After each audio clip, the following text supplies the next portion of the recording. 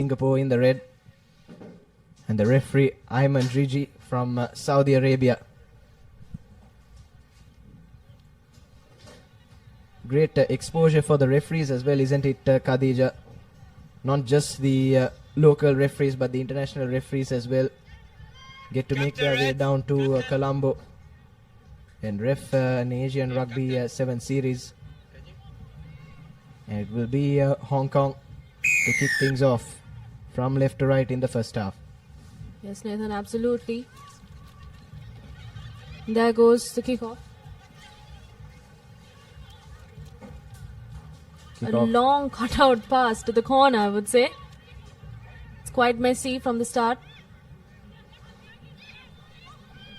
Yes, and the ball picked up at ruck time by Hong Kong China, and now have plenty of numbers out wide on the left. Doesn't need them, does the number 2.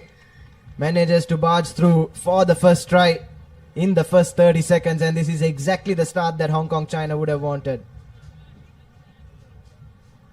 But yet again from Singapore, some scrappy stuff from them, conceding the ball at the breakdown, and Hong Kong China were there to pounce, and it's a 7-0 cushion for them. Less than a minute played.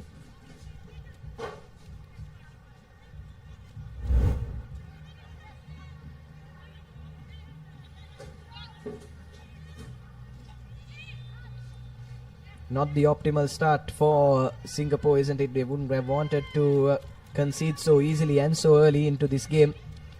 But they do have time on their side, and opportunities will come for them to try and hit back. And here's a half break coming in from the number 12. So straight away, Singapore trying to straighten up their act. Yes, Nathan. Still Hong Kong manages to keep their composure in defense as well. Yes, and the defense is creeping up on them. Incredible line speed from Hong Kong, but unfortunately that will be a high shot. And thought the tackler was a bit unlucky there. The ball carrier just slipped, and she's been given her marching orders as well. So Hong Kong will play the next 2 minutes with just the 6 players on the park, and this is an ideal opportunity for Singapore to try and hit back and try and pull back one score after conceding early.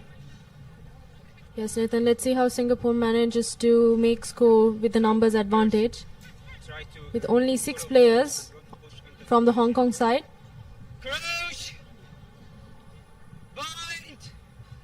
Scrum in their favour, but inside their own 5 metre. How they exit from this will be crucial for Singapore. Opts to put the ball to boot. The chase is on, but it's the Hong Kong player that gets there first, but the bounce is kind for Singapore. So a net gain for them.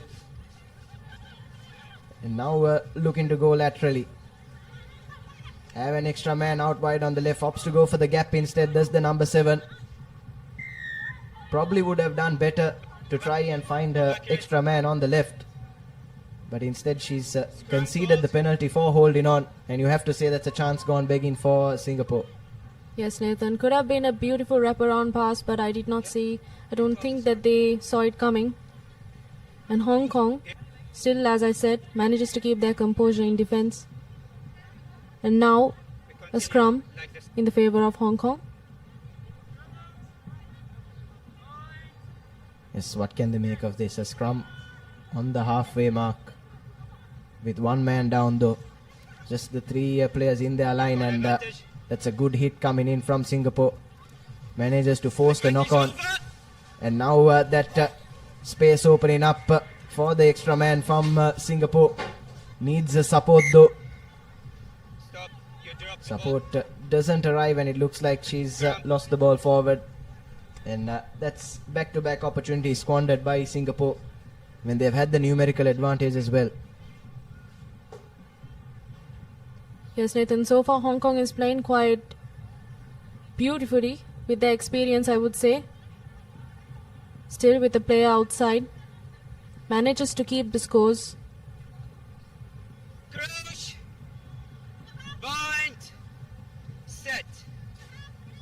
It's another scrum in favor of Hong Kong.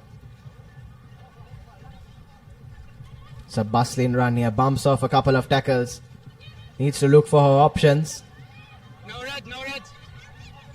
Had one of her mates run in a supporting line, but couldn't find her. Now Hong Kong trying to create that Play on first one. outnumbering on the right, but it's ripped away from them at the breakdown.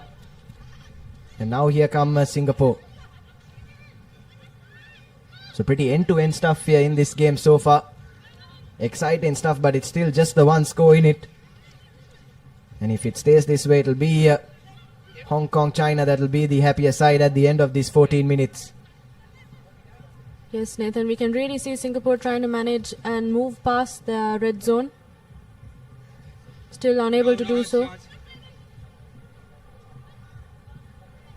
It's all about the depth, the pass, and its accuracy, I would say. Spots no sweeper in the back, opts for the kick. Yes, opts for the kick. There was no one sweeping for Hong Kong, but the chase wasn't the best as well from Singapore, and Hong Kong allowed to pick that up.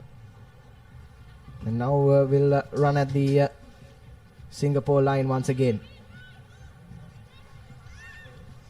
Doing well to manage the game with just the 6 players on the park, and now they've been restored back to their full complement of 7. Here's that player for Hong Kong once again, bumping off a couple of tackles, bringing her side to the edge of the 22. But after conceding early, Singapore have tightened up in defense, but attack hasn't opened up for them. Backward, play on. Now some quick hands from Hong Kong as they motor towards the try line, looking for their second score. Create that overlap out wide on the left, and that's a textbook try from Hong Kong, China, who go over for their second. They were made to wait, but eventually get the result that they wanted. Yes, Nathan. Even after the yellow card, we could see that Hong Kong manages to keep the scores even without letting Singapore score, and therefore they are quite successful in managing the scores. And that's an unsuccessful attempt at the conversion. Still, with the scores 12-0 so far. Yes, you have to say Hong Kong deserved that try for the way they managed the game with just the 6 players. Singapore did tighten up in defense, but eventually managed to create that overlap. And that's their second score with just under 30 seconds left on the clock in this first half. Excellent stuff from Hong Kong, China so far, both in attack and in defense. And the Singapore player just chooses to put that out into touch, and we'll have half time. It's Hong Kong, China with their noses in front, 12-0. Has been good game management from them so far. As there you have your halftime confirmation. Hong Kong, China with their noses in front, 12-0. Singapore, even though they had a couple of chances, have failed to launch any attack of note and still find themselves playing from behind. All to play for in the second half then, here at the racecourse.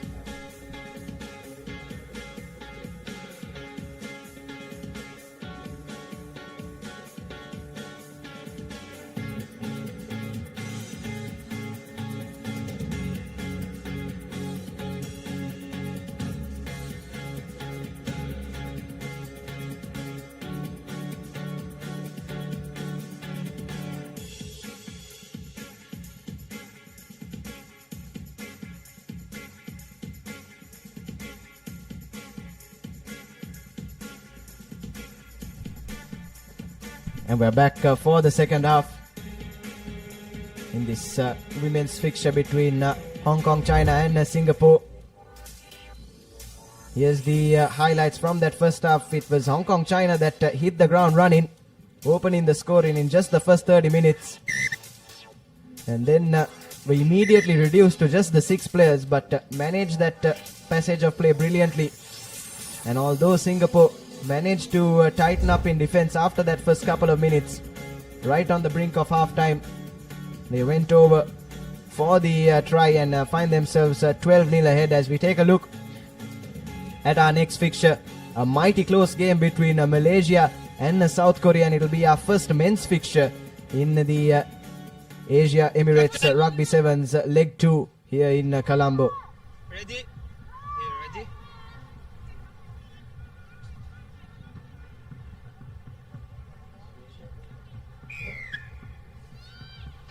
And it will be Singapore to kick things off. A deep kick straight away goes right into the 22 for Hong Kong. And the defense doesn't sweep up in time for Singapore, and Hong Kong given plenty of open space to run into. And if there's one thing you don't want to allow these Hong Kong runners to have, it is open space, isn't it? We know how dangerous they can be from those sorts of situations. And straight away, gaps opening up, and this might be a length of the field try for Hong Kong China. Motoring towards that try line. The number 2 goes over for her brace. And we were talking about how Hong Kong China love the open spaces. And now we just saw what they can do when they have them. Yes, Nathan, it's all about the absolute physicality of the Hong Kong China players. From the start, we could see all their brilliant hits, their running lines, their absolute massive defense.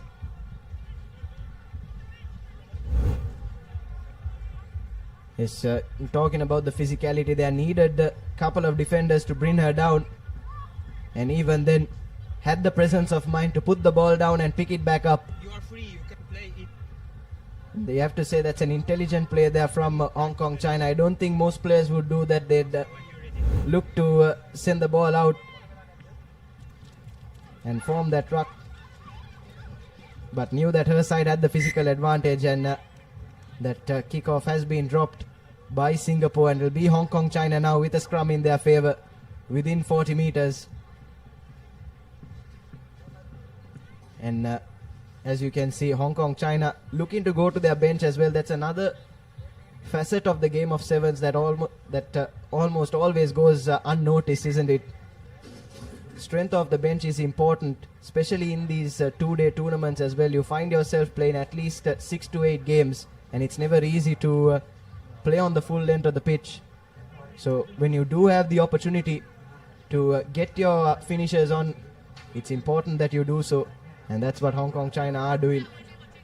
Yes, Nathan, and with that cushion of 17 points to nil, I think Hong Kong China can change absolutely as many players as they want in the field.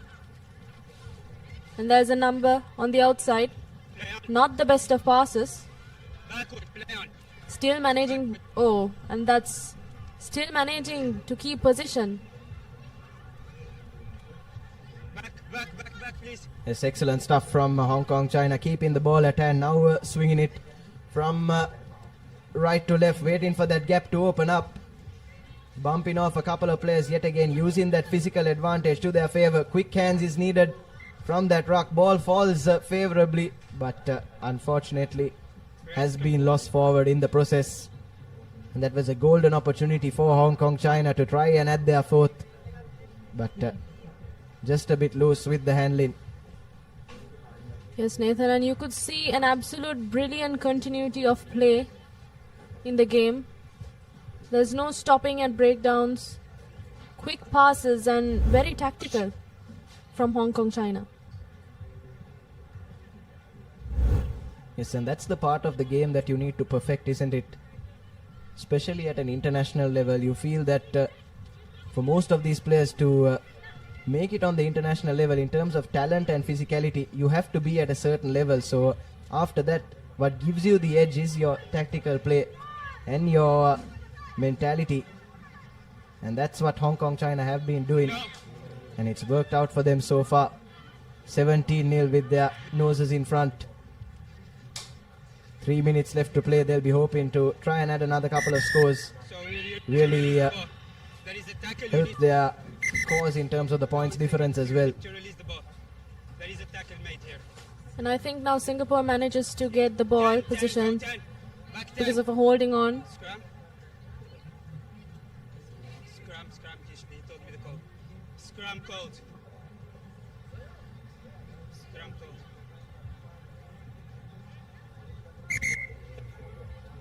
And Singapore going to their bench as well. Subs. getting some of their finishers on. Can hopefully spark something, try and pull a try or two back and run this strong Hong Kong China outfit close. I think both the teams have fresh legs, Nathan. So it's going to be quite the exciting encounter, I would say. Still, Singapore has the chance to manage a score with 17 points to nil. Set. Now stay nice. Set. Singapore with the feed, but the support wasn't there. Lost for options. And once again, Hong Kong China showing their line speed defensively. Trying to pin back Singapore inside their own half. But lovely step there. Making a half break, but still Advantage. support taking a bit too long to arrive for Singapore. Back 10. But they have won the penalty.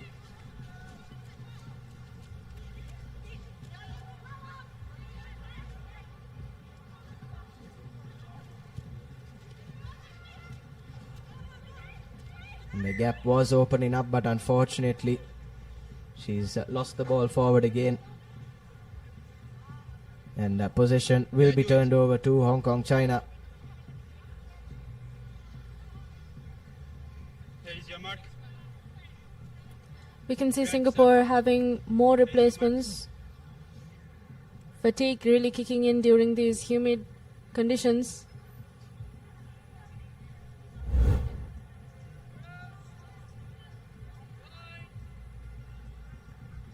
I mean, you could see it in their passes, Nathan.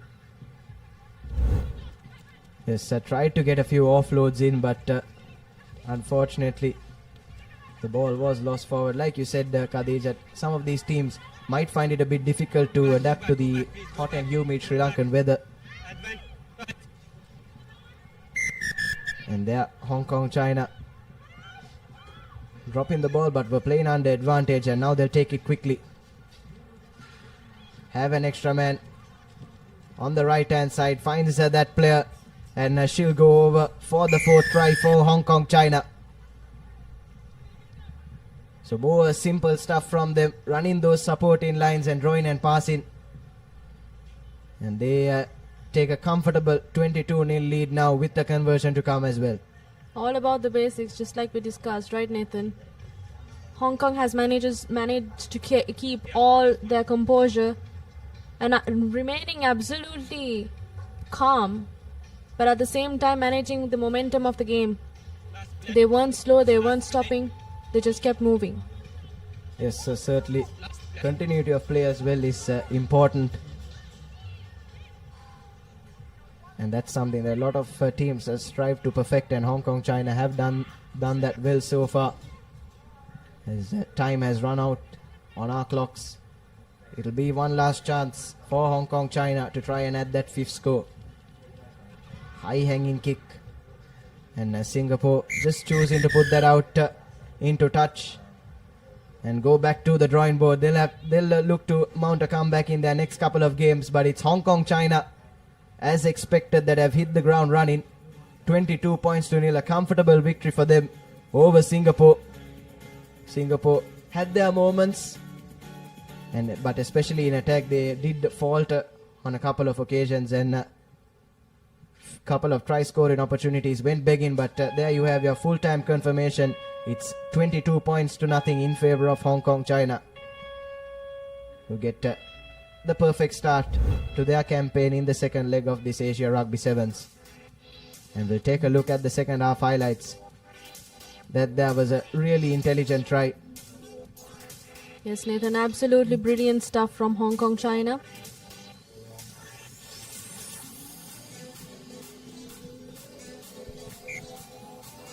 Yes, and have a look at that second try as well. Tiring the defense, drawing and passing. And that was their fourth and final try in this clash. As we take a look at the key stats, 4 tries and 1 conversion for Hong Kong China and nothing for Singapore.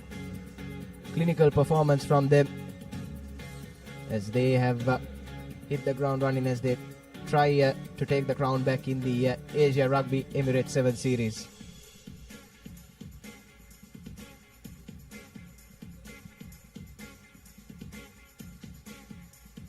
And up next we'll have our first men's fixture between Malaysia and Korea. It's the crowd slowly but surely building up into the race course. Plenty of foreign support as well, isn't it, coming down to Sri Lanka to support their national teams. So take a look at the next game. Malaysia taking on South Korea here at the race course in Colombo.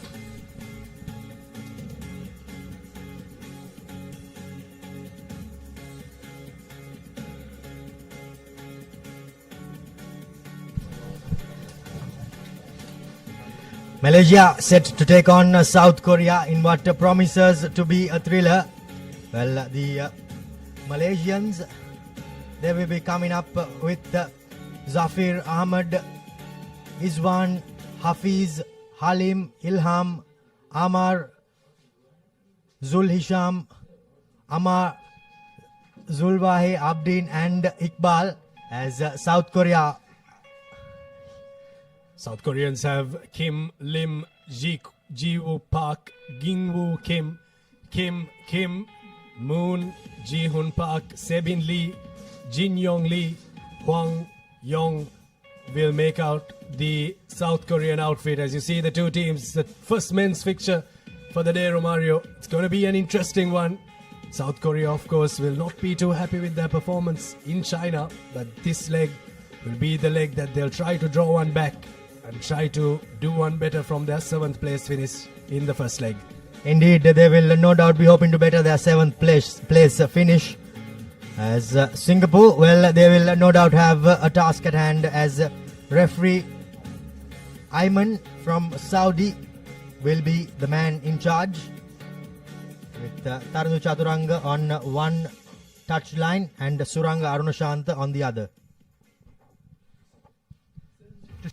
You have the Malaysians there. They toured Sri Lanka in the beginning of this year in the 15s format. A couple of these players also featured in that 15s outfit. But now it's going to be a different challenge for them in the shorter format of the game. 7s is a format that they've performed well, but how can they cope with the pressure here in the second leg at the Asia Rugby Emirates 7 series? The men's segment kicks off here in Colombo. Contestable kickoff from South Korea, but they get the ball back. Here's quick hands for the Koreans. It's Park who creates the gap, and there's space on the outside for Hwang to go through. That's going to be the first go. Easy does it for the South Koreans, identifying where the gap was, but I thought that try was scored from the kickoff. Indeed it was, and also that offload that drew two defenders. Here you see that replay there. Gets the pass. There you go. The two defenders drawn, and the back of the hand offload that sets things up for the winger in the scrum cap to dot down, and that's the opening try for South Korea, as the conversion too is successful. 7 points to nil with just a minute on the clock.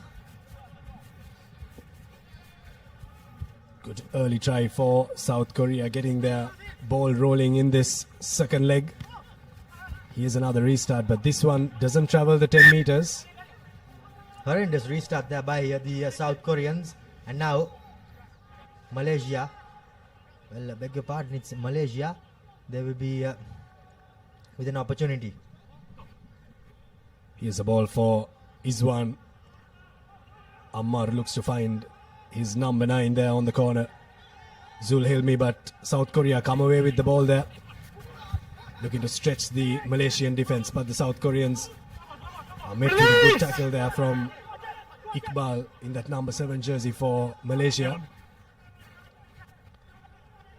Here's space on the out for South Korea. Ji-hoon Park there, brought down by the Malaysian defense. Now spreading it from side to side once again, skipping a couple of tackles, ducking under another, and gets past the 50 meter there, but good defense on the ground there from Malaysia. Holding on, says the referee Ayman, as a player is receiving some treatment, and by the looks of it, doesn't look too promising. The stretcher seems to be coming on the field, as Malaysia's woes are compounding. They yield a try, and now a man down, and he's been stretchered off. So it's not going to be easy for Malaysia. Unfortunate, the early doors in a two-day tournament, Romario. Not ideal when you lose a player. You really don't want to lose any of your players going into the business end of this competition. This is just the first game, but a lot to look forward to for these two teams.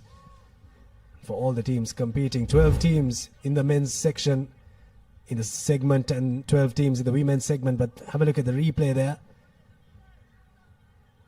Just hurt his knee there. You can see him crouching and holding his knee. I think when he stepped, there was a bit of force that went there through his knee, and the knee that is heavily strapped has now given way. Time has been switched back on as the penalty finds touch, and now Malaysia will look to build on from Korea to the edge. First real set piece of the game coming the way of Malaysia. They'll have the throw in. The next fixture coming your way is going to be an interesting one. Hong Kong, China taking on the Philippines. Line out secured by Putra, who sends it to his line. Switching across and coming right across the defense of the South Koreans. Zuhairi finds a gap. No one wants to tackle him from South Korea. Brought down 5 meters away from the line. They need quick recycle ball here. South Korea will have to dig deep here in defense. Hafizi takes it forward, but the good defense from South Korea comes to the fore, but he needed to roll away there. Quickly taken there from Malaysia. Zul Hisham there brought down. Once again, here's the man who brought them to this part of the field, who gives it across. South Korea drift in defense, but don't drift well enough. That's going to be the first try for Malaysia. Ammar scores on the right-hand side touchline. It's 5 points to 7. 5 points to 7, and they strike back straight away to Malaysia. All set up by the player in the number 11 jumper, as he made a break through the heart of defense of this South Korean team, and there was no stopping him. It was Azwan who made that break for Malaysia. Now from the far touchline, the conversion isn't successful. So it's a 2-point ball game here at the racecourse grounds, as we have a look at that replay there. The floated, the loopy pass. Still they managed to commit that Korean defender, and once they managed to do so, down the touchline did the try scorer go. Really crafty player there. Ammar looking for work to do. Got around on the loop and scored that try for Malaysia, an important score. Here's the restart, a good contestable one, but collected cleanly there by Taekyun Kim, but the tackler needed to roll away there. Here's South Korea with the ball in hand. Once again looking to spread the defense, but running through that gap once again is Ji-Hoon Park, and looks to get the offload, but coming in the way there once again. Malaysia stopped that phase of attack from South Korea. Now they slow it down a tad bit, but they lose it on the ground. Snapped up by South Korea. Here's Taekyun Kim running away with it. Ammar comes in and saves the day for them. And what a defensive performance there from Ammar, the try scorer, forcing the penalty there. Well, that was a great passage of play, and Malaysia have been rewarded for their hard work by just that single individual, as he tracked back and made all the hard work, did all the hard work by Ammar, and he managed to win the holding on penalty as well. So now Malaysia get out of their danger zone, but still stuck in their own half. Miss. Just 2, 3. Malaysia scored a try off Let's go red. a line out. That was their first try. What can they create out of this line out? The line out was clean the previous time. This time it's clean as well. Yes, Malaysia looking to create a similar move there, but the option shut out as the South Korean defense looks to swarm in on Harith Iqbal on that corner there. And winning the penalty back there was Intuak Huang on that corner in that number 14 jersey. But by the looks of it, a scrum has been awarded to South Korea.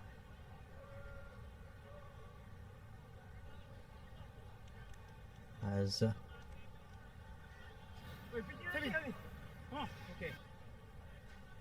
we will be now restarting with a scrum in favor of South Korea. Unsure why though, but play goes on.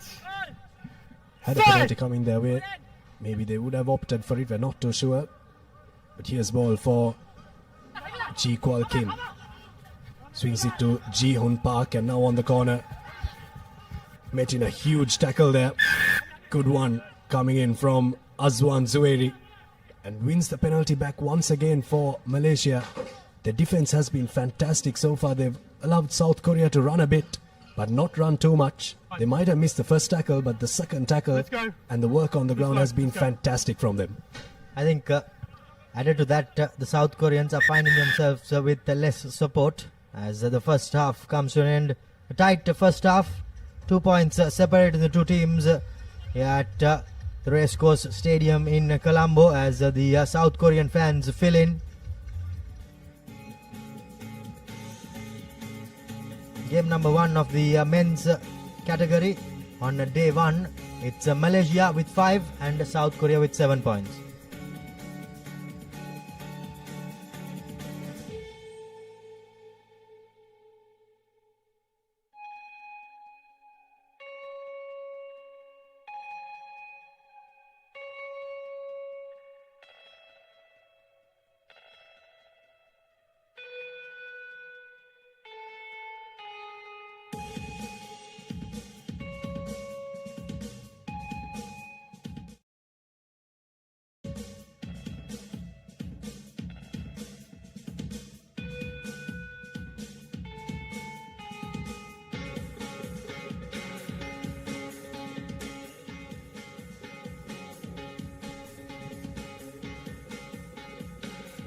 We're back here at Racecourse with live action from the first game of the men's segment.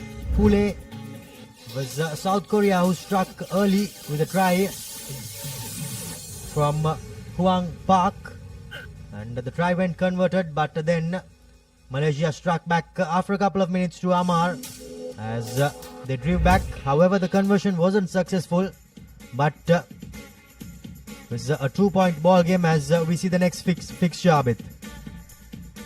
The champions of the first leg, Hong Kong China, will take on the Philippines, who finished 12th, and they'll be the 12th seed team.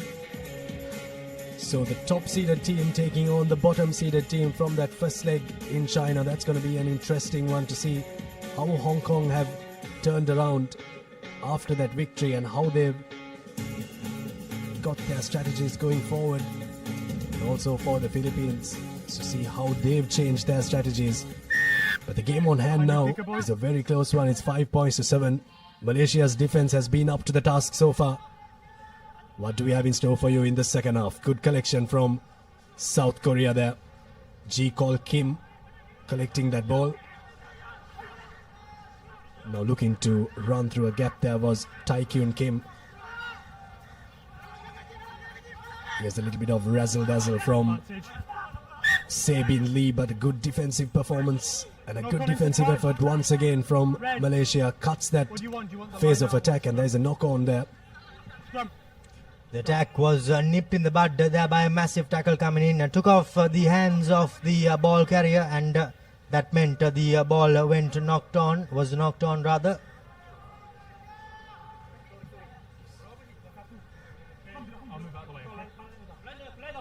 Crouch! Bind! Set! Good scrum pressure coming in from South Korea. Yes, Zuhairi has been a real live wire so far in this half, as has that man with ball in hand. Ammar gets the offload into Zuhairi.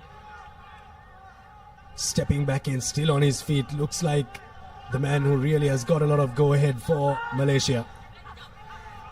Now stretching the defense. Getting the ball into the hands of Zul Hisham, who is marshalled well by the drift defense of South Korea. Once again, Zueri gets the step in and steps past two players, gets the offload in. Here's the try coming in for Malaysia. That's one for the highlights reel. Adin Iman Putra will score that try. That gets Malaysia the lead.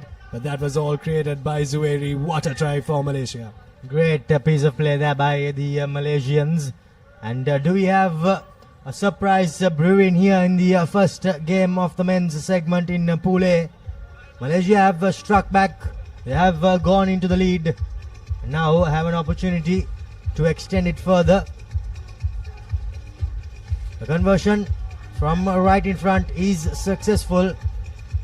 So now it's a 5-point game. As we have a look at that replay, here you go. Step 1, 2 and 3 gets the offload away. And by that time, well, the South Korean defense was reeling and there was no stopping this youngster.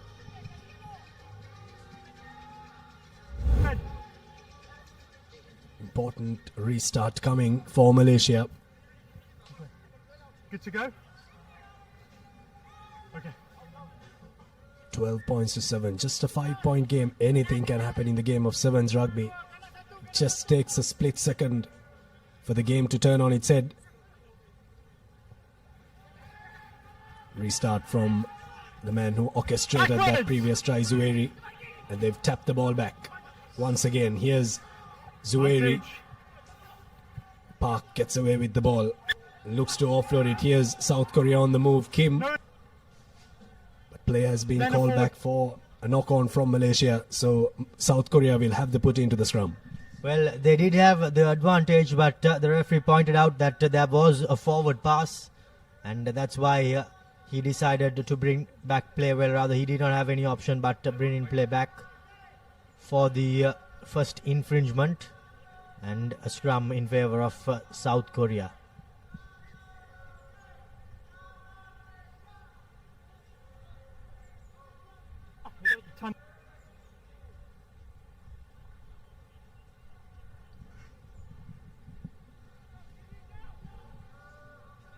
Interesting setup in attack from South Korea, not really spread out wide.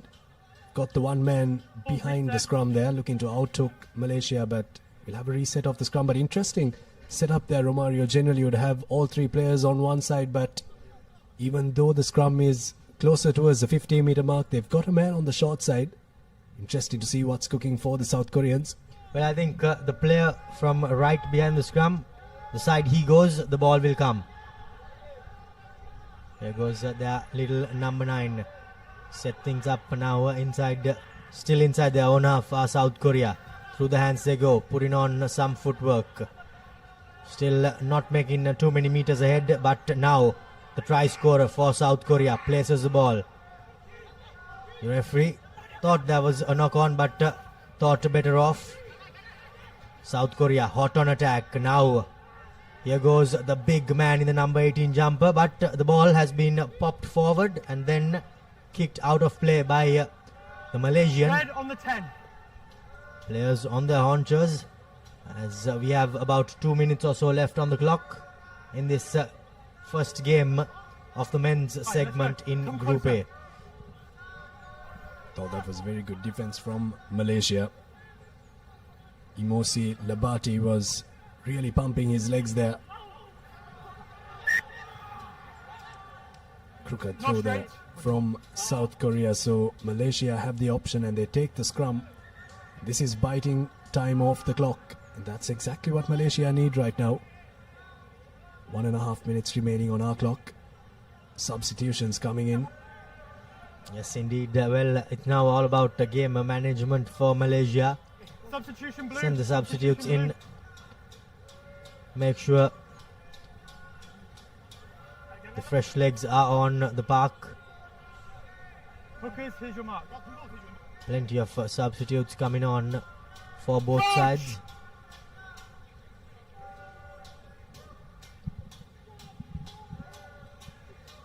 South Korea will look to put pressure at scrum time, but the ball comes away quickly for Malaysia. Here's a little wraparound move for the Malaysians. Opens up a little bit of space and they grubber it forward. The ball might just bounce kindly here for Malaysia. And he was taken out there. That should be a penalty or maybe even a penalty try, but it'll be interesting to see what the call is going to be from the assistant referee. Straight away comes to the TMO, does the referee. Now decision time. TMO check.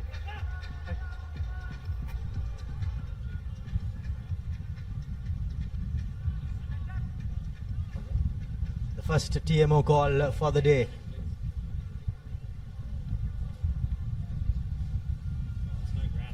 Referee Ayman alongside Suranga Arunashant. Having a look at the screen. The kick was good. The number 7 somehow managed to reach his kick, but here you go. There you go. He was taken out blatantly by the two men, and if that did not happen, it would have been a try all day for Iqbal in the number 7 jumper. 14. Now it's decision time for the referee. Penalty try. Will it be a penalty try? Will it be a yellow card? Or will it be both? Here you go. He was no doubt reaching that ball first was Iqbal, but then he was taken out. Now it will be interesting to see who the referee gives the yellow card to, Abid. No matter the yellow card, the penalty try has been awarded there. 14. Jin Yong Lee and In Tak Huang were the two men that brought that player down, Number Iqbal. 14. And try scored. That means it's a 7-pointer. And it's going to be a yellow card for In Tak Hung, who's going to go to the bin for the last 1 minute of this game. And Malaysia have got a full 7-pointer, and it's 19-7 here. Okay, when you're ready. Indeed. There you go. The yellow card was coming, and it did come in the end rather. And now Malaysia with a handsome lead, sitting pretty with about 45 seconds left on the clock. 6 men of South Korea. They will no doubt have a task at hand.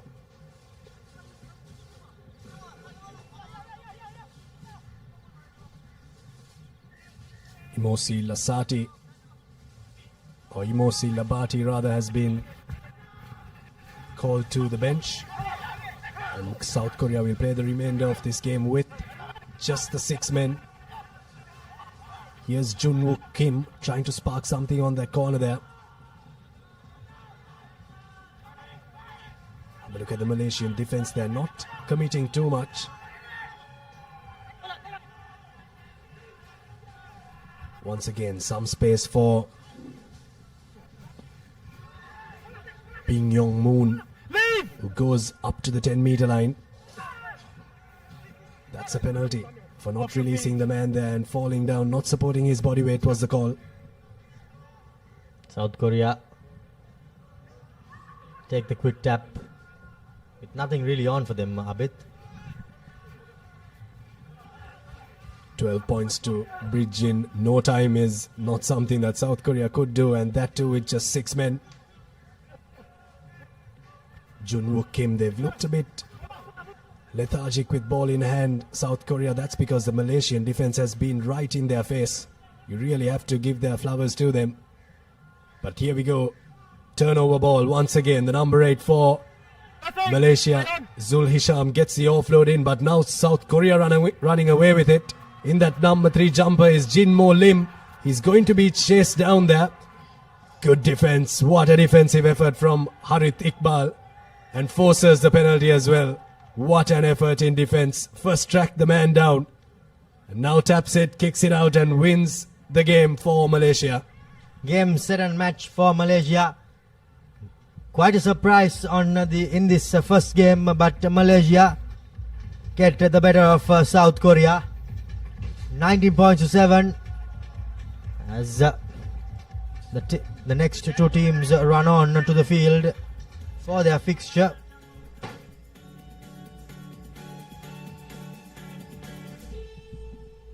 Malaysia 19 and South Korea 7. Your full-time confirmation. That was the first men's segment game here in Colombo, the second leg of the Asia Rugby Sevens tournament.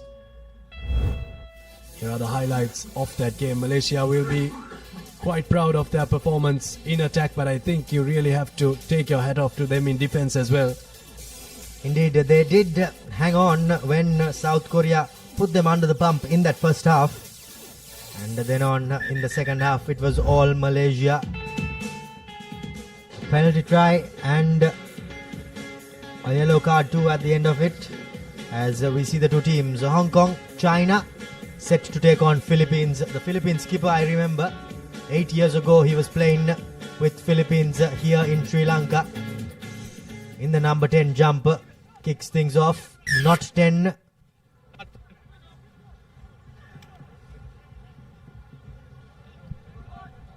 Short arm penalty for the kick not going 10 meters. So straight away, Philippines will have an opportunity to apply a bit of pressure on Hong Kong. But we all know what a potent team this Hong Kong outfit can be. Philippines, they finished last, but here you go. In the number 5 jumper, goes straight through the heart of defense, does the Philippines player, and he goes under the post, rounding it off, dotting it down, and an early advantage for Philippines, 5 points to nil. what a start to this game for the Philippines. They couldn't have asked for a better start.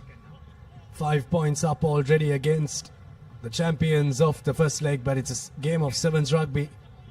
But nonetheless, they've got the score early on. Conversion is successful, so 7 points to nil early on. What a try for the Philippines, really catching the Hong Kong defense on that occasion, the loops going around for them. But I thought the running lines from Philippines was what opened that gap for them to go through. Filipinos will be very happy with that one. 7 points to nil now. Important restart coming up. It looks to go deep and find a bit of grass there. Chasers are up as well. Have a look at the pressure coming in there from Philippines. Fantastic work in defense. Here's Hong Kong, China trying to run out of their own half. Thought there was a slight hand there from the Filipino. Yes, that's the call. Hands in the ruck there. Hawk-eyed referee somehow managed to spot that.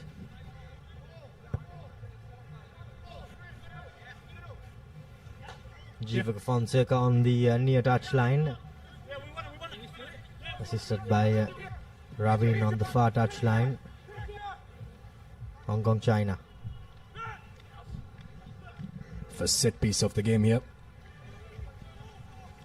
Here's Hong Kong, China through Harry Sayers. Still on the move, Harry Sayers shows the hand and just runs over the Filipino defense there. Offloads coming in from Hong Kong, China. Now this is the team that we know. Here's space for Max Denmark. Now gives it out to Callum McCullough, who steps in. Good defense from the Philippines. Well, he was lucky. I thought so, he was. The looks of it, he went off his feet before he had rights, but having said that, the referee thought otherwise. But great passage of defensive play, and we did see how potent Hong Kong, China are in attack. Paul, their coach, the manager. We all know how good this Hong Kong, China team can be, and here you go. In the number 2 jumper, just loses the ball forward in as he was going into contact. Was the number 2 for Hong Kong, China. Now it will be a scrum in favor of Philippines. Now they need to get out of jail here. Well stolen there from Alessandro Nardoni. Good defense once again from the Filipinos.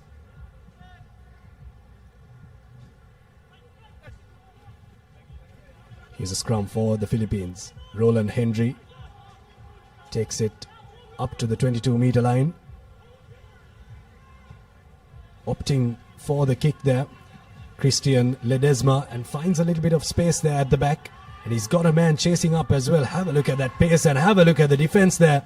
Fantastic work from Jonel. But now Hong Kong, China are running away with it.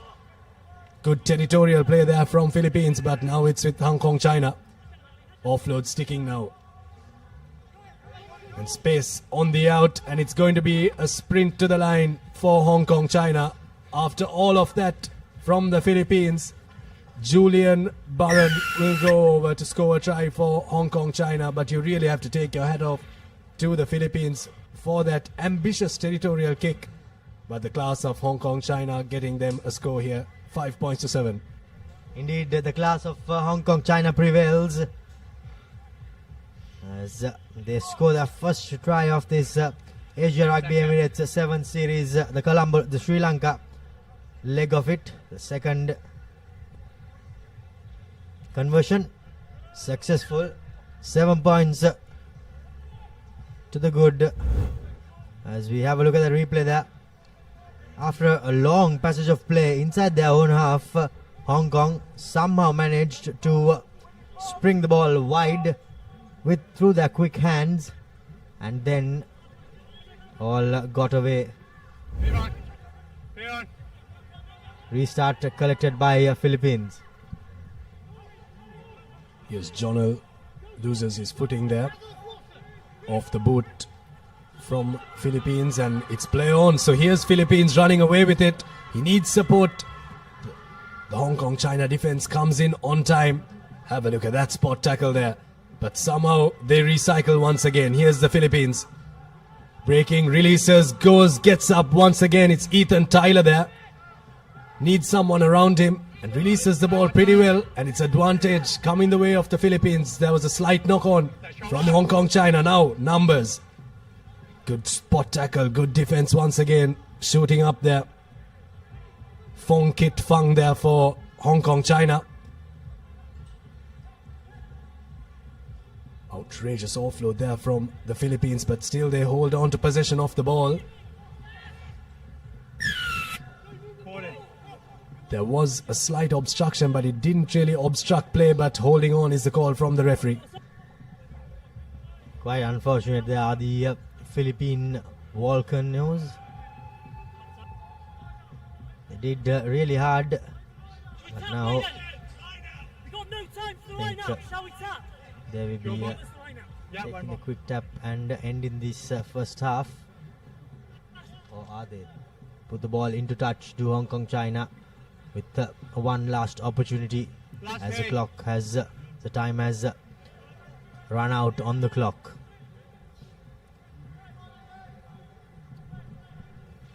There is a good snap of the ball there from Clifford Joe, but the pace of Hong Kong China prevailing there on that occasion stopped that passage of attack from the Philippines. But look at the pace injection there coming in from Harry Sayers, senior man in this Hong Kong China Sevens outfit. Now here's their captain, Max Denmark, still has possession of the ball and now gives it out to Callum McCullough, who will step past that tackle.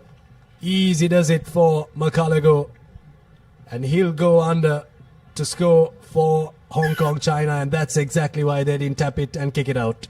Indeed, that's exactly why. It goes to show how good they really are these Hong Kong China players. They backed their decision, and once the man in the corner got that ball, there was no stopping him with his long levers. No chance of wrapping their arms around for the tackler. 14 points to 7. Hong Kong China lead Philippines at the halftime.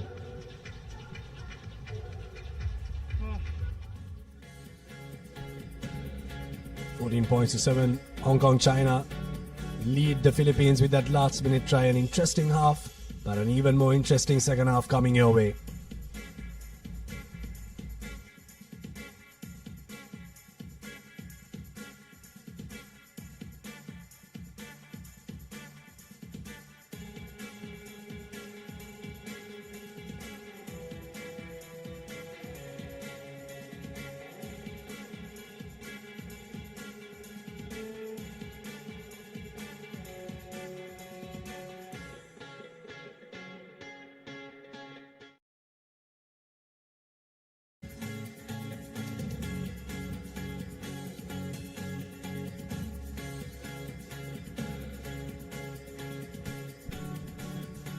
14 points to 7. Hong Kong, China with the lead going into lemons. But it was the Philippines that started off the scoring. It was a breakaway try there from the Filipino in the number 5 jersey. Dayton Kautai with the score. But then it was Hong Kong, China who got the score right after that and replied in kind through Julian Barron with that score. The Filipinos tried and pierce the Hong Kong China defense, but the defense was too class. Top-notch work from Hong Kong China. Scoring a try there. Callum McCullough with the score to get the lead back for Hong Kong China. Next fixture coming your way is an interesting one. The UAE, the Emiratis will take on Chinese Taipei.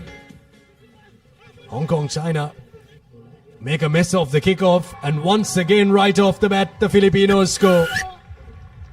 That's a score that will blow the doors wide open for the Filipinos to come right back through. Hamish Henry with the score, and it's 12 points to 14. A try right off the restart for the Philippines. Not even 30 seconds on the clock. They did that in the first half, but they need to keep the intensity going towards the rest of the half. Important conversion from Ledesma, and misses the conversion, so no 2 points, so it will remain 14 points to 12. But what a start for the Philippines. Indeed, they strike back straight away from that restart there. Catches their opponent's napping as player in the number 4 jumper sets it off, and Ledesma goes through the heart. So Your ball. that's where Hong Kong China were trying to catch their opponent's napping, but well, Philippines got the better out of them. Here's Hong Kong China now. Injecting some pace there is Brian Phillip. Brought down on the 40-meter line.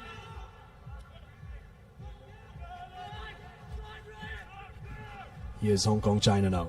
James Christie takes it into contact and gets an offload into the try scorer's hand. Callum McCullough. Here's the captain now. Max Denmark gets another offload in. Julian Barron. Well, it's getting a bit repetitive, isn't it?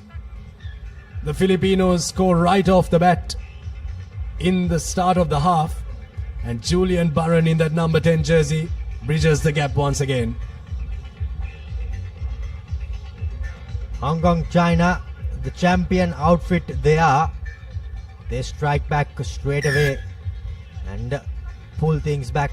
So it's a 2-point ball game, as we beg your pardon. It's a 21-12 as that offload off the ground was which set everything up. Stop.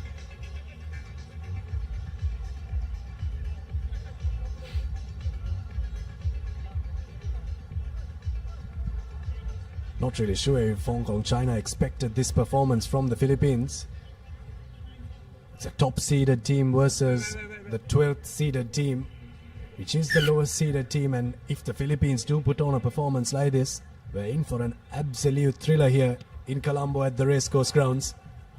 Here on. Restart recollected by Hong Kong China. Now through the hands it goes. Here are their hard hitters. Coming off the bench were a few. In the number 3 jumper, that's Johnny, beg your pardon, number 5 jumper Harry Sayers gets the offload away, and the scoring is Brian Phillips. He goes under the post, and by the looks of it, that would be the ball game. Well, they just were in search of possession, weren't they?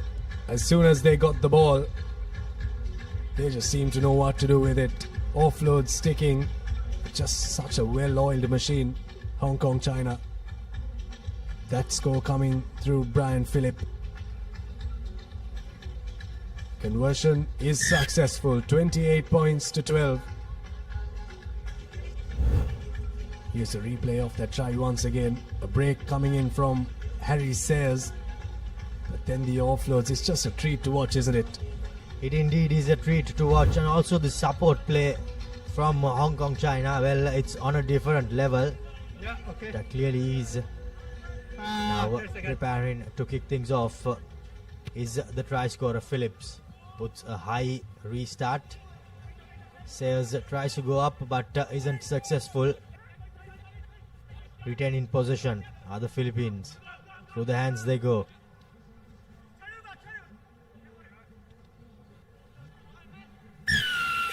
Flung out of the back door, but the referee he gives a yellow card rather for the number 3 Johnny of Hong Kong, China. Well, in fact, that's for a deliberate knock on. Philippines now with a number. Puts the chip kick in is the number 7. In the number 7 jumper is Moses, but cleaning things up for Hong Kong, China is Liam. Now Liam putting on his magic, gives the scissor to Jamie. He gets the offload away in the number 11 jumper. That's Sebastian. Gives it off to Liam. Liam starts off the play and he comes back to finish things off. And with that, finish Philippines off with about 2 minutes to go on the clock. 33 points to 12. Hong Kong, China running away with it. Well, they really are the full sevens package in this Asian circuit, aren't they? They've got counter-attack, they've got set piece, they've got physicality, unmatched physicality. Hong Kong, China. What a score that was. Conversion from Brian Phillips. Is just off the right upright, hits the post. But have a look at this replay. This replay is one for the ages. Step past the first there. Came in on the scissor and came in at pace there, James Christie. Just have a look at that. Broke past that defender. Took the defender on. And got the offload for Sebastian Breen to score that try on the right hand side touchline. What a try from Hong Kong, China.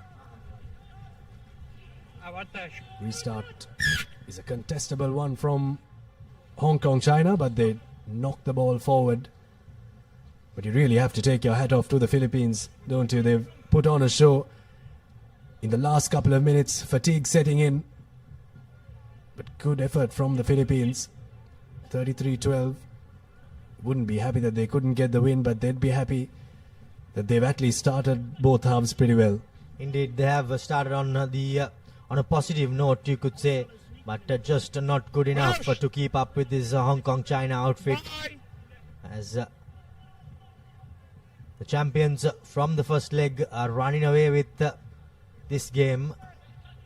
Philippines trying to have the last say in this game. But cleaning things up for Hong Kong China was James Christie.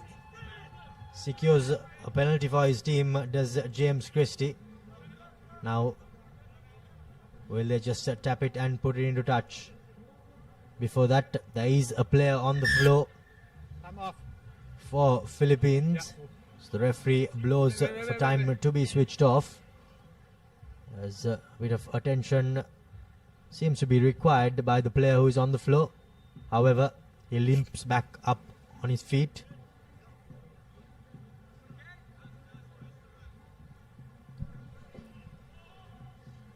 Well, what an opportunity, isn't it, Romario, for the Papare, Sri Lanka's #1 sports channel, to bring you this live telecast. The Asia Rugby Emirates 7 series coming to Sri Lankan shows after 8 long years. It's been a long lapse. But we've opened our arms to the rugby playing community of Asia to come and play some sevens rugby. And to be able to bring you these live pictures from Hong Kong, China to the Philippines, from Malaysia to Singapore, and from Japan to China. It's been an absolute pleasure to bring you these pictures as Hong Kong, China take this game, the second game of the Group A. Hong Kong, China have stamped their class here in Colombo at the racecourse with a comprehensive victory against the Philippines. Good game all around from them. Really opened the eyes of the other teams. Hong Kong, China, 33 points against the 12 points of the Philippines. Have a look at the highlights of the second half. What a half that was.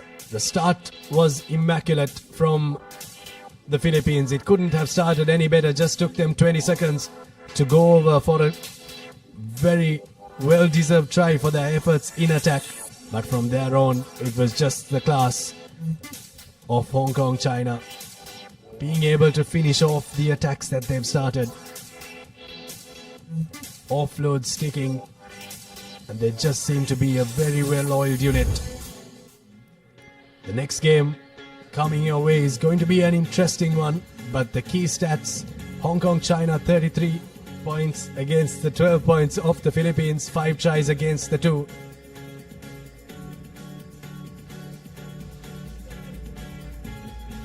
Interesting match coming up. We'll have a change in the voices in the commentary box. It's Reshwan and Denan to take you through this match. Thank you, Abid.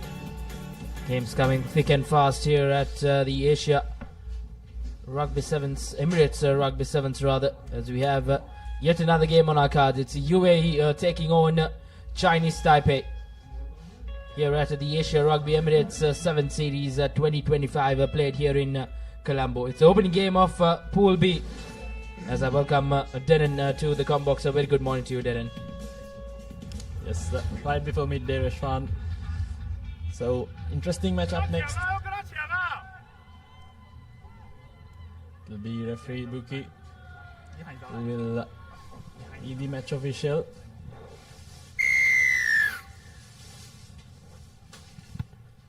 It's Japan who, rather Chinese Taipei who kicked things off.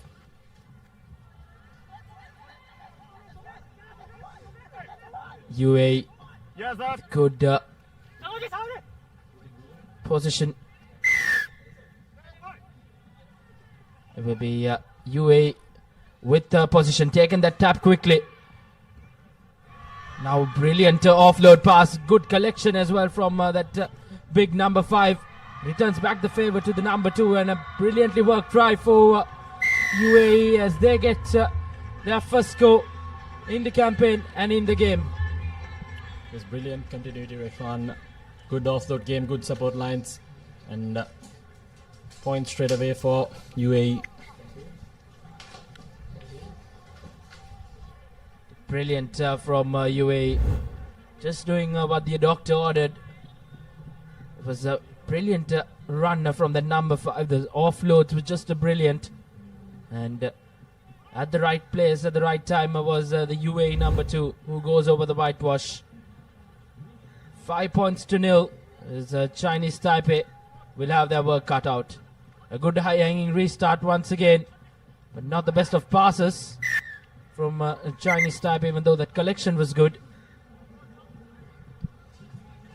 So UAE straight away riding on that momentum they gained. Good restart as well. UAE will be a man short in the next couple of minutes, Denan. I think that was not the best of calls coming in from the UAE player.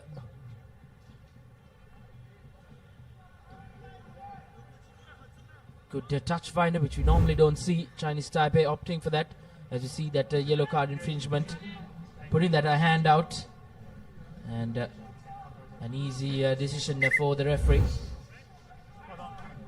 Is indeed Taipei just Chinese Taipei just opting a bit of breathing room there. Straight away moved on to the yellow zone. So we'll look forward to build as they trail 7 points. Good grab in that instance. Just moving the ball straight across field. Now good step back inside. Very well tackle.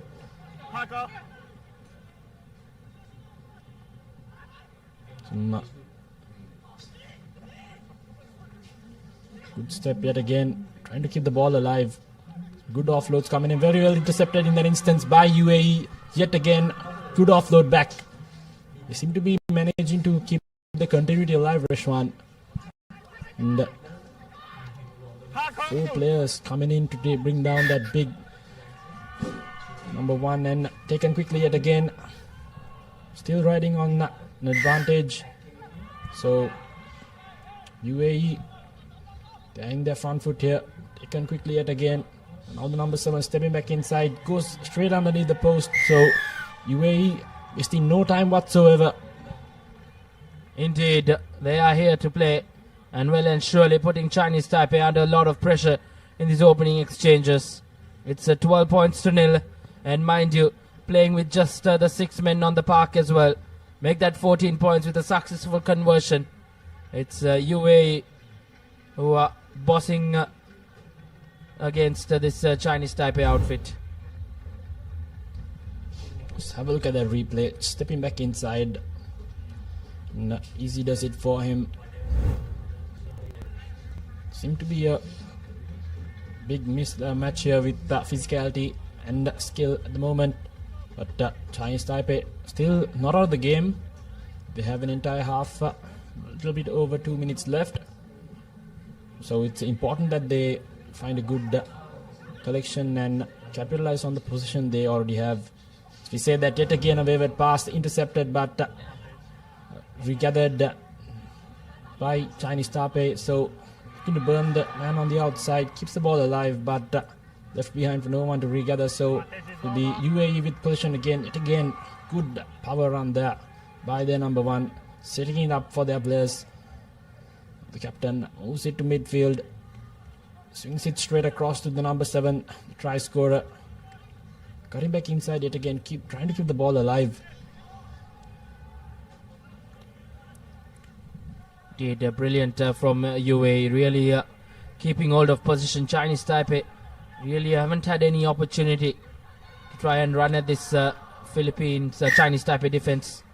And now once again a fumble from UAE will give Chinese Taipei an opportunity to try and run at this UAE defense. So UAE very determined to keep the play alive. Some fancy offloads going in. I think, in that instance, just couldn't gather the ball. So they seem to be not opting to form many breakdowns in the game. Want to keep the ball alive and keep maneuvering their defense. Now Chinese Taipei to feed in for the scrum. It's playing quite flat. So again, to cut back inside. Offload's not going to the hands as well as the does for the UAE players. Yet again, hospital passed almost, but nevertheless, the holding on penalty. So UAE some prime position right before half time. Did now once again to be UAE will look to try and go over once again. They have really bossed position and done really well in this opening half with around So they've capitalized on their opportunities really well and managed that first half quite easily. I'd say Chinese Taipei needs to pick up on their defense. As we said, that the captain now getting past their defense, trying to burn it on the outside now. Steps back inside, still on his feet. Throws and wayward offload. Still, but nevertheless, gathered by Chinese Taipei now. UAE scrambling in defense, stepping in. Hand goes out, so it will be most probably another card. Yes, so second time deliberate knock on there. They did not what UAE would have wanted. They've really played out well in this first half. Yes, other than the two yellow cards, I think they've played quite well, managed the game quite brilliantly so far. Now Taipei yet again with some good position this time around, breaking through the first line of defense. Very well tracked back and caught. Good work at rock time yet again by the number 6. Good work rate shown right before halftime, and their big number 1 just fends off the defense. Looking to go all the way, and he will go straight underneath the post. So another try right before halftime. It's 19 points before the conversion. So UAE seems to be running away with it. Indeed, running away with it can be understatement as well. Chinese Taipei just haven't been able to get anything right in that first half. But they have a whole half left to try and draw a comeback. That's the UAE skipper in the sin bin for the couple of minutes. That deliberate knock on. But it's a convincing first half performance from UAE, as they will go into the break with a good lead of 21 points to nil, as UAE will want to continue in their merry way in the second half coming up.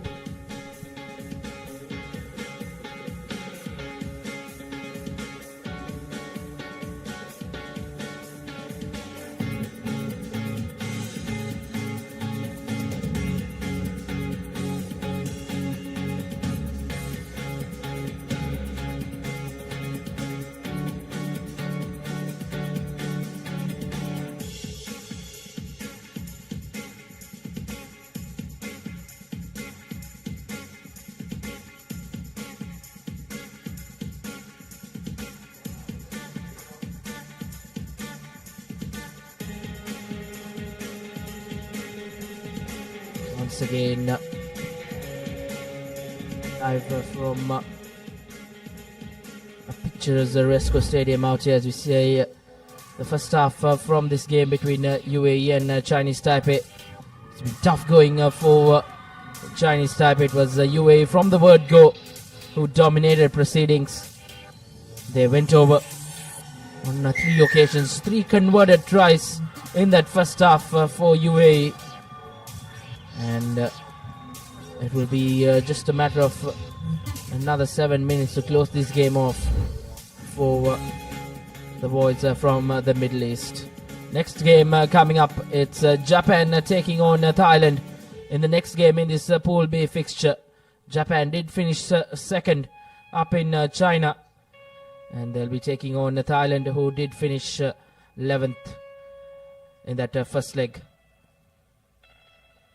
Some UAE faithful out there, the women's team as well, watching quite closely the action out here in Colombo. And if you're in and around the vicinity, head your way to the Resco Stadium, as Sri Lanka hosting the Asia Emirates Rugby Sevens 2025 after a lapse of 8 years. Live action is Sri Lanka's #1 sports channel, the Papare, the broadcasting partners for this year's Asia Rugby Emirates Sevens Series 2025. It's a high-hanging kick from UAE. Not the best of collections from Chinese Taipei, as early on in the second half they have a setback.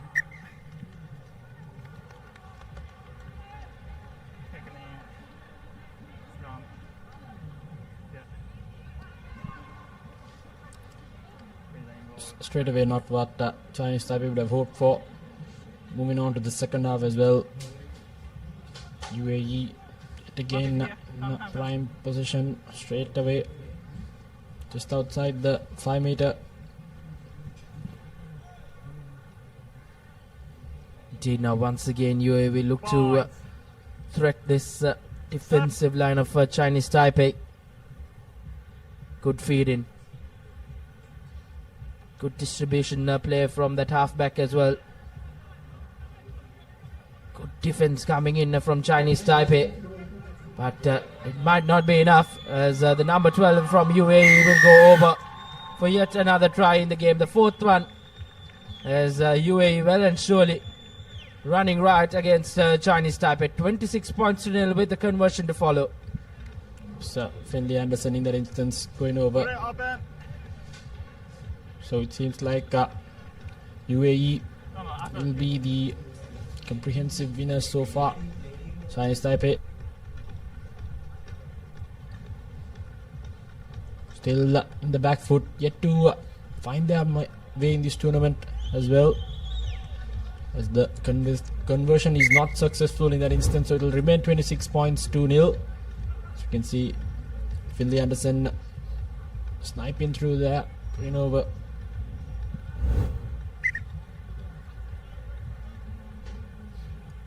Brilliantly done by UAE. Probably be back to their initial number as his captain returns for them. As he's into action straight away. Good kick, good collection as well from Chinese Taipei. As now Chinese Taipei really trying to find some answers. Hasn't been easy going for them throughout this encounter against UAE. For them it will get tougher. And in the process they have lost position as well.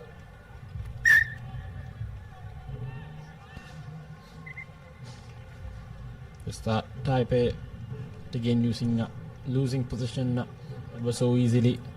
Seem to be quite mismatched there by the physical advantage against them.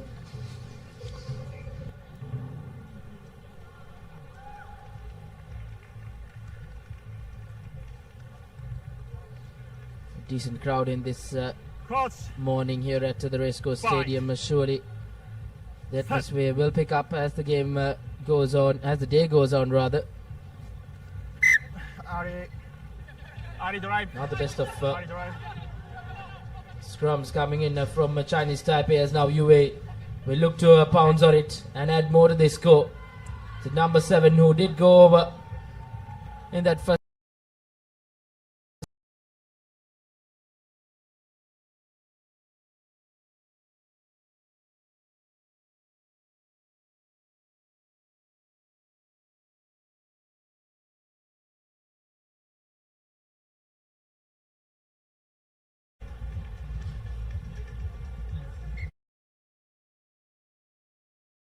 Keeper.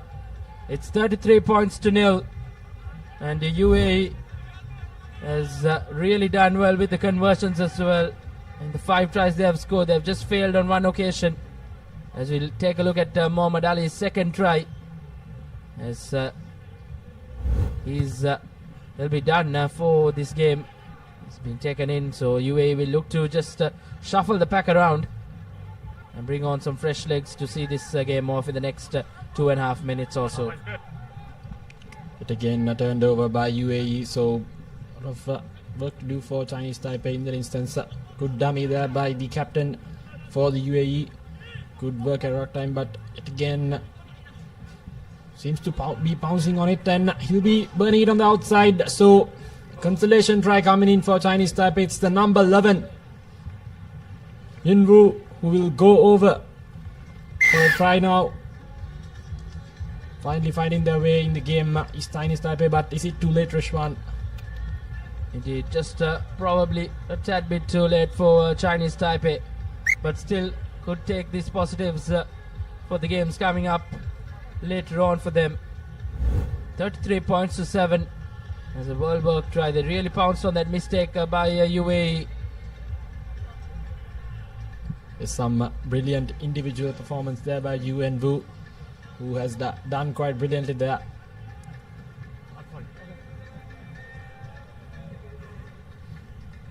Indeed, brilliant work for Chinese Taipei.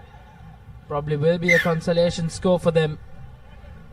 And the restart not travelling the 10 meters, as UAE will take it quickly once again. Skipper in the thick of action. Fresh legs now. And a high tackle infringement going against Chinese Taipei, as UAE will now look to just settle things around and go in for a scrum. Probably the right decision as well, Denon. Just around a minute left on the clock. They look to see this game off. Because indeed they've already secured the game as well. So we'll be looking to save some extra bit of energy for the upcoming matches as well. So we have just over 30 seconds left here on our clock. Cross. And Fine. will be the final feeding, I suppose, for UAE. So yet again another penalty against Chinese Taipei. So they'll have a lot to reflect upon from this game. As UAE now just maneuvering the ball across the field. Their captain, good wraparound move there, trying to step past, just lost his footing in that instance. Now Chinese Taipei pouncing on that loose ball. Yet again turned over. So flurry of mistakes going in. So it's an advantage for Chinese Taipei. So it's a penalty taken quickly. Moves the ball. The number 8 finding some space and trying to burn the number 11 of UAE, as he does it ever so easily. So Anting Chen goes over for a try now. Final try of the game, I believe. And they've just bounced back in the second half, but a little bit too late for Chinese Taipei. Indeed, but still finishing this game off on a high, Chinese Taipei. It was a tough outing for them against a much favoured UAE outfit. But nevertheless, Chinese Taipei could take plenty of positives going into the next 2 games they have today. As the full-time whistle goes off here, it's UAE who clinch victory against Chinese Taipei, 33 points to 14. It was a convincing win, but well and surely Chinese Taipei in that final exchanges tried their best to come back into it. 33 points to 14 reads the full-time score confirmation in favour of UAE.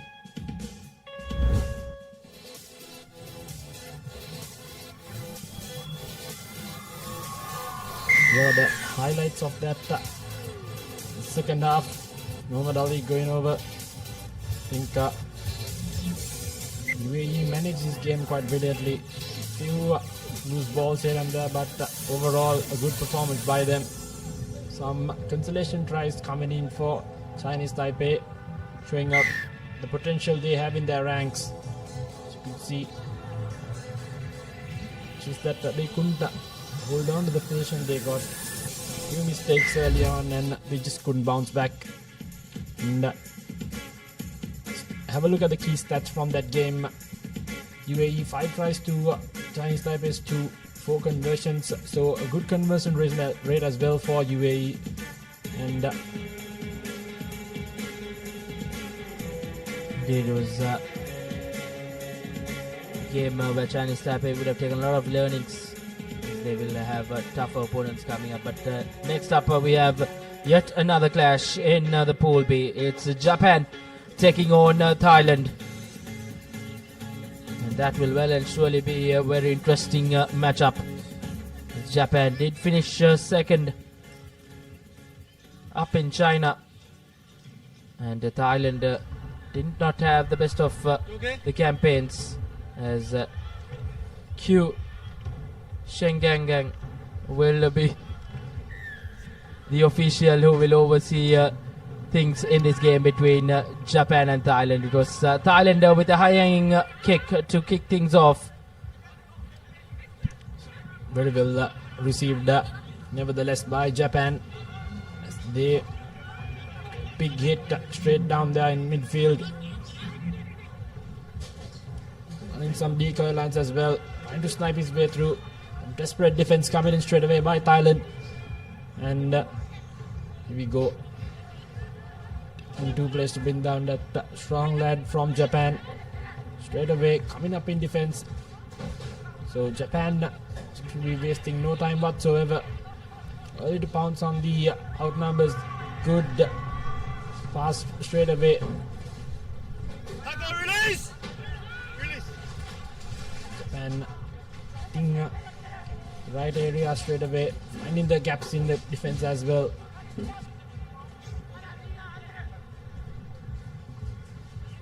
Seems to be a matter of time as they will go over, and it's the number 9 for Japan who will open the scoring. They will draw first blood in this game. So Japan setting their game up quite well in that instance. A few breakdowns here and there, and eventually a very well scored team try, I'd say, Rishwan. Indeed, it was coming for sure. Japan, the much favoured team coming into this encounter, and well and surely have made justice to the tagline as well. So Japan, who have drawn first blood, with the conversion to follow, with an opportunity to add another couple of points. Makes no mistake, That's the 2 points. It's 7 points to nil. As Thailand will have their work cut out against a much favoured Japan outfit. Brilliantly worked try. Going back into the drawing books, coaching staff will be quite proud of it.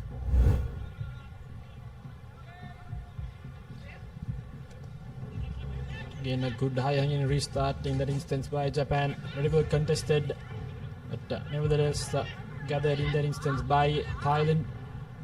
As now they will have possession for the first time in this game. Straight away, big hit at midfield, drawing in some defense now. Overlap there in the corner. Still opting to play it in midfield. Good pressure coming in the ruck as well.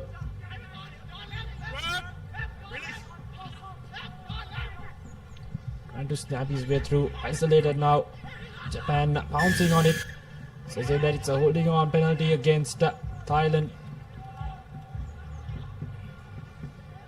Still no time whatsoever. Japan takes it quickly. Trying to beat the defense. And some desperate defense coming in now in the far corner. Good. Thailand up in defense. Wayward pass goes to no man. And seems to have knocked it on in that instance by the Japan player. Thailand seem to be coming up in their defense quite quickly, giving no room whatsoever for Japan players to maneuver the field. That will be how Thailand will have to go with their things against this Japan outfit. Then will be quite tough for them. But still well and surely in it. As we are halfway through to this first half. Japan well and surely have been tested. I think kudos to this Thailand defense who have really stood up strong. And they're really quick to pounce on any opportunity. This Thailand outfit. Yeah, all the players seem to be quite enthusiastic and very proactive and involved in their defense. Straight away coming up in as soon as the Japan players giving them no room whatsoever to work with. I think that's their strategy in this game. Japan the move favored and slightly to pounce on every opportunity they get. As we say that, but again, good defense, some good pressure coming in by the ruck. Almost lost position in that instant, the number 6 for Thailand. Penalty against Japan seems to be a bit too high for the referee's liking. So Thailand with some momentum here. It's 2.5 minutes left here on the clock. They'll be opting for a scrum down just outside that 10 meter. Thailand would love to go into this break possibly with a score win. Try and level term things. I think that will be the goal at the end of this first half for the boys in yellow. As now Thailand with the feed in. Ops go from the short side. Puts in that kick. Looks like that will be out. And that will be a line out in favor of Japan to follow. Not probably not the best of decision making coming in from Thailand. Didn't had the right idea to capitalize on the open spaces in the back, but just couldn't execute it as well as they'd hoped to. But nevertheless, Japan now the line out, good throw, good receive, and straight away going to the center field, finding the gap there in that instance is the number 10 for Japan, who will go straight through for the try. And straight away, as we say that, Japan gets the position of the ball, the tiniest of rooms, and they've capitalized with the maximum. So with the conversion to come, it's 12 points to nothing. It's Toma Shiwachi who is the try scorer. Will be hoping to convert it as well. Just proves how potent and threatening Japan is. Slightest opportunity, the smallest gap, the defense They will pounce on it, and the conversion successful as well. So, little over 30 seconds left on the clock. Take a look at the replay there. Very well received line out. Spotting the gap and good presence of mind to give that quick short pass. And easy does it for the number 10 of Japan. Restart again. Contested. Won by Japan. So good stuff straight away. Not settling for nothing less than what's best for them. As we say that right before halftime, they seem to be reaching for one more try just to put the game at rest, and they will get that desired score, Ishwan. So 19 points to nil. The number 12 going over. Did a brilliant work from Japan. This was expected. Koga getting his first try in the leg and in the game as well. Japan, a 3-try first half for them, as they will really go into that break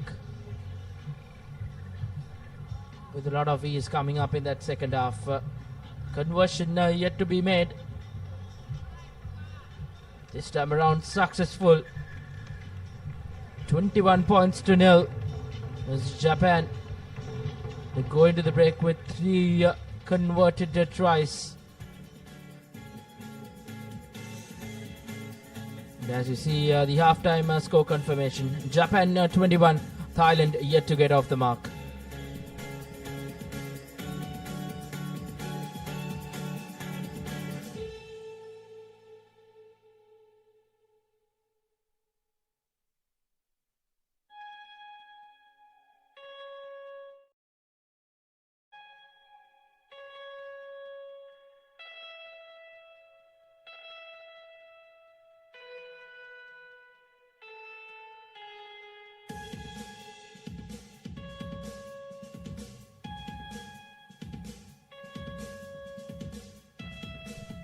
Back live here at the Race Course Stadium. If you're just tuned in, it's the game between Japan and Thailand, where Japan have absolutely ran right in that first half with 3 converted tries, which makes Thailand's life a lot more difficult coming up in that second half. Japan were very good at pouncing on every little opportunity they got, Rishwan, in that first half. Thailand did manage to showcase some good defensive efforts, but Japan's attack just a bit overpowering in that instance. So important second half coming in for Thailand. Why don't they get a score in if they want to keep this game alive for themselves?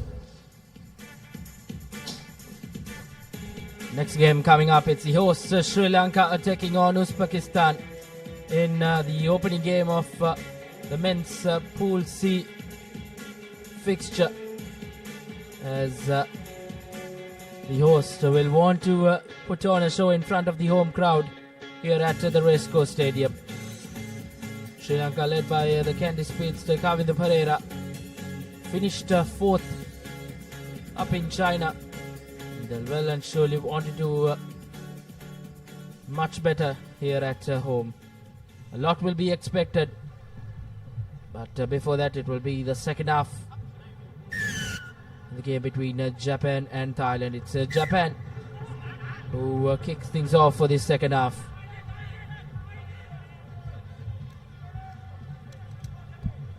Is Japan a bit too over-eager in that instance? So, good opportunity for Thailand now.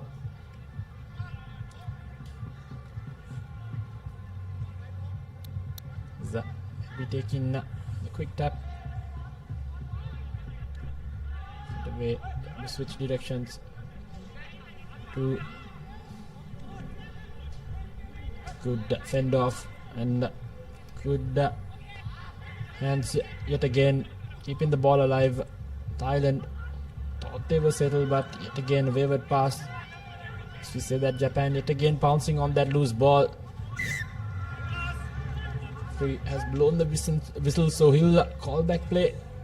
Tad bit forward for the referee's liking. So Thailand living on some thin ice. Indeed, Japan really will look to continue their dominance here against this Thailand outfit. Hasn't been quite easy out there. It's hot and humid. We have had plenty of showers throughout the week. The weather will play a big part in this day one. Once again, we look at that incident.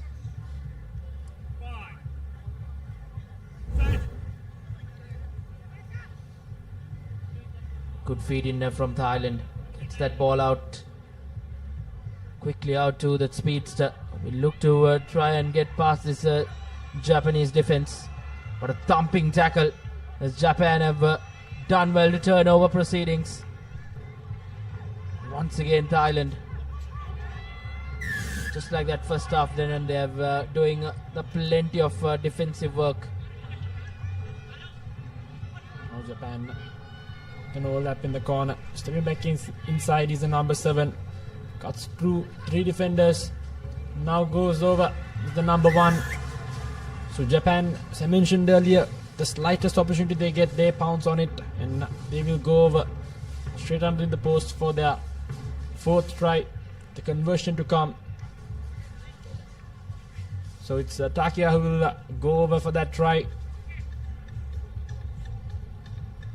A very well-oiled Japan outfit. Just making easy work so far of Thailand. Who've just been the best versions of themselves in terms of attack. Even though the scoreline reached 26 points, I think they have done quite well to keep this Japan team in bay. Just Japan a bit too good in that instance. Straight away. Indeed, they did come with that tagline of the runners up in China in the first leg of the Asia Rugby Emirates 7 Series 2025. So well and surely they look to impress here as well. They have started off in good fashion. 28 points to nil now, and they look to add more to it and make that 33 points with the conversion to follow in quick time. It's good contest in the restart. Regathering position as soon as they can. Ugira will go over for the try. Japan making easy work of Thailand.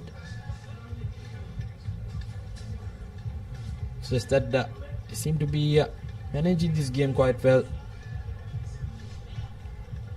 Showing a lot of skill. It's their position in the tournament as well. Conversion unsuccessful, but nevertheless 33 points and the game to their name. Indeed, it's the first conversion that did not go through for Japan. Once again, just dominating proceedings from the word go. And not the best of collections from the restart, but nevertheless all secured by Thailand, and that too will probably be a very important call coming in from the referee. He straight away goes to the pockets. He had no hesitation, as Japan will be reduced to just the 6 men on the park for the next couple of minutes.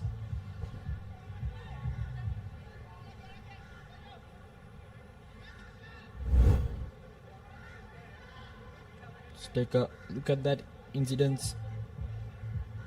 They're jumping for the ball, so big touch and go, but nevertheless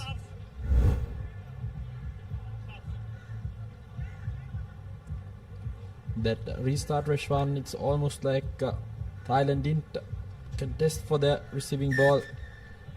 So good effort coming in there by the Japan player.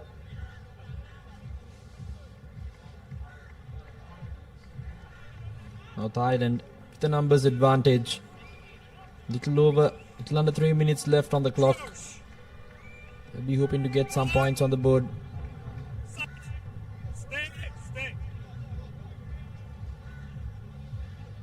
Once again, good feed in from Thailand, but just not able to get hold of that offload pass.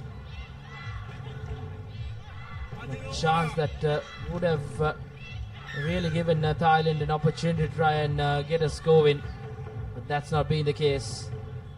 Just trying to use that extra man advantage in the corner, trying to get the loop in with that numbers advantage, but nevertheless just couldn't hold on to position.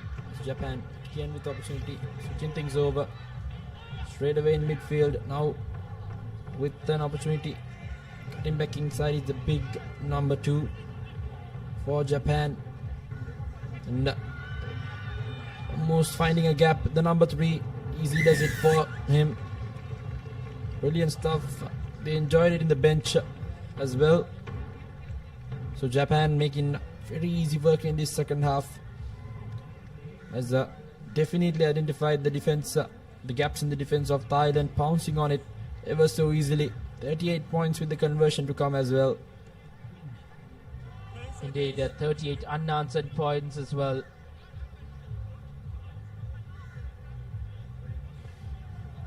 This time around, make it 40 points for Japan.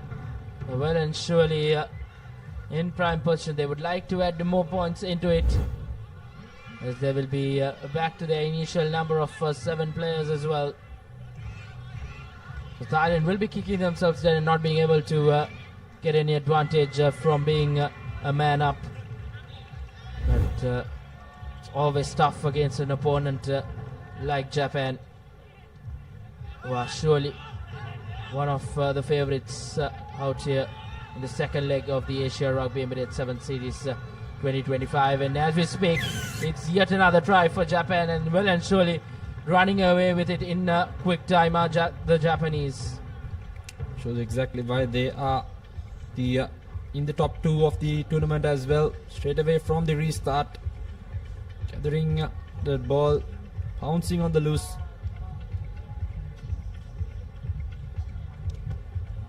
Using every single movement to their advantage, and so it's 47 points nil,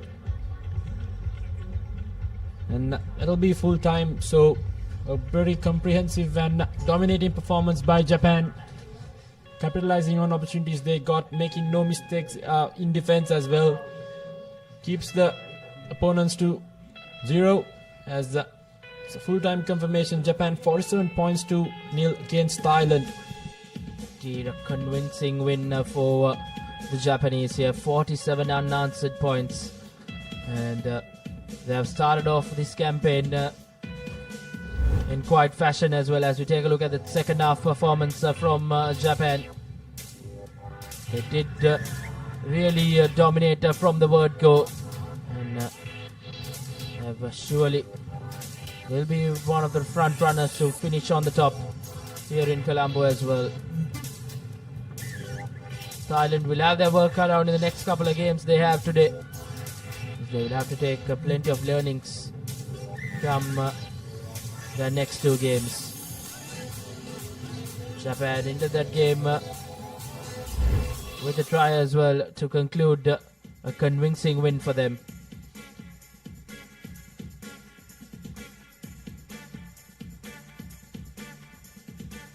Weather just holding up well here in Colombo, as the host running out to the middle, as we'll have a change in the voice.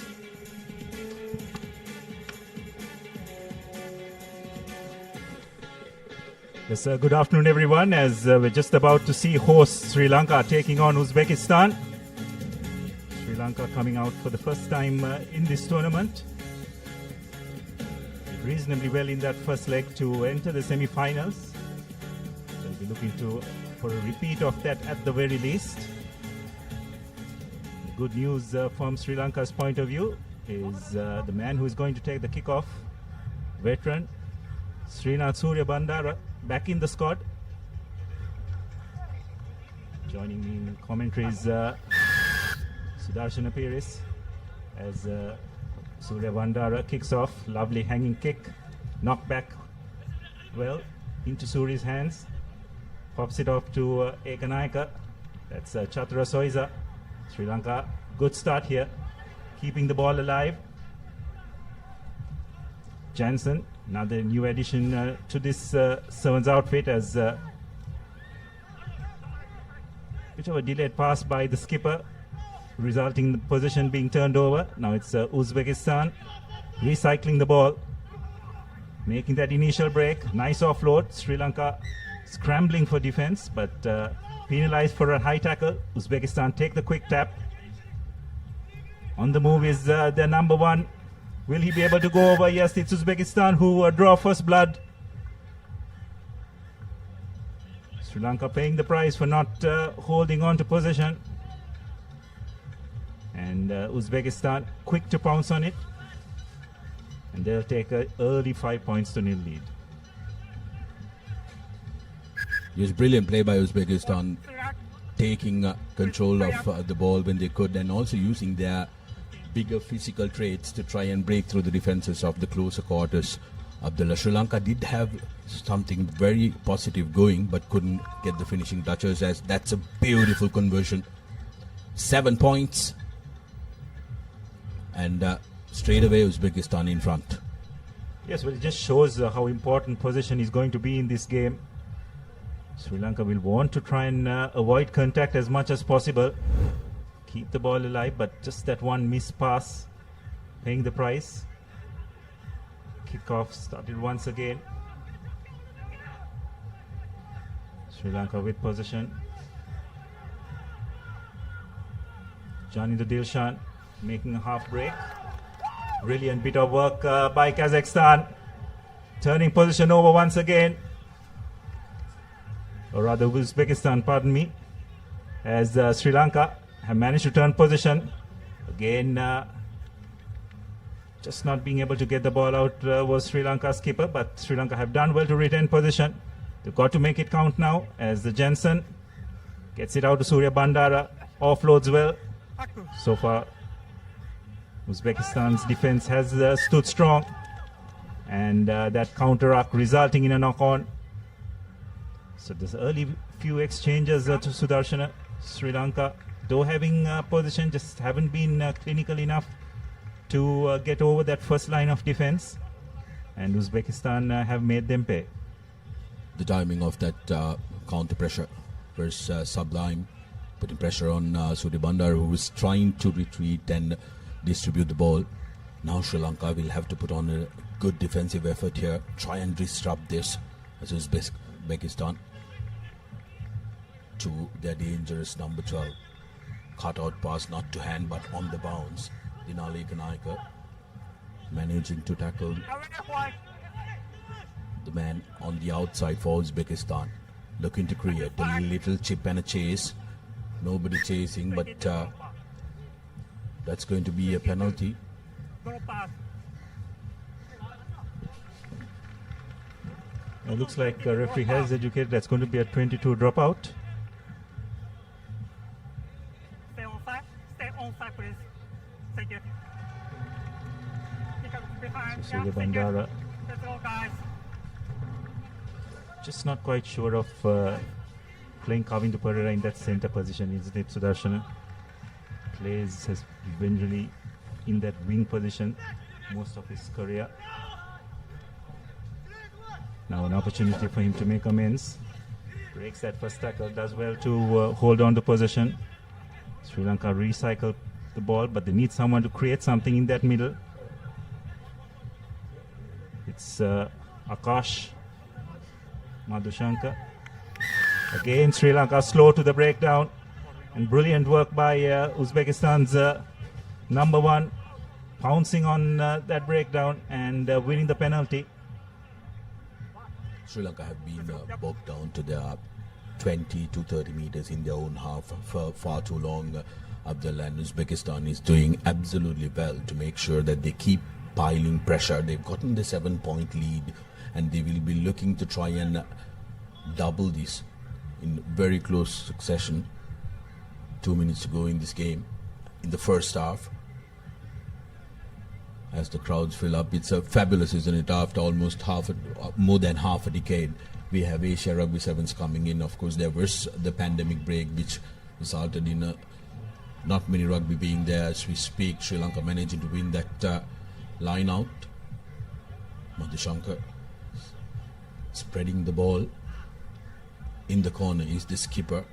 Has Ekanaik on the outside. Ekanaik cutting back inside, dancing away from tackles. He can surprise you with his speed, but Uzbekistan is privy to that. Brilliant defensive effort from them. Madhushankar. Now Soisa makes it available. Dilshan. Jansen. Sri Lanka not being able to break the defense. I'm wondering why nobody has decided to put the ball behind Uzbekistan, because they do have the speed and the runners to try and chase that. Now Madhushankar Back pass by Green, play on. opts for the boot, but not successfully. Position won again by Soisa. Khavindu, Dilshan, Ekanaika, Jansen, going from end to end without being able to break the defense. Surya Bandara. Khavindu changes direction. They're almost at a standstill. Sri Lanka happy to slow it down, but good rough defense, bringing out the error. Yes, I just don't quite comprehend what Sri Lanka is trying to do here. Time off. Just by slowing the pace down, they're just playing right into Uzbekistan's hands. See the officials there, newly elected president of Sri Lanka Rugby, Pavitra Fernando. Just don't think tactically Sri Lanka have been smart enough in this first half, is it, Sudarshana? Just very static in the way they have gone about it. And also there seems to be surprising a lack of penetration in midfield, isn't it? They just haven't been able to get through that first line of defense.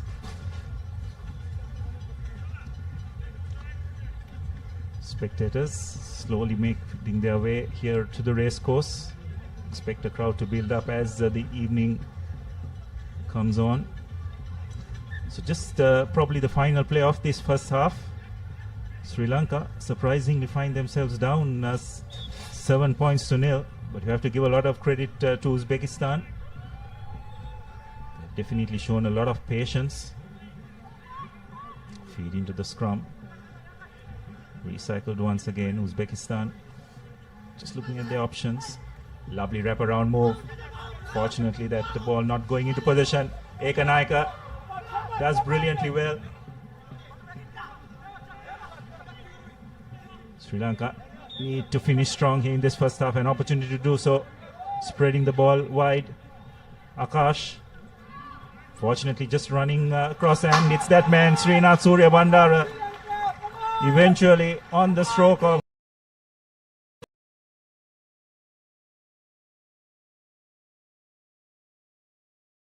to the relief of all spectators here at the race course, well, the Sri Lankan ones at least.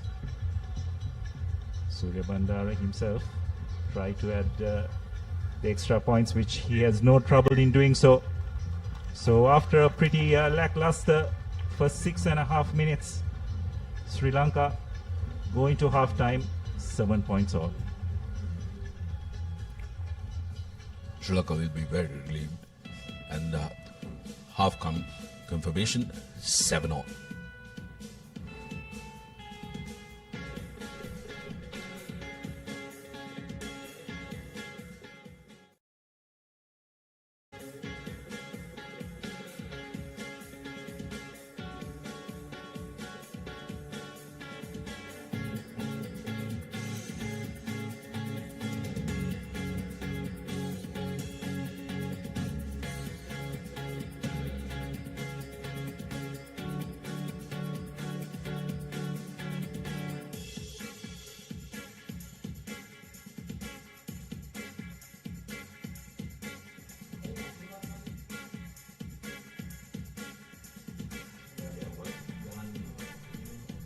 So we're back here at the race course. It's 7 points all. Let's just take a look at the first half highlights. It's Uzbekistan who drew first blood. They looked very threatening from then on, but then just on the stroke of half time, Srinath Surya Bandara pulling things back for the horse to go in at half time at 7 all. So this is the next fixture coming up. China versus Singapore. The other two teams in this Group C along with Sri Lanka. Probably have to say China, who emerged in third place in that tournament they hosted about a month ago, will go in as favourites. But before that, we definitely have a game on here. The Uzbeks have definitely put in a really good shift in that first half. It'll be interesting to see whether they'll be able to kick on from there.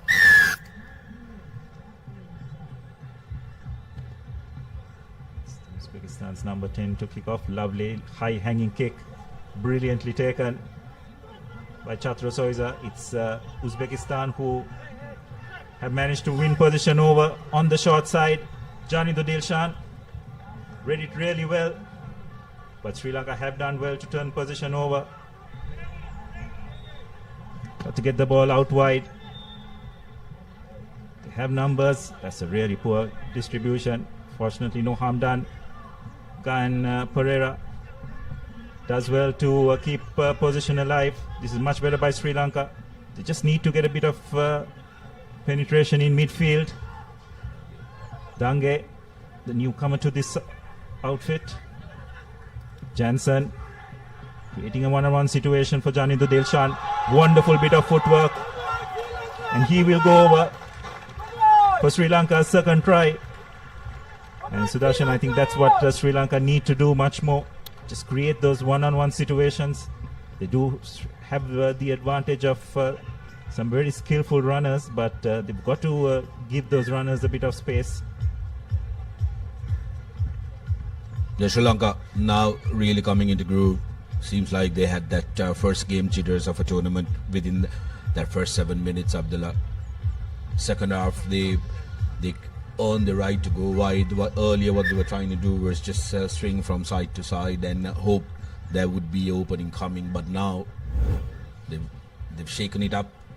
Some of them, despite being young, brilliant work by Janido Dilshan in that corner. Lovely bit of step and has the speed to finish it as well. Goes all the way and puts Sri Lanka in front. Yes, I think what we've just seen is Sri Lanka need to try and keep the ball alive easily. They don't want to go into too many breakdown situations because Kazakhstan very strong in that facet of the game.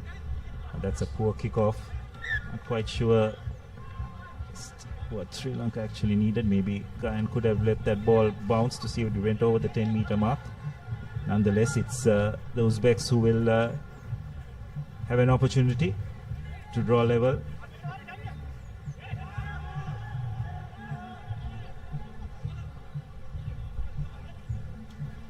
Backwards.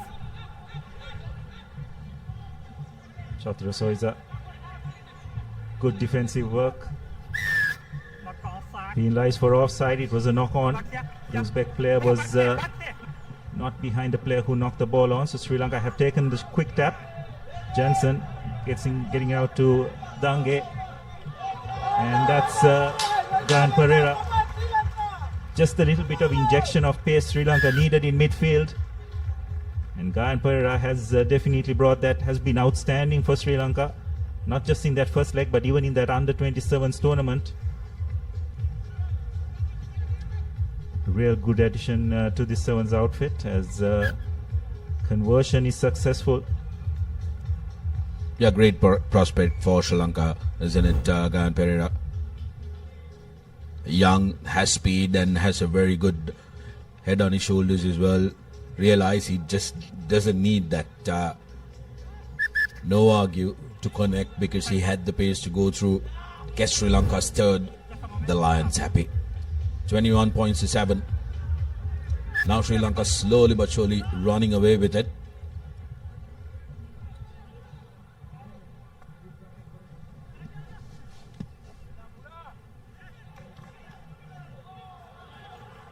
is good by Sri Lanka. Good pressure being applied. Kazakhs under a bit of pressure, but they've managed to find a bit of width, keeping the Sri Lankan defense flat-footed. Jansen just not being able to make that tackle first time.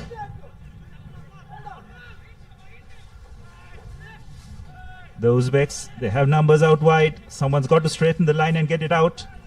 But Sri Lanka have done well to scrap back in defense. It's a 2-on-1 situation.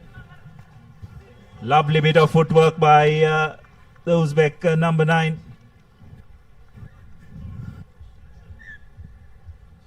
And Uzbekistan have struck back. Mohammad Kalandrov, that time, the try scorer. Good bit of footwork by them, creating that opportunity, and just like that, 14 points to 21, one score away, Uzbekistan. So Sri Lanka can't relax. They need to finish strong this second half if they want to win.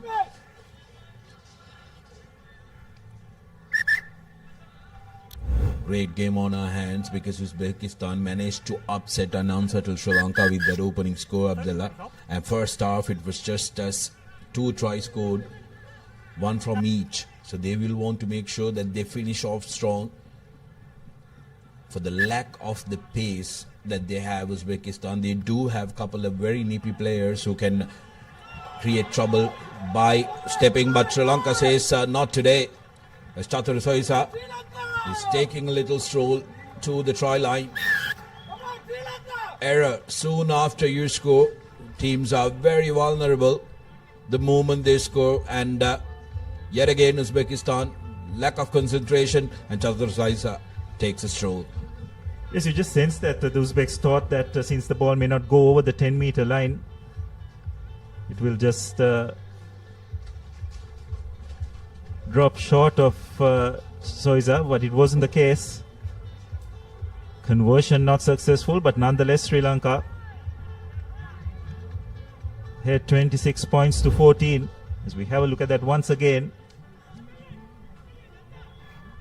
just a bit of lack of alignment, and a brilliant correction by Chatura Soisa. Looked up, saw that no one was in front of him. He strolled over for Sri Lanka's 4th try. Now this is an area where Sri Lanka really need to try and brush up going forward. Another poor kickoff.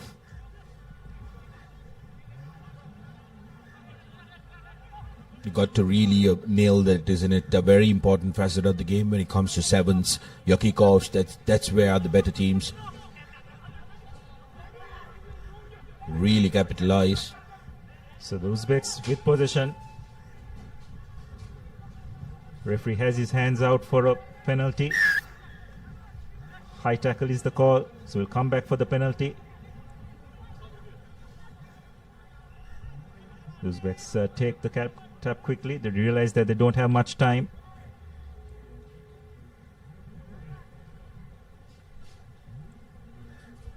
Position recycled, but the clock is running down. Sri Lanka's defense standing tall thus far.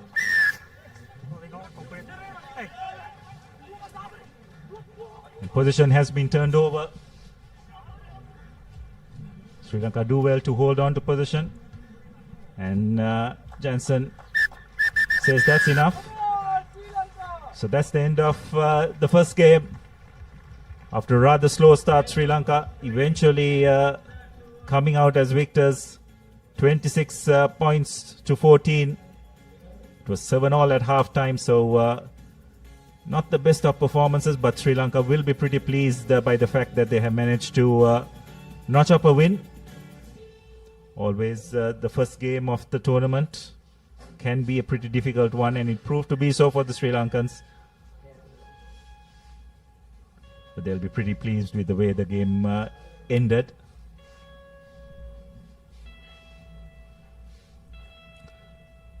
And just awaiting the commencement of the next game.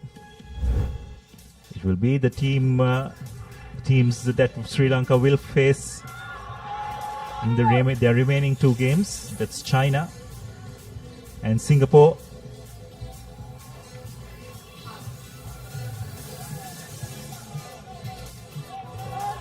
Just waiting for those two teams to get on the field as we have a look at the highlights of the game. Sri Lanka did start off slowly, but put in a good shift in that second half.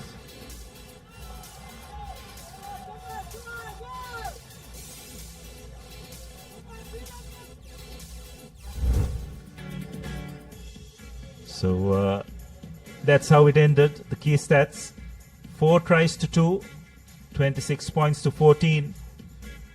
And you have to say, Sudarshana, Sri Lanka will take that after that, how the way the first half ended. Yeah, definitely. I think Uzbekistan will be the more disappointed side because they did show promise in the first half, and had Sri Lanka bothered, had they managed to score another try, that would have been absolutely brilliant for them. But Sri Lanka will be happy on the result, but will want to brush up on their start and also especially on their kickoffs. Another Pool C encounter, China taking on Singapore in this second Pool C encounter. First for the day for both these teams as well. China, Bing, Wen, Han, Liu, Hu, Gao, Ma, Fan, Xing, Zhang, Bang and Yi.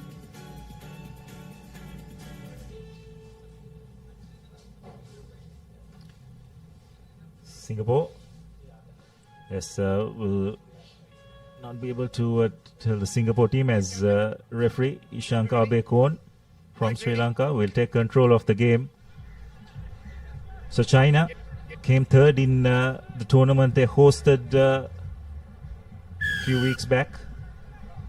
Will want to make it into that semi-final at the very least once again, and it will be they who will kick off.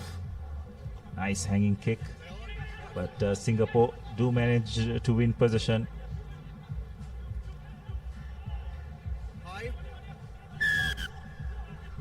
China penalized for a high tackle.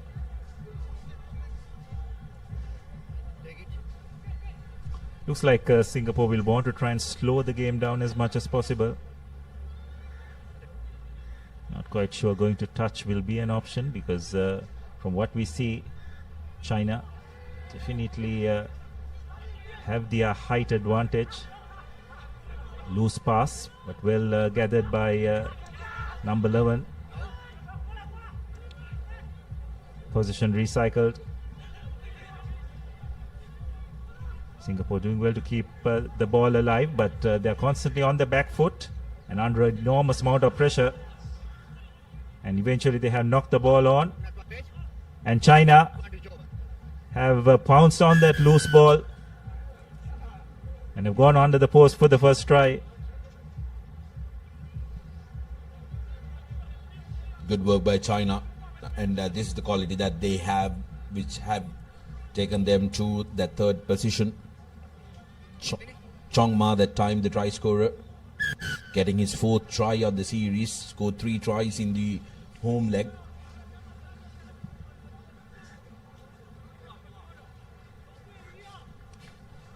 Yes, China pretty much focused purely on the sevens format.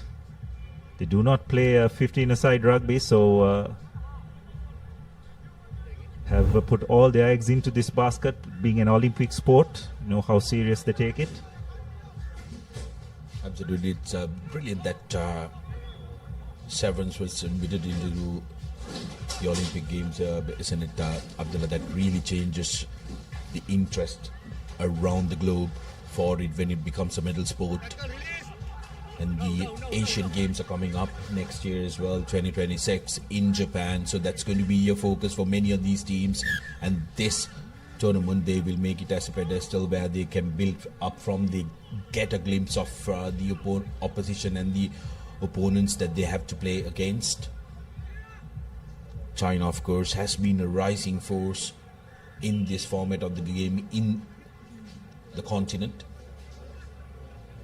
They do have the luxury of very tall players in their ranks as well, Abdullah. So the restart is going to be a crucial weapon that they use, and they have used that in their home leg as well, finishing 3rd. A loose pass once again by China, again on the back foot, but they managed to retrieve possession. Again breaking that first line of defense. China go on the short side.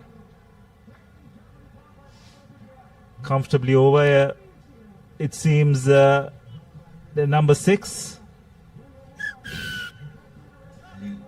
Liu goes in for China's second try. Liu touching down for his second of the series. China does not have the luxury of their highest try scorer from their home leg, Chang Shangshan, who touched down 4 times in this squad, but they have managed to find plenty of resources around the park. This time it came through Liu touching down for his first. Yes, once again you can see Singapore very narrow in defense. A lot of players committed to the breakdown. Just that one-on-one situation so close to the line. There's only going to be one number 6 who was going to be a winner of that, and it was Liu who went over. China restart the game. Another nice hanging kick, but Singapore have done really well to turn position over. Penalized for playing the ball on the ground. So China take the quick tap. They'll want to play this game at a reasonable pace. Once again using their big players. Singapore struggling to bring these Chinese players down to the deck. And an unforced error by number 7 of China. Zheng Hu that time losing the ball forward, but good defensive pressure by Singapore, who have managed to hold their fort, except for the couple of occasions China managed to run away despite the physical mismatch. They've been disciplined in defense. They haven't given away too many penalties, but with possession in hand, Abdullah, I'd rather prefer Singapore to play away from these physical Chinese counterparts. That's much better by Singapore's number 6, taking the ball into contact, but he has players back supporting him. Now Singapore just need to try and create a bit of room for themselves. Spreading the ball out wide, but China's defense really well organized. So Singapore doing well. Referee has his hands out for an offside. Now a one-on-one situation. There's no advantage, so they'll come back for the offside infringement by China, but that's good by Singapore. Some good quick recycle ball, putting a bit of pressure on the Chinese defense, resulting in that penalty.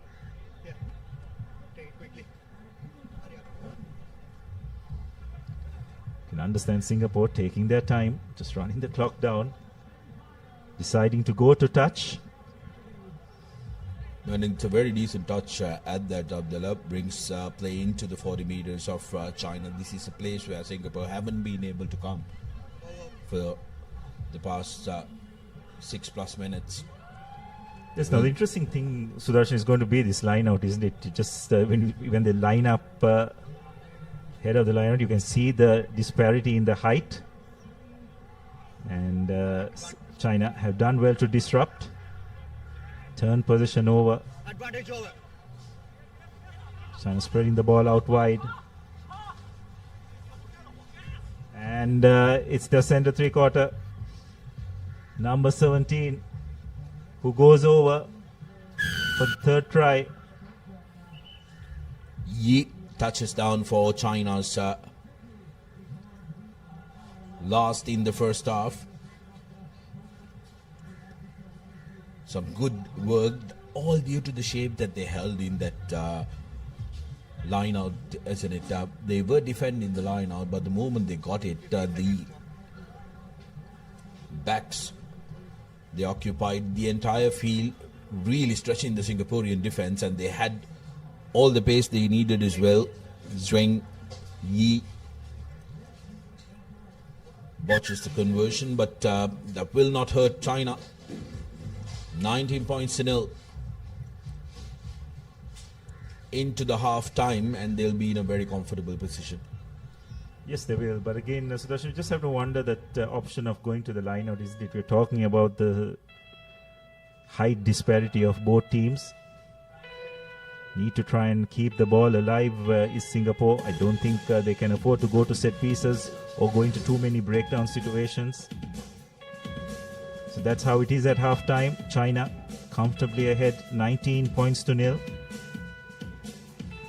Very pleasant conditions here at the race course. We're going for a quick commercial break and join you in time for the second half.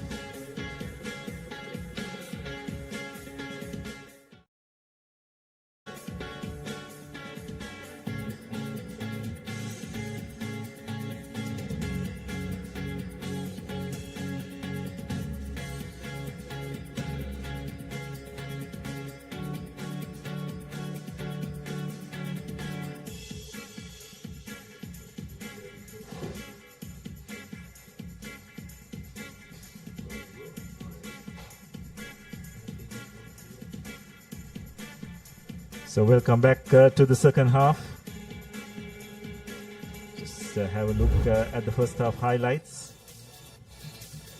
Singapore, although initially winning position, just couldn't hold on to it, and from the in-swing knock-on, China pouncing on it.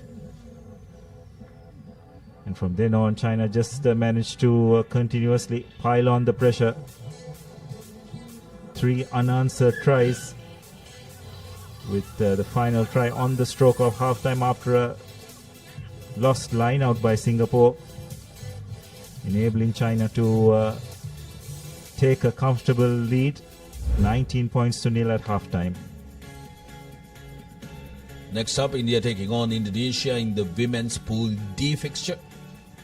Indian women's team have absolutely impressed in their opening showing. Very impressive work, and the development that goes in India, really lifting their standards. Singapore with the kickoff. It's comfortably taken by their big man, number 7, Zhen Hu. But unfortunately, it's been knocked on.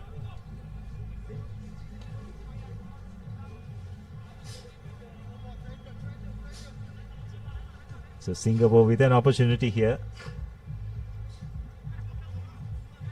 Singapore really need to make sure that they hold on to possession and avoid that contact area. We did see that there were some nippy campaigners. The ball wasn't in when it was out hook.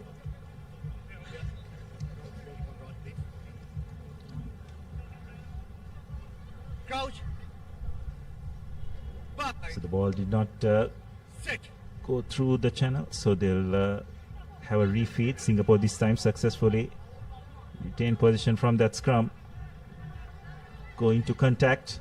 Fortunately, number 11 just trying to pick the ball up,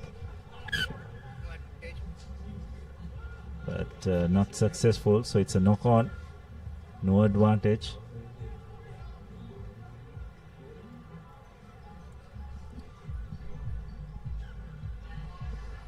Five and a half minutes to go in this half, and Singapore, if they want to try and think of a comeback, they need to score, and they need to score fast.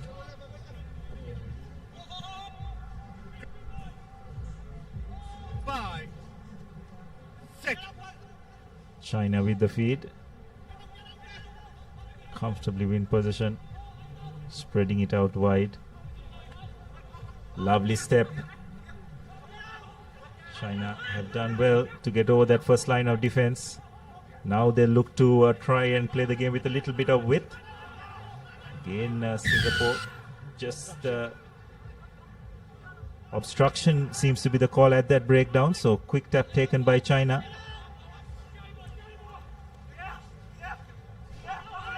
Singapore hanging in there, but China very much in control. Bit of a loose pass, but well gathered. Unfortunately, knocking the ball on. Singapore need to make it count from here. This is the best opportunity for them to try and create something, but there is no advantage by the looks of it. So referee has called them back for the scrum.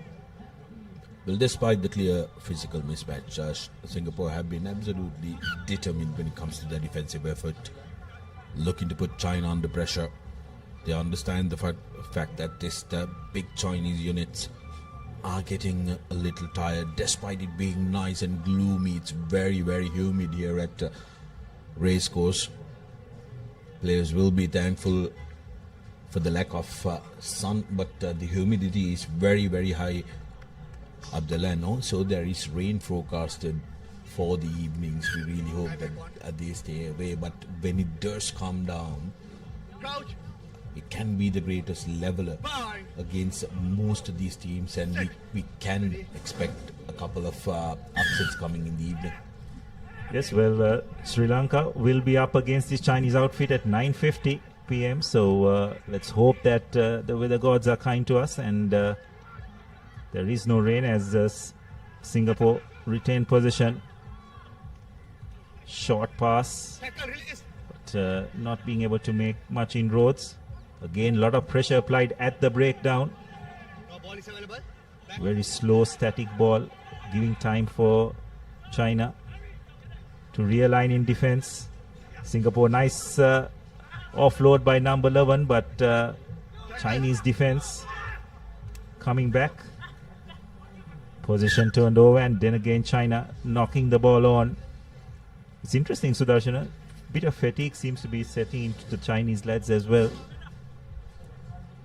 The brilliant work by Chong Yong Teng from Singapore, throwing himself around. Still, it's never easy, and Singaporeans have been putting in a very dedicated effort in this second half to keep the game scoreless. Just need to find that impetus and venom to penetrate this Chinese defensive effort, because some of them you can see, like you mentioned, have look like they're fatigued.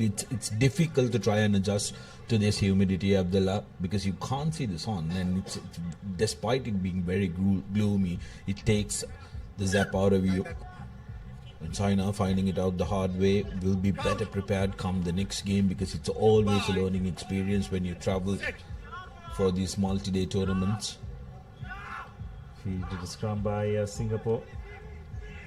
Again, losing position. Wonderful counter ruck by China. Win the penalty. Hands in the ruck is the call. China now looking to spread it wide. And they will go over for their first try of this second half. Han putting the finishing touches to the turnover position, and that will be China's fourth try. Have to say Singapore have hung in there valiantly, but fortunately losing possession, and against an unstructured defense, China make maximum use of it to go over for their fourth try. Conversion not successful, so score will remain at 24 points to nil with just around 90 seconds remaining. Turnover of position, and China quick to spread the ball out wide for Han to put the finishing touches. Now once again China this time not reaching the 10-meter mark, so it will be a free kick for Singapore. Singapore will be looking to try and get their attacking prowess moving, because yes, this game may be done, but got two more games coming up.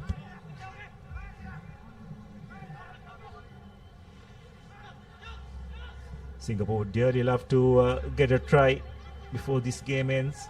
They have an opportunity as we approach the final minute of this game. You can see China very focused, but that's a wonderful swerve by Singapore's number 12. Unfortunately, just does not have the pace, and China quick to pounce on that loose ball. Once again, the quick tap taken. China breaking one tackle.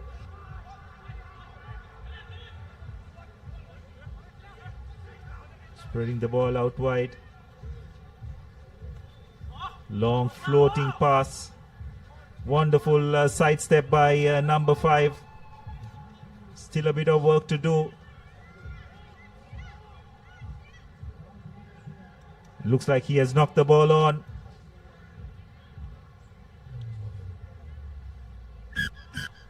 And that's it, according to Ishana Bekon. Singapore, much better performance in that second half, just conceding the one try. But nonetheless, it's China who emerge comfortable victors, 24 points to nil. And they'll be pretty pleased with how this game ended. Maybe not totally the performance per se, but overall, I think they'll be pretty happy that they managed to get the all-important win. As we have a look at the highlights of this first half, it'll probably be just Han's sole try. Good plucky defensive effort by the Singaporeans. These are key stats. So it's 4 tries to nil. 2 of the tries converted. And that's how it'll end in favor of China.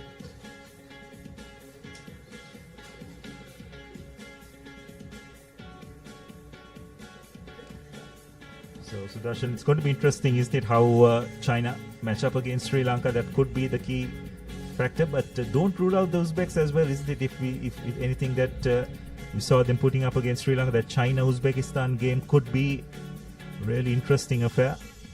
As we prepare for the next game, it's India versus Indonesia in the women's segment, and we'll have a change of commentary.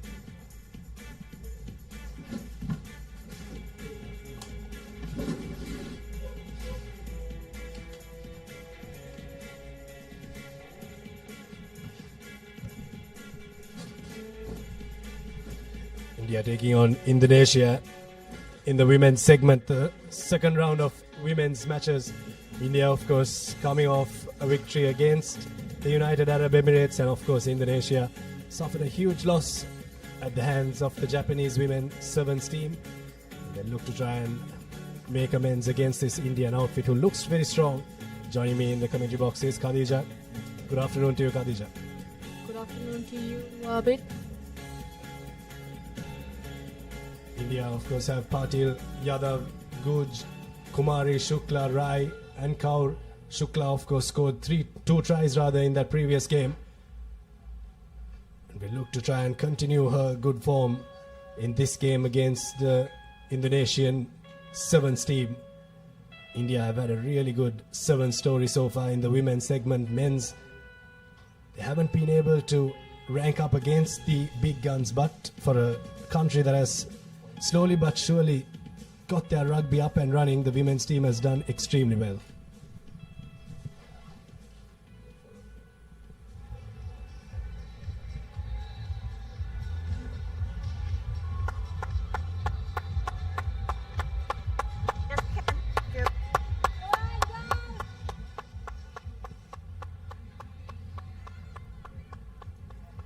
Referee for this game is Christabel Lim.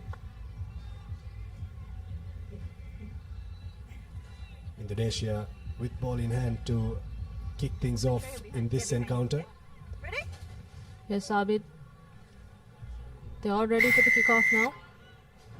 There goes the whistle. Nice kickoff. Very deep kick. Well received by India.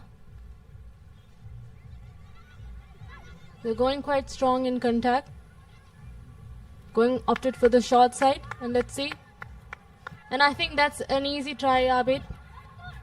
Oh, I think I spoke too soon. There we go. With the support play. Passes. Good hands and spots the gap. Number 7.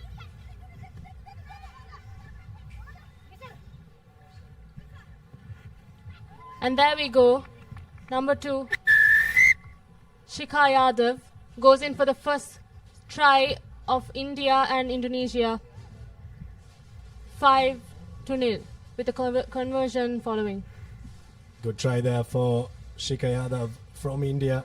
Good work from India to run the ball all the way to the other end of the park.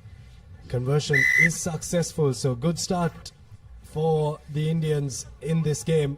Indonesia, of course, lacking in defense a bit there, but you can't take anything away from this Indian outfit. They look to be a well-oiled machine, and they seem to know exactly where the try line is.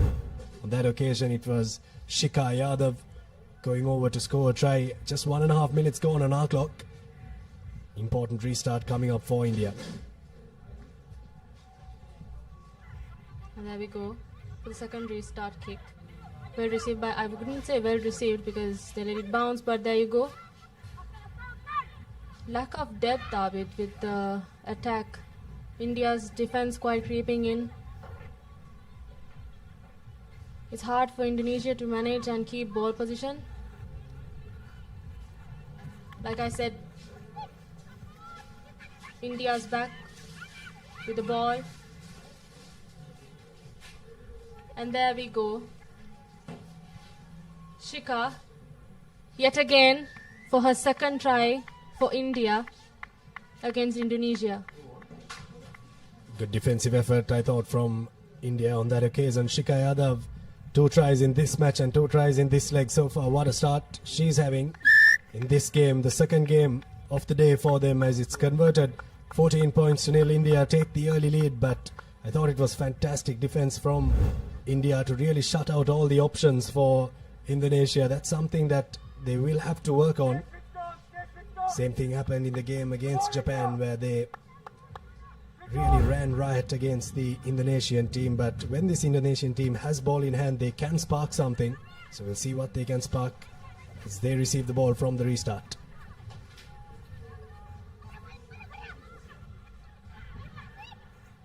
Still a bit. With Indonesia, the only thing that they lack is the depth, I would say, because in attack for sevens, they should be quite in depth so that the defense would be beaten, because their running lines would not be quite accurate the whole match. Indonesia still holding composure and ball position, but India's defense seemed really good. Tackle on tackle. Roll fast. Tap, tap. Please tap. Come on, India. Not rolling away penalty coming the way of the Indonesians. Like you mentioned, depth is something that Indonesia will have to work on. They've got physicality, as you can see there, with a big hit there. But a team that has a lot of potential here, but the Indian defense is right up there. Yes, Abid, physicality itself would not win sevens. They're supposed to keep... Oh, there you go. India gains ball position, and there we go, man on the outside.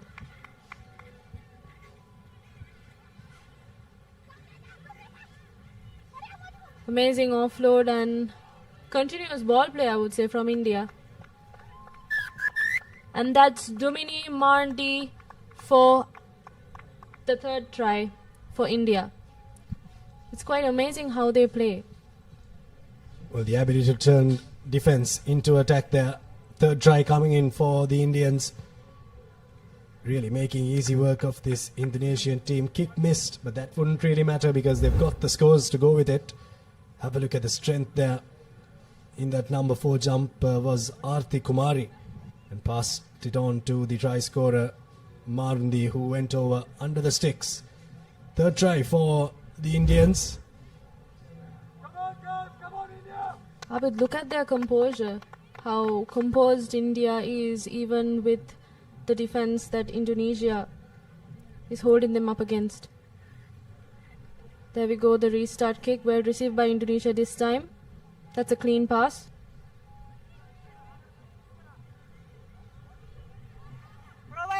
Basics, really.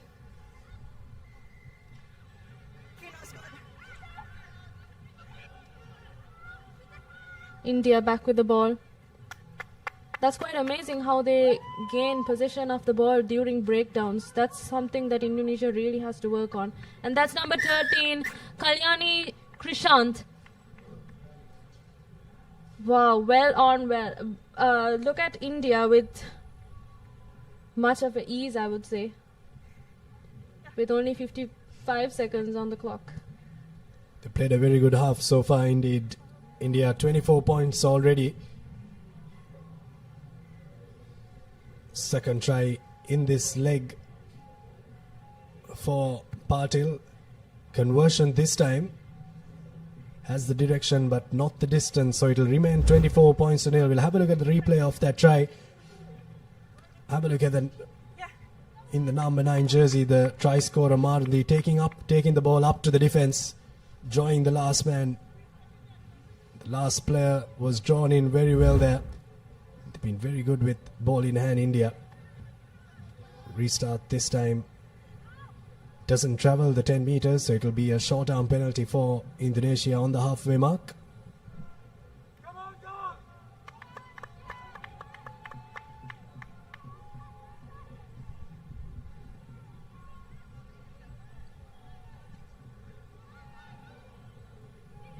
Indonesia now first real attacking opportunity in this game so far. They've not had a lot of possession of the ball. India have done very well to turn over possession so far in this game. Now here's the opportunity for Indonesia to spark something, but India come away with it. Good defense from the Indians, and once again they turn defense into attack. Here's the try scorer Marndi on the corner. Naik came around on the loop. Knock-on advantage coming the way of the Indians.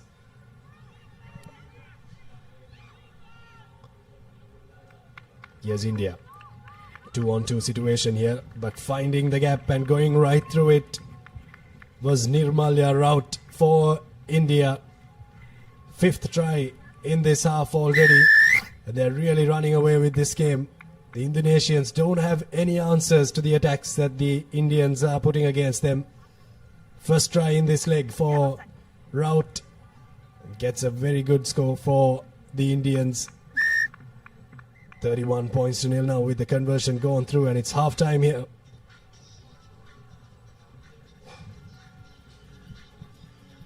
Good half from the Indians. In their perspective, they'll be very happy with that.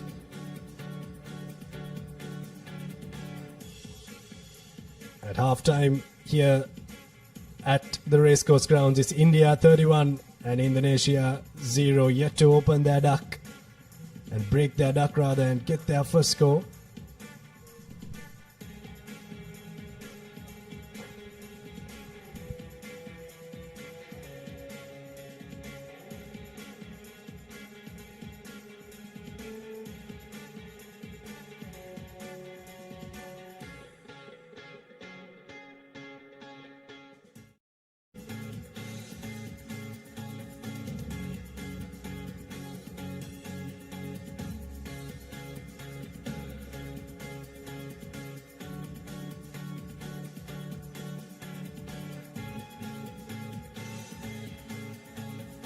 India 31 points to nil here against Indonesia.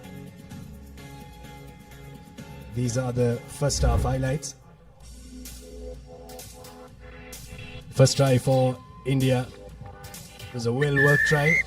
The number 2, Shika Yadav. This was her second try in the game. Really strong ball carrier.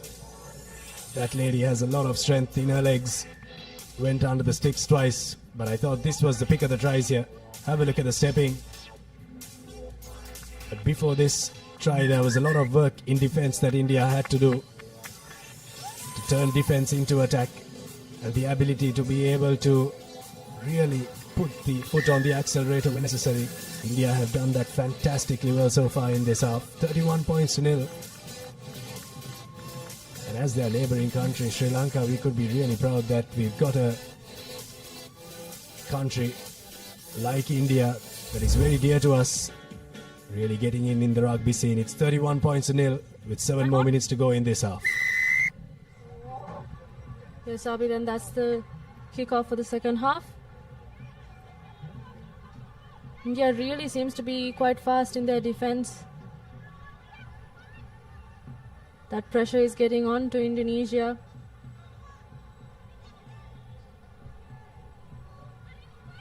But Abid, one thing I've seen is that India manages to keep their composure even in defense. They're quite explosive in their attack.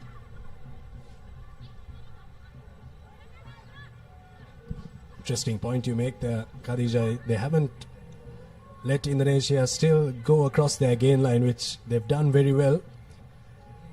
The UAE, of course, did score a try against them, but they've really kept this Indonesian attack at bay. Have a look at that once again.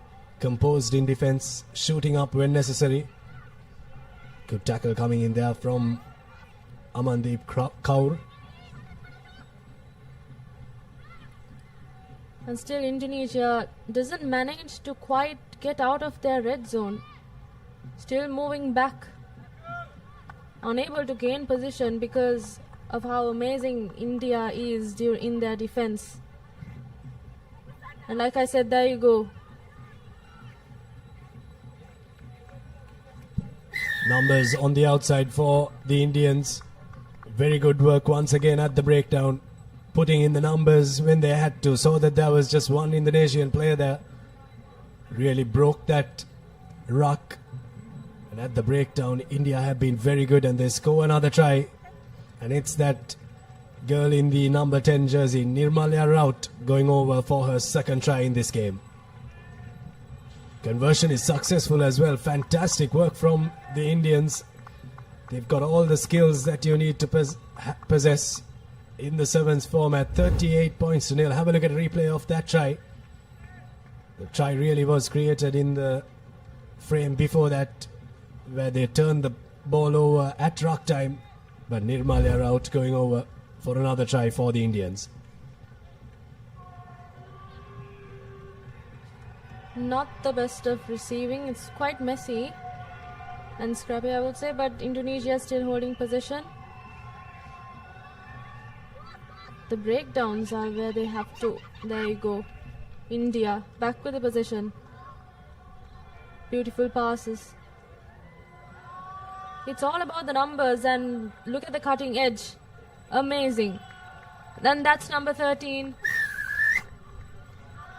Kalyani Krishna, yet another try for India. And that sets them in a very comfortable position, Abid, actually. 43 points to nil. That's a replay of that try there. Kalyani Patel going over for her second try as well in this game. The Indians are taking turns at scoring doubles here. 43 points to nil. Another huge loss coming the way of the Indonesians. 43 points to nil already with 3.5 minutes left on our clock. Almost half of the second half remaining, so India could keep on racking up the points. It'll be an interesting one because India will take on Japan in the next fixture that they have. So that will be an interesting one. Both teams comprehensively defeating Indonesia. And in this pool, that will decide who tops it. Japan, of course, won the first leg in China, so they will go into that game as favorites, but the Indians will definitely look to try and pose a threat.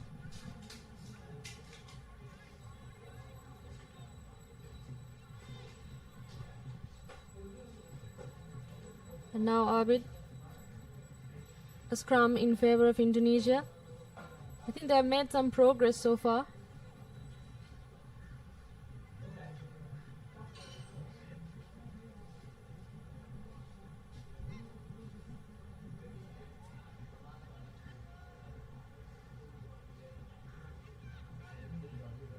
And that's a successful feed in.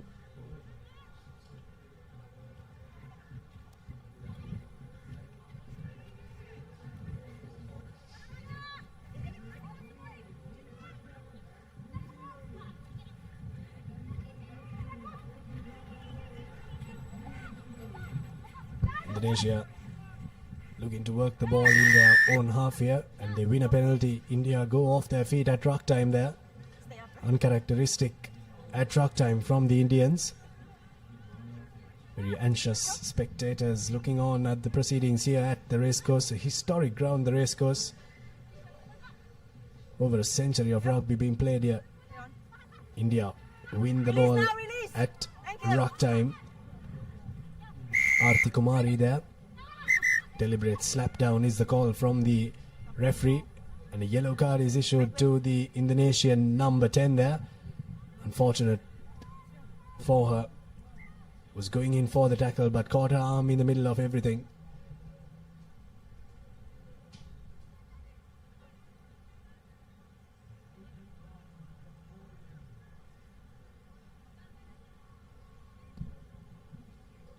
India have opted for the scrum off the penalty.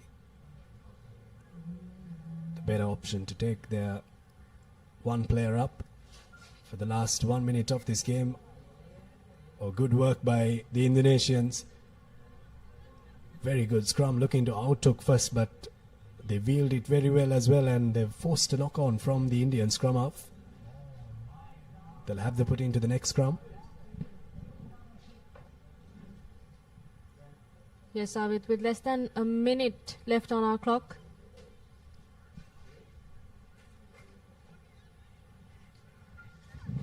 And there we go, Indonesia loses ball position, and it's turned over by India.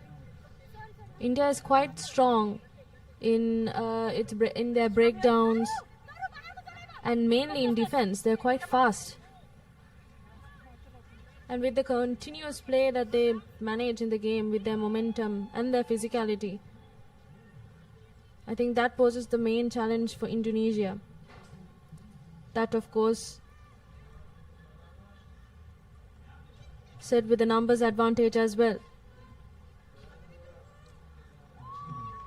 That's an amazing show and go from Sandhya Rani for India. That puts them at a score of 48 points to 0 against Indonesia, with a conversion to follow through. And the conversion is a successful conversion which wraps the score for 50-0. Match done and dusted. India have notched up their half century, and they've comprehensively beaten Indonesia. Very good showing from the girls from India. They've really stamped their authority in this Asia Rugby Emirates 7 series. 50 points to 0. India have beaten Indonesia. Highlights of the second half coming your way. Interesting half from India. I thought the game was won more in defense than in attack, Khadija, but good work from the Indian players all around, rotating passes, putting the offload when necessary, but also committing at the breakdown, identifying when the Indonesians were lacking in defense at breakdown time, flocking in when necessary, and getting the scores for India. Key stats of that game: India 50 points, 8 tries, 5 conversions. They'll be pretty proud of the conversion rate as well. They'll be pretty proud of their performance as a whole against Indonesia in their second encounter, and they look forward to a big game against Japan later on in the day.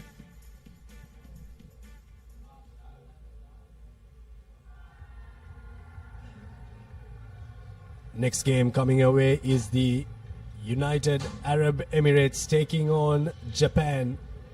Interesting game.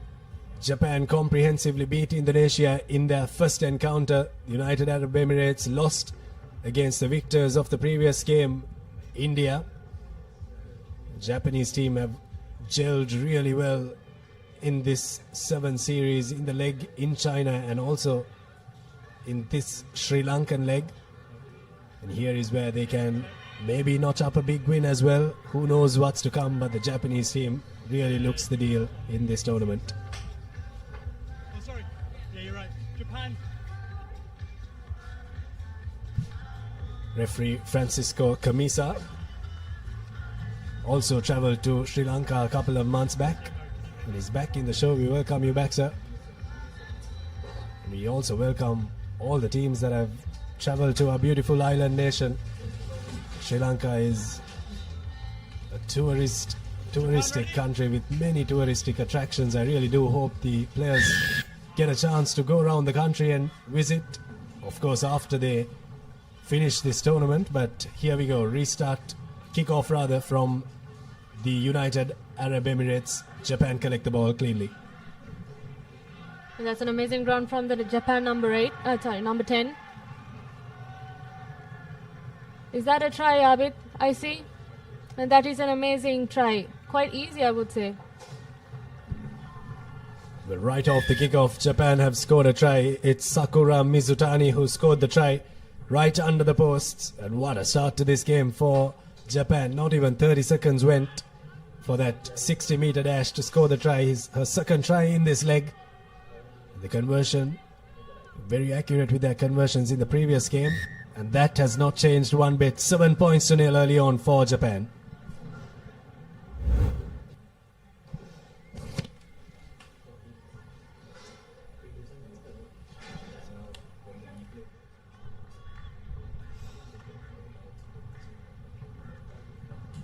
So as we watch the replay, we can see that it was quite an easy draw and pass out of the number 10.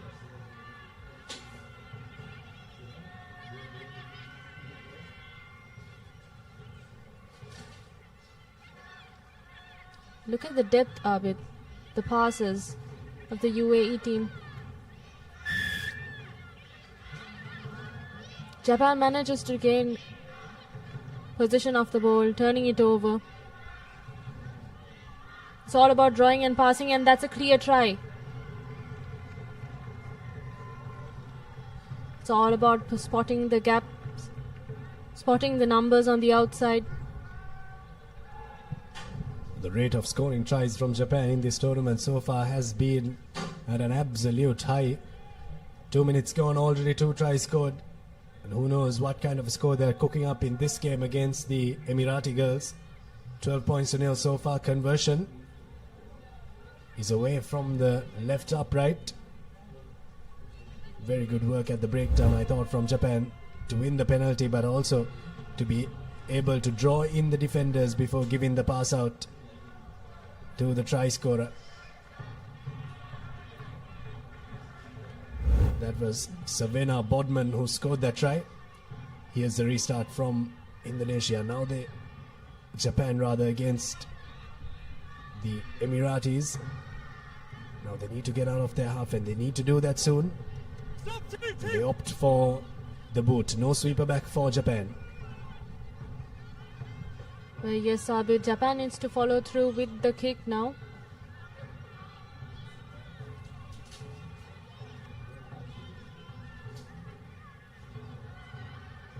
If you really see, they're quite physical, and there we go with their offload. Amazing, amazing pass. Great momentum.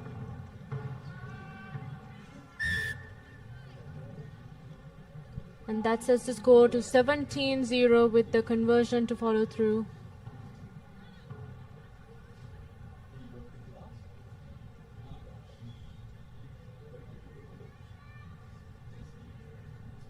Chiaki Segusa with the score for Japan. Conversion is successful, 19 points to nil. Once again, Japan have got a score, and that score they manufactured it off a very good restart, putting it very deep. Offloads coming in from the try scorer Bodman, and to the new try scorer Chiaki Segusa, who goes over for another try for Japan. 3 tries so far.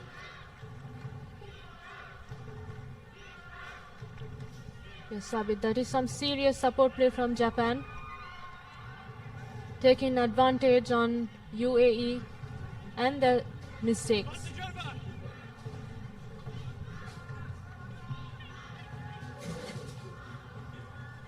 Still holding position. An amazing footwork, I would say.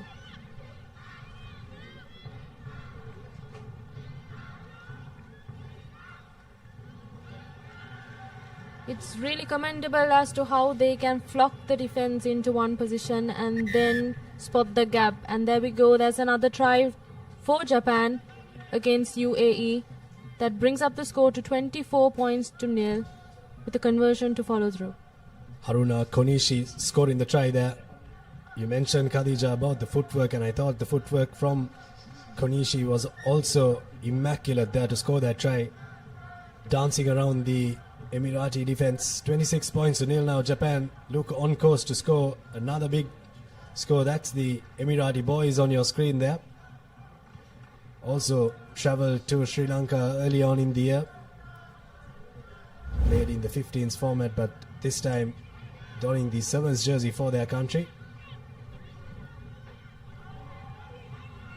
And with the restart kicks, Abid, the moment you let the ball bounce, that's going to be challenging for you to regain position. And there we go, Japan turned over. And that's another try. That's another try for Japan. It's all about the basics, really. And Japan is really sticking into the basics. It's all about technique and their tactical play. Savannah Bodman goes over for her second try of the game as the conversion goes through. 33 points to nil.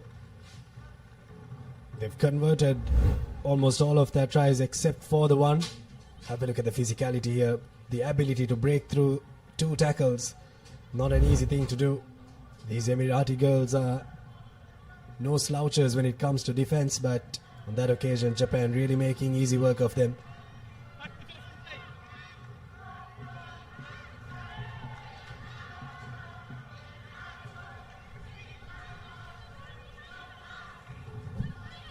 Here's the UAE looking to get out of their half here. The last time they had to clear the ball, they opted for a kick which went into the hands of the Japanese players. That should be a penalty for Japan. Playing the ball on the ground, they're not allowed to do that. Have to play the game of rugby on your feet. Here's Japan now. Numbers opening up on the outside, but Savannah Bodman looks and sees a gap right through, running the angle there. Now the Emiratis kick it forward and it will trickle into touch.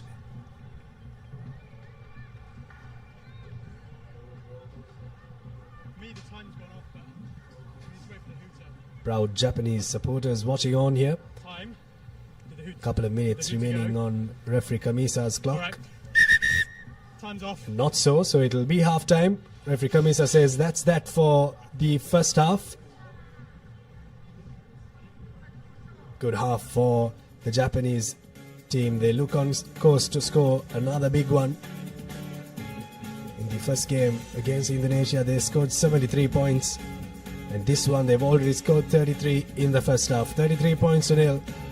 The Japanese leading the Emiratis.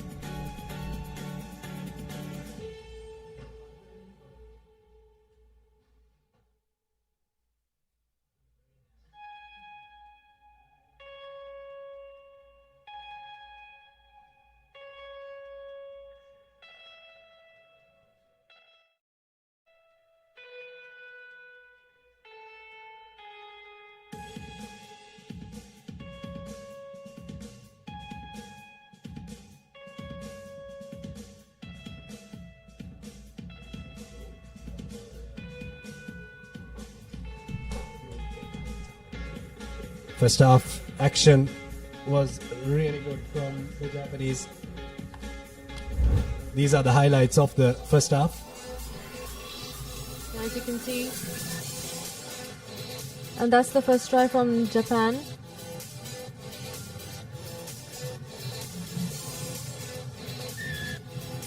The second one quite easily created with the number on the outside. And with their absolute physicality and support play, they really are good in running their supportive lines. It's quite commendable, I would say.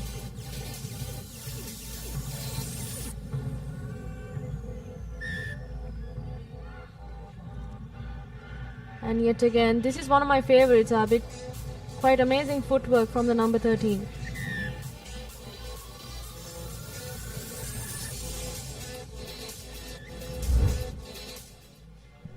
Good first half for the Japanese. Coming up, Kazakhstan taking on the Philippines. Off your screen, the kick doesn't travel 10 meters, so the Emiratis will have short arm penalty on the halfway mark. Very uncharacteristic from the Japanese. I think the Emirati girls really do have a chance to create score. Quite the loose ball. And they kick it off on the back with no sweeper behind, but there is a chaser, and there she goes. Now Japan in attack. Space created outside, spots the gap inside, and she sprints down to the try line. It's almost a 60-meter sprint, I would say. Good defense brought down by the Emirati girls, and still manages to score. The drums rolling in the Japanese crowd there. What a try that was from Japan, but I thought that was fantastic defense from Madison Melish for the UAE. Scored a try in that previous game. This time almost saved a try for her team, for her country, but Japanese have a bit too much class as they go for the try. We'll have a look at a replay of that try. Good sprint coming in there. Have a look at that. Spotting the gap. There was numbers on the outside, but just look at that moment where she had the ball in both hands. And when you have the ball in both hands, it really does create the doubt in the mind of the defender. But that's where Melish came in, dragged her down just a meter away from the line. But then the knowledge and the awareness to collect the ball and go over. Chiaki Segusa scores her second try. UAE with the ball position. Amazing passes. Will they be able to get out of their red zone? Every time there's a restart, it's always get out of the jail for the Emirati girls this time. Japan's defense is quite strong. And the speed of defense actually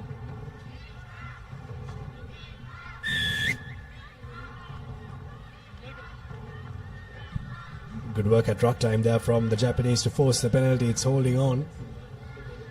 Now, nothing fancy from the Japanese. They're looking to just send it through the hands. Ball in both hands once again. Options, both sides. Gets the correct option. Another try for Savannah Bodman. They really get hit in the ground running here. 43 points already. Savannah Bodman scores her third try. That's a hat-trick in this game. Third try of this second leg as well. Conversion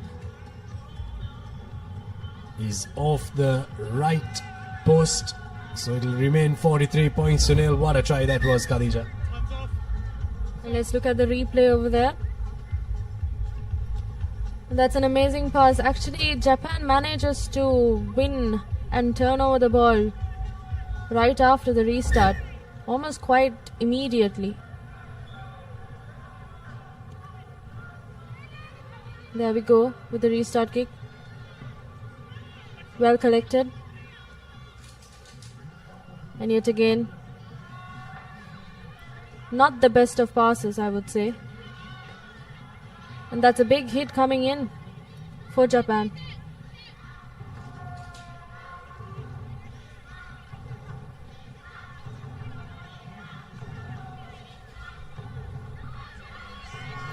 That's amazing leg pump and footwork you can see from the Emirati girls. And that's turned over by the Japanese defense. Quite strong and fast. Spots the gap and passes it outside, and there we go. Yet another try from Bodman. Fourth try for Savannah Bodman. She's making it a habit here of scoring tries. Great work from the girl in the number 6 jumper for Japan. Conversion is successful, so 50 up for Japan. Second half century in this tournament. Have a look at the replay of that try there. That was a sprint there, but before that there were a couple of loops from the Japanese players, which really did open the gap for Bodman. She has something to brag about at the end of this game. She can tell her players that she scored a majority of their tries. Good restart, and what a collection, but penalty coming the way of Japan. They take it quickly. And that's amazing ball play again. An amazing offload, and she spots and misses through from the UAE crowd like it was nothing. It's all cakewalk over here now. Yume Hirano is the try scorer.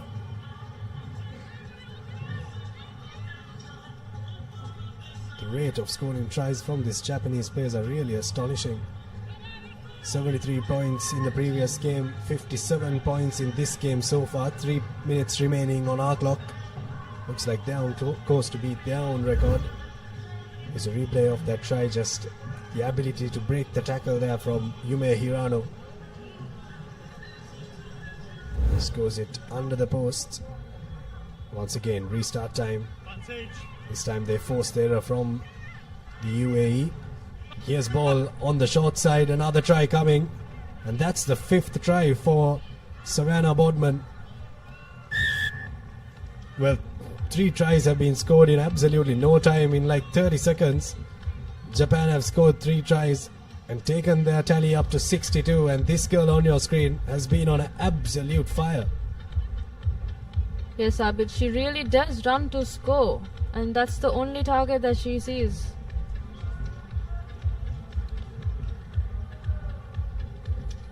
Quite an asset for the Japanese team, I would say.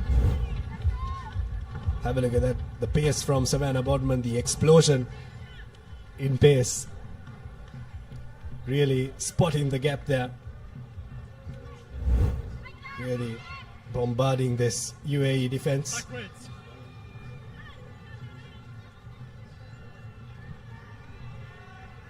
A lot of deja vu for her for scoring that try. She's done it multiple times here. 5 tries so far.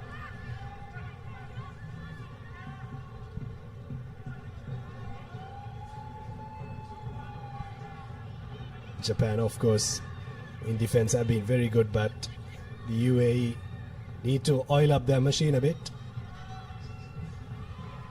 Good defense coming in from the Japanese, and they win the penalty. They force the penalty rather.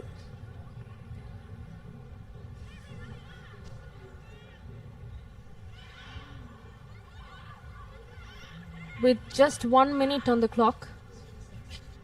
And that space outside, and that is going to be another try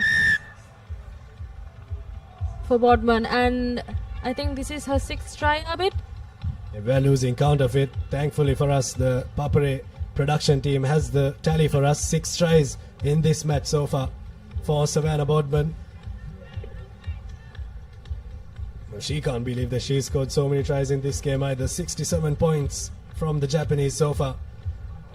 Conversion is not successful. Well, I would really love to be a win three-quarter in this Japanese team, because they really know where the space is and they know to work it. And that's the game for Japan. 69 points to nil. The referee Kamisa has blown the long whistle as Japan take home another big victory. 69 points in this one. Huge victory. As you see the confirmation of the full-time score, Japan 69 points against no tries and no penalties from the UAE. Big win for the Japanese. And let's look at the highlights. In this game, Abid, Japan really manages to win over and turn over the ball. into their position and turned every defense into attack. UAE, even though they do have great pattern and great work, they're not quite as best in their coordination as Japan is. And that's the key stats for the match. Japan 69 points with 11 tries and 7 conversions against UAE.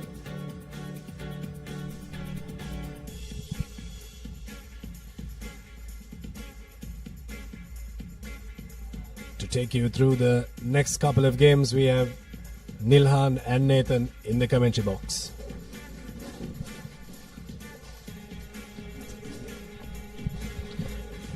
Thank you, Khadija. Thank you, Abid. And yes, next game between Kazakhstan and the Philippines. Kazakhstan managed to get the edge over Malaysia with a second half comeback in their first game.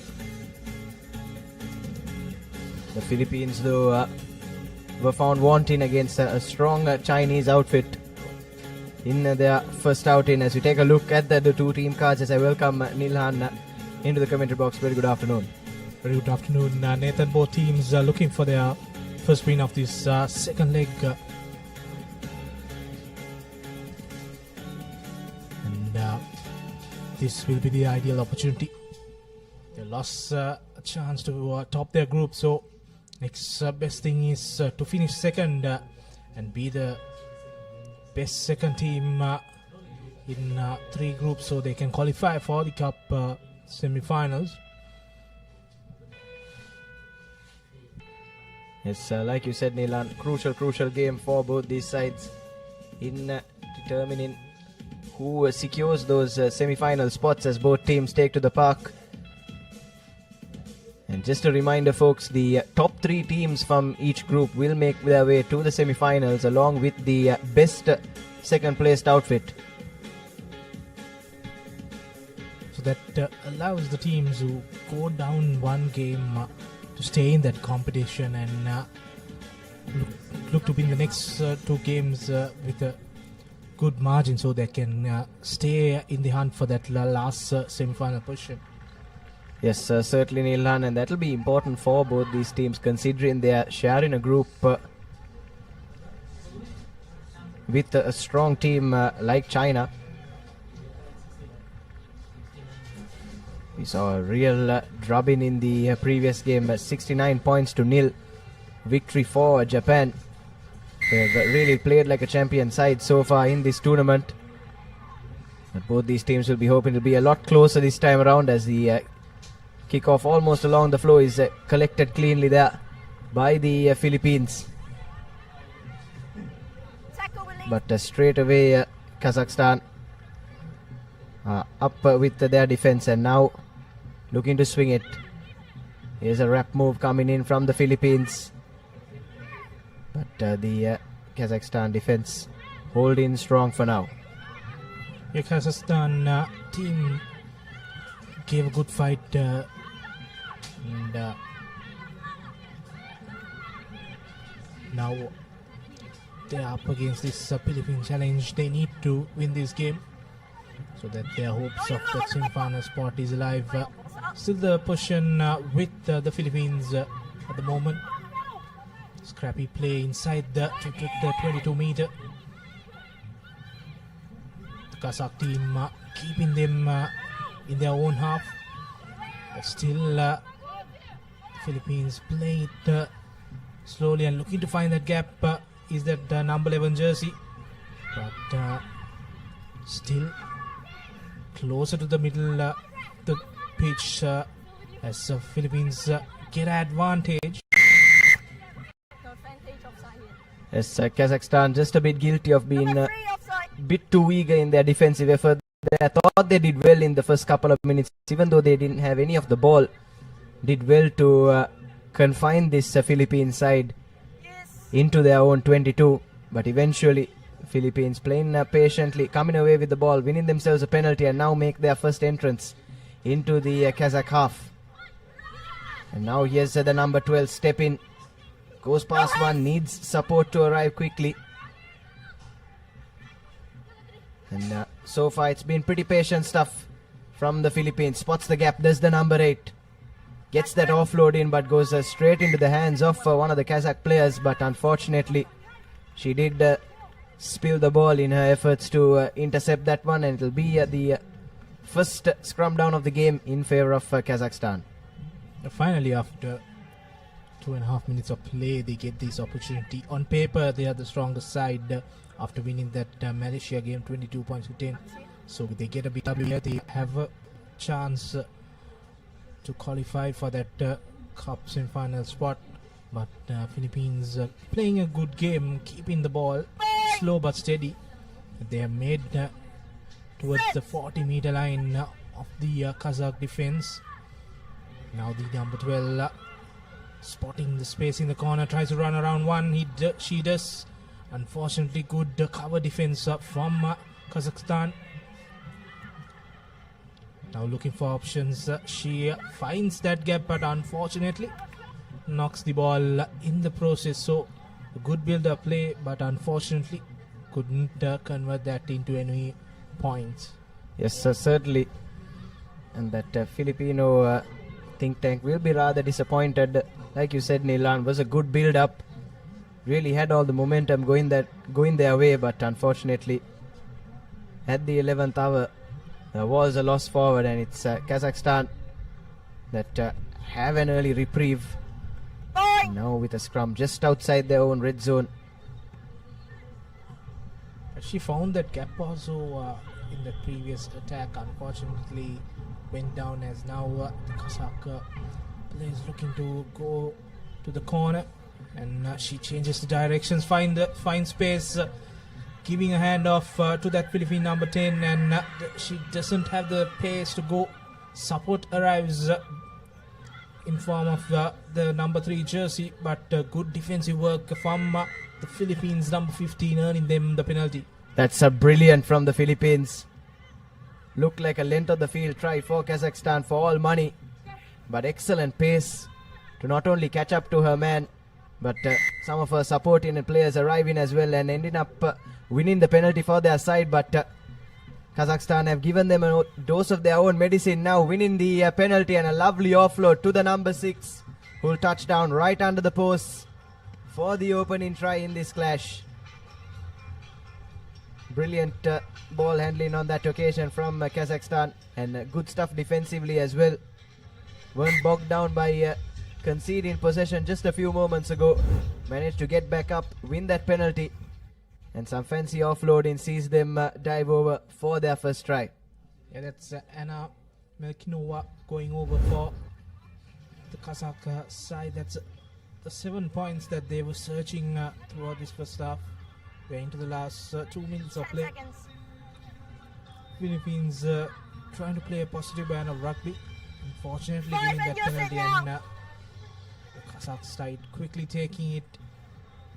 Now the restart goes straight into her boot, but collection done by the Philippines number 7. Now find some space, still going.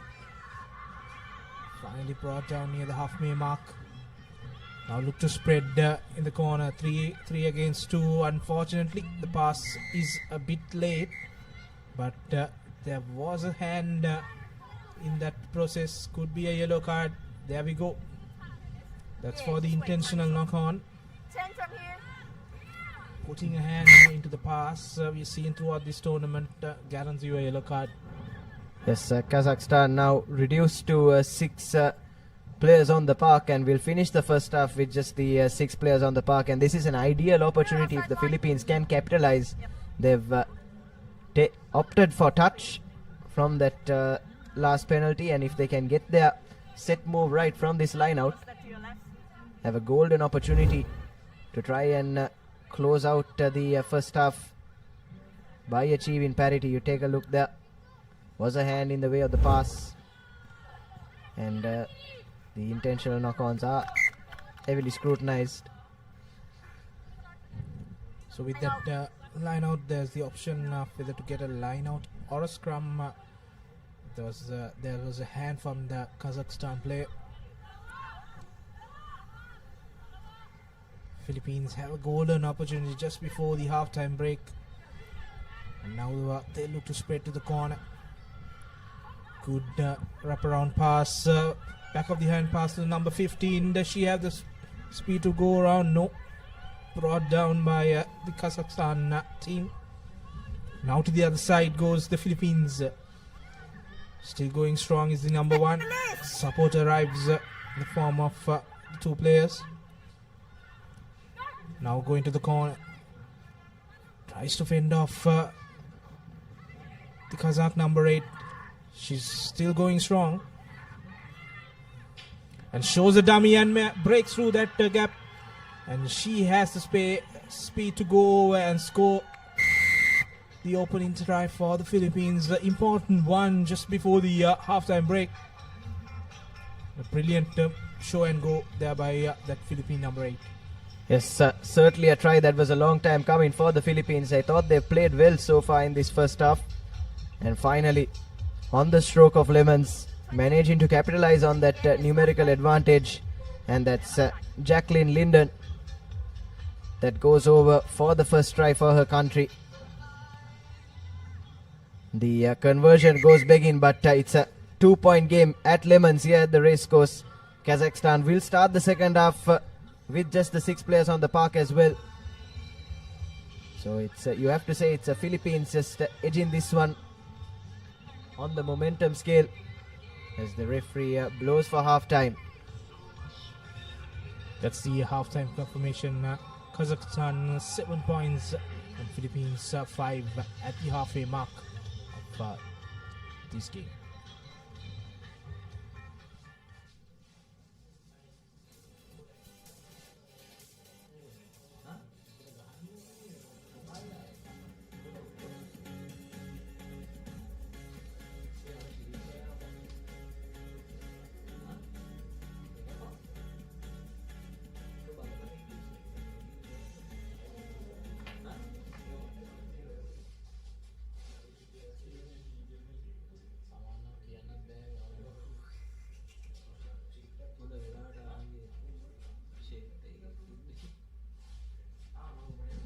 Welcome back to the Racecourse International Stadium. As we see the first half highlights. Opening try from Mena for Kazakhstan, scoring it just under the post, and then in the last move of the game, Philippines scoring that try. Unfortunately, they couldn't add the extra, so that the score will stand at 7 points to 5. Coming up next, Pool E fixture, China taking on Malaysia. It's another important game in this women's segment of the Asia Rugby Sevens. Yes, especially for China, isn't it? Neelan were the runners-up in the women's segment last time out on their home turf. And they'll certainly be hoping they can go one better this time around here in Colombo. As we're all set to resume now for the second half action. It's D coming in from Philippines. Collected by Kazakhstan. Step back.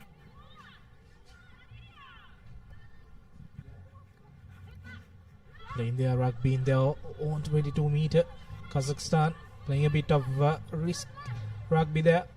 Philippines putting on a good defensive effort to keep them in the red zone, and that effort is paid off with a kick, but good chase from the Kazakhstan team. And number 2 collecting it and providing the ball to the number 15. Slow ball out of the ruck. And now Philippines finding a space, has support, but she tries to go on her own and brought down just outside the 22-meter mark. But a high tackle there by the Kazakh player, giving away a penalty and another opportunity. Yes, I thought that Filipino runner had that option on the inside, like you said, Neelan, but just didn't spot her. But now spots the gap, does the number 11. Trying to wriggle through, but unfortunately, ball has been lost forward again. And this is certainly a mistake that keeps coming back to haunt this Filipino outfit. And it's possibly a mistake that could cost them, that has cost them a couple of tries so far in this game. And if they aren't careful, might cost them the game as well. Every time they go into the contact, they look for the supporting player. On the first phase and the second phase, they get that player, but unfortunately, when you go to the third, fourth, the support play does not arrive. Then the knock forwards occur for the Filipino team. Now Kazakh knows that they struggled here on in the second half, and now another knock forward in the process, playing the rugby in their own 22-meter. They have to spread it wide and get their faster runners the ball, but unfortunately stagnant play in the 22-meter have cost them once. Now another opportunity for Philippines. They have been the side surprise package in this game, been dominating this territorial and position wise in this 7 minutes and the 3 minutes we have seen in this half as they go to another set move. No hands. So trying to overload the blind side on that occasion, the Philippines, but Kazakhstan did well to read that. And now they'll have to go through the hands once again. That lady on the left was in acres of space, but unfortunately pass didn't go to hand, and that's picked up on by the Kazakh chaser. And now Kazakhstan trying to run it out of their own 22, finds the extra man on the left, but unfortunately, as has been the theme in this game so far, Nilhan, that's yet another spill from one of these sides. Yeah, that could have been another try in the offering for the Kazakhstan team. Time off. It will be a She scrum gave here. that last defender Time is off. and passed that ball. Unfortunately, couldn't collect that ball in the process. And she did all the hard work, and she felt tackled also when she made that offload. As the Philippine player was committed into that tackle.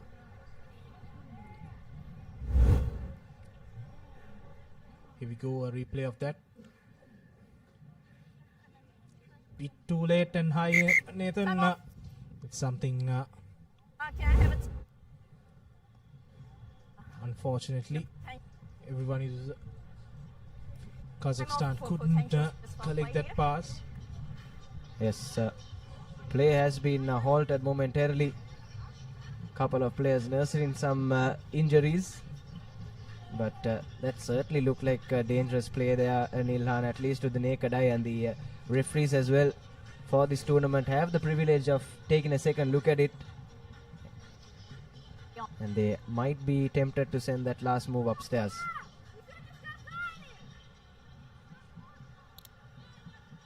Can you repeat? I can't hear.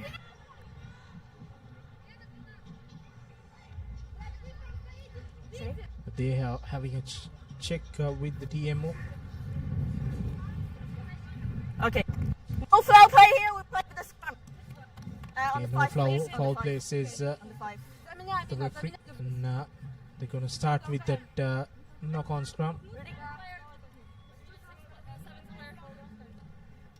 It's an ideal opportunity for the Philippines Is there any subs from to Philippines? try and take the lead for the first time in this game. Yeah. Time is still off. We haven't seen many games go down to the wire today, Nilhan, but certainly this one looks like it will, as the Philippines now look into their bench for options. Yeah, they're chasing the game. They need to bring that fresh legs on.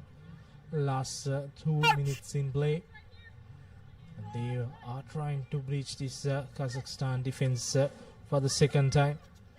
It's all to play for, but good defensive work by Kazakh player. Unfortunately, she played the ball in the ground, so advantage in favor of Philippines as they didn't make any progress from that penalty position. Referee comes back to that hands in the ruck infringement. Yes, you can't fault the intent there from Kazakhstan. Had rights to the ball, unfortunately had her foot on her hand on the ground though. And the Philippines, as they have done with a few of their penalties so far, opt for the touch finder. And it looks like they do have a few well drilled set moves up their sleeve. Do the Philippines. This time work at the line out is clean. And now a resort to their line. Needed to get that pass out though. Support arriving quickly. Scanning their options now are the Philippines, trying to step through. But only managing a half break so far. This is good rush defense from Kazakhstan. Pinning back the Philippines, but spots the gap. Does the number 7, gets that offload in. And again, stringing a few good offloads together at the moment are the Philippines, but it's Kazakhstan that come away with the ball. Excellent work at the breakdown there to win the loose ball situation. And now it's game management that'll be important for Kazakhstan. Just a few seconds left on the clock. Tries to step through, does the number 2. And the ball just rolls out of touch.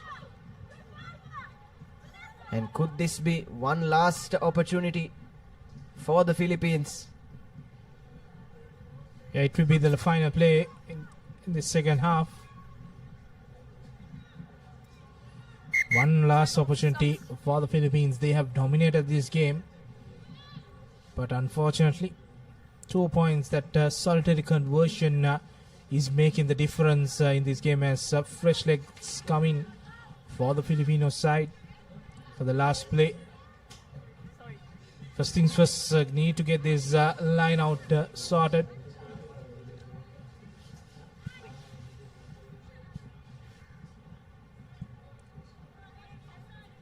Kazakh team also making a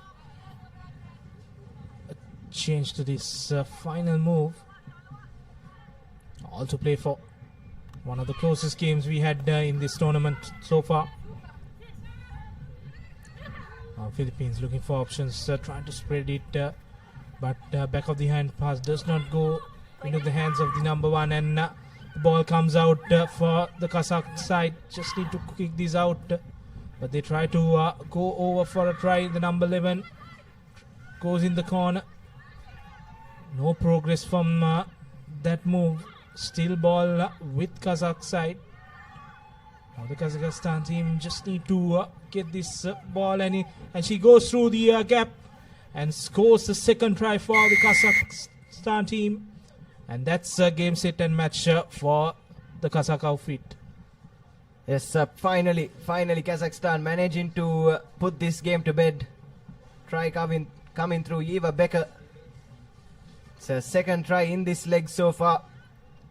And you have to say that was some lovely offloading from Kazakhstan, as the referee blows for full time in what has been one of the closer games we've seen so far today. It's Kazakhstan that managed to walk through as 14 points to 5 victors.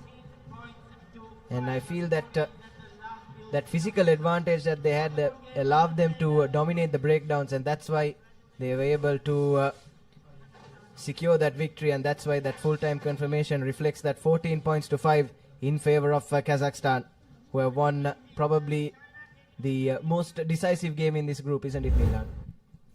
Yeah, so the Kazakh outfit has 2 wins now, and the Filipinos lose in the second game. That's the final move try. The game was in the balance until the last move. Key stats 14 to 5, 2 tries, 2 conversions, and 1 solitary try for the Philippines.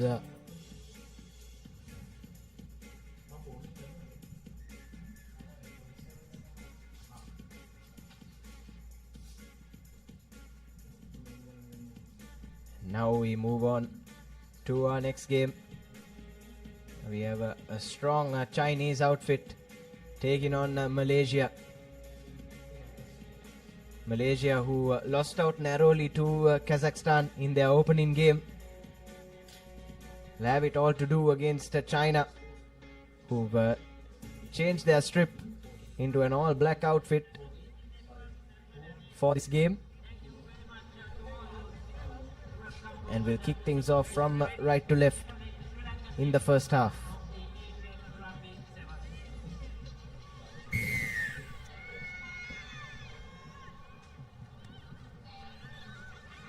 High hanging kick, just going the 10 meters and winning the ball back for China.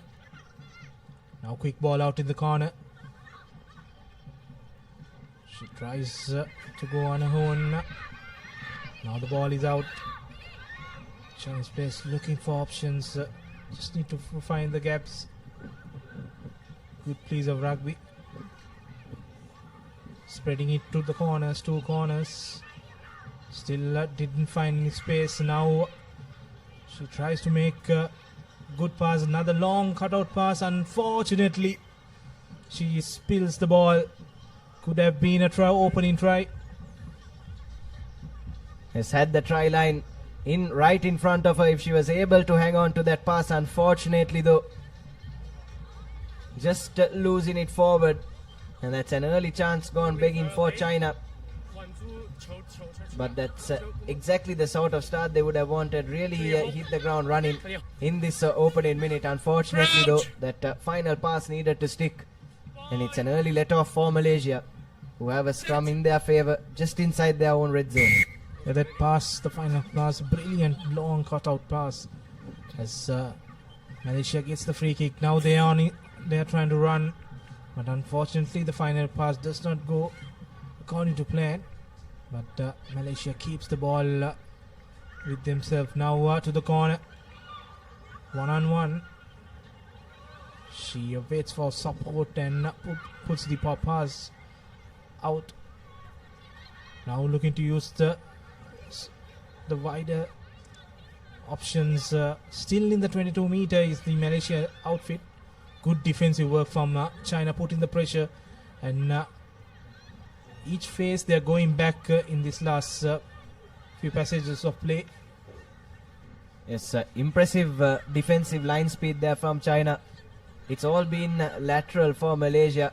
Like we were saying, no real progression from them, and forced to put the ball to boot, and that's gone straight into the hands of that Chinese player, who will go down untouched for the first try in this game.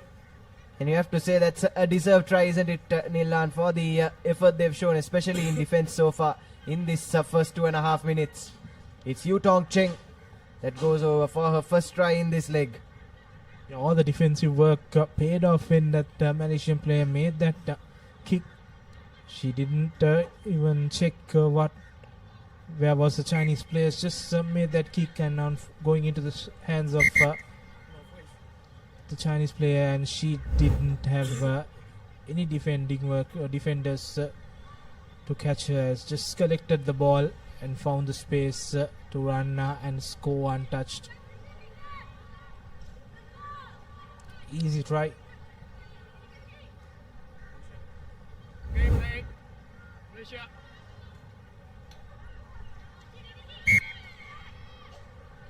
Now the restart, the crucial ones. This time another high hanging kick. Good collection this time from the Malaysian outfit. Still going backwards is the attack, and they spill the ball in the process, but that goes back, says the referee. Some good creative work, but still no space in the Chinese defense, and getting that penalty.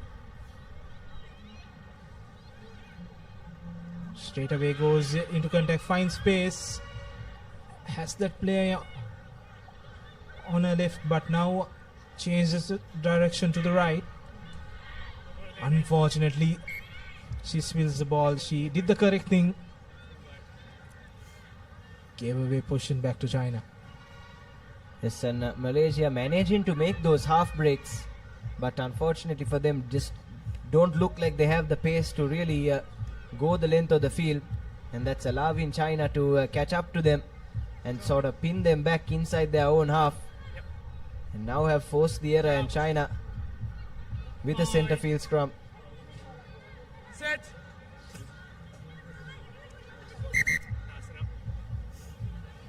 Hit and hold. Stop there. Take the hit. Okay, let's go.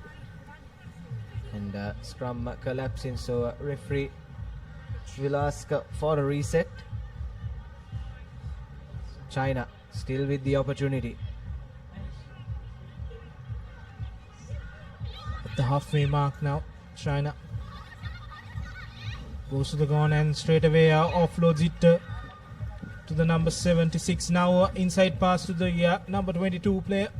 Ball's out, play on. Ball is ball's out. Malaysia can play the ball. And a good offload to that number 65. Very interesting numbers for the Chinese outfit. Yes, all too easy for China at the moment. You have to say though, that last try was a major defensive lap from Malaysia. Julia Wang though, the benefactor, who goes over for China's second. But off that last broken play, Nilan, ball was available at the back of that ruck for at least 3 to 4 seconds.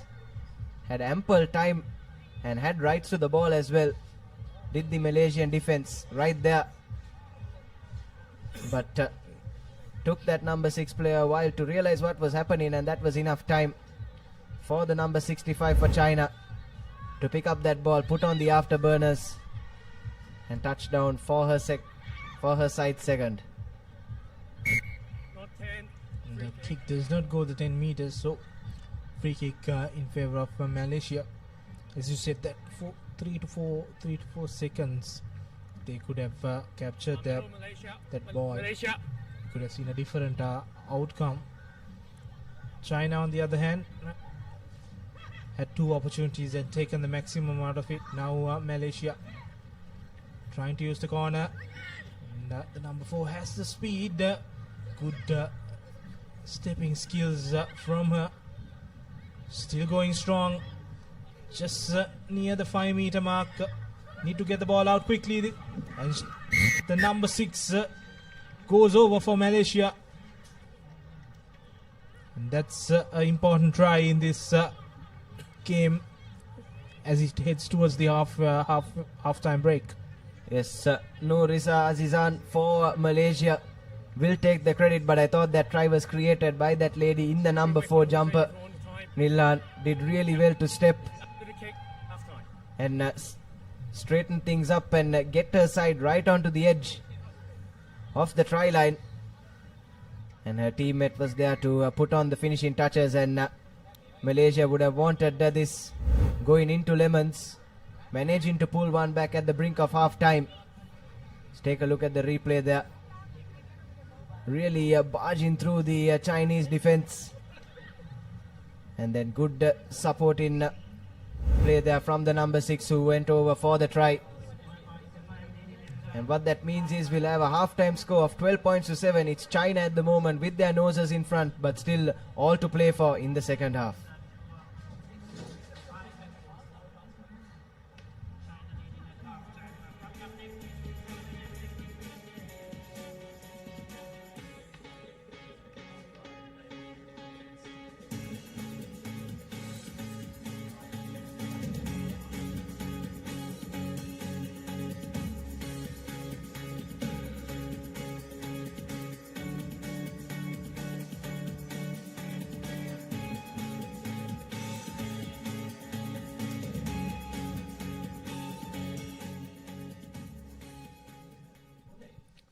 So welcome back, folks.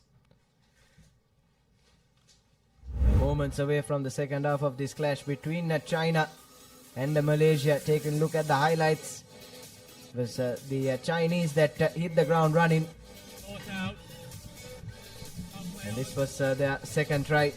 And you have to say both tries coming through some defensive lapses on the part of Malaysia, and it's right on the brink of lemons. It was Malaysia that managed to pull one back and convert it to make it a 5-point game here at the race course. Yeah, coming up next, Thailand taking on Singapore. The Thai side ranked 4th in this tournament. look to continue that winning momentum. And they hammered the host earlier on. Now Malaysia restarting things in the second half. Just 5 points the difference between these two teams. And the Chinese player finds that gap, another fend off. But the number 8 not giving up and getting the tackle. Giving away that penalty. Quick tap taken. Now quick hands to the corner. Has an extra number. And easy goes the number 76 for China to open the score in the second half. Yes, try coming within 30 seconds of the resumption, and that's exactly the start that China would have wanted, especially after Malaysia managed to pull one back right at the end of that first half. It's Zihan Liu that goes over for her second try today, and it's 17 points to 7 now in favor of the Chinese. Conversion is unsuccessful, but it's still a 2-score cushion for China. You take a look at the replay there. Textbook rugby from China. Drawing and passing, and eventually finding that extra player out wide on the left. All she had to do was dot that one down, and she did exactly that. And it's China now with a 10-point lead. The restarts have not gone according to plan for China. This is the second time that they're giving the ball away for Malaysia. That's somewhere that they will look to improve going deep into this tournament. This is Malaysian number 864. These three players have been the ones to watch out as we just say the number 8 collects that ball and scores the second try. So China scores, Malaysia returns the favor back, and still the game is a 5-pointer with a conversion to come. Yes, Noor Azhar they are going over for the try, and this is a lot better for Malaysia, isn't it, Neelan? Aware to the loose ball situations, managing to win one of those loose balls and go over for the try did Noor. And this conversion will be an important one, and it goes through. So 17 points to 14, and it's a 3-point game here with just 4 minutes left on the clock, and we are set for another entertaining finish here at the race course. Yeah, they put the Chinese players under pressure with that kick, and the try scorer for China couldn't collect that kick, and she was there to collect for Malaysia and went over. Another high hanging kick, good tackle by Malaysia. Next score is the crucial one. If China can go through, then Malaysia will be under the pump. All to play for in this last 3.5 minutes remaining as China fumbles the ball. And a golden opportunity beckons up for Malaysia. Yes, Malaysia with a scrum right on the edge of the 22-meter for China. And like you said, Nilan, golden opportunity for them. What they do with this set piece will be crucial in determining which way this game goes. In hole. Out.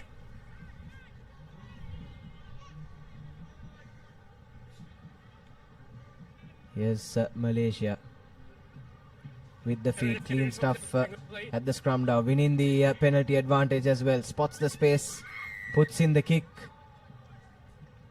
Unfortunately, it was a bit too heavy, but they were playing under an advantage. So we'll come back for that penalty for Malaysia. A good thinking from Malaysia, knowing that with the advantage, they put the kick in the previous try, and China did not like that option and trying to milk another try there. Unfortunately, this time the plan does not go as they expected, but still they have that fallback plan of the penalty that they had with themselves. So all to play for, just 2 minutes or so to go.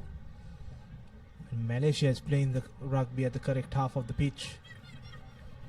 Now, to spread into unfortunately gone. tries to First spread one. the ball, Second one. but Back.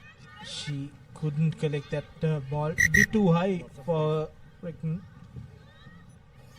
Yes, not the best of passes coming into that number 4. Nothing much she could have done with that. And Malaysia have let that opportunity go begging. And how costly could that be? The next 1.5 minutes or so will tell us. But it's China now with a scrum. And be looking for a good exit from this one. Hold. It's important that they get out of their half. Now looking to use a shorter side, but Malaysian defense on point. Not committing a lot of defenders, but this time the Chinese player finds a gap and she puts on the afterburners. Despite the challenge from the number 9 of Malaysia, China scores their 4th try, and that could be the game for China. Yes, looks like the game has been put to bed now by the Chinese. A length of the field try coming in. And excellent stuff from Lee Chen. Her 2nd try of the day as well. And looks like will be the game winning try for her side. As the conversion is through, it's 24 points to 14 with just 30 seconds left to play. But Malaysia, on the other hand, will be really disappointed, won't they, Nilan? Had a couple of golden opportunities inside the Chinese red zone to perhaps try and edge this one. But it was China that did well in defense. And when the opportunity came, Lee Chen was there to pounce, ran the length of the field, and has dotted down for potentially the match winner. They were in the game until the last minute. So some improvement from that Kazakhstan game for Malaysia. It looks like Kazakhstan and China will play for the top spot in this group. Malaysia will have to settle in that 3rd place in the group. Now another penalty, knowing the time is up. China goes and opts for a scrum. Yes, Malaysia as well, Nilhan, will feel really hard done by 2 narrow defeats in both their games. Going down by a small margin to Kazakhstan as well earlier today. And even in this game against a much stronger Chinese outfit, they were in the game for most of the 14 minutes, right up until that last try.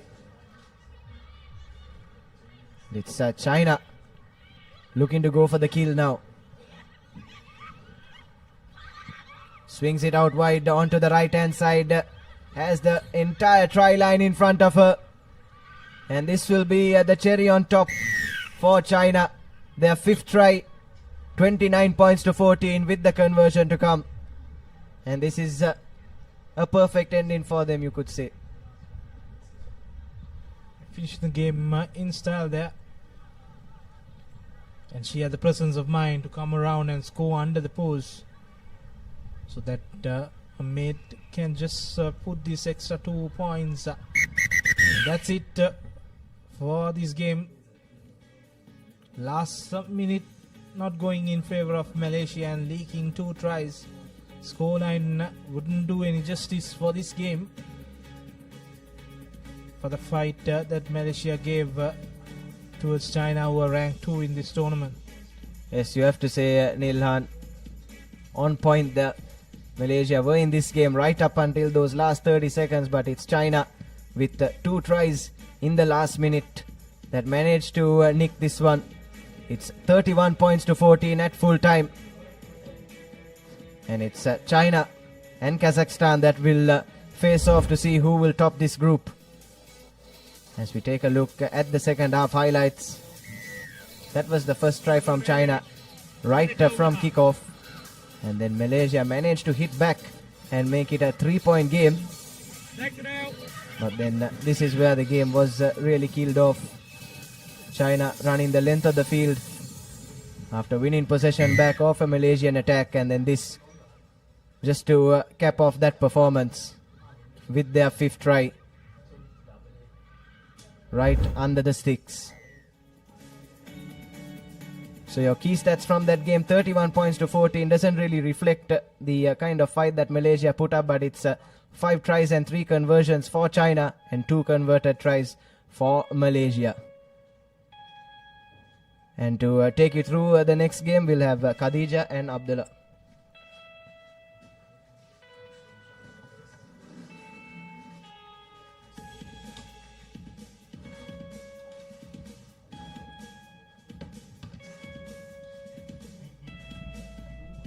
So this is the next game that's coming up.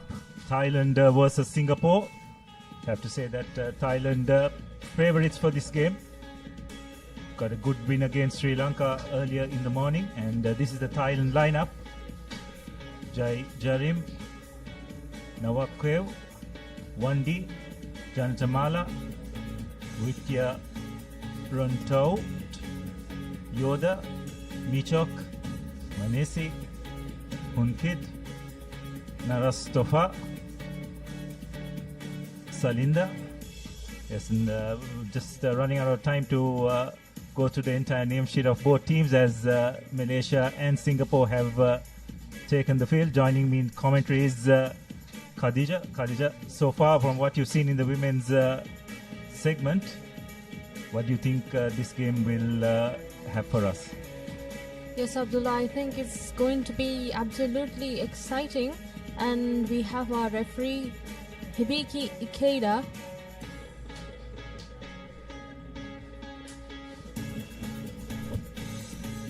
So it'll be Thai girls to kick off. Very impressive in that first leg in China, as well as their first game against today, a comprehensive victory.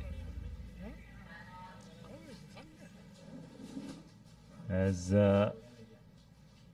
it's a long-ranging kick, not collected cleanly by Singapore. Nonetheless, they managed to get position, and they've dropped the ball, and Thailand have pounced on it to get the first score of the game right under the post. Poor collection. Not even seconds after the kickoff. One small mistake from Singapore, and Thailand manages to pounce on it and make score. And there goes the conversion. It's successful. I'm sorry, it's unsuccessful. Yeah, that's right, Khadija. The kickoff in sevens rugby plays a big role. That from that point of view, Singapore just not being able to execute the collection of the kickoff, although they have done it well this time. But again, a pretty loose pass, putting them under a lot of pressure. And there has been a knock-on in the process. So it will be a scrum in favor of the Thai girls. See Thai reserves just checking their boots. Some good dry conditions here in Colombo. Weather gods have been kind to us thus far. Let's hope that it remains so. So it will be a feed in for Thailand. Good clean scrum. Lovely wraparound move. Really good hands by Thailand. It's their number 1 wing 3/4 going over after a lovely wraparound move. And therefore they extended their lead to 12 points.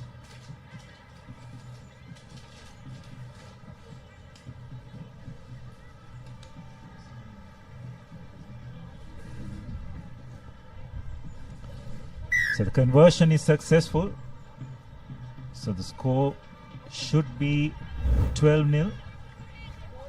First conversion, I believe, was missed. As we have a look at that try once again. That's a lovely move, wasn't it, Khadija? Wonderful straight running lines, creating the overlap and a bit of space for the wing 3/4. Yes, Abdullah, that was an amazing wraparound pass, creating a loop around the corner. This time, well received by Singapore. Yes, Singapore done well. Now they retrieve position, but they're just in their 25. Don't want to spend too much time here. They've done so far in terms of retaining position, but yet are under a bit of pressure, and eventually deciding to kick ahead. Cannot fault the idea, but you have to question. I don't think the chase was as good, so it's an opportunity for Thailand to regroup, and which they have done. A lovely show and go, some good desperate defense,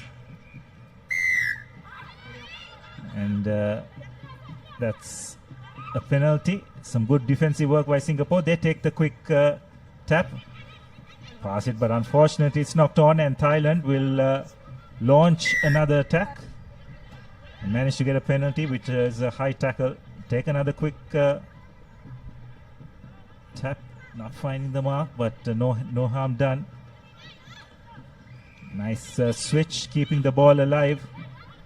One thing, most of these Thai girls are very good athletes. You can see the way they are moving the ball and the way they move themselves. Lovely ward off, a missed tackle, and that will be the third try for the Thai girls. That was some amazing technique, Abdullah, I would say. Great momentum of the game. They really manages to keep composure and just keep playing by moving the ball without no issue at all, even with the defense from Singapore. Singapore really needs to work in getting out of their jail, working well with the Thailand girls. Yes, so the conversion is successful, was it? Yes, indeed. The conversion is successful, and there we see the replay. That is an amazing handoff given right into the face of the Singapore player and right under the post. Yes, you can definitely see that this Thai team is much more accomplished. They seem to have played together, have a great understanding of each other. Singapore still very much finding their feet. They managed to retain position. Again, a little bit of indecision. Taking it into contact. Done well to retain the ball. Show and go, but once again the Thai defense extremely strong. And they're right over that ruck, and they managed to win the penalty. They take the quick tap. Fortunately, pass not finding its mark, so the ball will go into touch. Behind the mark. No, you can. I believe that's the Thai coach, Lotte Raikobula, former New Zealand Sevens exponent. He's really done a great job with this women's team of Thailand. They've really made strides amongst the top 4 in Asian rugby currently.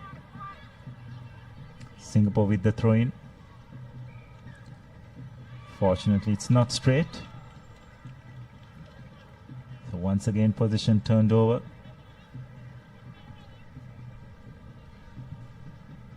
So that's him. He's had a bit of connections with Sri Lankan rugby as well over the years. Used to play in the Sri Lankan international sevens as well. Has had a few coaching stints here as well. Yes, Abdullah, and we can see now it's the scrum in favor of Thailand with the feed in. That's a successful scrum. Easy wrap around. Draw and pass, I would say.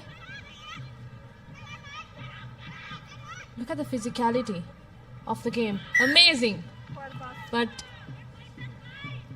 referee calls in for an infringement. Let's see what it is.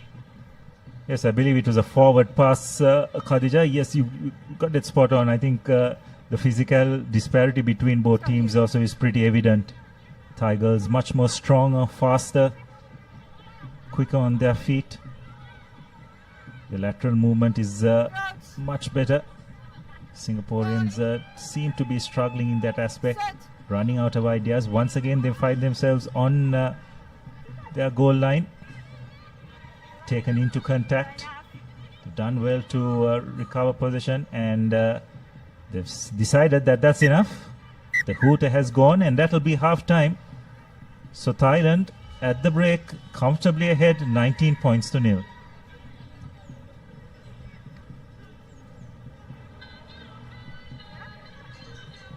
So what do you make of that first half, Khadija? Is Thailand just a halftime confirmation, 19 points to 0 in favor of Singapore. Okay, we'll go in for a quick commercial break, and we'll see you on the other side.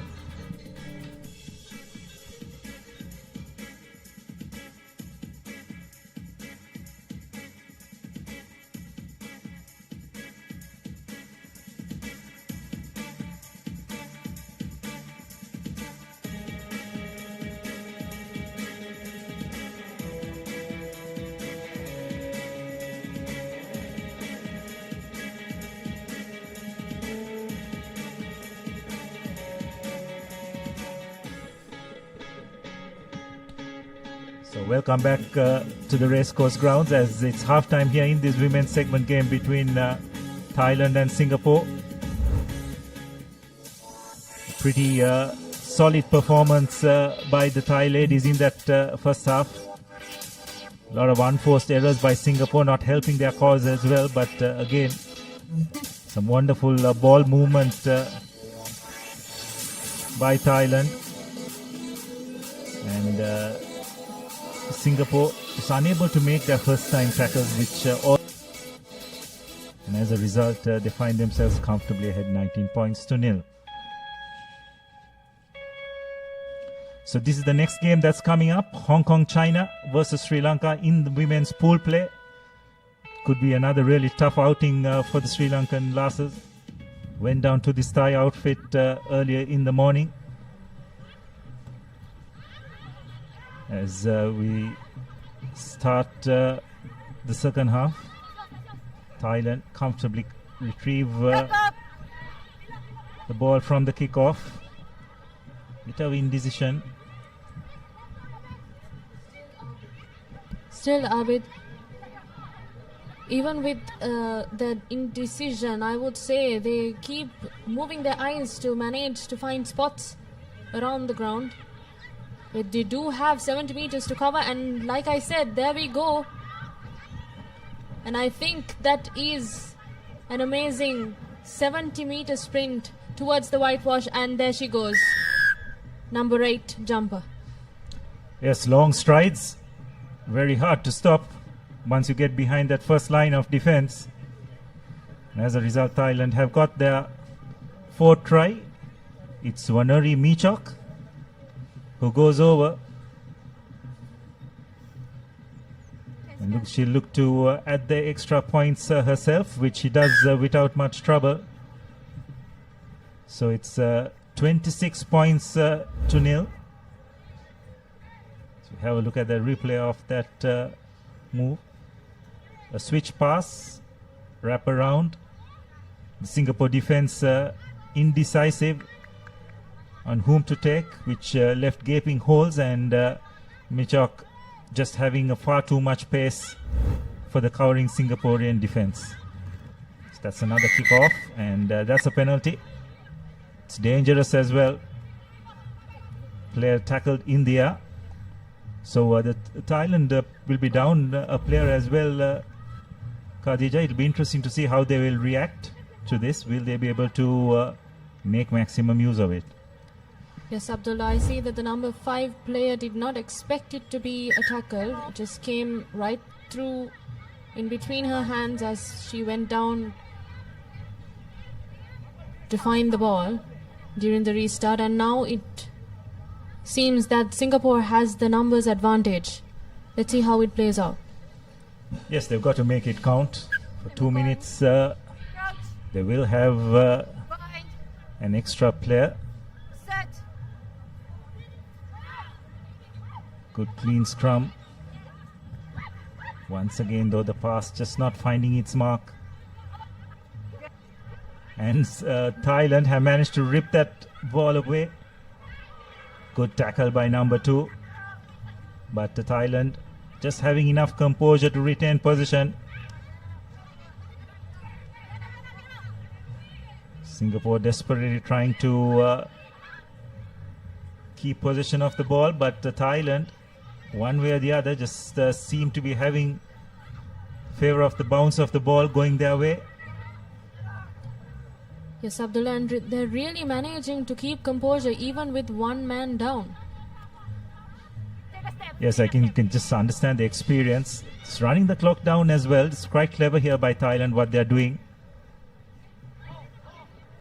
Just going into breakdowns, slowing the pace, running the clock down. Thailand seems to be swinging Singapore's defense left and right, moving the ball corner to corner. Yeah, that's right, and that's a clever way of doing it. Most importantly, they're retaining possession.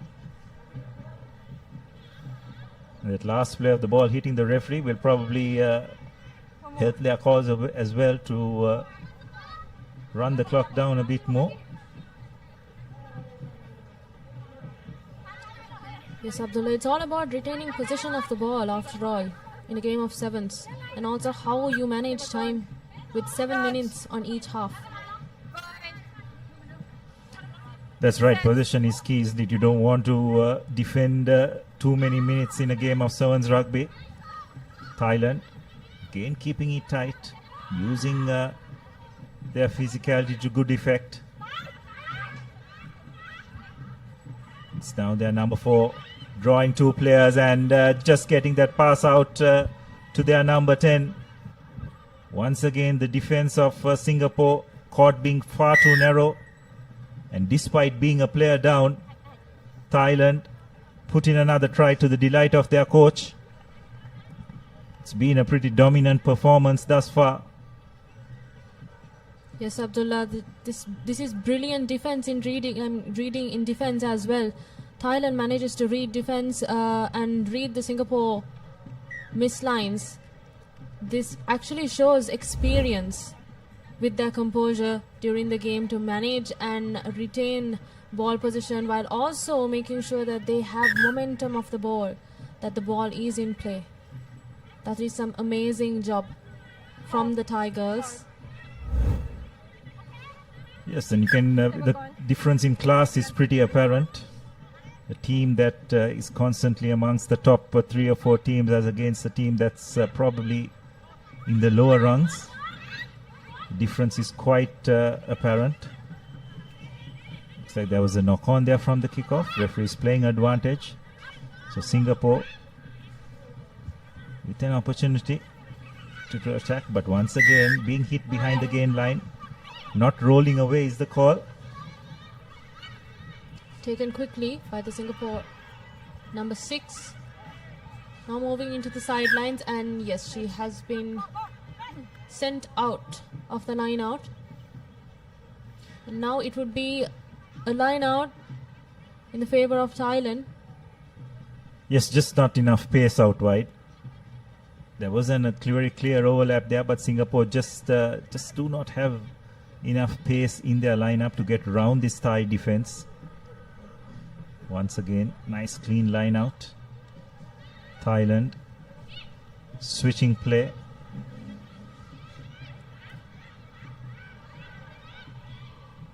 Also, Abdullah, that support play is commendable from Thailand. Yes, they're getting the number of players they need to at the breakdown at the correct time. Recycle of position is really good. Once again, just holding the players at bay. You can see 3 players committed to that 1 player in defense. Yes, Abdullah, that really shows the absolute physicality of the Thailand girls, unmatched actually with the Singapore. Yes, once again Singapore just taking it into contact, just into the final few minutes of this game. A dummy switch, spreading it out wide, and once again number 8 showing a clean pair of, or rather number 6 showing a clean pair of heels to opposite number to go under the post for another try. It's been a dominant performance by Thailand. 38 points to 0. No doubt will definitely be one of the contenders as Yodhya, the try scorer. No mistake with the conversion, so that will be the final play of this game. Thailand winning comfortably, 40 points to 0 over Singapore. And another convincing win for the Thai girls. It's 2 from 2 as far as they're concerned, and look like favorites to make it to that semi-final. But they'll have a key encounter against Hong Kong later on in the day. And that's the confirmation. 40 points to 0 for Thailand against Singapore. And these are the highlights of this second half. Far too much pace and guile from this Thai team. Singapore tried as hard as they did, just did not have the pace all the strength to match up to this strong Thai outfit. Once again, spreading the ball out wide. Just missing those one-on-one tackles. It's Thailand all the way.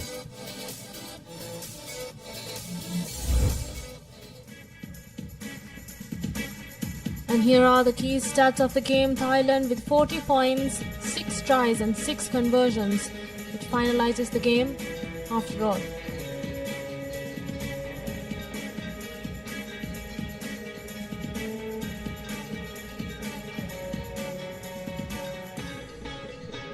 So this is the next game that's coming up.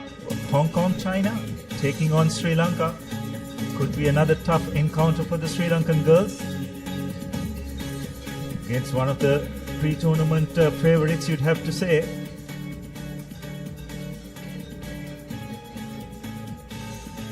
Just awaiting the arrival of both teams onto the field. And this is the lineup. Rivers, Chen, Yeng, Oyanya, Nam, Olsen, Thorn, Lee, Eden, Ho, Chen, Chong, Leenam and Forrest. For Sri Lanka, Kumudumali, Vijay Tilaka, Dilrukshi, Madhumali, Mahendran, Satsarni, Lianage, Dilini, Krishna Kumari, Nayantra, Jayasingha, Hema Kumari and Jayasingha. So Khadija, you would have played a bit against a few of these players in the domestic scene. Yes, absolutely, Abdullah, and I could say that there are quite commendable players. Really talented. Yes, what they need is probably a bit more exposure, probably continuous training, because the standard of women's sevens rugby in this Asian circuit has definitely grown leaps and bounds, isn't it? We've seen how much India has improved over the years. Very strong outfit now. So Sri Lanka with a bit of catching up to do. But I'm sure that within the next few years we'll see a bit of development in that aspect. Yes, Abdullah, I would say that all this comes from experience as well. So I think Sri Lanka needs to be more exposed into games, even especially in the women's division. Because I know that they can do their very best, because we have some very talented legs over there. Yes, well, I wouldn't argue with you on that point, Khadija. Having played against most of these players. But as of now, it's going to be a really tough encounter for the Sri Lankan girls. Need to get in a good performance here. Pretty disappointed probably with their performance in that first match, as it's top Dechand Jetani who will take charge of this game.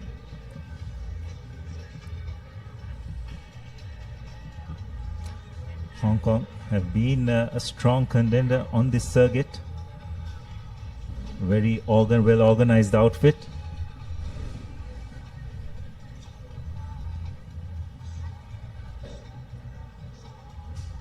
It will be Thailand to kick off. Pardon me, it's Hong Kong to kick off.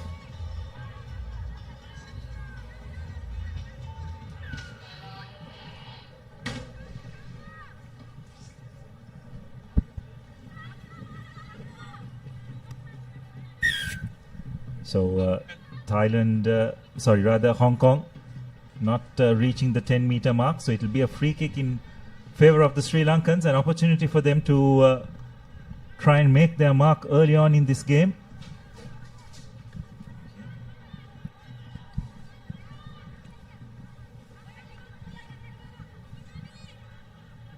Short tap taken. Sri Lanka switching play, trying a cutout move. Successful, but they managed to retain position. Once again though, poor pass, not finding its mark. Sri Lanka on the back foot again. Now trying to spread the ball, again a loose pass.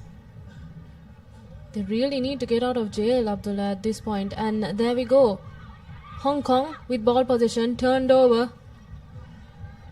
Numbers on the outside, spots that there's no man in the field, and there we go. the first try against Sri Lanka. Yes, a couple of loose passes not helping the cause.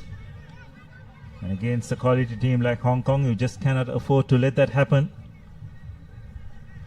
Conversion though, not successful, so it'll just be 5 points. But Sri Lanka had an opportunity to make their mark, but execution found wanting, and against the teams of this nature, you cannot afford to turn over position so easily. They'll make you pay. That's exactly what Hong Kong has done. There we go, that's the restart kick. Not the best of receiving from Sri Lanka. Quite scrappy, but they make it. Yes, they managed to turn position. Again, just the passes, far too much airtime on it, allowing Hong Kong to rush up.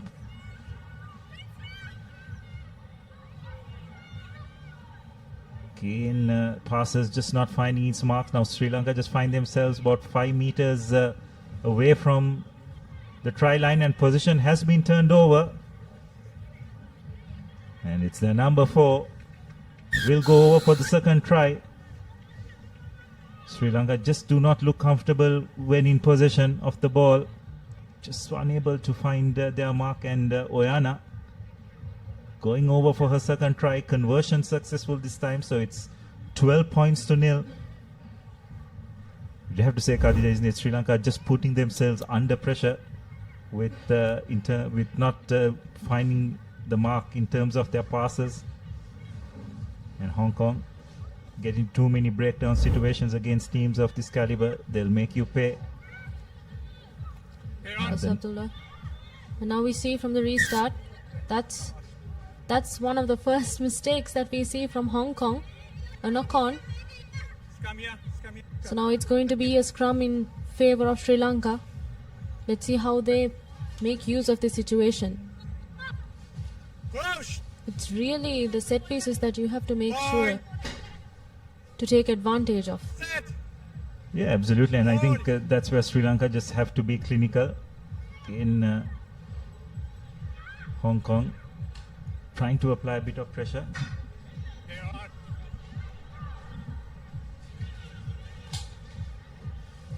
Position being turned, pressure being applied to Sri Lanka. They managed to hold on to possession. Just getting over that first line of defense, but the recycle ball a bit slow, enabling Hong Kong to realign in defense. Sri Lanka quite difficult in managing to move out of their 22 in their red zone still. Yes, and Sri Lanka penalized for not staying on their feet in the ruck, so another penalty for Hong Kong. They take the quick tap and they've spread it out wide. Sri Lanka just not being able to get the numbers across. It'll be their number 11 who goes over for their third try.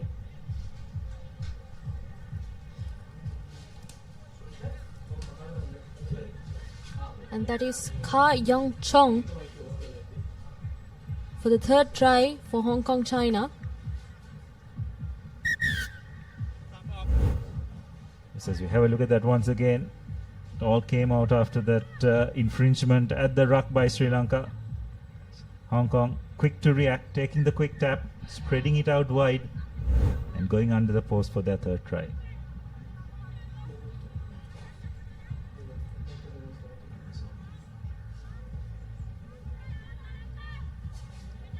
So it's Hong Kong. They'll restart proceedings again. Looks like they have overcooked it. Bundles into touch. Yes, it'll be a line-out for Sri Lanka, but you'd rather have corrected the line-out, isn't it, against a team like Hong Kong. It'll be interesting to see how Sri Lanka's line-out functions. I think, Abdullah, this is the first line-out of the match. Yes, Hong Kong has conceded. Yeah, conceded, but they managed to win it despite not managing to retrieve position from the kickoff. And Hong Kong have knocked the ball on, so it'll be another opportunity for Sri Lanka.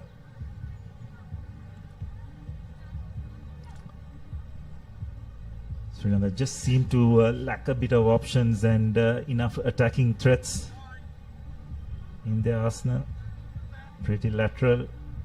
Don't get many opportunities when you play teams like this. Now it's a missed pass, but once again, just not being able to hold on to possession. And Hong Kong's number one just brushes away the Sri Lankan defense to go over for Hong Kong's fourth try. It's disappointing, isn't it, Khalida? Virtually all 4 tries have come as a result of turnover possession from Sri Lanka when they have had possession. So it's not that Sri Lanka haven't had opportunities, but they've just not been good enough to take it. And a wonderful conversion on the stroke of halftime sees Hong Kong leading 26 points to nil. And looks like we'll yet have time for a kickoff, because the try was scored before the hooter went. So we will have another restart. This time well collected by Sri Lanka, but Hong Kong looking to apply pressure at the breakdown. And Sri Lanka have had enough of that first half, and ball has just been hacked into touch. And at halftime, it's 26 points to nil in favor of Hong Kong.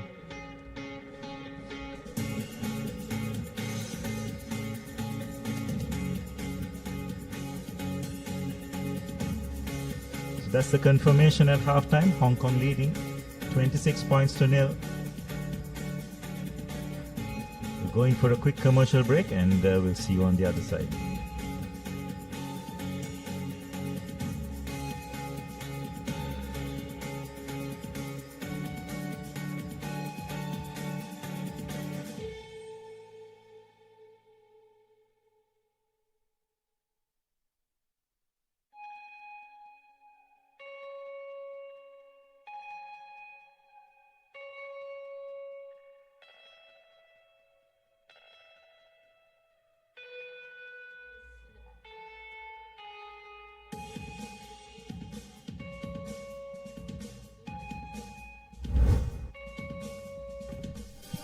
Welcome back to the racecourse as we have a look at the highlights of the first half. It was one-way traffic as far as Hong Kong is concerned, benefiting from some pretty poor passing by Sri Lanka. All 4 tries virtually coming off turnover position, giving Hong Kong to run against some unstructured defense. And they've been really good in terms of execution. Yes, Abdullah, and I think Sri Lanka should really, and that's coming up next, men's pool fixture, and that is Malaysia versus Philippines, that we're going to expect yet another exciting performance from the men's division. And there we go. That's the kickoff for the second half. Let's see how Sri Lanka manages to regain possession of the ball. Yes, they definitely need to come in with a better performance. Not the best of kickoffs, but that's really well judged by Sri Lanka. The Sri Lankan player just allowing the ball to trickle over the halfway mark. Now Hong Kong just on the back foot for a change. Sri Lanka with an opportunity, but they needed to straighten out. And they have lost possession, but penalized for not releasing the tackler. So Sri Lanka with an opportunity, 2-on-1, needed to get that pass out. And unfortunately, Sri Lanka just not good enough in terms of execution.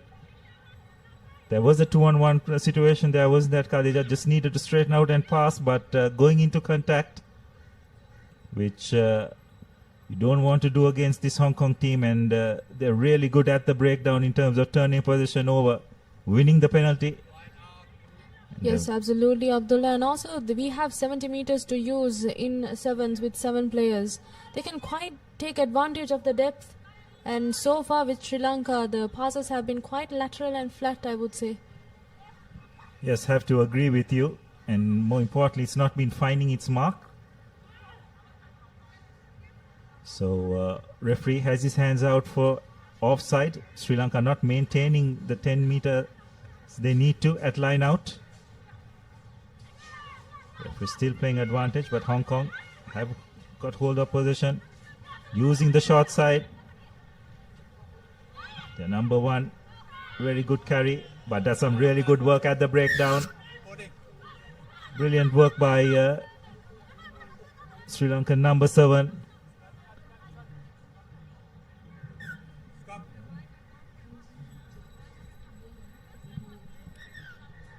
And that's Lianage who made that turnover. Quite clever to come and drag the ball out. We see some fresh legs coming in for Sri Lanka.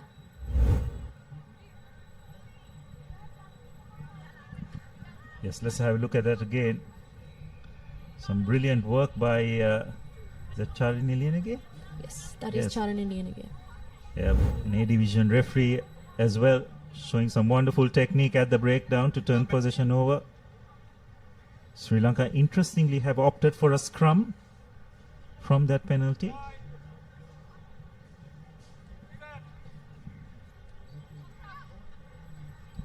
So Sri Lanka with an attacking opportunity, wrap-around move, 2-on-1 situation. Some good depth here. That's a great run from Nayanthara. Hemukumari.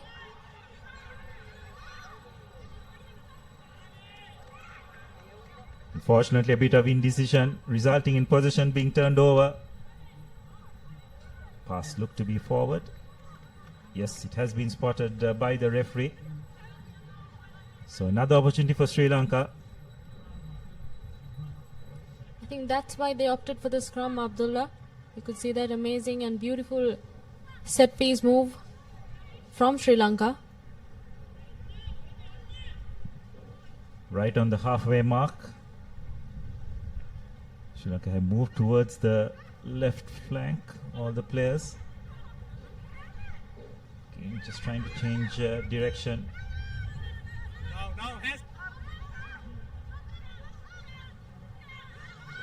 On your right, bro. Slow ball.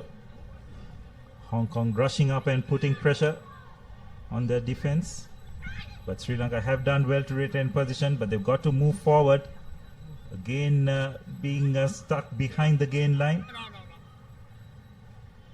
The ball was hit out of the Sri Lankan player's hand. That's why they was allowed to go on. But no harm done as Hong Kong have managed to win the penalty. Number 8 just looking to pass the ball back. Knock on is the call. So a bit fortunate for Sri Lanka. Also, Abdullah, in defense, Sri Lanka really needs to manage to maintain the composure and the defense line to be quite accurate to stop the Hong Kong girls. Yes, I think where they really struggled in this game is in terms of the accuracy of their passing. It has resulted in possession being turned over, which Hong Kong has been really good in terms of making maximum use. And interesting this time Sri Lanka deciding to go to the boot. Just a grub head, not much distance. But Hong Kong have managed to get position and win the penalty because Sri Lanka have not rolled away. Fortunately, a knock on for by Hong Kong. So just entering the final 2 minutes of this game.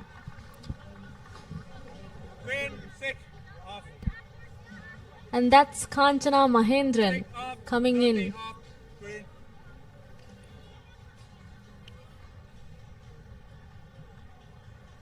So far, a scrum in favor of Sri Lanka, and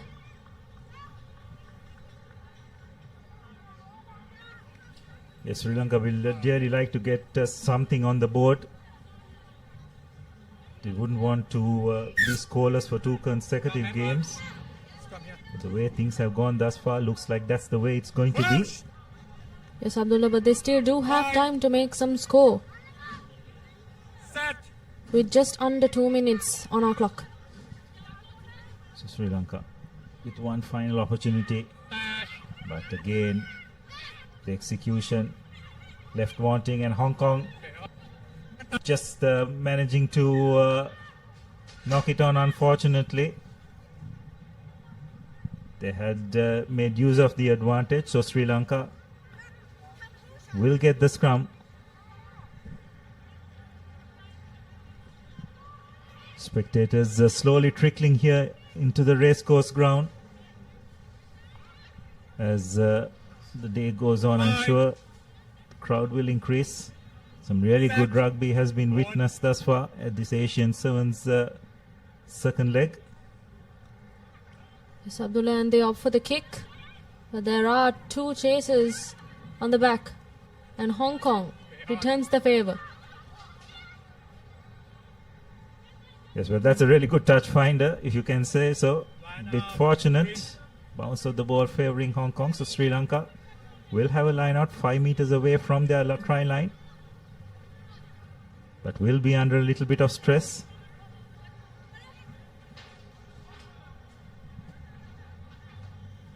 We approach the final 30 seconds of the game. Sri Lanka going to number 1. Behind the try line. That's not the best execution in terms of trying to clear their lines. Position has been turned over, and Hong Kong just executing brilliantly, going right through the hands, and another try for Hong Kong with the hooter just going off. And that glimpse was the teams of the women's section players from Sri Lanka. They have come to support their fellow teammates. So the conversion is not successful, and that's the end of the game. Comfortable victory for Hong Kong, pouncing and making maximum use of Sri Lanka's errors. It's a game where I'd have to say Sri Lanka probably just will have only themselves to blame in terms of their poor execution. And that is full-time confirmation score 31 points to 0. And Abdullah, it's really about the technique, isn't it? It's about managing possession and maintaining depth. Sri Lanka lacks depth in their attack, and that is why the defense of the Hong Kong players seems to be right in front of their faces. Yes, and I think it comes down to just having enough exposure at this international level, isn't it, Khadija? That's probably an area where Sri Lanka lack.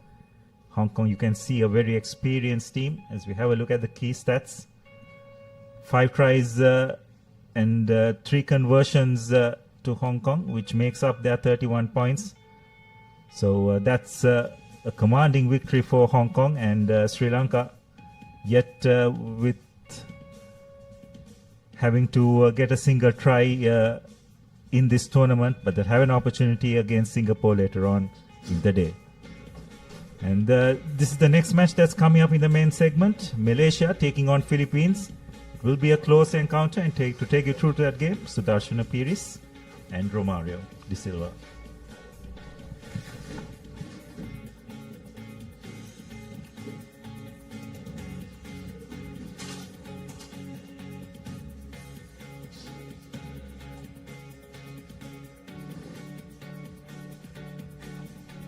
Malaysia set to take on the Philippines, and both teams, well, Malaysia, they had one win in their first game, while Philippines come in with a defeat against a hard-fought Hong Kong team.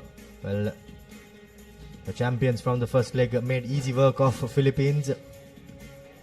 Malaysia, on the other hand, they did have a good outing against Korea, and will be looking to continue in that vein of form. I have Sudarshana with me in the comment box. Sudarshana, the Sevens action only keeps coming. Brilliant, isn't it, Romario, to have Asia Rugby Sevens coming back for the loved Colombo leg. as we see the crowds coming in as well. Malaysia taking on the Philippines here at the race course, coming to you live on the Papare, official broadcaster for Asia Rugby for this tournament. In fact, it's great to have the Colombo leg, as you said, Sudarshana, after a lapse of 8 years. Yeah, largely due to the fact that the pandemic wiped out all sporting action as well. It's why it has taken so long. And very thankful to Asia Rugby and all the Sri Lankan authorities who worked very tirelessly to put this together here. Very good conditions so far, Romario. Fingers crossed it'll hold on. So by the looks of it, it'll be the Philippines to kick things off. Through their number 11, puts it deep into the 22. And Malaysia will have to build from pretty much inside their own 5-meter line. But early on, pressure coming in by Philippines and a knock on. Kickoffs used as an attacking weapon. A lot of the good sevens teams, they try to do that, Romario, where they can find the opposition checking back to catch that ball. And if you get your choices in the correct areas, you can put them under pressure. Indeed. Philippines, they did that very well in their first game too. And now they continue to do so. Here they go to the line. Coming in short and goes straight through was number 11, Ryan Mitchell. He goes under the post for the opening points within the first minute of play. Brilliant work by the Philippines. Mitchell running in a brilliant line and making sure that they touch down first within the first minute of the game. Great start. They did in fact start against Hong Kong as well on the front foot in the first few minutes, but they unfortunately peter out as the game goes on. But I'm sure the coaching staff would have had a look at that, and there will be no doubt to be wanting to put that right.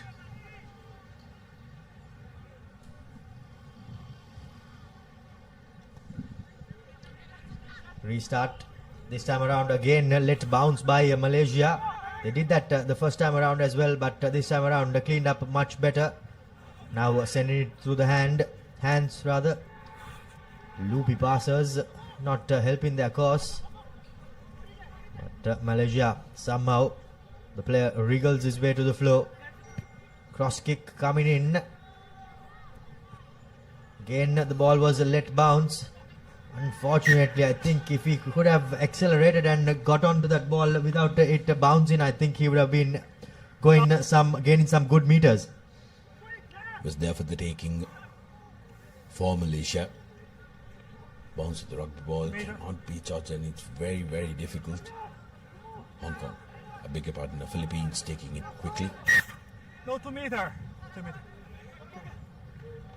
The referee awards a shot on penalty.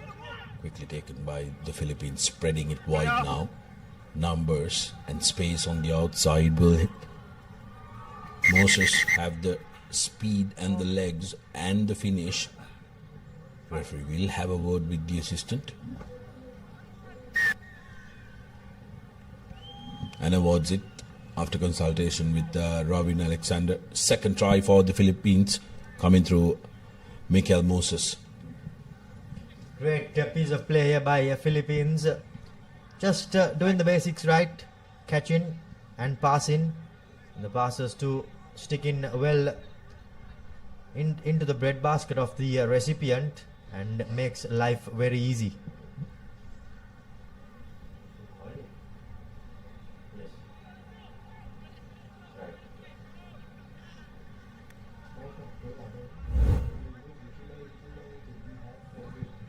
Here's another look that try different angle, no problem there. Touches down. Moses for the second for Philippines.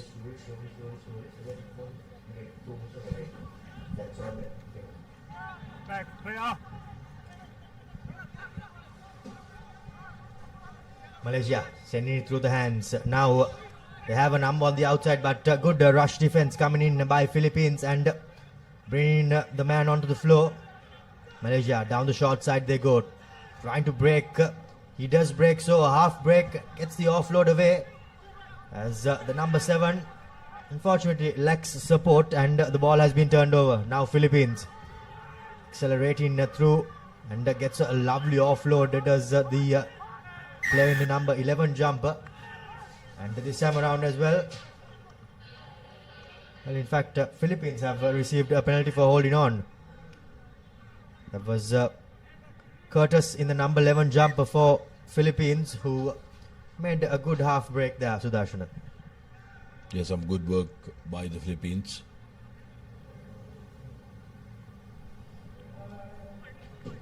They'll want to manage the pace of the game. They're 12 points up, 2 minutes to go in this first half. Despite being very gloomy, Romario, it's quite humid in the middle.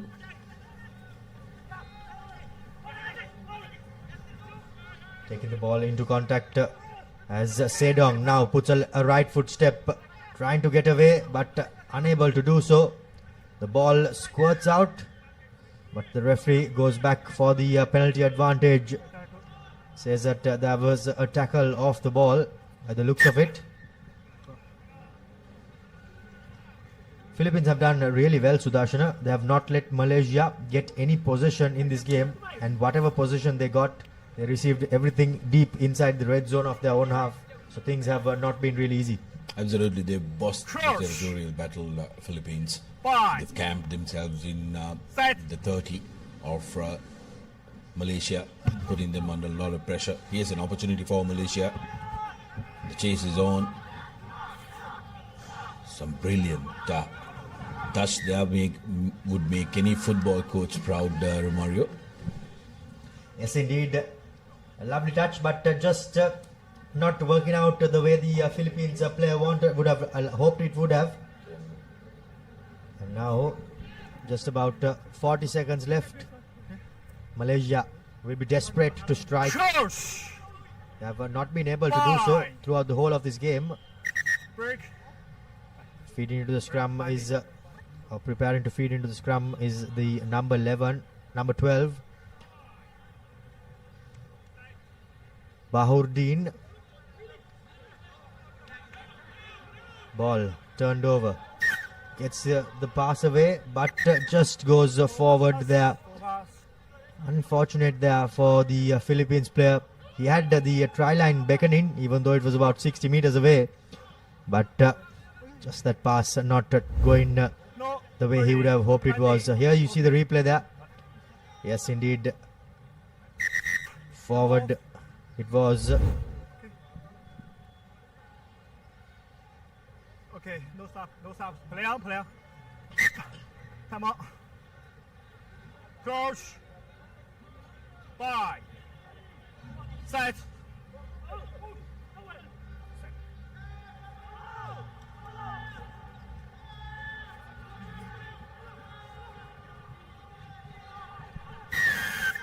Philippines trying really hard to disrupt, but a yellow card coming for a deliberate knock on there, Sudarshana.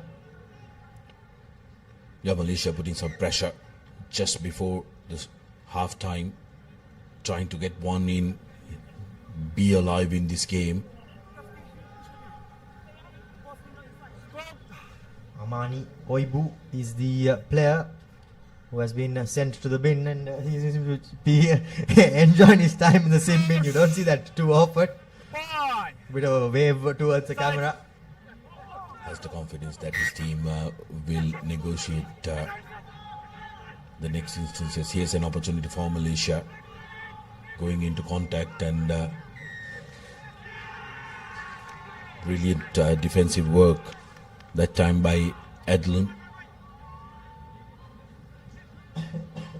for the Philippines.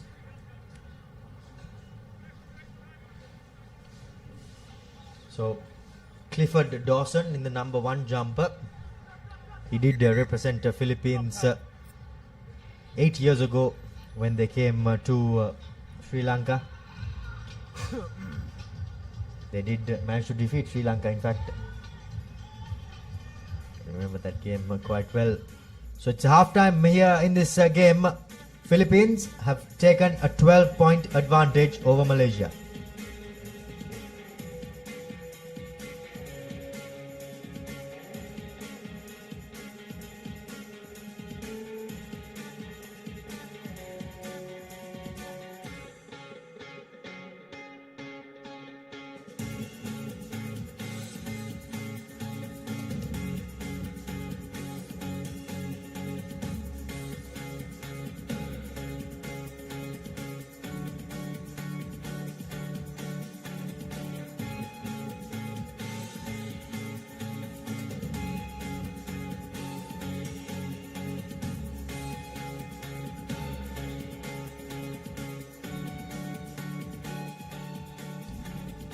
Welcome back to the live action from Racecourse Asia Rugby Emirates Sevens back in the island shores. This is what happened in the first half of this game. Philippines running in twice.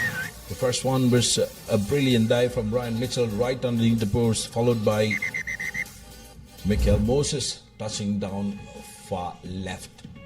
12 points to nil, and coming up we have a big one. Hong Kong taking on South Korea. That's going to be a big clash in men's pool A, and will most probably decide the top seed of that group. Indeed, I think South Korea did not perform well in their first game, but Hong Kong, they started a bit slowly. However, they managed to get into the game, and they ended with a thumping victory. They are preparing for the second half. Malaysia taking on Philippines.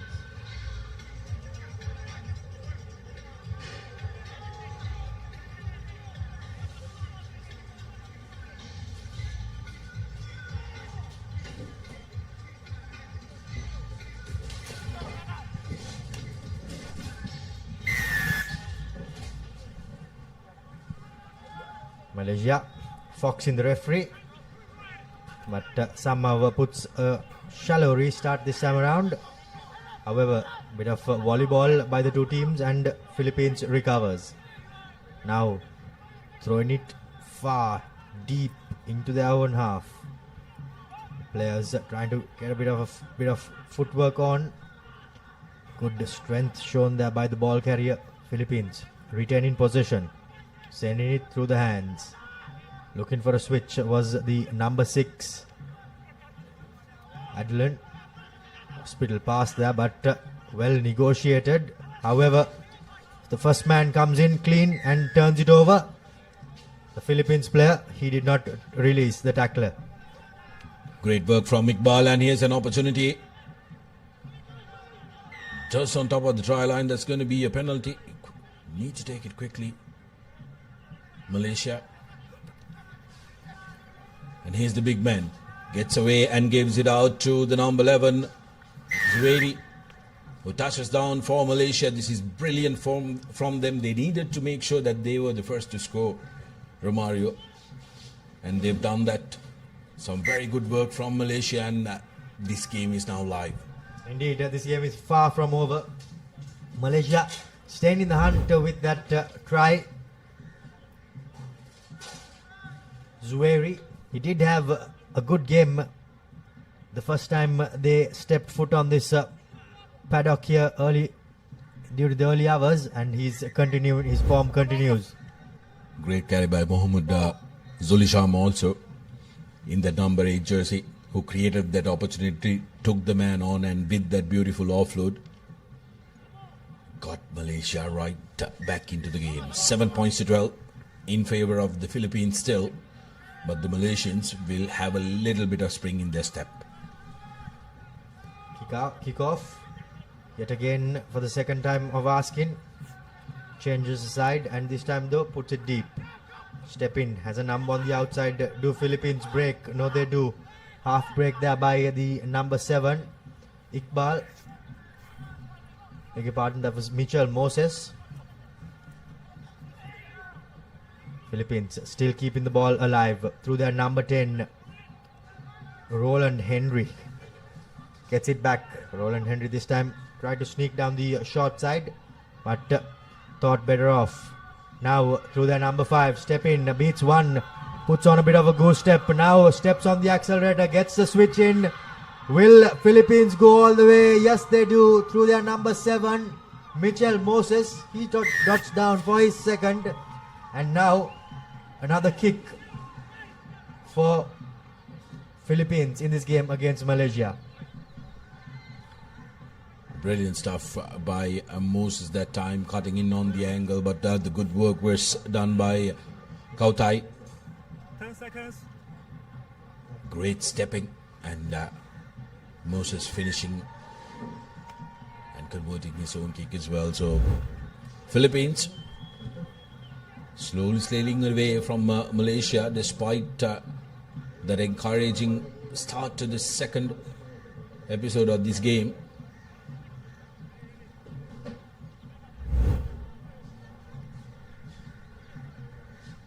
Three and a half minutes to go. 19 points to 7. What can Malaysia do? Malaysia will no doubt have to strike back next. Lovely kick off there, collected by the number 10. Well, we all know why he's in that number. And will the Philippines manage to score? Yes, they do. Through their number 11, Ryan Mitchell this time. And the Philippines have now extended their lead, and by the looks of it, kicked Malaysia out of this game and out of the reckoning. Yeah, you could say that try sealed the deal for the Philippines. Beautiful work by Roland Henry, and Ryan Mitchell finishing it off. His second for this game and second of the tournament.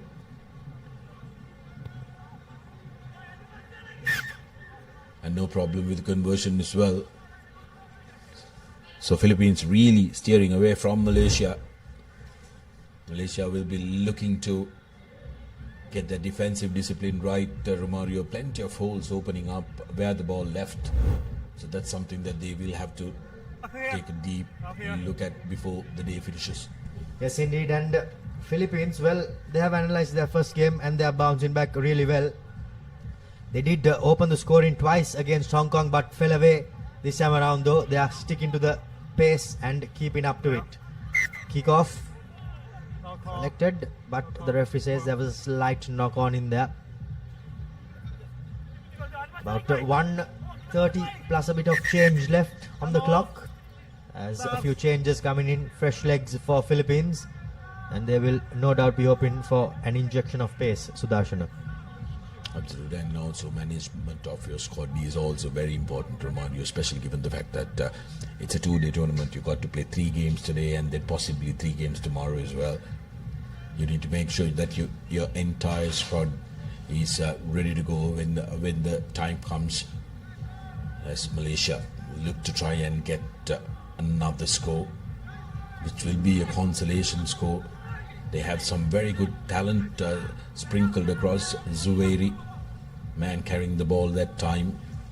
Amar, Putra. Now to Halim.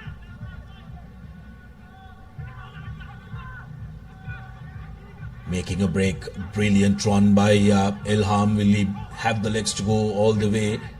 Support is there securing it. And that's going to be touchdown for Zarif from Malaysia. And they show they are here to play, Romario. Very good work done by the number 11 Suwairi. Zarif touches down. Yeah, surely here to play Malaysia. Just falling a bit short in this second game though. At a great conversion coming in. 14 points to 26. Zueli with the extras, set up the try, made the try assist, and made easy work of that conversion as well. Time unfortunately though has run out for Malaysia, but they will be happy with how they came back in the final few minutes. But having said that, they'll have quite a bit to brush up on before they go into the third game. Restart yet again used as an attacking weapon. Lost forward, however, by both teams. And the referee says that there is a bit more left on the clock.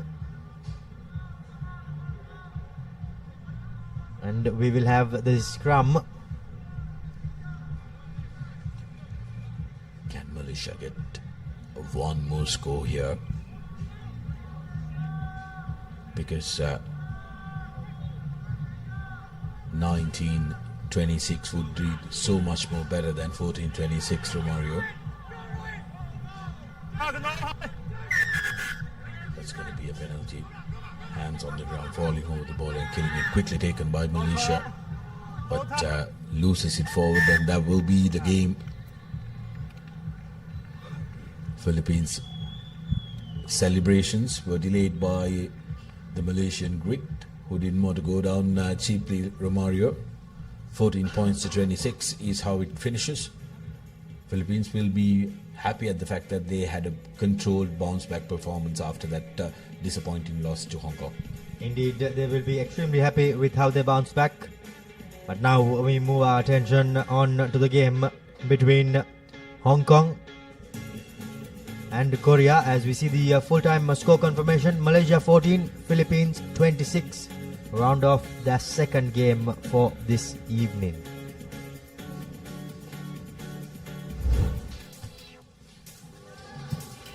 Highlights of the game: Malaysia getting their touchdown early in the second, making it live. The Philippines showing the dominance and running away with it.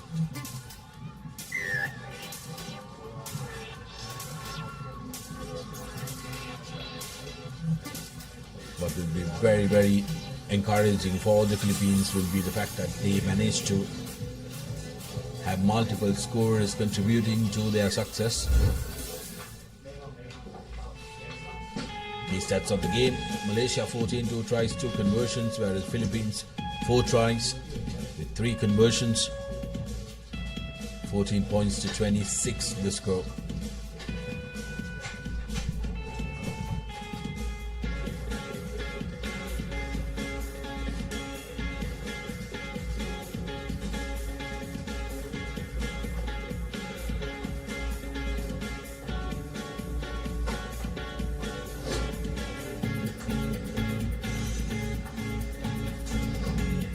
The big clash, Hong Kong, China taking on South Korea.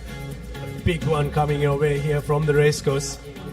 If you're in and around Colombo, make your way to the racecourse grounds.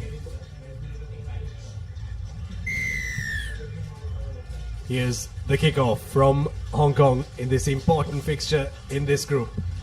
Well collected there by South Korea. Need to get a victory here, these two teams. Top teams of each group will go into the next round of the cup competition. And there is space for one more team that finishes second. Penalty coming the way of Hong Kong, China. They force them to hold on to the ball there.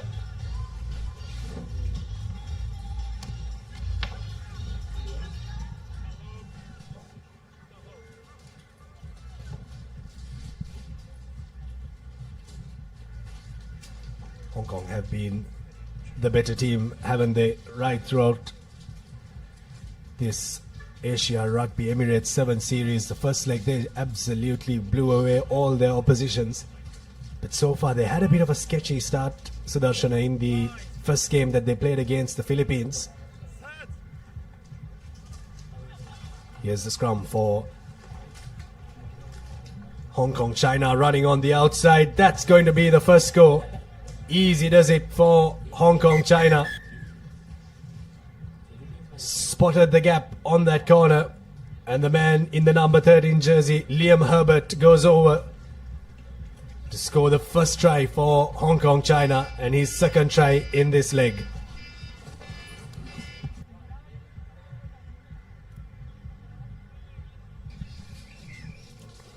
No problem with the conversion as well. Hong Kong straight away hitting the ground running. in this game. They do not want any upsets coming their way after that little jittery start to the tournament. Korea this time managing to secure position as the skies seem to be opening up. There is a little bit of a drizzle. Great carry by the Korean players. They spread the ball wide. Looking to run on the outside is Kim.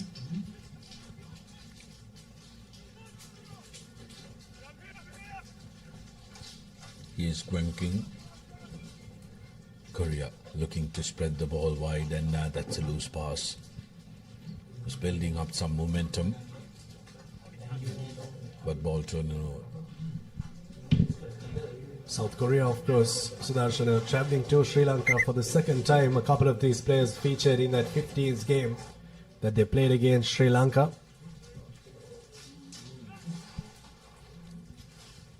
Set piece line out for Hong Kong China now.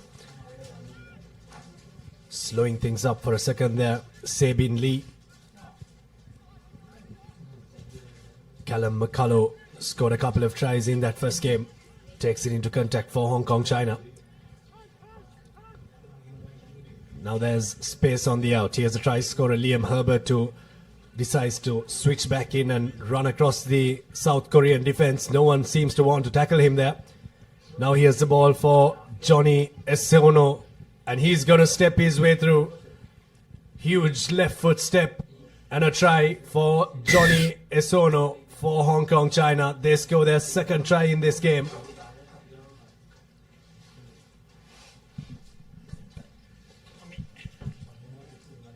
Great composure from Team Hong Kong.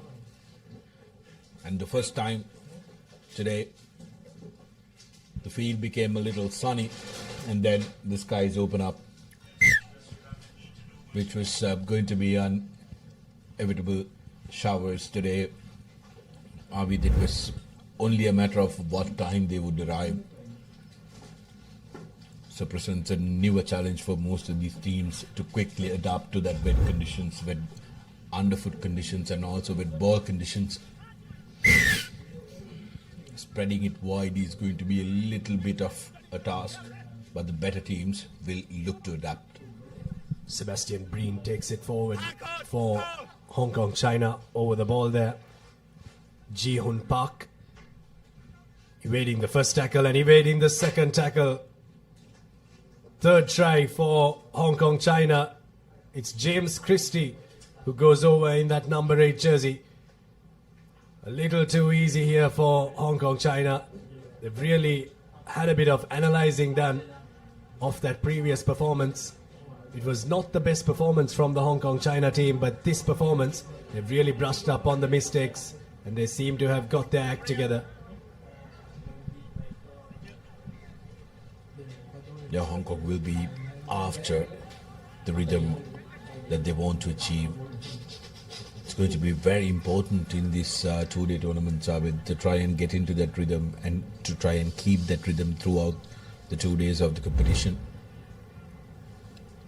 As we take another look at Christie's try, brilliant work in that front-up collision, and then he had the speed and the vision where the space was. Taken to contact there was Ji-Ko Kim for South Korea. Here's a little bit of space opening up for Ji-Hun Park, but it shuts down quickly. The drift defense of Hong Kong China is right up to the task. Good depth in the attack from South Korea, but good defense from Hong Kong China, really cramping them up for some room here. Imosi Labati takes it out of the 22.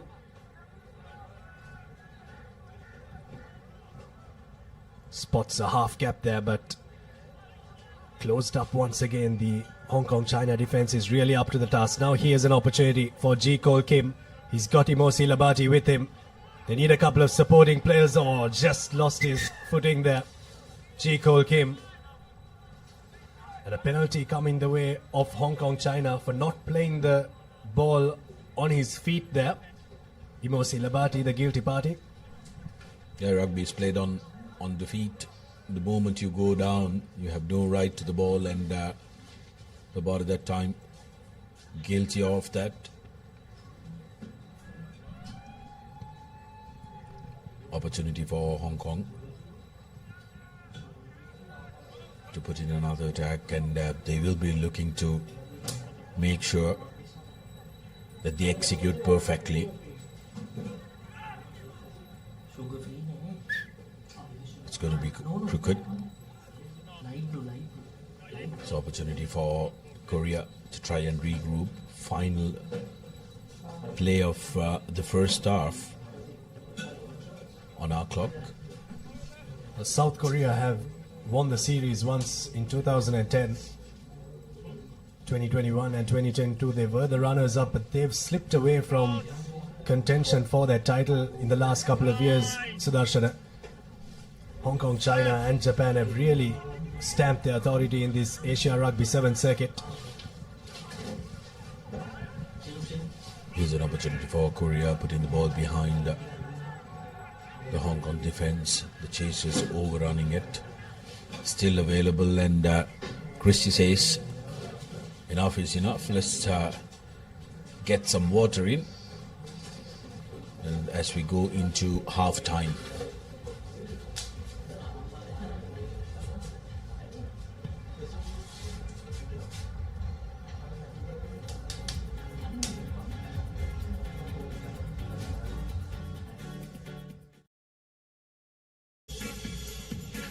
Half-time confirmation, 19 points to 0. Hong Kong with a comfortable half, getting multiple tries.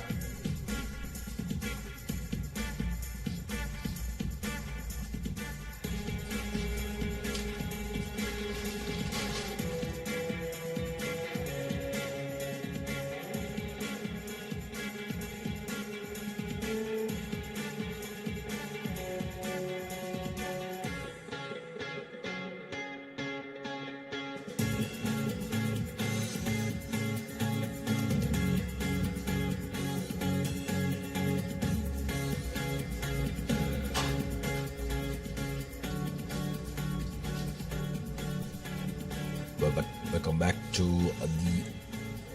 the live action brought to you from Racecourse. As we take a look at the highlights of the first half, Hong Kong with a dominant performance, 19 points to 0. Liam Herbert starting off the proceedings with a try, and then Johnny Ezono cutting back inside and running in for the second for Hong Kong. And then came James Christie's run on the outside, breaks the first tackle, and space and speed to exploit. Hong Kong 3 tries to none. Next game coming up will be a men's Pool B fixture. UAE taking on Thailand.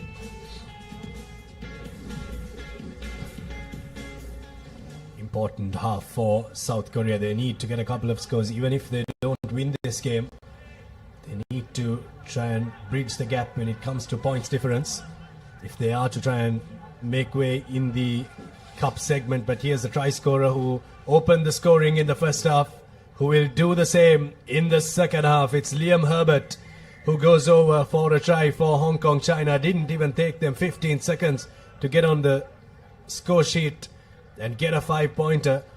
Hong Kong, China well and truly running away with this one. Yeah, making it look easy, Hong Kong. Herbert that time, yet again, really making South Korea hurt. Conversion doesn't find the mark, but Hong Kong will not worry. 24 points to 0, comfortable win, beautiful offload from Herbert. Beg your pardon, Christie. And then Herbert says, I'll cruise along the way. Gets his second of the game. The restart with South Korea under pressure. Here's pace. Well, he had the legs, but no, Christie's there to cover that. Not releasing the ball, so penalized. not releasing the tackle player rather. Opportunity for Korea. With the slide down, it's becoming a little muddy here at race course. But Korea looking to create phases and loses the contact. Here's James Christie going in for his second, making it look so very easy. A tackle for good measure, but he was never going to let that go. He really didn't expect that. If he didn't score that, that would have been one for the highlights reel. 2 tries in this leg and 2 tries in this match. 29 points to nil. It really goes to show how much ahead this Hong Kong-China team is of the other teams in the Asia Rugby Emirates 7 series. Conversion, no problem whatsoever. 31 points to nil. Jack Combs with the conversion for Hong Kong-China. Here's a replay of that try. Good ruck work coming in there for Hong Kong. Sebastian Breen had his number 8, James Christie, on his right. Putting in a little shove there. Yung Song Jong. All to good avail there. 31 points to nil.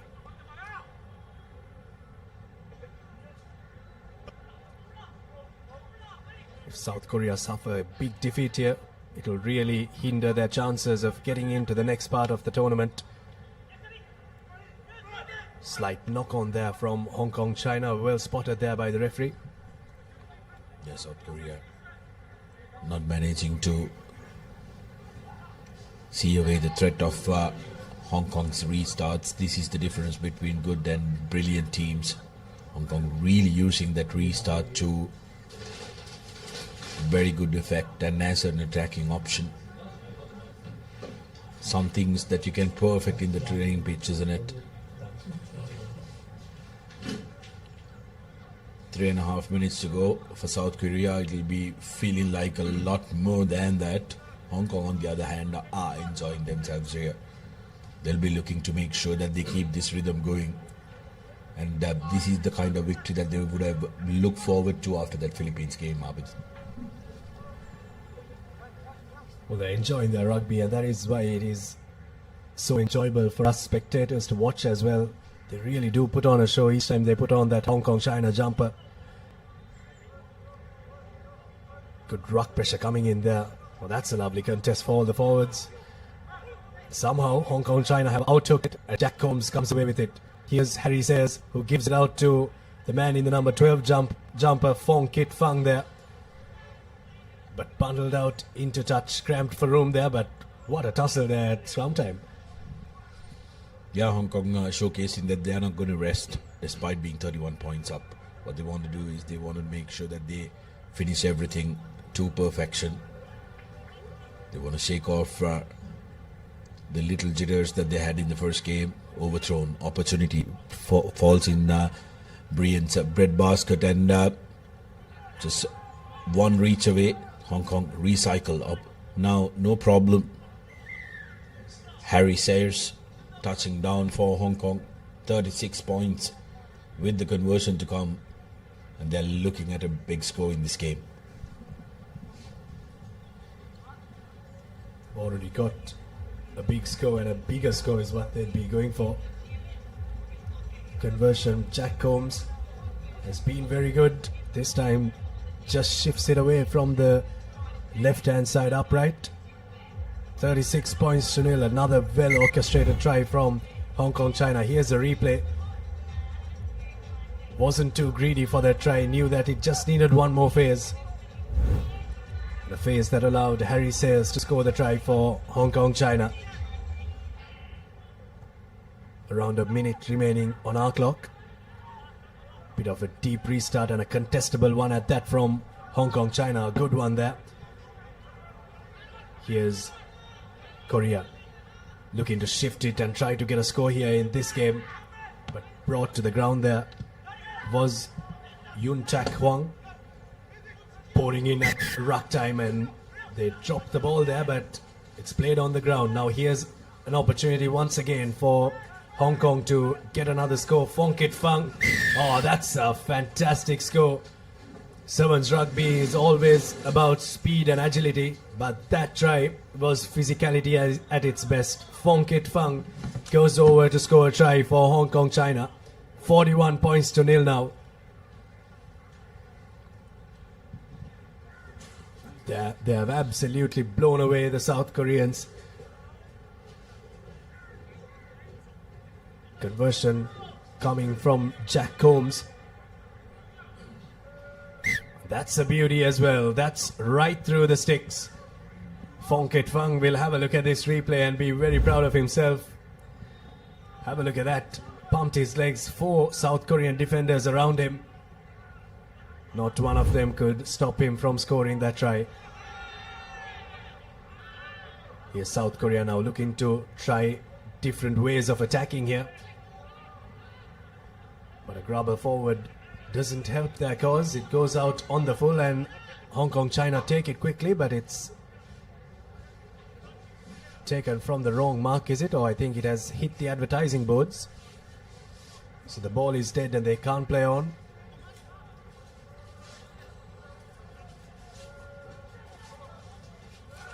Line out, not clean, so it's collected by Sebin Lee for South Korea. Half gap opening up for Jae-wook Park.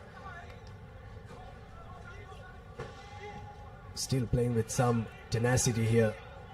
Giving out to Jung-wook Kim here on the outside. Running around is Yoon Sung-jong. Good defense coming in from Hong Kong China, and they turn the ball over, and that has really been the story of this game so far. Hong Kong China have been able to turn possession over like it has been absolutely nothing. The captain gets the ball in the hand, Max Denmark, and gives it out to Nardoni. Here's men on the out for Hong Kong China. If South Korea want to defend this, they need to drift, and they need to drift fast, and they don't do that well enough. Harry Sayers will have the final say in this game. A try that takes them up to 48 points with the kick to come, and it really puts the cherry on top of the cake. What a performance it has been from Hong Kong China. Second try for Harry Sayers in this game. And if this goes through, it'll be a half century for Hong Kong China.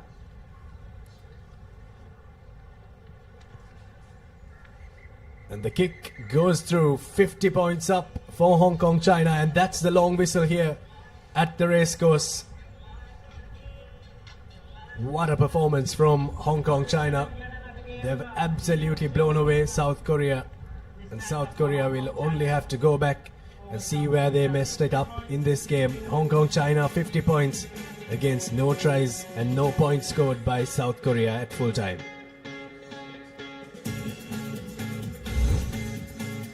Here are the highlights from that second half, and it's a highlight reel for Hong Kong to watch and be proud of. First score coming for Liam Herbert from Hong Kong, and then this good rock work, breakdown work was fantastic. And Christie going over for his second try. Scored one in the first half and scores another in the second half. A little bit of a shove later on from South Korea, but to no avail. 50 points to nil is how it finishes. 8 tries and 5 conversions for Hong Kong China. And for the next game, we will have a change of voices up in the comm box.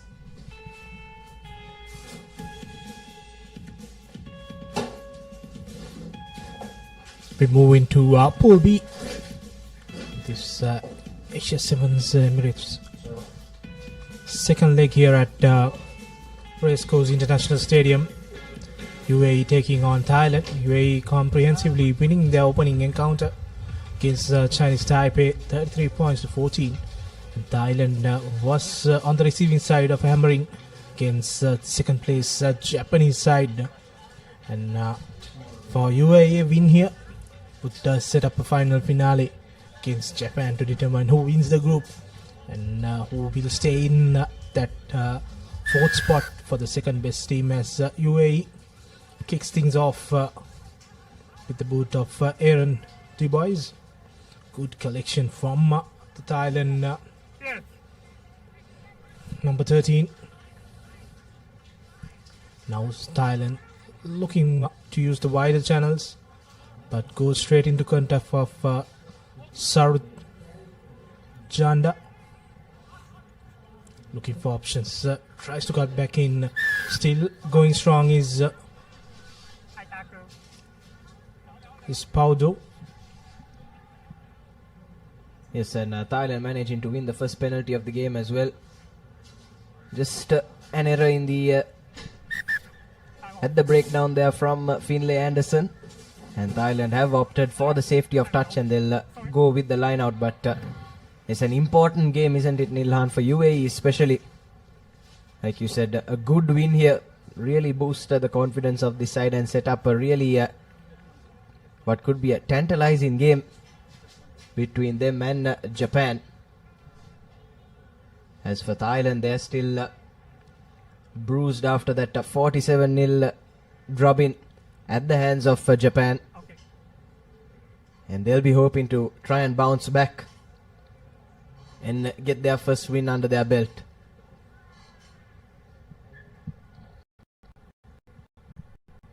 There you have the UAE women's team cheering on their counterparts.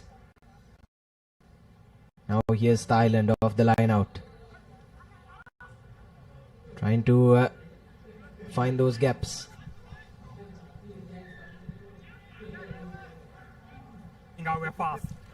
Wins the penalty and takes it quickly now for Thailand. But that pass really needed to go to hand.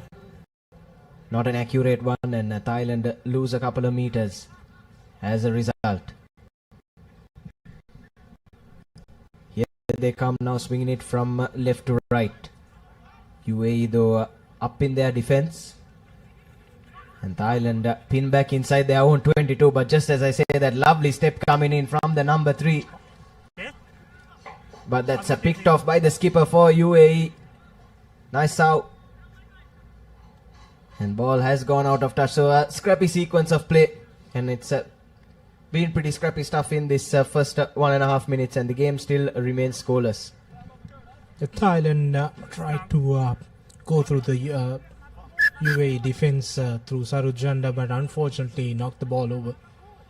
And with that advantage, the UAE skipper ran to the corner, so they will come back to the scrum, and the ball will be for UAE and another attacking opportunity. First one of the first half for UAE. They've been doing a lot of defending, but in the Thailand half. So first opportunity for the Emiratis. Yes, so the defending that they've done, Neil, and they've done well. They managed to pin back Thailand inside their own 22, and now UAE with their first attacking opportunity nearly goes out into touch, tries to keep the ball in the field of play, and looks like referee will reach into his pocket, and that's a yellow card for Sakusa Naisau for the UAE, their skipper. And that's the second time he's been sent off in this tournament so far for an intentional knock on. There's been some area which a lot of yellow cards been shown. Teams willing to sacrifice to.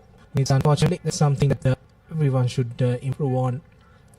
Now Thailand have ideal opportunity, one man down for the remaining 2 minutes in that sin bin period. Now spreading the ball to the corner, straight into Sarut Janda. Now still looking to use the shorter side is Thailand, with Jakun now spreading the ball wide to Janda. He breaks through one tackle and offloads a brilliant pass to Nopi City, and he goes under the sticks to open the scoring. Somewhat a surprising lead for Thailand. It's a brilliant stuff there from Thailand, and like you said, against the run of play, have taken the advantage, but kudos to them. They've taken full use of that numbers advantage, and it's a first try of the game and first try of the tournament for that player. Conversion goes begging, so it'll remain 5 points to 0, but it's UAE now that will have to play from behind. Brilliant work from Sarut Janda there. broke through and then offloaded it to Nopacity. And just an easy run through under the sticks for him. Now the restart, high hanging feet does not go the 10 meters. An easy giveaway of position for Thailand after just scoring a try. Just does not want to give position back to UAE.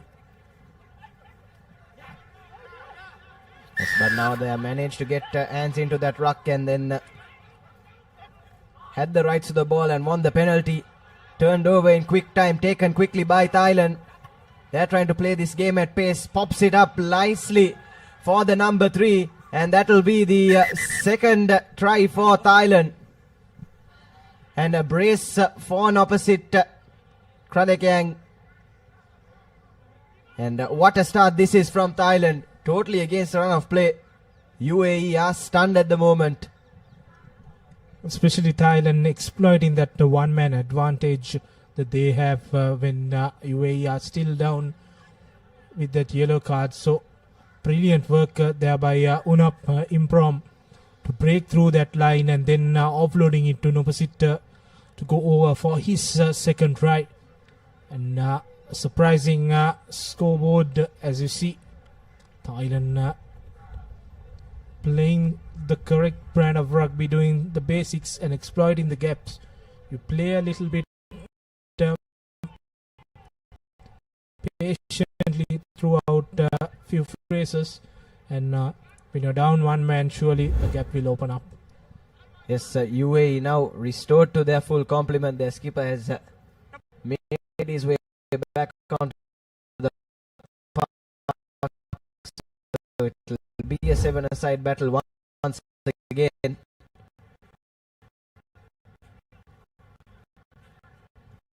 And kickoff is nicely palmed back, but straight away Thailand up in the faces of the UAE players. Not the best of passes once again. Pin back inside their own 22. It's a long looping pass out to the number 7. Gets the offload in. And it's a UAE now that will try to wriggle through and find their way into Thailand's half. But something else that Thailand have done well is Nilhan. Yes, they've been patient, but they've done well to maintain a good continuity of play as well. Always kept ball in hand. Yeah, that's why, Nathan, when you continue to play phrases, definitely you will get a lot of openings, and they have exploited that brilliantly. Still, UAE in the 40 meter now makes a break for UAE. That's Kaif Al-Fasai. Aaron Breeze goes over. That's the number 6. And, after getting to that complementary of 7 players, UAE strikes back with a try. Yes, Aaron Dubois for the UAE straight away. After being restored to their full complement, they've made it count. Going over for their first score. Pulling one back right on the brink of lemons. And it'll remain at 10 points to 5 as referee blows for half time. So anyone's game at the moment. We'll take another look at that try. Dubois was there. Plenty of support at that ruck, and no one covering the blind side for Thailand. And managed to go over easily. And make this quite entertaining when we come back after half time. It's 10 points to 5 in favor of Thailand.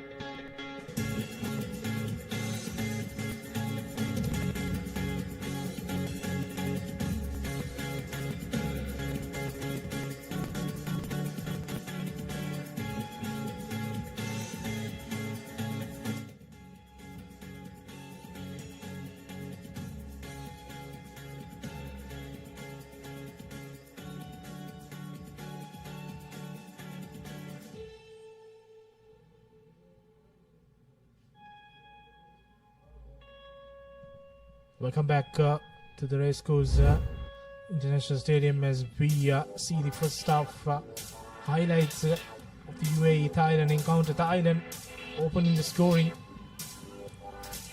with a brilliant try from the number 3. Nubasit. And he went over again for the second try.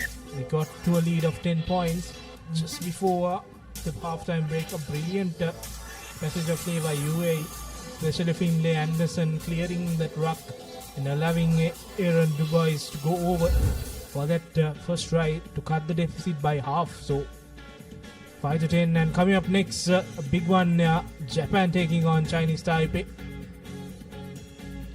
Japan runners up in that first leg. Yes, certainly the Japanese outfit will be looking to do one better this time around. Lost to Hong Kong, China in the final in that first leg. They'll be taking on Chinese Taipei in their next game, and kickoff has trickled out of touch. It'll be a line out. No one went to collect that ball. So straight away, early line out. Still a few drops of water. The heavens slowly opening up here at the Racecourse Stadium. This is going to change a lot of games in this final half of day one. Yes, that was to be expected, wasn't it, Nilhan? Considering the weather we've had in Colombo over the past few days, it's I would say that we're lucky to have continued play like this until 4:30 in the evening, where the heavens have slightly opened up, but hopefully rain does stay away for as long as possible. But a bit of rain in the mix would really make some of these games interesting, as you said. Now it's UAE, some sloppy passes, see them losing a few meters, and now they've got to exit on their own 22. Tries to put in the chip kick, but the Thailand man is the first one to it. And now a golden opportunity in attack for Thailand. Thailand now setting things up. Goes on his own. Is Chepong now to Janda. Janda passes off to Paudo Mu, and he goes over for the third try. And Nathan, things are getting interesting here at Colombo. Yes, sir, certainly, Nilhan. We said the game was in the balance at Lemons, and whoever was going to score first in this second half would have a mighty advantage, and that team has been Thailand. Under the post try coming in, managed to push back the UAE into their own 22, win the turnover, and then in a matter of few phases go right over for their third try, and the conversion is through as well. So it's 17 points to 5 now, Thailand with a 12-point advantage at the racecourse. A very crucial conversion there. Now things would get interesting as you see a replay of that. Brilliant work there by Samru Janda, opening up for Faudamu to go over for the third try. Now UAE need 2 converted tries to win the game. And 12 points deficit will be crucial for Thailand. When they went down in the first game, who would have thought they will come back strong against this United Arab Emirates side, who came in on paper as the better side in this group. Slide held up in play just before the restart. Yes, but like you said, Nilhan, it's been brilliant stuff from Thailand so far. They've done well to brush aside that heavy defeat at the hands of Japan. 57 points to nil it was. And they've really put on a good show in here against what is a pretty strong UAE outfit in their own right. Now another high-hanging kick from the try scorer. Palmed back. But no one there to collect it for Thailand, and it's the UAE that come away with the ball, but unfortunately just made a bit of a mess of it on that occasion. Concedes the scrum. Tobias Oakley, the guilty party on that occasion for the United Arab Emirates. It'll be a scrum on the halfway line for Thailand. Pressure straight away on UAE. The mistakes are piling up now. Thailand bringing on the replacements as they spread the ball wide now to Tenet Jagai. Goes past the 50-meter mark, setting things up to the try scorer there, Mo. And good pressure from UAE, but Thailand securing the ball. And now will look to spread to the corner. No, he goes on his own. The big number 1, Tevain, and winning that penalty for not rolling away this time. And Paudu Mo will take his own time and calls for a scrum. So they know that UAE needs to score twice to stay to win or equalize the game. So all to play for in this last 2.5 minutes. Thailand just need to keep their position intact, and they could seal the first upset of the day. Yes, sir, certainly. It's all about game management now for Thailand, as you said. Just need to keep ball in hand. They've done well with ball in hand so far, and in defense as well. Yes, that danger man now step in, winning the penalty as well. Sarujanda, the dangerous man, has been everywhere throughout this game. Set up 2 tries also, and straight away when you get the penalties, they know they want to wind down the clock, and they take that scrum. So few seconds will go for the setup. So all to play for Thailand. They can score. That could be the icing on the cake for them. Yes, shaving precious seconds off the clock now. Thailand going through the blind side. Needed to get that offload in. Luckily for them, the UAE defender was off his feet. And that's another scrum coming to Thailand. So really playing that mental game well, isn't it, Nilan? That tactical game.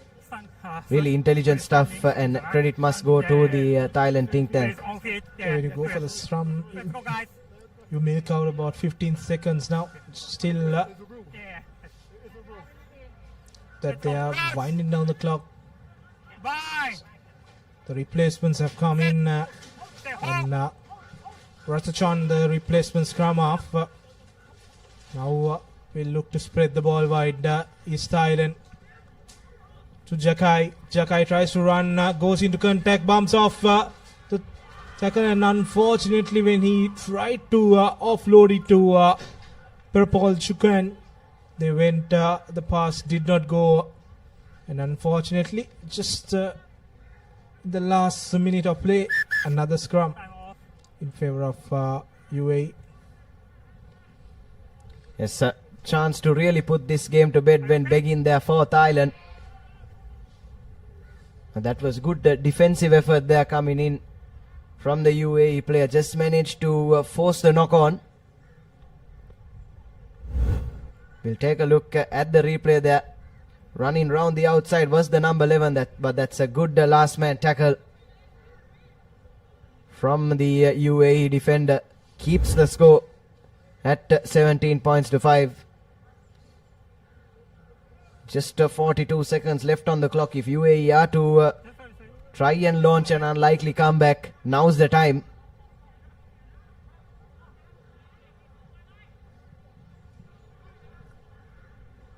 Still the drizzle is on, so is the sun also. So got sunshine on one end and dark clouds on the other.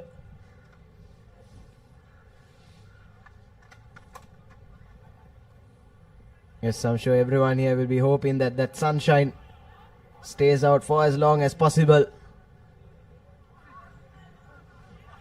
It's all sunshine for the moment for Thailand, as they manage to force yet another knock-on from that UAE player. Another good tackle coming in from the number 13, and that's yet another scrum. And that should be the game for Thailand if they are able to see through this next passage of play.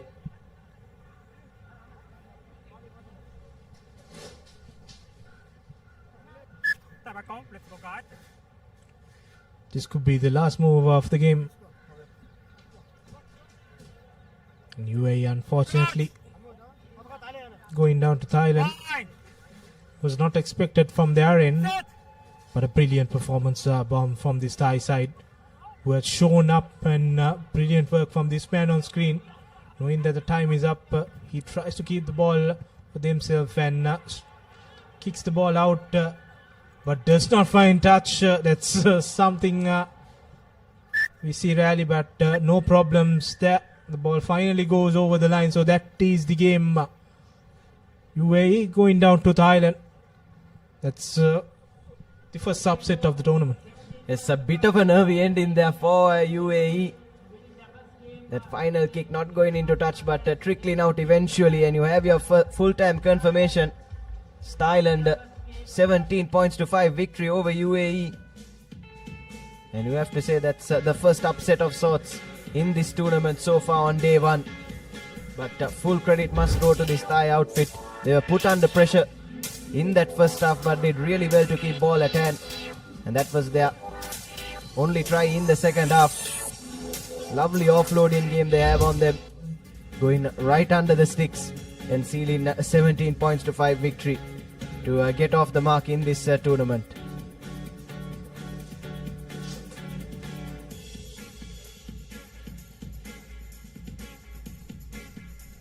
Key stats of the game, 5 points to 17, 1 try for UAE, and Thailand scoring 3 tries with 1 conversion, adding to the points tally of 17.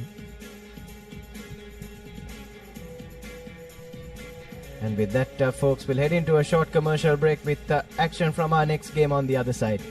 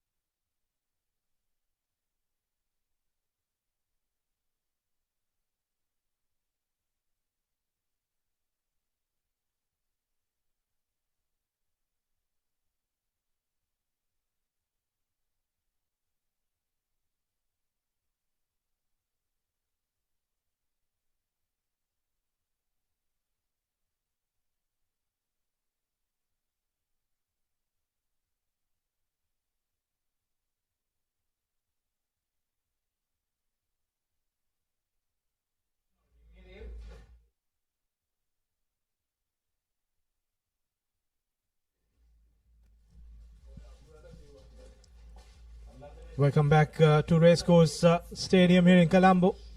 Heavens have now fully opened up here at the Racecourse as we move on to the next game. Japan taking on Chinese Taipei. Japan winning their first game and the top contender in this Group B.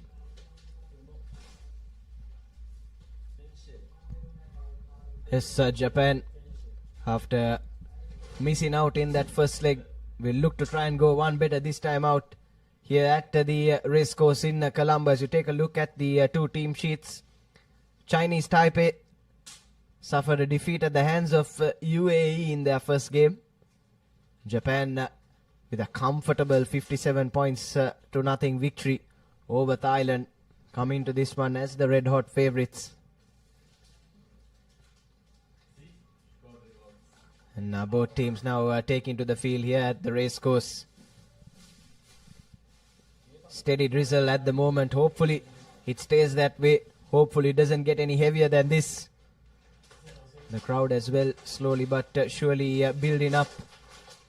And the message to everyone watching at home is, if you're in the vicinity, do hop on down to the Colombo Racecourse. We have Asia Rugby Sevens action after a lapse of 8 years here in Sri Lanka. Heavy downpour here in Colombo, just as we expected in the evening. Two teams all set for this encounter. This Group B looks a bit open with UAE winning against Chinese Taipei, Thailand going down. You're supposed And to be from this side. Thailand So just they before keep- this they game keep this- defeated UAE. Yeah, they this side. Yes, if You choose Chinese to start from Taipei this are side. able to get an unlikely win here, all four teams in the group will have one win apiece and could really make this one interesting. But I'm sure Japan Captain. would have a lot to say about that. Here. It's Chinese Taipei to kick things off. Both teams in their white strips must be quite difficult out there for the referees to identify the players, and will be quite a tough one for us to call as well, isn't it? Yeah, definitely. At the moment,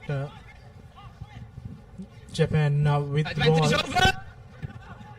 Straight away goes into a high contact, but still manages to stay in the field. Now Japan spreading it wide with the weight ball. Still going strong, but unfortunately the fumble comes in the last pass. Still standing strong, the Japan outfit. Brilliant break there by Japan, and now passes it on to his mate, and he will run down to score under the post. For Japan, that's Ren Oichi. Good work from John Nabatoelu to set up this try for Ren Oichi. Yes, Ren Uchi will take the honours for that try, but it's brilliant work from the number 8 for Japan. Jone Nabatalevu really created that opportunity, and a lovely offload from him as Auchi ran straight into the gap, and it's Japan with an early 7-point advantage. This is that run I was talking about from the number 8. Lovely offload. Absolutely no one could have read that from the Chinese Taipei defense. And Auchi ran half the length of the field to dot down for the first try, in exactly the start that Japan would have wanted. Now the restart, a high-hanging one. Collection done from Japan. Manages to keep it, but unfortunately there's a knock forward in the process from Takamichi Nakano.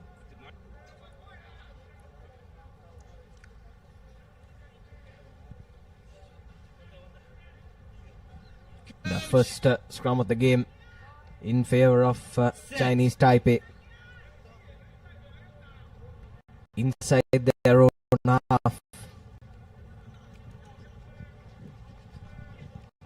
Now look looking to swing it to the left-hand side. Spots the gap.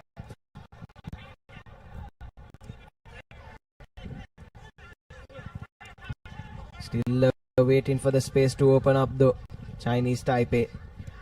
Eventually opt for the grubber. There's no one sweeping for Japan, so that was the right call. Now it's a foot race to the ball from the Chinese Taipei chaser, but that's brilliant stuff from the Japanese player to get back just in the nick of time and make sure he spares the blushers for his side. And now we're looking to go from defense into attack. Japan stepping inside, heavy right-footed step coming in from the number 5. That's Naoya Ogito, and he'll jog through towards the try line, and that will be the second score from Japan. And this just shows how much they can hurt you, isn't it, Nilan? When you kick to them and when you give them open space to run into. Especially when you kick to them and from end to end you kick it towards their 5-meter line in defense, and they turn that defensive work into attack and go all the way the 95 meters to score under the 6. So that shows the class of this Japanese side. Chinese Taipei will know that now giving away possession will hurt them. For Japan, brilliant work offloading to him and just putting the afterburners. Easy work for him. There was no one catching him from there onwards. Now the restart, another high hanging one, goes to 10 meters and knock forward from Chinese Taipei. That's Jun Yilin. As Japan continue to Hariocho. Now quick ball out to the corner and easy running this time for Japan. That's Shirato Suoka going over, and a slight mistake will cost you 5 points in this game. Yes, and that's really a characteristic of a champion side, isn't it, Nilan? All they needed was that slight error from Chinese Taipei, straight from kickoff. Just lost it forward in their efforts to palm it back. Created that overload on the right-hand side, and Shotaro Suoka went over comfortably for their third try. And the conversion is good as well from a tight angle, so it's 21 points to nil. Still a minute and a half left to play in this first half. Have a look at the replay. Brilliant stuff from Suoka.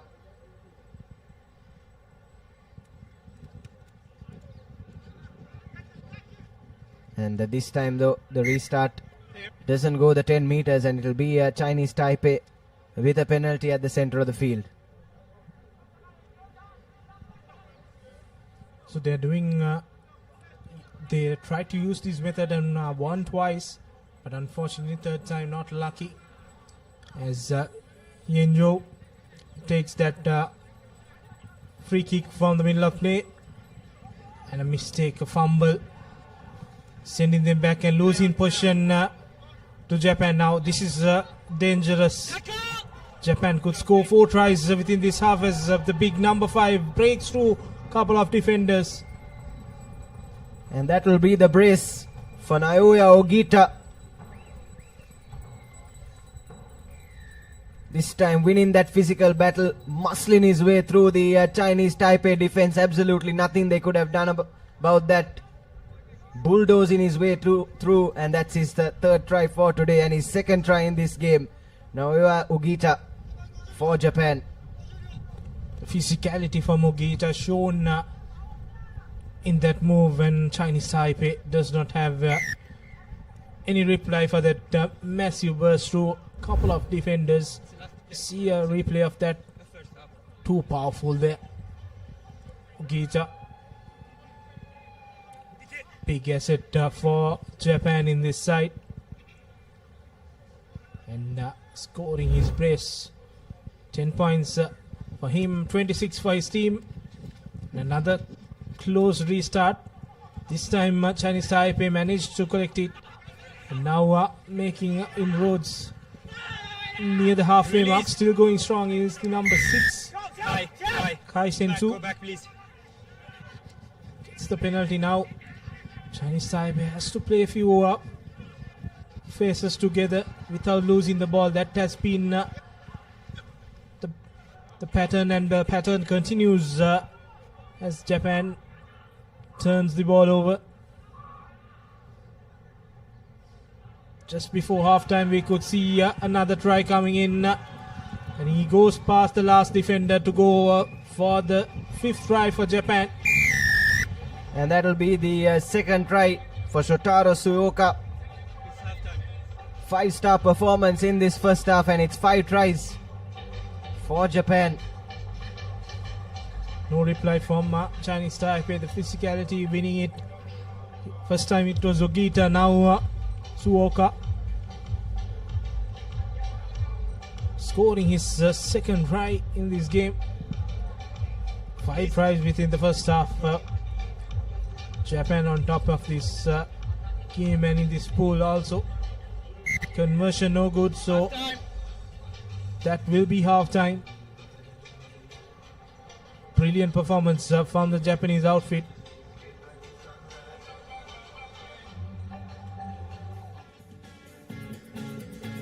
And the halftime confirmation, 31 points to nil. Japan leading against Chinese Taipei.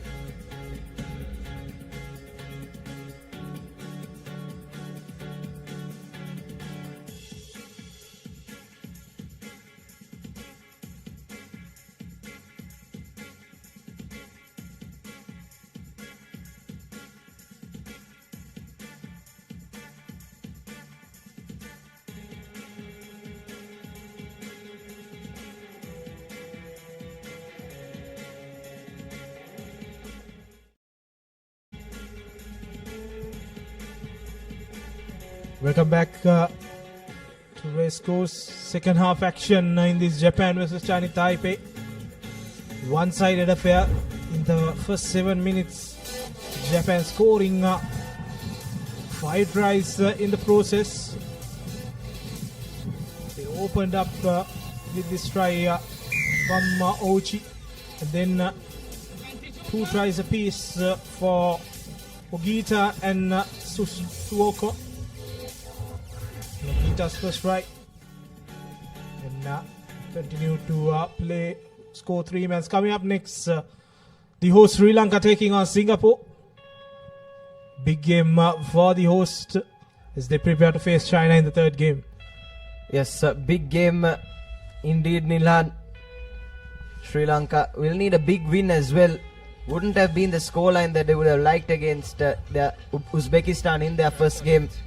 And we've said numerous times on here today about how important that points difference can be when it comes to deciding who progresses into those semi-final spots. Captain White. Yeah, for Sri Lanka, just simple. You win all 3, you go in. But if you slip one game, and then all these calculations come into determine that last position, Japan restarts the game with another high-hanging kick, but Chinese Taipei still going lateral. No progress. Them now into their own 22-meter. Brilliant defensive work from Japan, keeping them in the red zone, and good counter-rucking there, and taking the ball and offloads it to the number 4, and he goes through 2 defenders easily to score under the post. The 6th try of this game.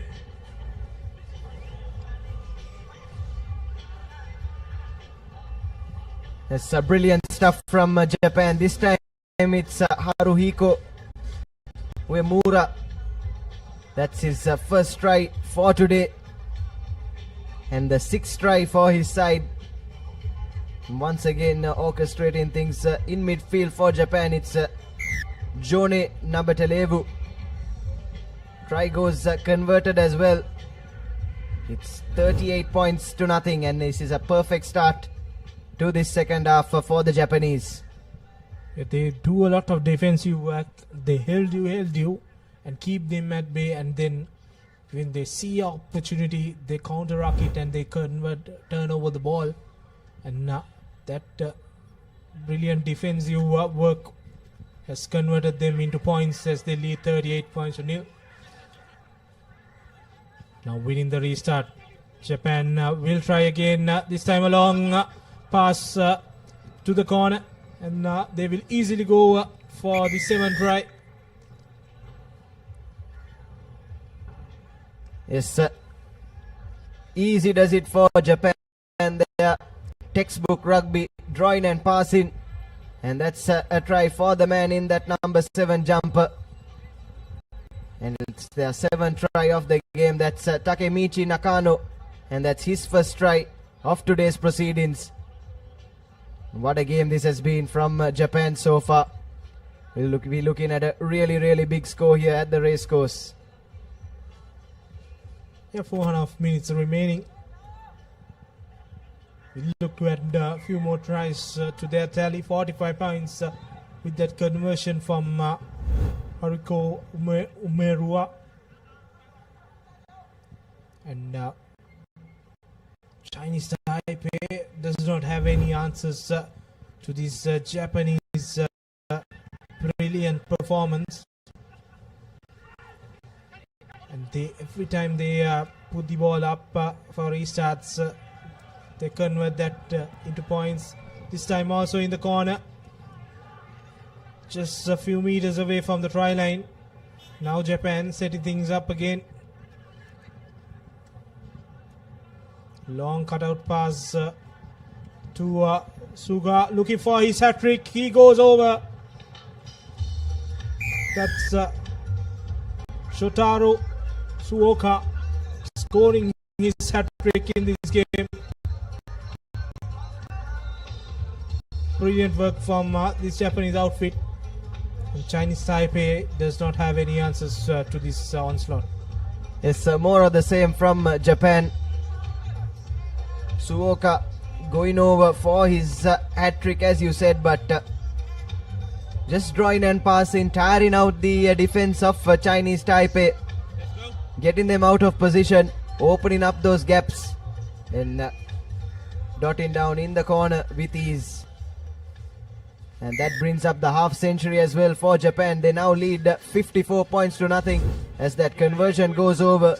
Still 3 minutes left in this game. Spotted the gap, and that was a lovely step from Suoka, beating the last couple of men and went over comfortably for his hat trick. Tries have kept coming in the second half. Now the restart, another high hanging one, and this time through Japan collects it.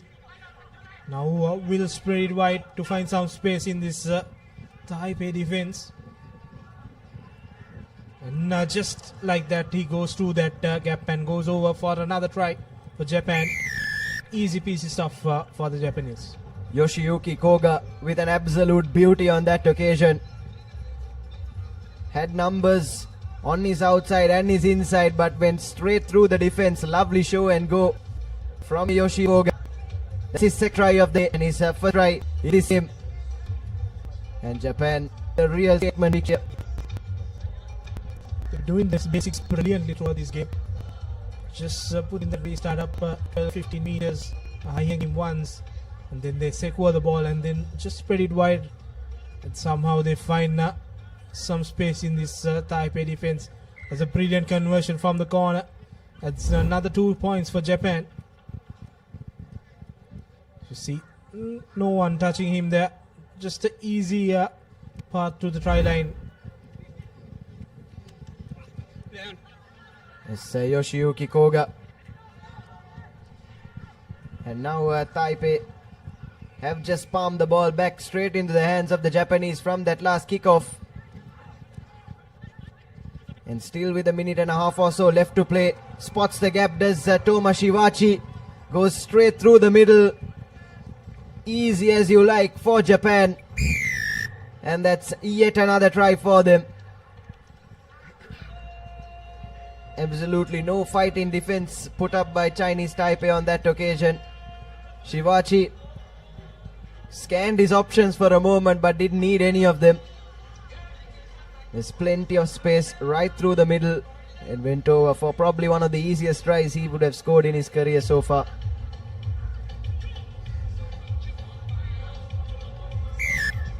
The conversion is through as well, so it's 68 unanswered points in favor of the Japanese. Still just under 30 seconds left to play. So take a look at that replay there. Sold it beautifully.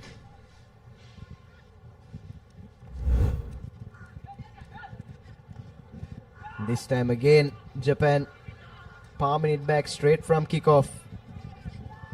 They'll be hoping for one more, but unfortunately, on that occasion, pass just went a bit forward. Watch scrum. Here, please. Here, last play. It's the last play. And it'll be a scrum in favor of Chinese Taipei to close out this game. Opportunity for Taipei after a long time in the second half. They've been on the receiving end. 68 unanswered points for Japan. All to play for Japan as they continue their winning momentum.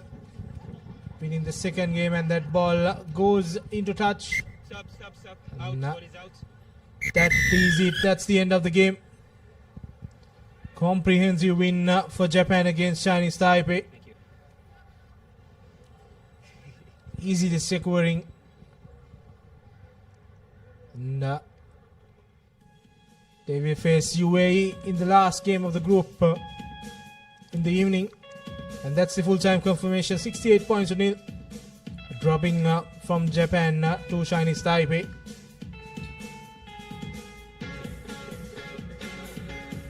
This was a comprehensive performance from Japan. So we take a look at some of those highlights from the second half. This was right from the kickoff. Went straight under the post. And from then on it was the Japanese three quarters running absolute riot over Chinese Taipei. Had no answers on most occasions, and Suoka managing to dot down for his hat-trick as well in the process. Top of what was a 5-star performance from the Japanese as they secure their second win in this group and look like firm favourites to win the group and make their way into the semi-final.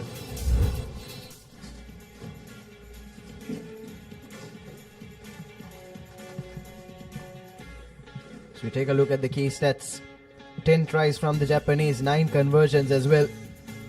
It's a top performance from them, and nothing going for the Chinese Taipei players.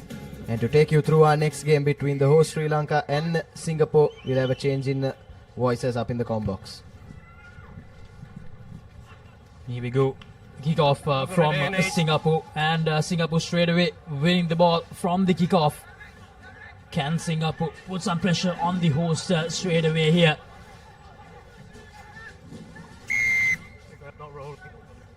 Sri Lanka is quickly taken by Singapore. Ishraf.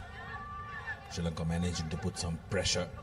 And here's Singapore responding with some contact, but good tackling coming in from Jensen that time. Singapore still keeping the ball live. Going to Liu. Recycled well, quick ball from Liao. Singaporeans are showcasing very good enterprise. Seems like they've gotten great confidence after that Chinese game. Surya Bandar at that time falling on the ball.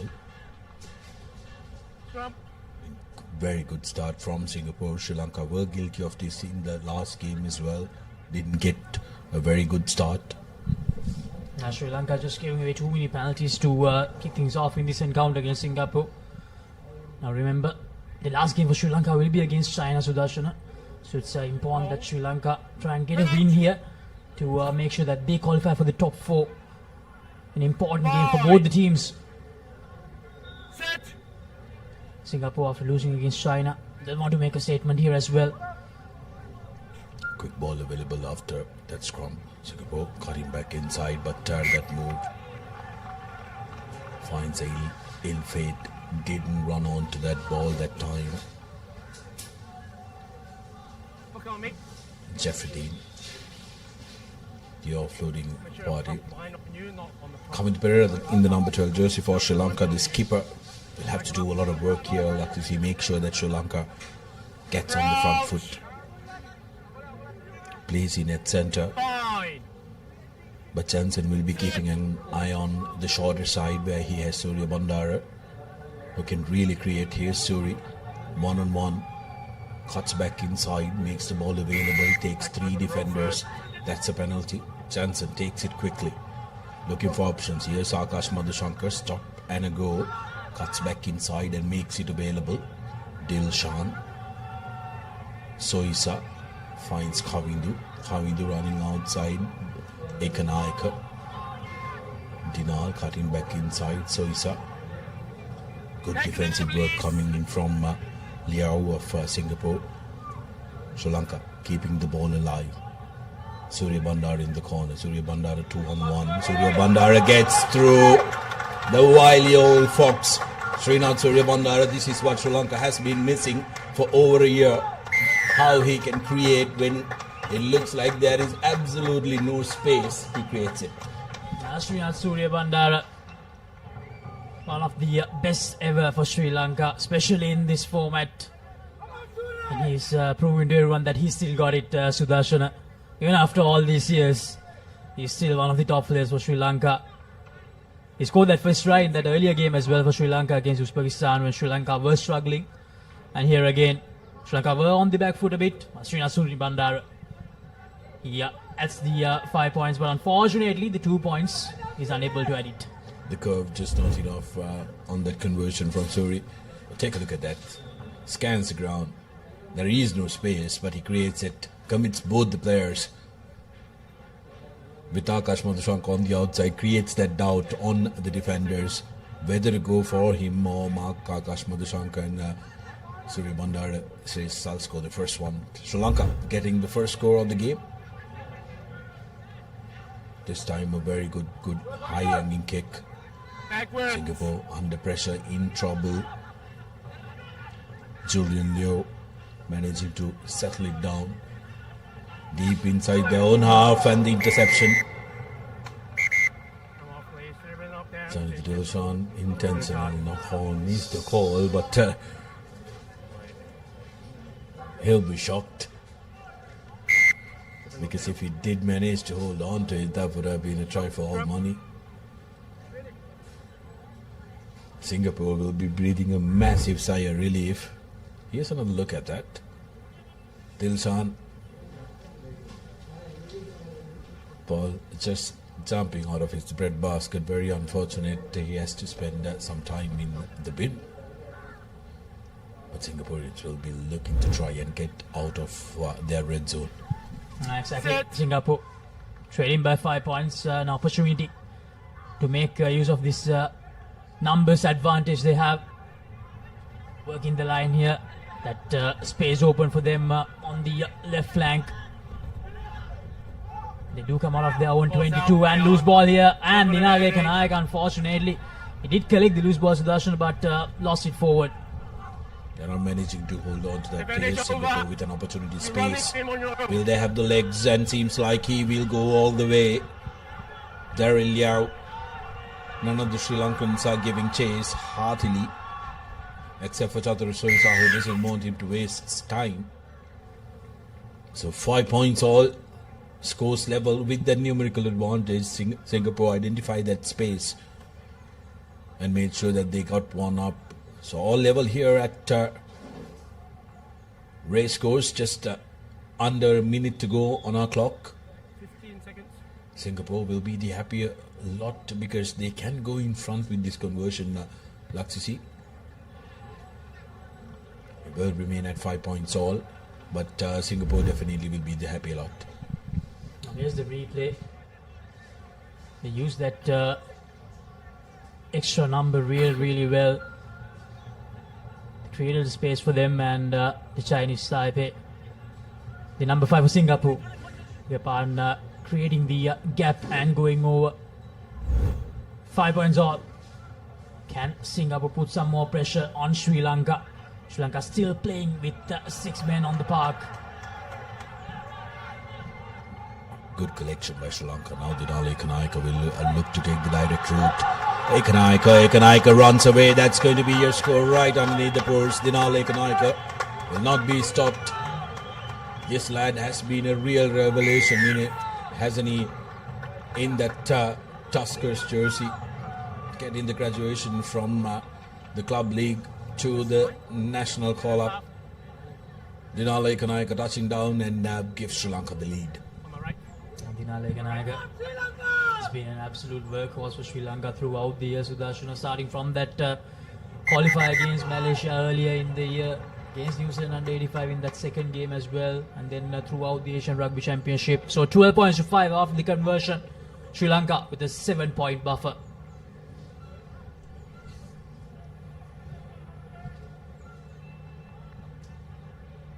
As the half-time score confirmation, Sri Lanka 12, Singapore 5, everything to play for in the second half. Right now we will head to a commercial break and we will be right back.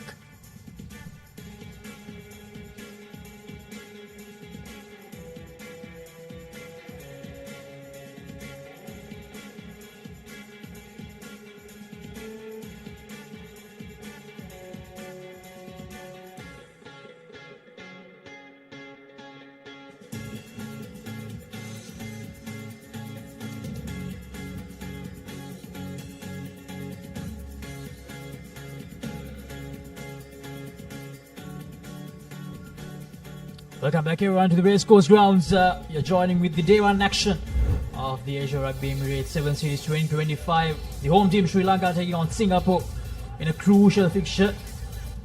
Srinath Surya Bandara creating a try out of nowhere for Sri Lanka.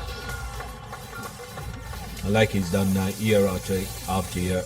Srinath Surya Bandara, brilliant stuff. But then came this change of direction, beautiful step, and then recognizing the fact that there is space with the one-man numerical advantage. It was Daryl Liao who touched down, and then Dinale Kanaika, little step and taking the direct route. With one man down, he had to make sure that he finds space in the middle.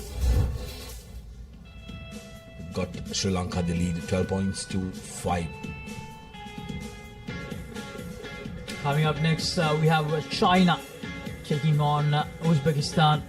Uzbekistan, of course, played really well in that encounter against Sri Lanka. Sudarshan had a brilliant first half. Sri Lanka just slightly ran away with the game in that second half. Here's Surya Bandar with the first kick of the second half.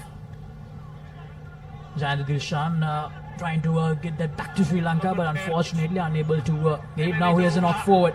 Sri Lanka with the opportunity. A wayward pass from the skipper. And yes, the dangerous man once again. What a chase from him. Can he touch down? Yes, he will. Srinath Surya Bandara take above. Second try for him. Absolutely phenomenal, Sudarshana. Well, yet again, reaffirming the fact that age is just a number. Srinath Surya Bandara, absolute brilliance. Coming in after a year, just making sure that he delivers the best. Lovely little punt and the control. He had the good sense to make sure that he punts it forward and doesn't rush collecting it. Touches down for Sri Lanka's third, and that's going to lift the spirits of the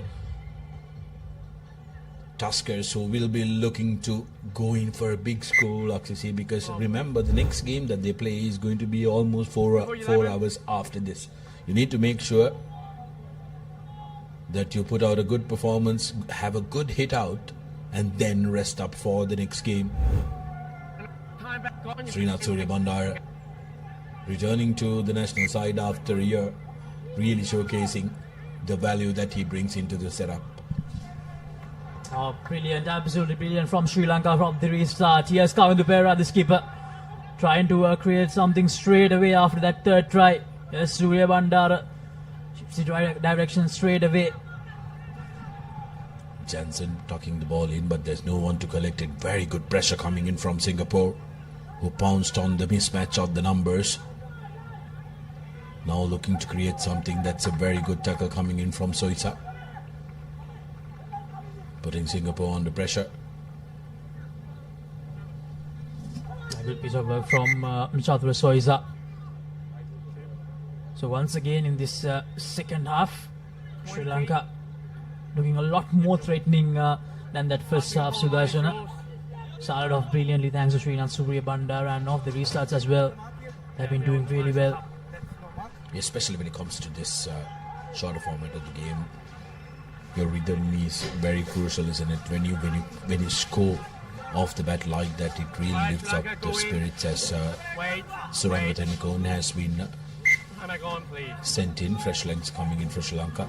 Dilshan, front peel, Tenakone. Now swinging it out wide to Gayan Pereira, who's come onto the field as well. Ekanayaka back to Jansen. Jansen serving his options. Jansen, space. Here's Dange, Dilishkar.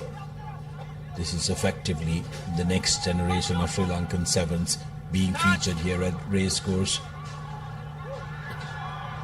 Tenakone had a hand to it. He was half sure going down that the whistle will be blown, but Soisa. Now to Jansen. Jansen will go all the way for the try, which might just finish off and seal the deal for Sri Lanka. Fans are happy here at Colombo. Let's take another look at that run up to the play. Let's see. I did feel like there was a slight hand connection that Suranga made with the ball. And of course, conversion is not successful, but 22 points to 5. Here's the replay. Chathura Soisa did perfectly well to give the offload out, and Heshan Jansen with that classic dive of Heshan Jansen to go over for the try. So a lot of time remaining. Sudarshan, Sri Lanka starting off the second half very, very strong.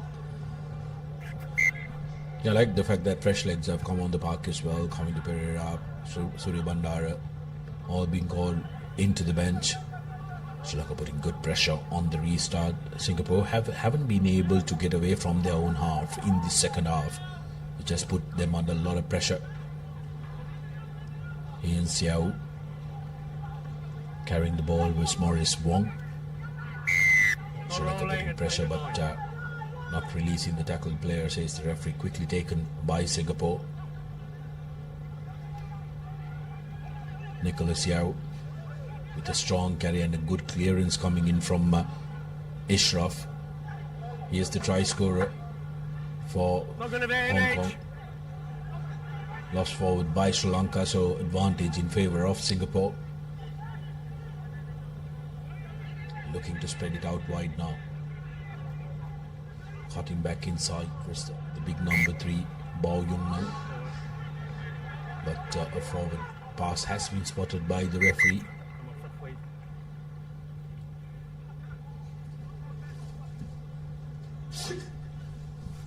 Fair to say, Sri Lanka have done enough in this game, Laksasi, but what they'll want to do is, with the new legs coming in, they will want to make sure that they finish with a bigger score as well, get them running, get them a couple of scores, get that hunger going, because the next game is going to be the most important game of the group for them.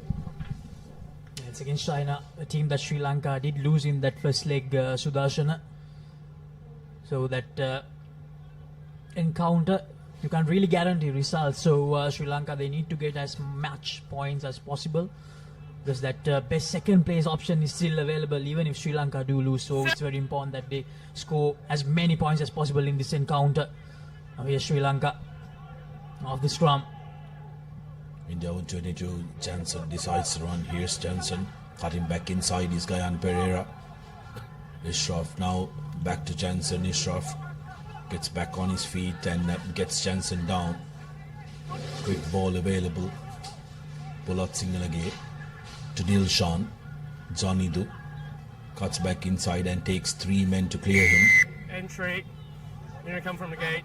Offside by the Singaporeans. Bulotsingalage taking it quickly. Beautiful basketball pass. Dilshan swings it, steps. Tennakone, ball ripped out of his hand by the Singaporean defense. A very good presence of mind that time by the Singapore number 7. Teng. That's going to be a penalty, not supporting his body weight was Dinali Kanaika trying to rip that ball. 1.5 minutes to go on our clock. Both teams feeling it. The more you get into contact, Laksisi, the more difficult it is turning out to be.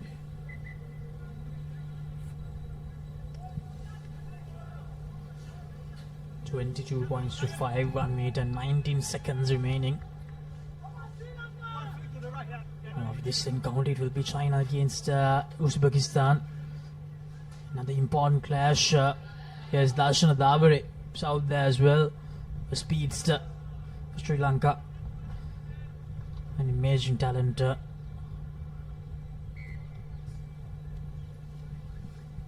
Short arm penalty for Singapore, who take it quickly, looking for their second score. Swings it to the corner. Braden Yu going to the ground. Here's Jeffrey. That's going to be a forward pass. So there's a forward pass, and then knock it on forward. And referee decides that's full time.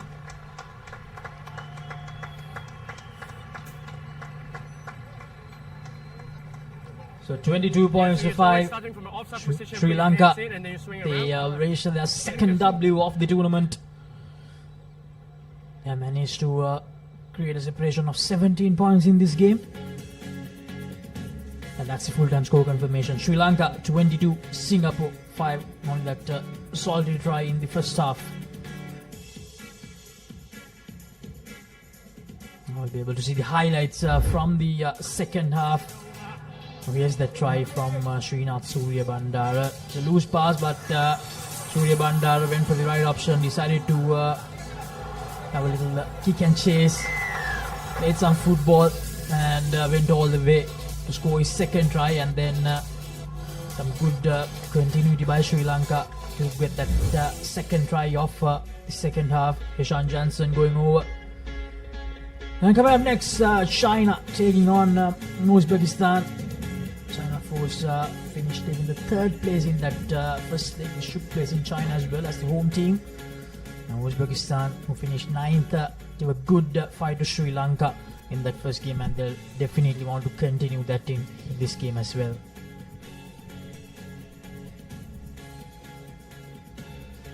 The two team cards of the team, China and Uzbekistan. 15 men's squad turning out as the two teams run onto the field.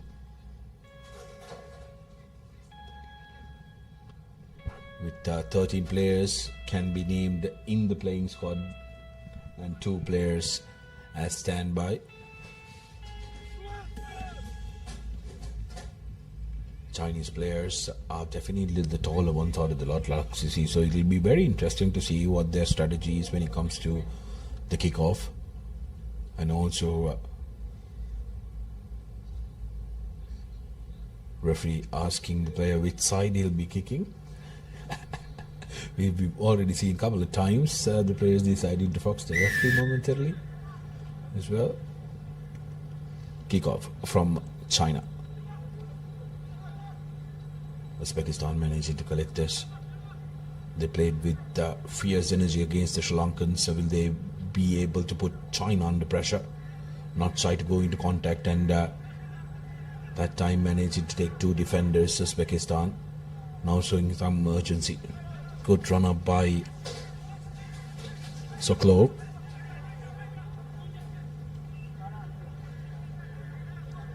China now with possession, looking to attack the outside channel is the big man who. Here's Sang Hu again with the distribution, running a beautiful line versus Chong Ma, but China still holding on to position. good pressure coming in from Uzbekistan, but rock formed when they tried to tackle that ball, says the referee. Uzbekistan with some good defensive work to start this encounter, but China still on the attack after receiving that penalty. It's going to be a scrum just outside the 22-meter line. Uzbekistan, they've improved quite a lot over the last few years, Sudarshana. It's really great to see a nation coming up when it comes to Asian rugby, because some time ago Uzbekistan is not a country that we did see playing a lot of rugby in this region. Now China on the move. Here's the number 7. He cuts back inside and he will go quite easily for the first try of this encounter. Zheng Hu, the man touching down, scored 3 tries in the home leg as well, and in the previous game also touched down. So one of those men China go to when they want to score. China, they've been patiently in the build up to the score as well. Oxy conversion not successful, so 5-0 in favor of China. Take a look at this. Look at the acceleration and identification of space. Quick change of direction with that little step. And then here goes Zheng Hu for his first try this game. As a restart from China. Targets the left-hand side of the field. The attempt didn't go right, but Uzbekistan do manage to recover. The number 3. Now Uzbekistan from their own 22 here, trying to work the line. Looking for space, but that pass goes to no man's land. And China, they will turn possession around, but that will be a penalty. Yeah, man in front. The intention was very good for that inside close ball, but the timing wasn't there. Now Sunnat Mekinov getting some meters from that penalty. Uzbekistan will be looking to try and keep the game close, go into contact as much as they can, despite Chinese players being large inside. Uzbekistan is looking to try and match that up, and if they can slow this one down, they might have a game on their hand. Now here's Uzbekistan once again on the attack. Very good line out from them. Goes for that inside pass, but unfortunately a little slip up there. But still, they do have position. Need to calm down a little bit. Goes for that little kick. Not quite sure that that was the right option. China, they get the ball back, and the space opens up for the Chinese number 12, and he will go quite easily. Uzbekistan, they'll be really disappointed about that, Sudarshana. Chongma, the try scorer, one of the dangerous men in this Chinese outfit. 3 tries for him the previous leg as well, and finds his way to the touchline. Again, a very dangerous man for China, and the kick falls right into his breadbasket. Like you mentioned, was that the correct decision? If you were going to go for a kick, why go cross? Go forward behind the Chinese defensive line where they have to turn their backs and chase the ball. Whereas here, Chongma, ball falling right into his basket, accelerates and gets China's second. 12-0 rather with the conversion.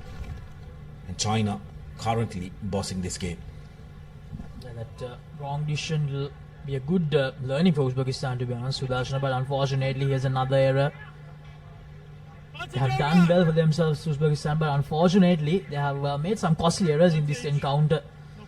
Advantage in favor of China.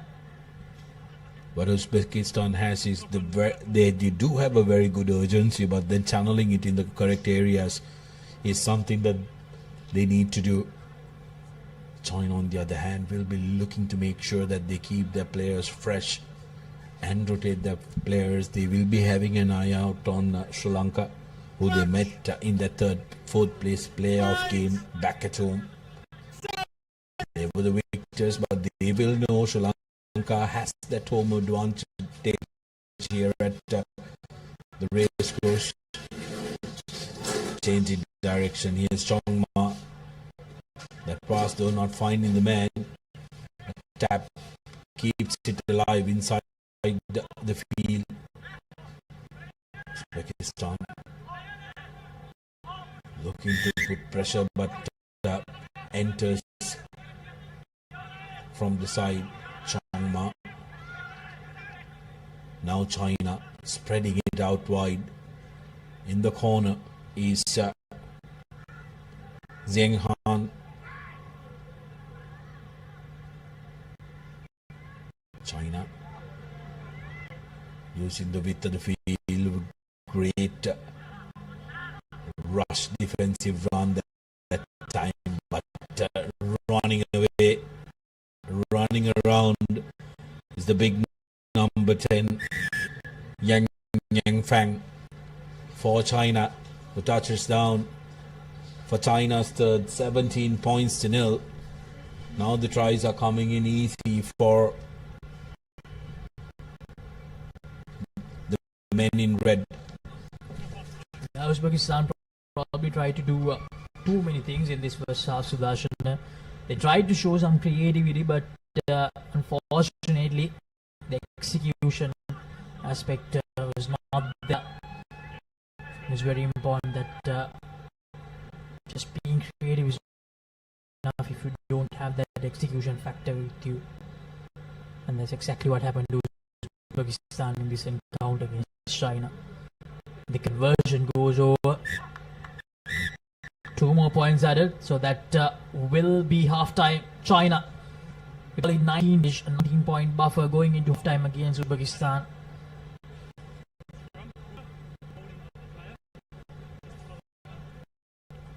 Uzbekistan, they'll minded about a couple of those tries which they did in the first half. So that's the half-time score confirmation. China, Uzbekistan. A short commercial break and we'll be right back.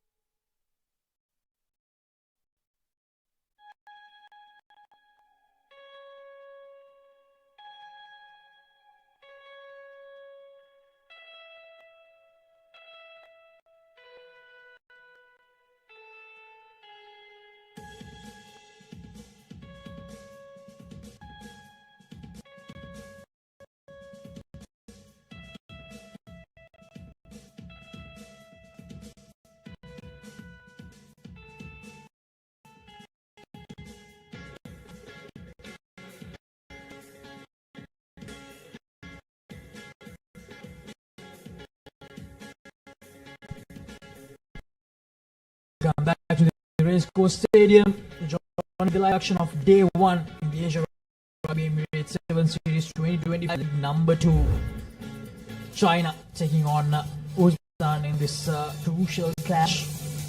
And from the look of things, Sudarshan, it looks like we will have a game between two undefeated sides to close day 1 tonight.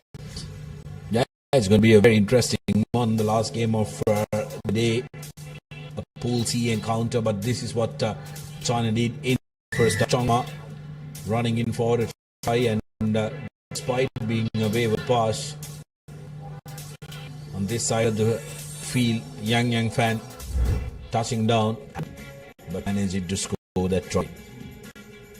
Next up, women's pool fixture, United Arab Emirates taking on Indonesia. As Uzbekistan lines up the restart. Good high kick. That the 10-meter mark. China collecting it beautifully. Looking to attack the shot on the side. Cuts back inside the big Zheng Hu. Now China looking to spread it to corner space on the outside. Speed and to penetrate that gain line. That's going to be a penalty. holding on to the ball. Support was late. Uzbekistan with an opportunity now. Sunnat goes down with the ball. Space now for Uzbekistan. They haven't had the pace to can chase. The ball is 2-0 man, but Uzbekistan will position off. Uzbekistan going to be a line out for shot right at the 22. 19 points to nil. That's the score line. 4 points so far. China, you can close the door. They have to retake it. If not happy with how that line out was taken. First to have Asia Rugby return to the island, isn't it? After 8 years, feels like yesterday we witnessed so many teams scores as China looks to run from their own half, space and pace. Looked like a runaway train, but very good work in cover defense by Mahmoud. Puts pressure. China though still managing to hold on to possession. Look at how deep that line is, and the passing accuracy has been on point for China.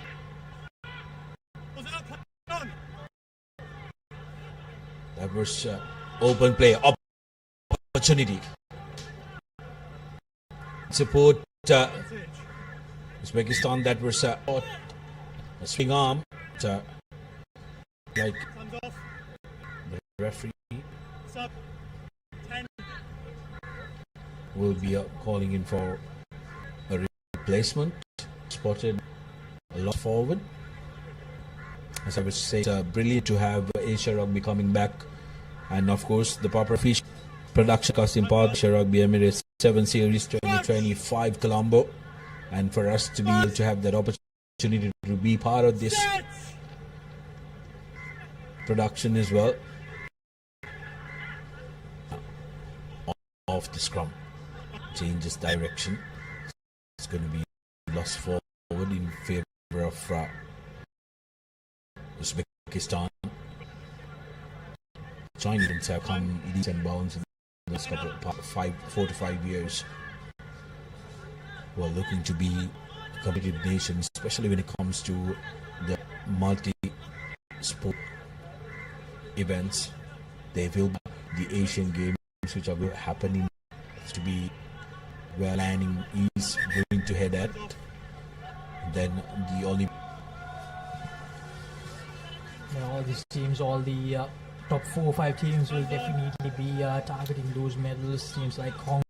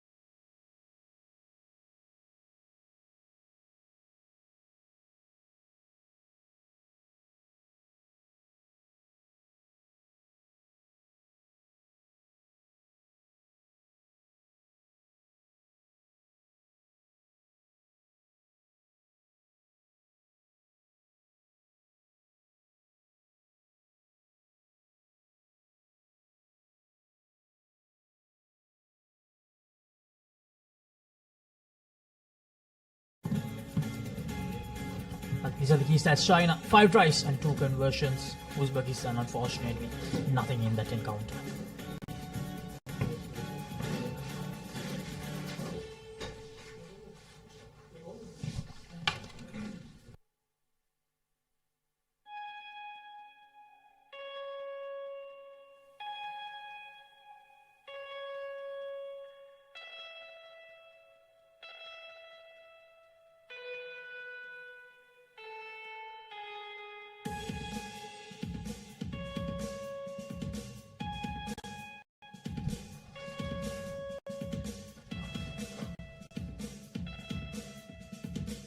We have UAE taking on Indonesia.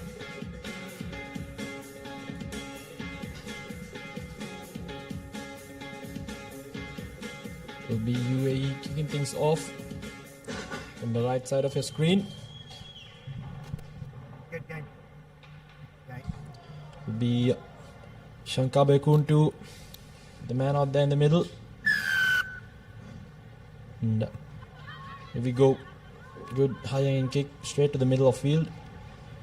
Not collected cleanly, but nevertheless, Indonesia has gathered position. Straight away, we'll be hoping to get out of jail now. The door foot coming in. Backward says the referee, so game continues.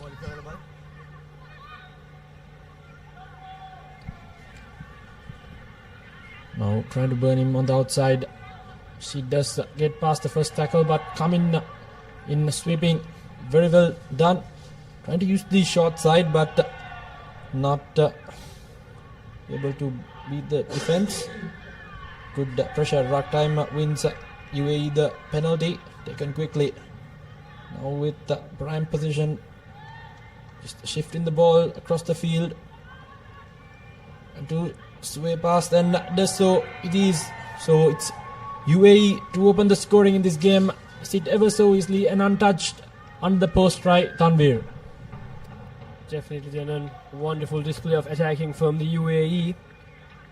Going from that corner, optimizing from that space in the far side, the number 8 of UAE, right under the post. An easy conversion should have been taken, but unfortunately is missed. So the score will be 5 minutes to 0 for Indonesia.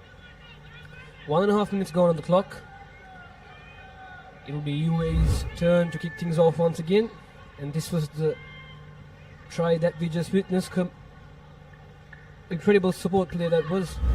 The basics hands. And again, once again, high hanging kick. No one there to receive it. The first defender misses the tackle. Indonesia still with ball in hand. Goes an offload to a corner, back inside. Hits the UAE player on the head, unfortunately. She has been brought to the ground, so the referee will stop the time just to have a little check on what exactly went wrong.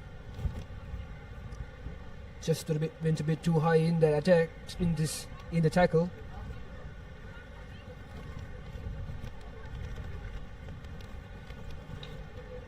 She's gotten up once again, so hopefully she will be alright. She's on her knees currently. Hopefully it's nothing severe.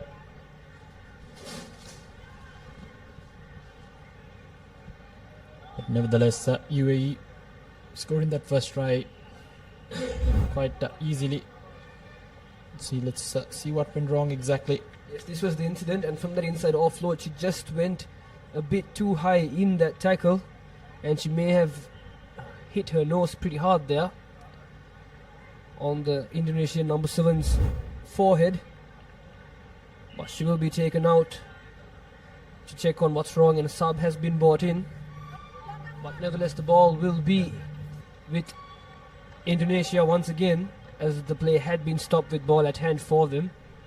So it'll be a scrum down in their favour, but still not looking great in the danger zone inside their own yellow zone, I would say. But nevertheless, the free kick has been awarded for Indonesia. Quick tap has been taken, goes running directly for the hit, but Tremendous tackle from the UAE player. Picks it up from the ruck and goes to the blind side, but is brought down once again right there. They will want to send the ball wide.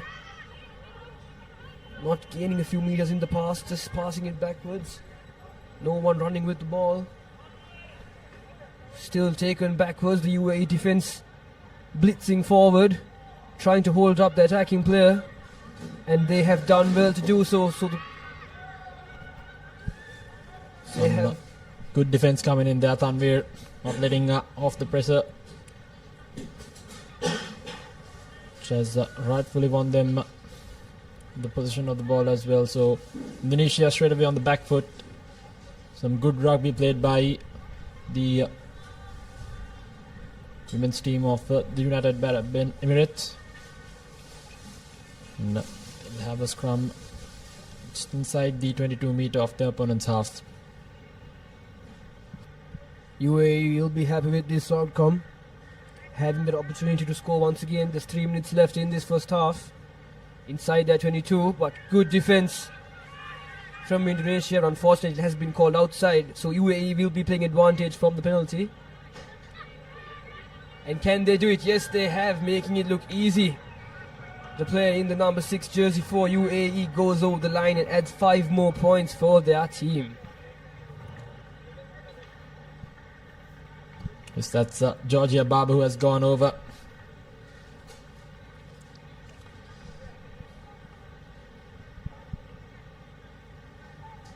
UAE not wasting any time. I think it's their urgency and conversion unsuccessful, but nevertheless 10 points to nothing against their opponents. They've shown a bit of urgency, which has actually not let the Indonesian defense settle. You can see that going straight through without any problems whatsoever.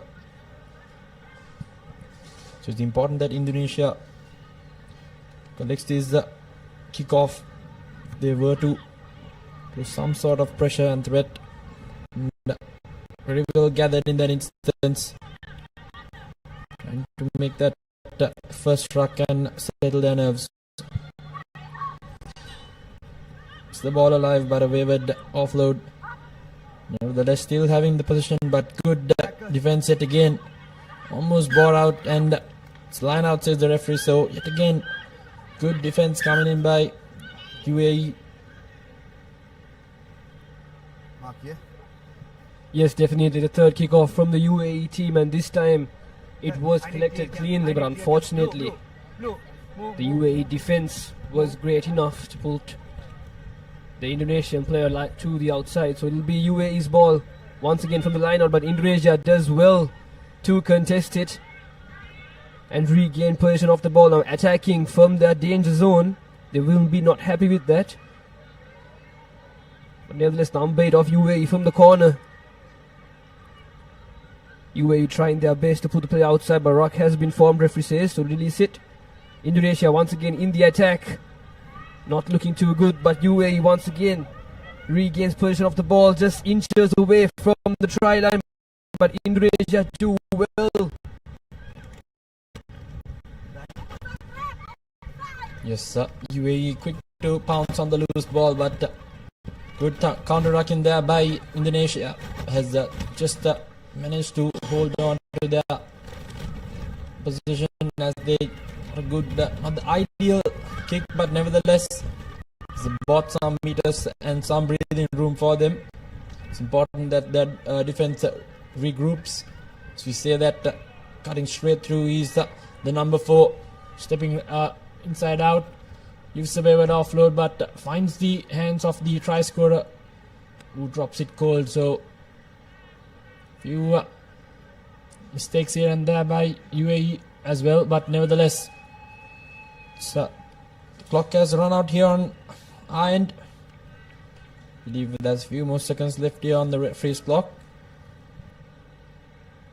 Definitely, Janan, as we see UAE with the tremendous run.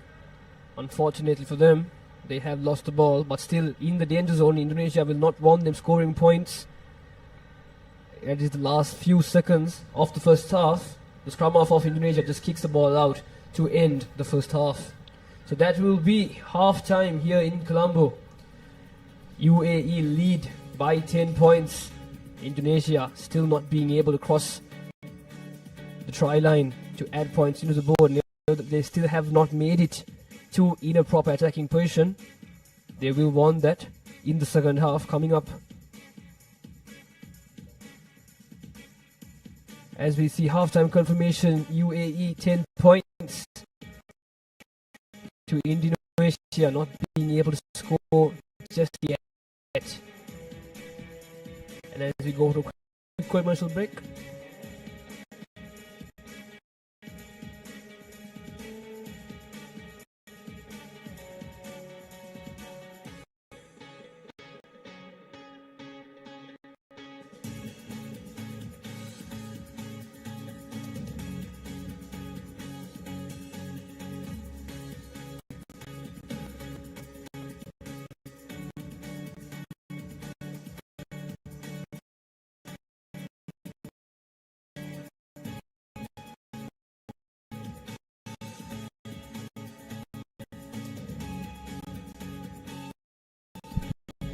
So now, so it's Indonesia, beg your pardon, the United Arab Emirates who's leading 10 points to nothing. So we have a quick look at the first half highlights. You can see the number 4 swim past the defense in that instance. Did quite brilliantly. The players from UAE did in defense and both attack, not team any sort of breathing space whatsoever. And up next we'll have Japan versus India in the women's pool D. And is number 1 did the board. That will be an exciting matchup. India women's team did show some exciting performances earlier today.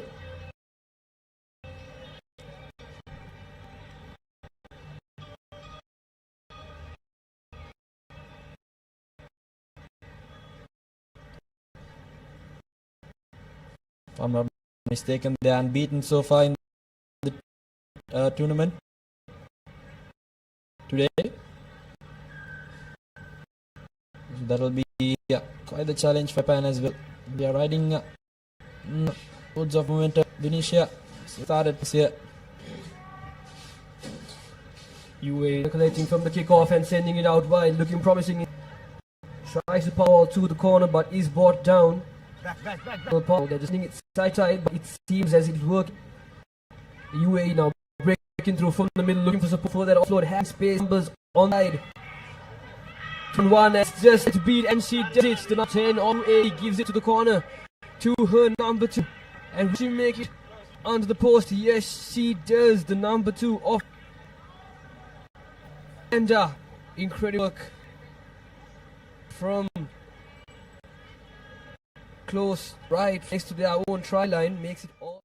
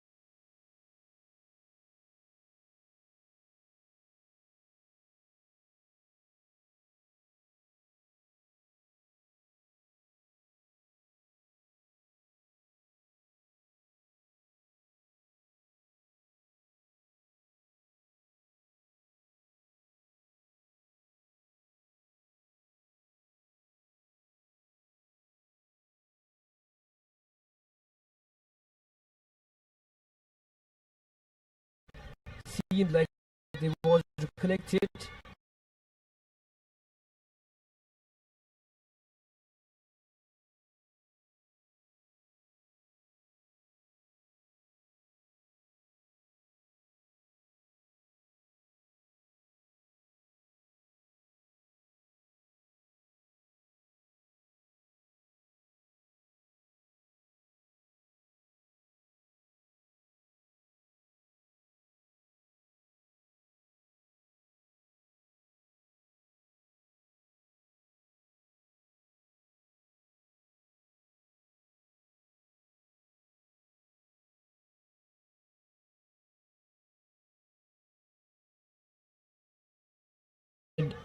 Trying to build some faces are the Indians. Good tackle coming in. Brilliant stuff. It's a penalty in favor of Japan. Holding on, says the referee. So I did mention Japan really easily. They have the ability to counter-attack and switch there and adapt. And good offload yet again. Straight away goes the number 13. Will go untouched over that whitewash. So it's another try for Japan. Saruna Konishi, who will go over for the third try for Japan.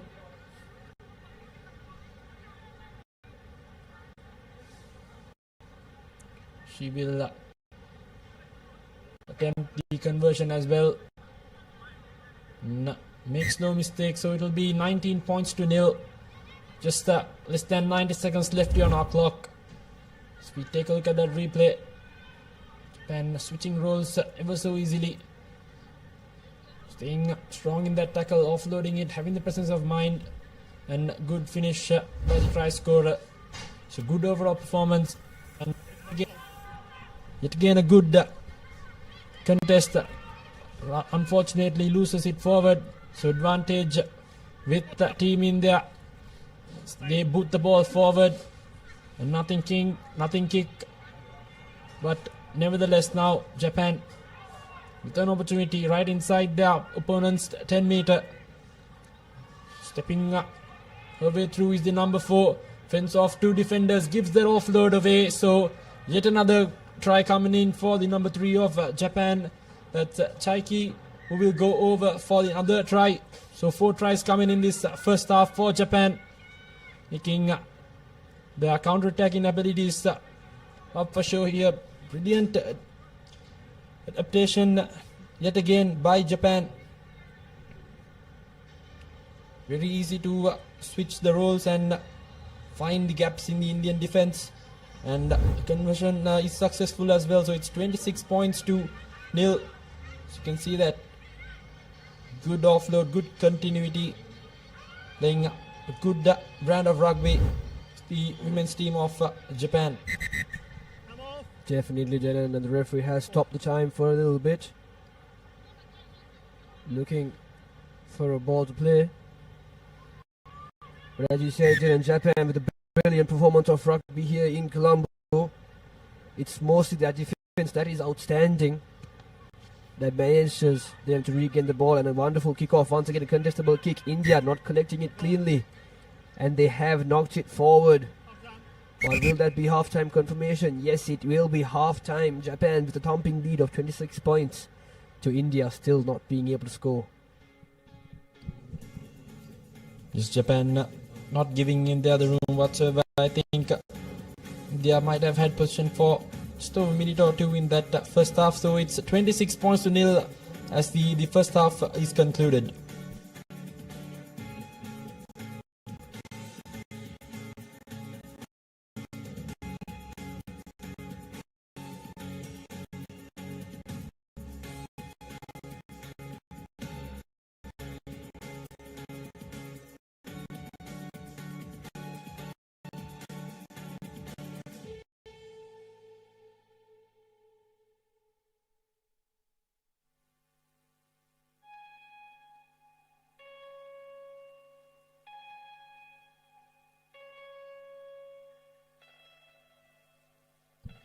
And we're back It's 26-0 here in Colombo, where Japan lead the two unbeaten teams here in Colombo. And here we have the highlights of the first half, the first try from Japan in the courtesy of the team there. And this was the counter-attack that let them score the second try. The number 2 of Japan making her way right under the post. It's have to admire the counter-attacking and overall playing by Japan. I think they have done quite well, have the speed, have the defensive capabilities, and the power running as well. Clearly outmatching India in all departments. And up next we'll have Malaysia taking on the Philippines. Here we go, moments away from kicking things off for the second half. They'll be leading in with 26 points. Japan does it cleanly and goes for the switcheroo from the kickoff. And it does trick the Indian defense, but still in play. But has Japan has knocked it on first is the call from the referee. A wonderful tactic from the Japanese team from the kickoff. So India now this time will have a scrum in their favour. Just inches away from their 22. They will want to exit the ball and just move it towards the Japanese side to just reduce the pressure while attacking from their own red zone. So we shall see the decision that will be taken from this Indian team. It's the vital scrum coming in for team in there. It's important that they score as soon as possible if they were to at least put some pressure back on Team Japan. As we say that, yet again good defense coming in by Japan. It's a penalty again against them, so Team India with another penalty in their favour will breathe a sigh of relief there. And they've opted for scrum, so we'll be hoping to build some paces and get that scoreboard ticking. Definitely, and the Japan team just making a few unnecessary mistakes there. Referee says not supporting your body weight, and they have been penalized once again. India with the quick tap tries to go for the offload, but it has been a deliberate knock-on, so it will be a penalty advantage in the Indians' favour, and the Indian player spots the gap in the back and goes to boot. But Japan do well to collect, and now they are in the counter-attacking position. India does well with a tremendous tackle from the defense, the number 2 of India. But still, Japan has regained position of the ball. Can she make it all the way? Just one defender to beat. Has she done it? Yes, she has. Vanako of Japan. Vanako Kita of Japan scores the first try of this second half for her team. What a lead we have here in Colombo, Japan now with 31 points to India's 0. I think what separates Team Japan from India is their ability to switch from defense into attack and vice versa. Again, you saw good tackle coming in, but they kept their cool and composure, kept the ball away to the play on the outside, and mismatch of pace in that instance as she goes over for another try. So Japan, good overall performance so far in this game. Team India just outmatched and outplayed at this point. Definitely, and the adaptability of this Japanese team has been showed some promise. It had made 10 meters there, but unfortunately the ball had struck a Japanese player, so the referee will award India once again with that free kick at the center of the race course ground here in Colombo. But Japan would be very happy with such a dominating lead in their last game in day 1 here in Colombo, 31 points to 0. India will try to redeem themselves to at least score 1 try before the full-time confirmation whistle is blown. This time Japan going for that turnover, but unfortunately knocks the ball on, so India will be playing advantage from a knock-on. but the defense from the Japanese team is what is helping them. But unfortunately, India knocks it on once again to Japan. This time in the counter-attack, cuts in. Quite the quick feet from this Japanese player, cutting through what seems to be almost the entire Indian team, and does well to do so. Still in the attacking position, Japan having numbers outside, having that space. Can our previous try scorer do it once again? Yes, she does. She makes it over the line. The number 8 of the Japanese team, Wakana Akita, does well to go over the line to just add to that lead.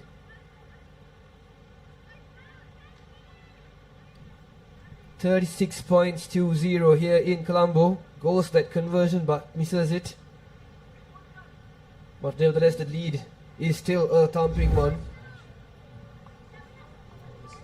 Just brilliant stuff yet again by Team Japan, forcing that knock on, capitalizing on the opportunities. Good phase in that instance, getting drawing all the defense straight away. Again, the kick not traveling the 10 meters, so that's something they'll want to work on. A few fine tuning in this Japanese team, and they'll be a force to reckon with tomorrow. Definitely did, and India did show some promise in the attacking position right before the Japanese team scored the try. But unfortunately, it still wasn't enough to add points into the board. They will still try once again with the free kick. The quick tap from the center of the ground, courtesy of not making it 10 from the kickoff of the Japanese team. India still in the attack, looking a bit shaky. The line speed defense from the Japanese team, just too much for this Indian team. But still ball in play, loose play. India picks it up. Japan team doing well, trying to counter and regain possession of the ball. The number 4 of India spots the gap, attacks through it. They should work to the corners, that didn't. Something that India has lacked in this game so far is moving the ball from side to side, which should be compulsory in my opinion in the 7th tournament. But Japan once again taken the quick tap from the penalty, and the number 7 goes round the post. What a lead from this Japanese team. India coming into this game unbeaten in the group stages. Miyotani scores, and this time the conversion clears it cleanly. So Japan will lead this game 43-0. And as we see, that is where the quick tap was taken. 20-meter sprint for the try scorer of the Japanese team. So it again, making no mistake whatsoever. Good presence of mind to take the quick tap, and definitely made the opponents pay, as yet again this time around very well gathered there. Good presence of mind by the Japanese player. This time just loses the ball forward. So that's full time. Japan winning this game quite comprehensively. Outplayed India in all departments of the sport. 43 points here. The overall performance. Good counter-attacking, defensive and offensive. Definitely something will be very happy with this win. They're unbeaten in this group as well. In day 1, India, of course, in second place in their group, but still will not be very happy with this loss. But they have the opportunity to redeem themselves tomorrow. And that is full-time confirmation here in the racecourse grounds in Colombo. Japan beat the Indian women's team with 43-0. And as we see the highlights, India doing well in defense, but unfortunately the counter-attack from the Japanese team just was too much for them. As we can see, the first try of the second half. Well great effort from the Japanese. What a lead as well. Both teams coming into this game unbeaten. But Japan smashing in this game 43-0, as we saw both teams paying their respects yesterday. So the key stats, Japan 7 tries, 4 conversions, did quite brilliantly, showing why they are on top of the leaderboard. And number one on the points table. And the next game we'll have a change in voices. It'll be Nathan and Rashwan.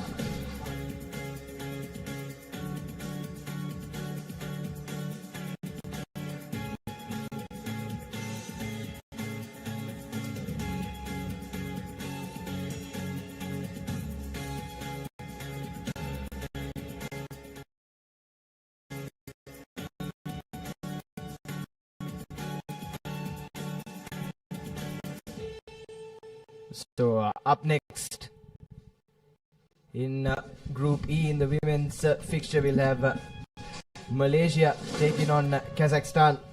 So I welcome Abdullah Yusuf into the commentary box. A very good evening. Yes, good evening, Nathan. It's Malaysia up against the Philippines. Can be a close encounter for these teams. Just making their way up the ladder in Asian rugby. Probably have to say Malaysian slight favorites in this game. Just waiting players to take the field. Picturesque racecourse grounds here.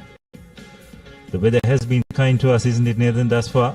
Last couple of days in the nights we've had some strong thunder showers, but today, so far, things are looking good as both teams take their place in the field. Yes, certainly, Abdullah. We've been blessed with the good weather today, like you said. Past few days in Colombo, it's been some strong showers come around this time of the day, but thankfully barring a few slight drizzles here and there, the weather gods have been kind to us.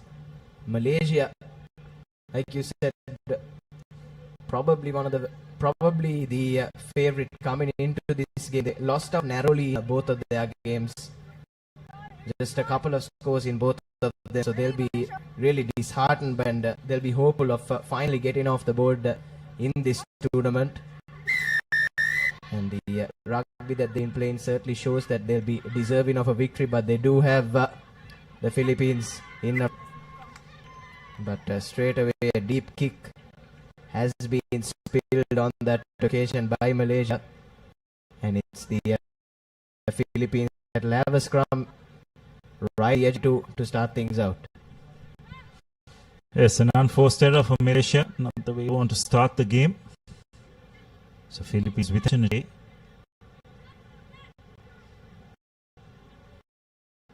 Scrum just on the 22-meter line. It's a good feed. Philippines trying a short angle, getting over the fence. Malaysia though, Greenberg. It's now Philippines. Ball squirted out. Unfortunately, the Malaysian played the ball from an offside line.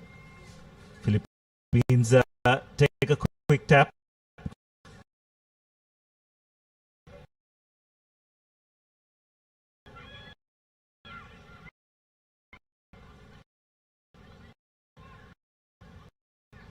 Retain possession. This Philippine girls seem to be taking the direct route. They do have a slight physical advantage over the Malaysian outfit.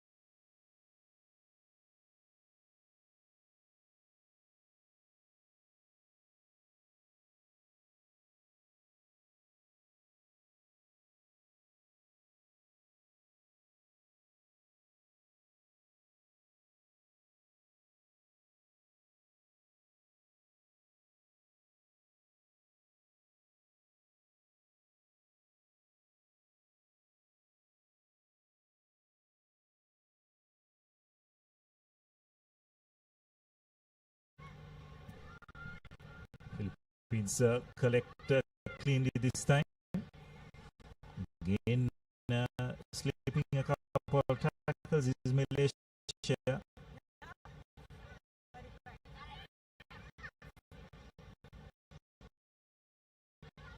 Philippines retain possession, spreading it out wide. This is good defensive tactics by Malaysia, rushing up, not giving any space. Philippines to move.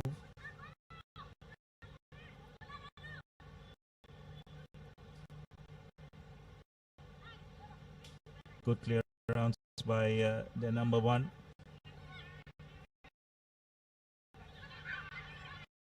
No look pass, doesn't find the mark. Malaysia rush up, but again Philippines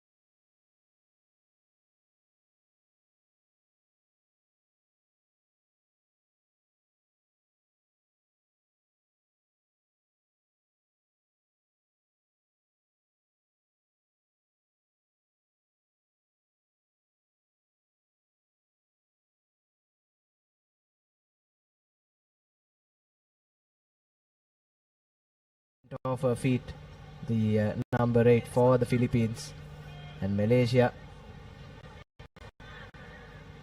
This will shave some precious seconds off the clock in that time that they're down to 6. Setting up to take that quick tap.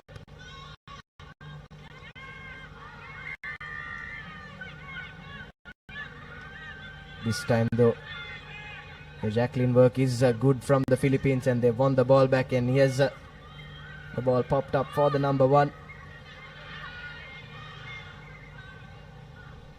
Working it now from right to left, and spots the gap, does the number 13, but chased down well there by the retreating Malaysian player, but it's the Philippines now playing inside the 22.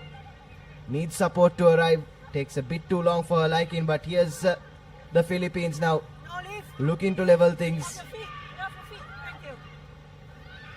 And the number 11 dives over, and that will be the equalizer for the Philippines. So eventually, after missing out on a couple of opportunities, they do capitalize on that numbers advantage, and they make it 10 apiece with the conversion to come.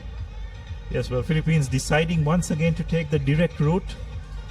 Not playing with too much of width, showing a lot of patience, running straight, getting over the gain line. Patricia Mandan with the score. So Philippines playing to their strength and managing to equalize. And we have a look at that once again. Some good desperate cover defense. Doing well to stay on their feet, offloading.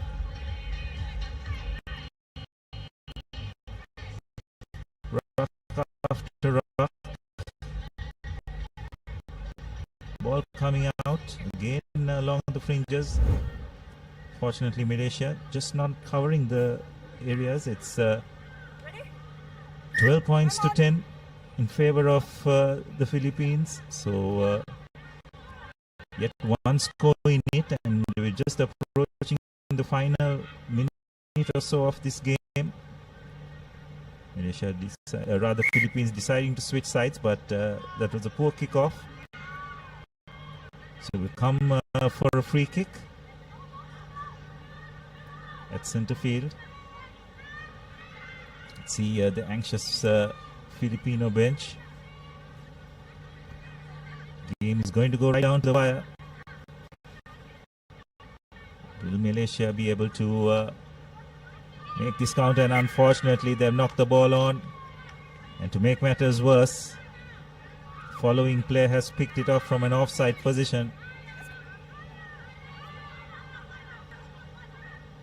And Philippines have opted a scrum. I think it's a bit of confusion in the Philippine ranks. Had already asked for a scrum, but the players seem to want to go to touch. But referee very correctly said the call has already been made. Yes, but the scrum is the right option, isn't it, Abdul? Especially this late into the game, and in a game that's as close as this, helps shave precious seconds off the clock and puts it into touch. Thus the Philippine referee blows for full time. So the Philippines have managed to nick this one right at the death, win it by just the solitary conversion. 12 points to 10 it finishes, and they get on the board for the first time in this tournament. But it's been a hard fought game, and probably one of the close-up games that we've seen so far today.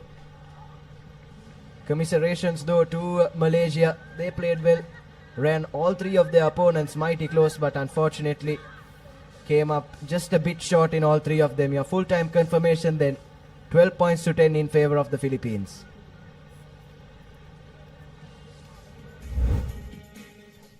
So these are the highlights. This was the game-winning score by Philippines. Just kept on attacking along the fringes, and eventually the Malaysian defense wilted. These are your key stats. 2 tries each. Eventually it was just that final conversion that made the difference. And as a result, the Philippines knot up their first victory of the tournament.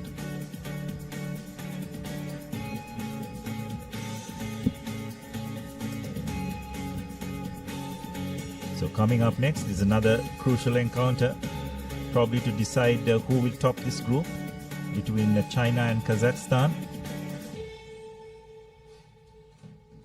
China been a real dominant force in women's sevens rugby.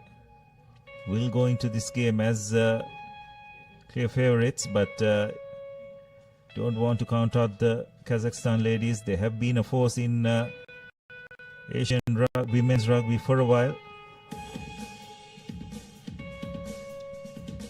Yes, you have your team cards on the screen. China take on Kazakhstan, and yes, China trying to make themselves one of the forces to be reckoned with in the Asian rugby circuit. They did well up on their home turf.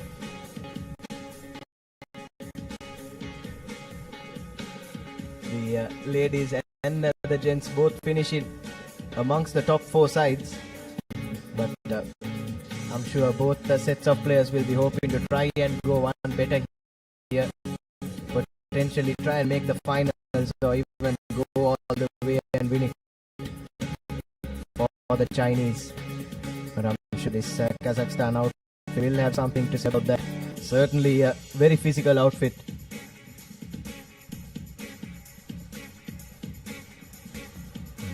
From Japan, KIKI. She will control this game. Yes, it's really interesting to see how she has announced. They have been member of the world circuit as well.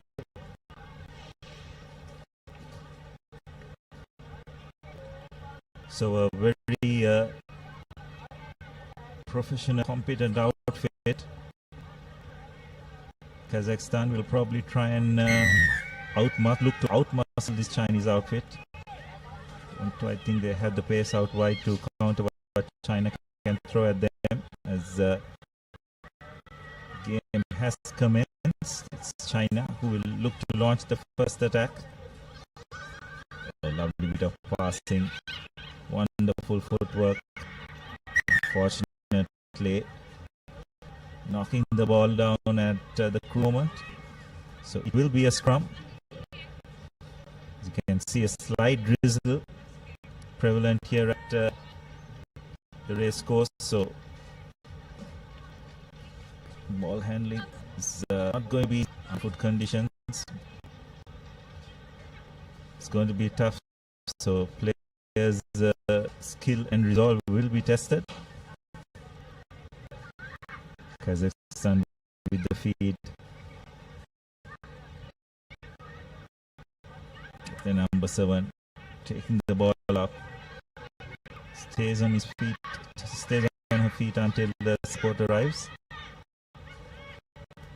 Again, Kazakhstan just going to take the direct route, running straight in. Unfortunately, knocking the ball on. So position has been turned over to see what China will do. Will they try to go and play with a bit of width? Yes, that does seem to be the tactic. But Kazakhstan's defense are holding strong. China switching, wonderful bit of footwork. It's the number 76, interestingly. Kazakhstan penalized very clearly, staying on your feet.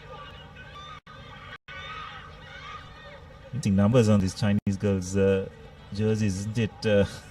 36. It's not what we're typically used. Abdallah. Perhaps a bit of superstition as well. Players tend to buzz. But we need to know the reasoning behind all the their jerseys.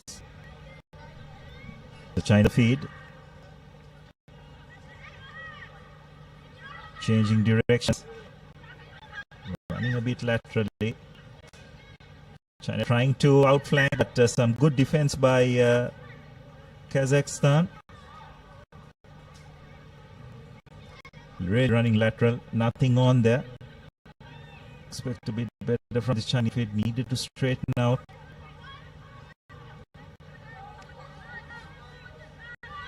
So now Kazakhstan will try to win this line out and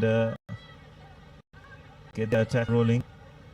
Go to number 1, but well read by China. Kazakhstan though have done well to retain possession. The dummy has been thrown, but good cover defense by China. Kazakhstan retained, unfortunately knocked on. So conditions are a bit tough. You can understand that there is a drill that is coming down here at the race course. The ball is going to be wet. Players will need to be aware of that. They may not be able to stand as wide as they would like. May need to probably reduce the distance between the pass and the ball receiver. And China with a break. 2-on-1, unfortunately, not finding its mark. China have managed to retain possession. Slow ball though. And that lovely supporting line as well. Brilliant by China. Yes, it looks like it is Abdullah. Defensive play from, but I thought there was some lovely supporting lines run by Chinese. But it's China now with a 5-meter scrum coming their way. So all hope is not lost for the Chinese. They have a scrum on the 5-meter mark. Gets it out now. Looking to use some with China, but Kazakhstan line rushing on in defense. And some big hits coming in from them as well. China will be made to go again. They've been pushed wide, but this time looks like she'll have enough on her. No opts for that inside 6 minute. That's another opportunity that has been squandered by China as Kazakhstan come away with possession once again. Brilliant defensive work by Kazakhstan. Seemed that China by all means was going to go over for their first try, but some desperate defense forcing China to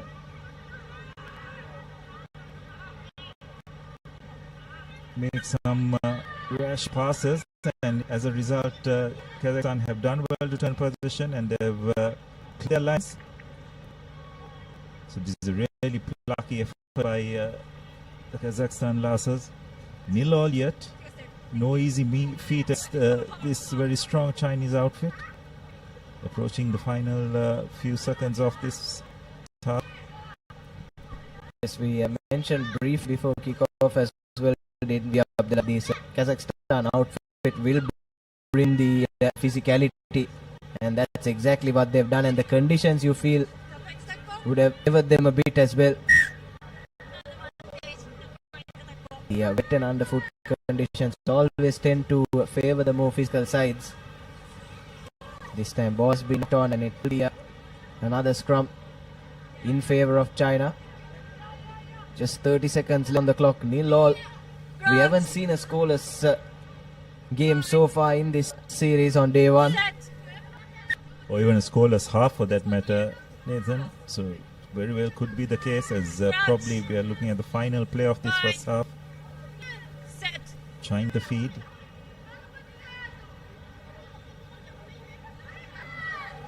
So break on the open side.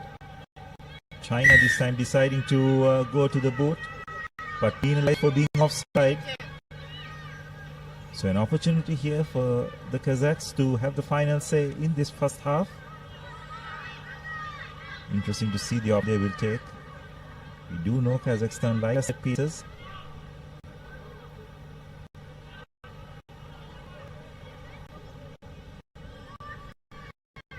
Looks like they're going to go for the short tap.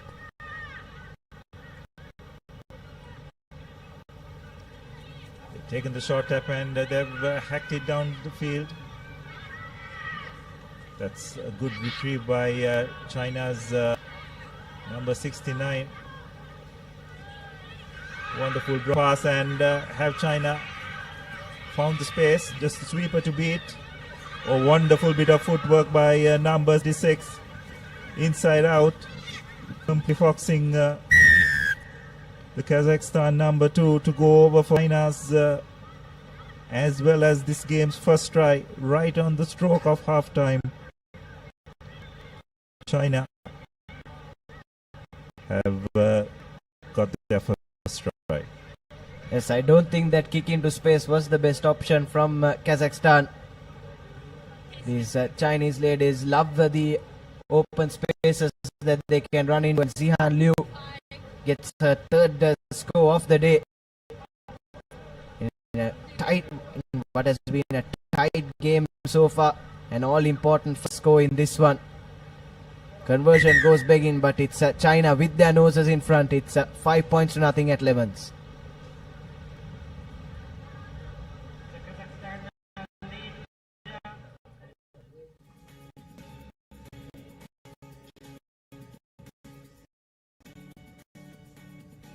Conditions slowly but surely coming into the picture as you have your halftime confirmation there. China solitary first half.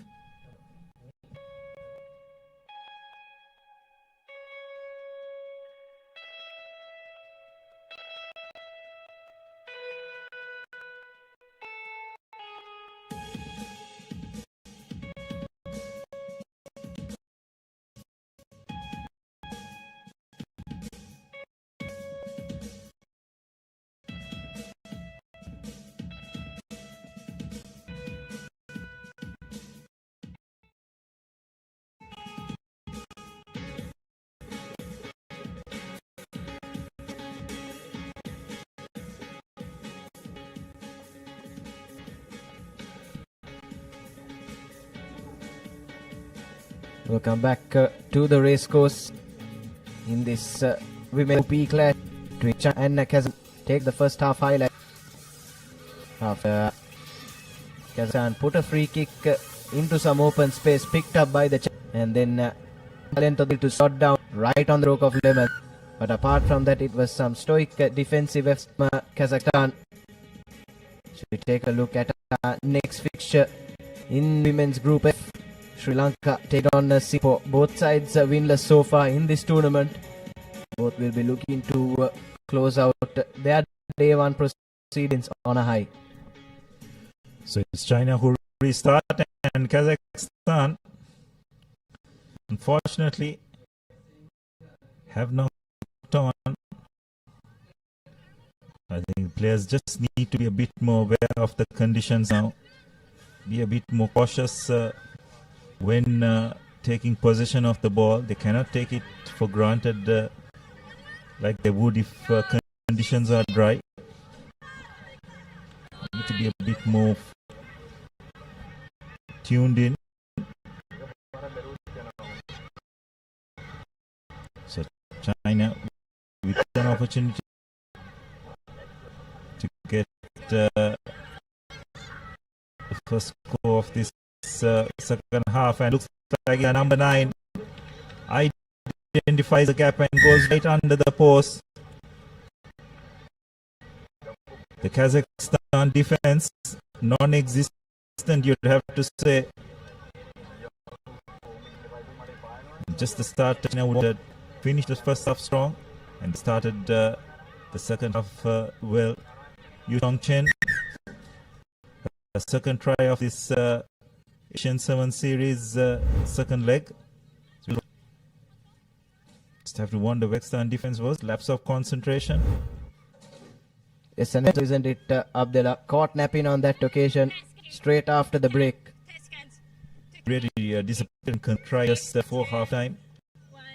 But they need to have put that behind them and move a lot more rugby to be played. Kazakhstan now taking the ball.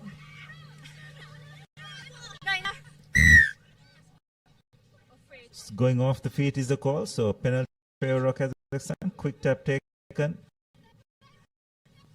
Lovely dummy by the scrum half. Getting the ball out to the wing 3/4, but the Chinese defense has moved across. Well, Kazakhstan do really well to hold on.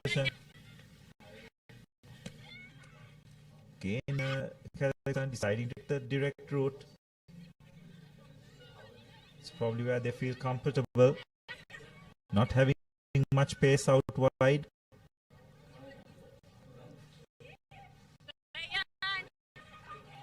And they have lost the ball in contact. China's 55 picking it up and is making a dart. And now China will get the ball out wide, but unfortunately, number 69 knocking the ball on.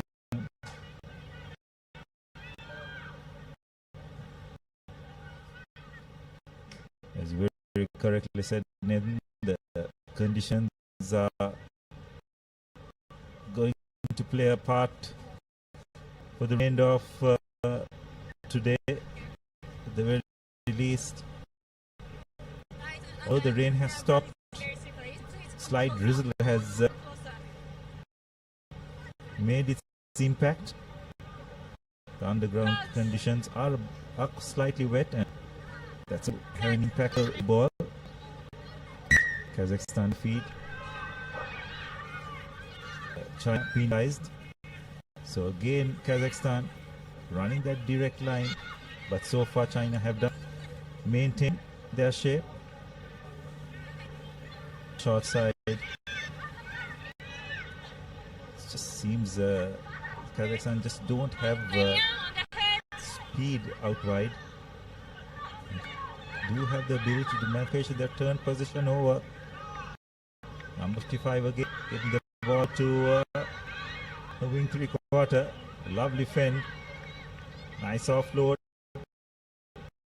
This is really by China keeping the ball alive in these wet conditions, and it's the number 55, or the 65, who runs a wonderful floating angle to go over for China's third try.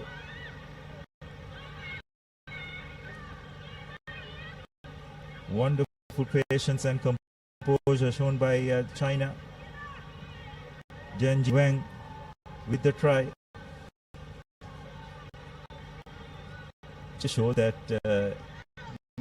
against good quality teams, you can take the direct route only up to a certain extent. Eventually, you need a bit of speed out wide to put the finishing touches. It also against good attacks like this Chinese one, you can only hold the door before they come and hurt you like this. Some lovely offload in there from the Chinese. And the number 65 ran the support in angle, not read by the Kazakhs, and dots down for the third try. And you have to say that all by this game. Yes, unfortunately, you'd have to say so. Pakistan's defensive effort was really good in that first half, but unfortunately, when it comes to attack, again they just seem to be having the option of taking the direct route. That's a bit dangerous. China will be lucky they don't get a yellow. It's just penalty only. Kazakhstan have taken the quick tap. That's their number 9. Or rather their number 2, who plays a scrum half.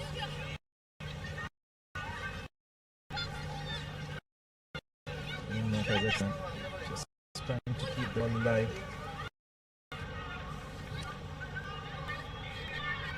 Slow ball, and eventually Kazakhstan deciding to use the boot,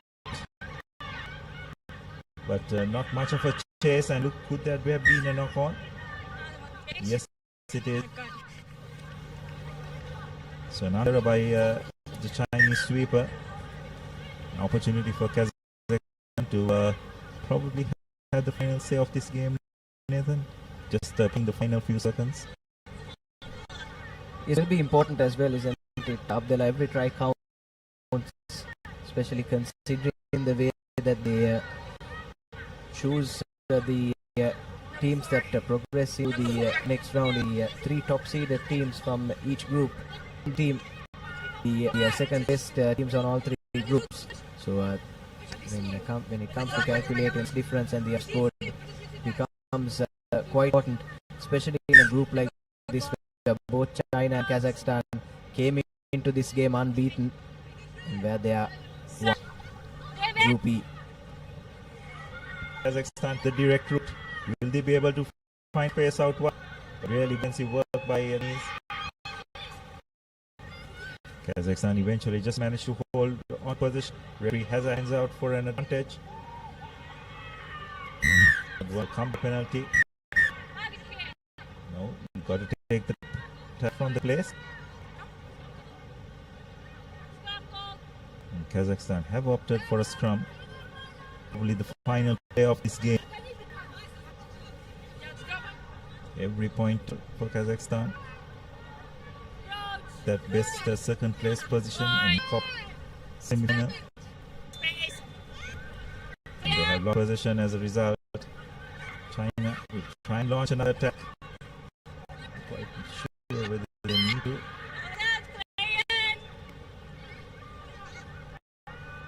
This is really good by China, spreading the ball out wide. Will their speed be able to took the finishing touches? It's one replacements. I don't think Kazakhstan will be able to come across. Yes, it's number 52. Who will go over for China's fourth try?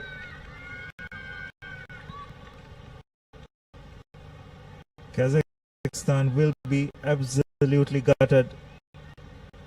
Had an opportunity at Zifei Zheng from her own 22,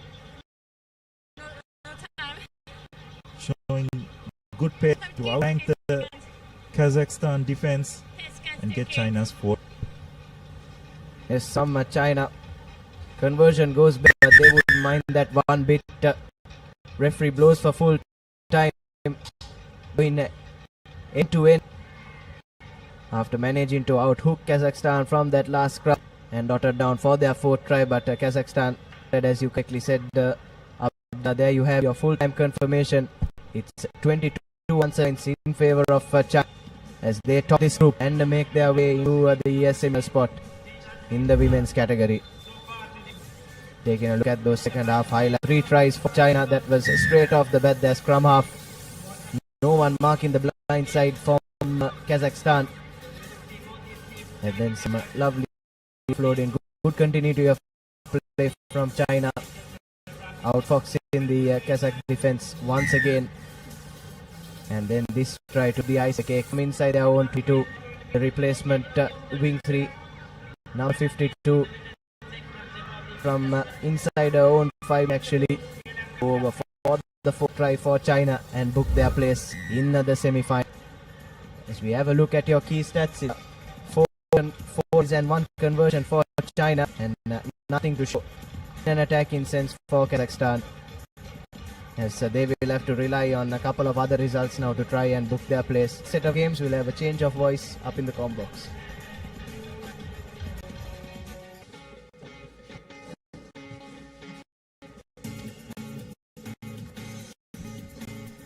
And as we see, Sri Lanka will be taking on Singapore in the next game.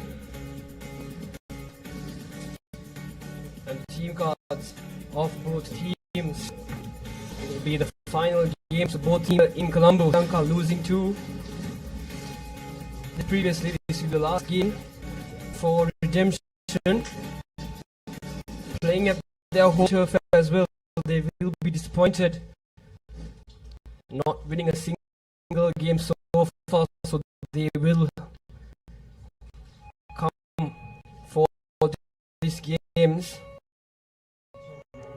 But Singapore showing promise in today's day 1 segment in the Pool C.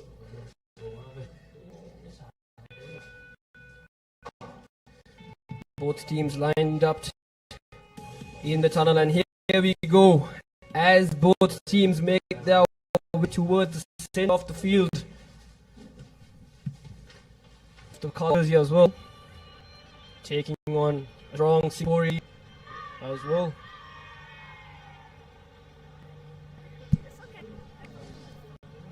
Deciding up matchup will be referee Sunny Lee who will be cheating this game.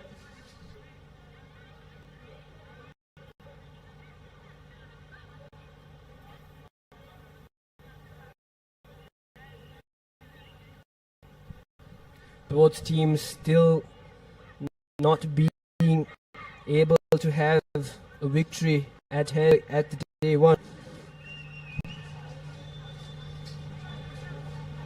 Team Brit for a victory here today at the race. Lanka. Certainly Nage will kick things off.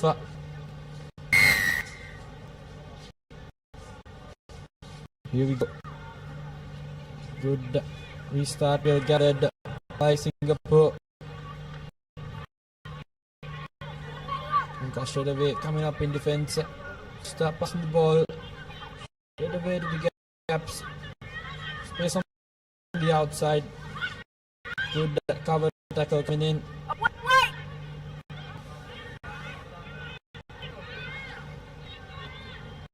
Space yet again on the outside. Win the ball back side is Singapore. Try and find some space. Good tackle, Sri Lanka. Overlap in the corner. To cut back inside. Good defense again. Keeping the Singaporean attack at bay. As now the number 12 of Singapore spots the gap middle. Breaks past the first line of defense. Singapore will draw first blood in this encounter.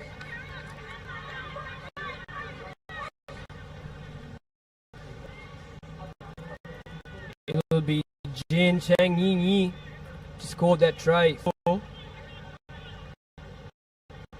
Unfortunate mistake for the Sri Lankan team.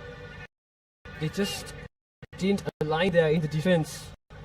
Radinter overshot to break that line defense.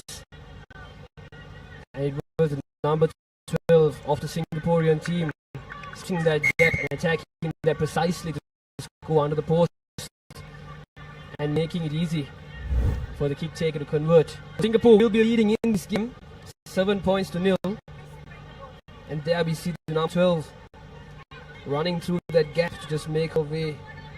These right under the post. So Singapore once again will in this game will be restarting proceedings with the kickoff. That is Jane Jingyi who scored try. Good restart collected by Sri Lanka. Unable to gather the ball in the first attempt, but nevertheless, Sri Lanka still managing to keep possession. The number 13 to break past the defense with the second phase best pass coming in. It's the Dew which has caused the ball to be a bit slippery. Singapore now.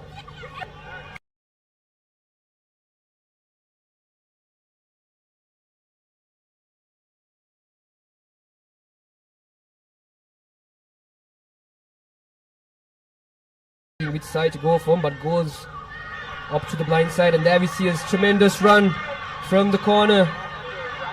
Can she make it all the way? The number 2 of Sri Lanka, Sanjeevani Vijaytilaka, no one to beat, and there she goes right over the try line, adding the first points in this game for the home team. It's a brilliant counter-attacking in that instance, pouncing on that loose ball. Made a very good attempt, good pace, good finish by Sri Lanka. Sanjeevani Vijaytilaka in that instance going over the first try for Sri Lanka. So important conversion coming up as well. It's Charan Linage who's making the attempt unsuccessful in that instance. And the conversion was missed by Sri Lanka, so Singapore will lead by 2 points. And here we have the replay of that try. It was a team effort that just made it easy for the try scorer to go over the line and score the first try for the home team in this leg here in Colombo. So Sri Lanka this time with the kickoff. A contestable kick, and it had been fumbled by the Singaporean players, so Sri Lanka will be playing a knock-on advantage. Gives it to her fly to the center. They will want to work it wide, but the rush defense from the Singaporean team shows a bit dominance, and here we have the try scorer beating one defender, getting a couple of meters, sending it back to the line. They will want to work the balls from side to side, but unfortunately, a well tackle from the Singaporean defender makes a Sri Lankan player fumble the ball to Singapore, now playing advantage with knock-on in favour for them. Sending it to the corner to the number 6 with two defenders to beat. She tries to keep the ball in play and she does so. Singapore spotting that space in the outside. They will want to work it to the corner. It's a good continue by Singapore in that instance. Good face build up so far. They'll definitely try to get some points as she loses it forward. So Sri Lanka has gotten the ball back. It's important that they just keep it and offside penalty against Singapore. Sri Lanka now the penalty. They've managed this first half quite well, even though they're down by 2 points. Now they've opted for the scrum as well. This will be the second penalty Sri Lanka has gotten in their favour, and the first one as well they had opted for a scrum as well as the second one. And again, the score here is just 2 points and there's 30 seconds remaining in the first half. Both teams still not being able to win a game in this leg here in Colombo. But nevertheless, Sri Lanka in possession of the ball. Number 7, Lianage puts the ball in for the scrum. And as we see, the attack line of Sri Lanka is managed close by us with the rain conditions. It's a wet ball, so number 8 of Sri Lanka runs through the corner, but is finally taken down by the Singapore defense, and this time setting up wide. But the Singapore number 7 reads the attack cleanly and rushes to the defense line. Will it be a penalty? Yes, it will be. Holding on is the call. So Singapore now will be playing with with penalty. Taken the quick tap. Will try her best to run across. Can she do it all by herself? No, she cannot. The Sri Lanka defense has picked it up once again. Yes. Just setting up the defense line. They should attack at a straight line and not open gaps in the defense. Singapore now still in the attacking position, showing some promise. Can they add a little bit more points before the halftime whistle is blown? The number 10 of Singapore, can she do it? Yes, she does. She makes her way over the line and scores the second try for her team. Ong Peng Yi. Just a beautiful drawn pass. Peng Yi just had to go for the try.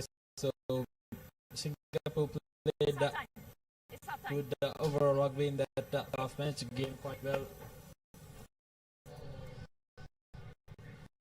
So that will be 12.5 heading into Lemons.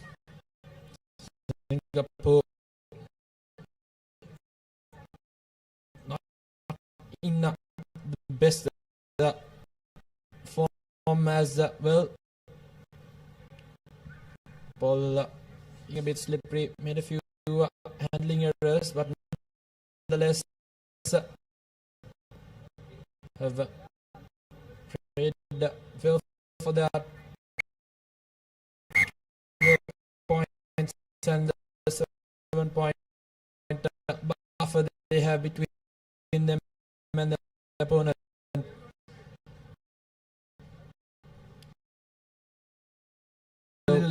Short there in the conversion as well. Unfortunately for the Singaporean team, wanted to add just 2 more points into the score. This 12 points, 5 points. That is the half-time confirmation.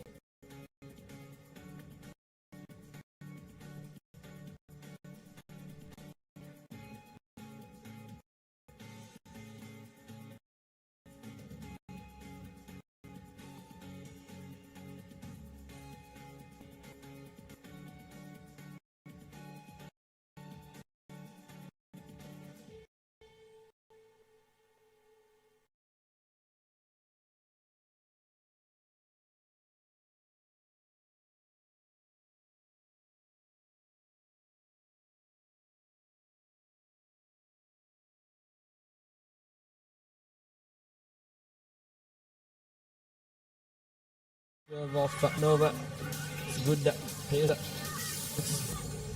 in Sri Lanka were beautiful continued of play. I think that try, I think they should work on as well.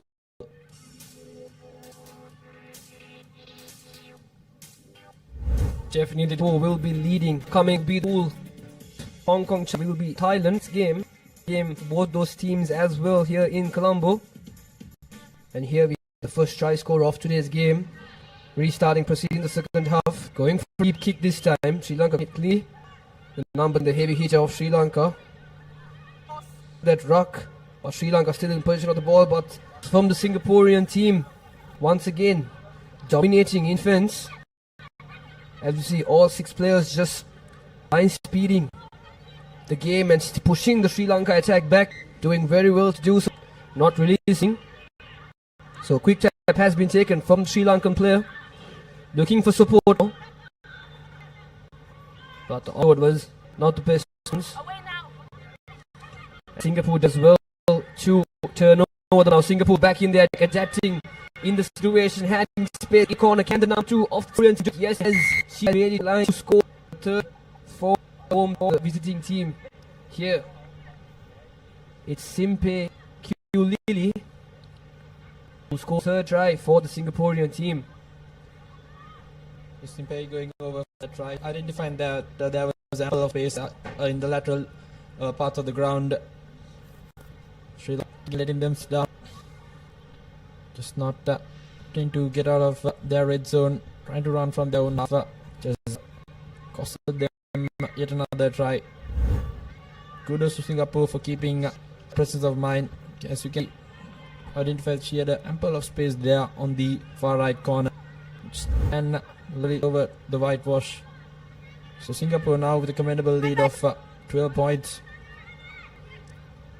Definitely, and in Seven's game, it's mostly about adapting the quickness of change of rugby from the attack to the defense position.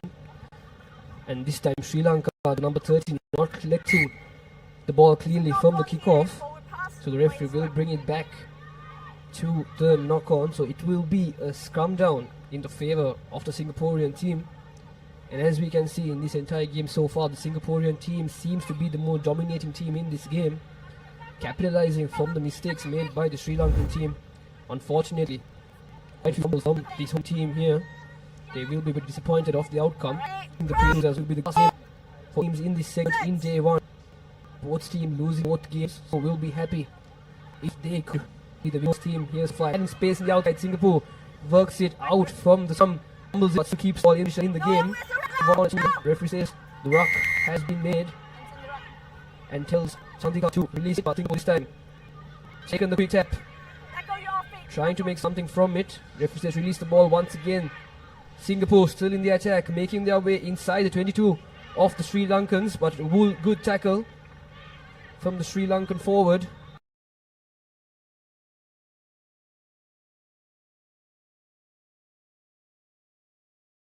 With the TMO as well from that high tackle, just to check for sure if it really was one.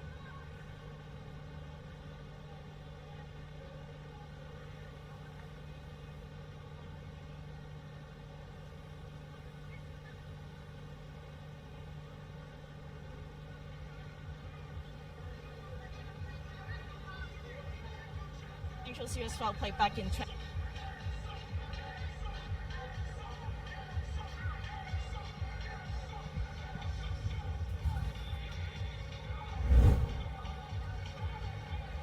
Let's see what they're looking for exactly.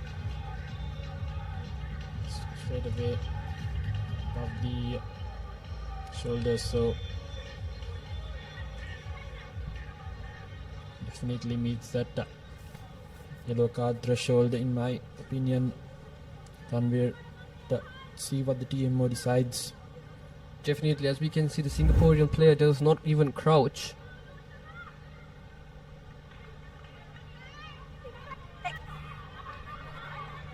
No. It's a try, and that one is not a yellow card, so we play with the restart. Yeah. Yes, and as we heard the confirmation from the referee, it will be confirmed as a try, and that tackle will not be yellow card worthy. But she was playing penalty advantage, so she was penalized. but it will not be a yellow card. But nevertheless, Singapore now leading in this game, 22 points. And Sri Lanka still just scoring one try for the day and for this game as well. So the conversion attempt not successful, but nevertheless 22 points to 5. Just little under 3 minutes left on the clock as well. Let's have a look at the replay again. That was the tackle. That was just checked by the referee. And Singapore once again with the kickoff, this time kicking to the opposite direction. Chandika this time running through the Singaporean defense, and tremendous effort from her, beating 3 defenders. She has support from the outside, but can she make it all the way? Yes, she does.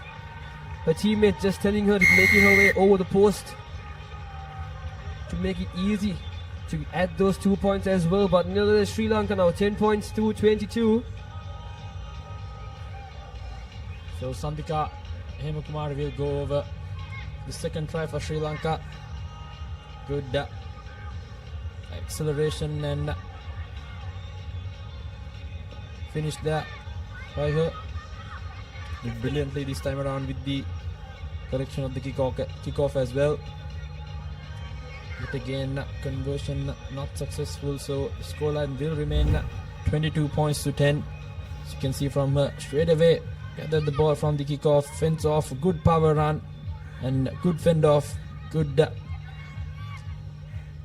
put the afterburners on and went over for the try. Brilliant stuff by her in that instance. Definitely, Delman, and the way she broke through that defense line from the Singaporean team. Tremendous run from her, and we have the kickoff from the Sri Lankans, and they have fumbled it, unfortunately, the Singaporean team. So it will be a knock-on in favour of the Sri Lankans. As we can see, time is short in their favour. So they will want to move proceedings as fast as they can. Singapore leading by 12 points. Less than a minute remaining.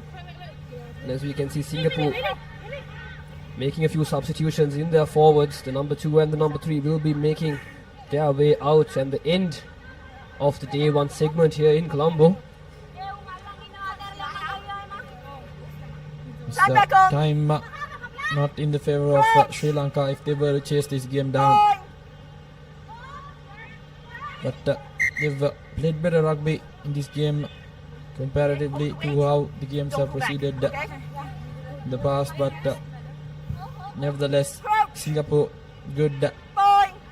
They played well. They've outplayed Sri Lanka in every department so far. Just a matter of finishing this game and seeing it through. Sri Lanka now with the final opportunity, the 9 moments of this game. Moves the ball straight away to the left corner. Tries to be the defender, but good tackle brings her down. A wonderful set piece move by the Sri Lankans. The referee had told the player to release the ball, but unfortunately she does not, so Sri Lankans will be penalised. Singapore once again in the attack. Just a few seconds more remaining in this game. Can they go one more time to score more points into the board? Sri Lanka will be penalised once again. Not supporting the body weight is the call. Diving in the ruck. So Singapore again a quick tap in the midway of this ground, but fumbles the ball a couple of times, not being able to complete their passes. But still the game has already been won by the Singaporeans. Still wanting to add more points onto the board before the final whistle is blown. Running from the corner of the Singaporean team. Sending it wide to the next corner now, but still manages to run by herself, the big Singaporean player. Does well to do so. A high tackle this time. So the 3rd consecutive penalty from the Sri Lankans. Offside advantage. Singapore still in it, in the attacking position. But a well contested ruck by the Sri Lankans, but referee says the player had come from the side. And has she knocked the ball on from the tap? Yes, she has. So that will be the full-time whistle. The Singapore team winning their first game here at the day 1 segment. And unfortunately for the home team, it's 3-4-3. not being able to at least concede one victory. They will be not happy with this outcome, but the Singaporean team, hats off to them, winning this game and the first game in the J1 segment as well. Yes, Singapore did quite brilliantly in that match. Good game management overall. 22 points to 10 is the final score confirmation. Played brilliantly in the end. Sri Lanka showed a glimpse of hope, but nevertheless, time was not in their favour. With too many mistakes from their end has costed them this game. As you can see, let's have a quick look at the highlights from that second half. Singapore identifying the spaces in the corners, maneuvering the ball very well, keeping the game alive. As you can see yet again, good continuity of play has won this game for them. Some individual brilliance for Sri Lanka as well. Up next, we'll have Hong Kong, China versus Thailand. It'll be definitely a contest to watch out for.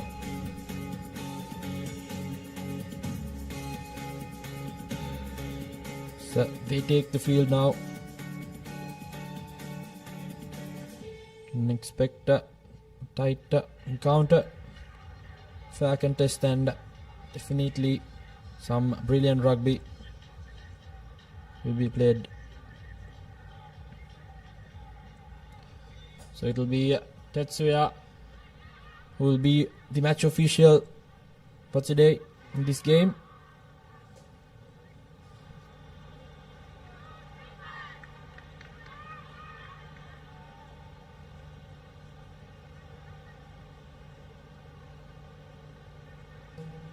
So it will be Hong Kong, China to kick things off from the left side, right side of your screen. Thailand will field the left. Here we go. Good high hanging restart. Didn't travel the 10 meters, so it will be a free kick straight away for Thailand, as they waste no time whatsoever, not letting the Hong Kong defense settle. Good looping pass, not finding the hand, but as it rolls away to the touch line, it will be a line out now. Seems that Definitely, but as we have seen the previous games here at J1 as well, most teams unable, going for that contestable high-hanging kick right next to the 10 meter, but unfortunately not making that 10 meters is what has cost them for the opposition team to receive a free kick in their favour from the centre of the ground. Now Hong Kong, China showing some promise in the attack, making their way to the corner, and the big number 4 from the Hong Kong, China team makes her way through and offloads it to her respective number 3. Does well in the count, in the rucking as well. Sends it to the centre of the ground, the number 11 from Hong Kong, China. Goes for that pass. It seems like a deliberate knock-on, but referee says otherwise. Still in the attack, Hong Kong, China showing promise. Going from the corner. Offloads it back in. Playing from corner to corner. Hong Kong, China dominating in the attacking position. Spotting that gap in the middle. Can she run through it? Unfortunately, she has knocked it on. Tremendous defense from the Thailand team. Playing advantage from the knock-on. A high tackle this time from the Hong Kong, China team. So the Thailand team has to decide what to do from here. Will it be a quick tap in their favour, or will they call for a scrum or kick to touch? seems like there's a few injury concerns, but good defensive efforts by Thailand. I thought Hong Kong, China did quite brilliantly to build so many faces and find the gaps in the far corners, but nevertheless some good desperate defense coming in by Thailand has kept this game alive for them. So time spin turn back on. They'll be opting for a scrum down, as Thailand will now feed in for the first crime of the game.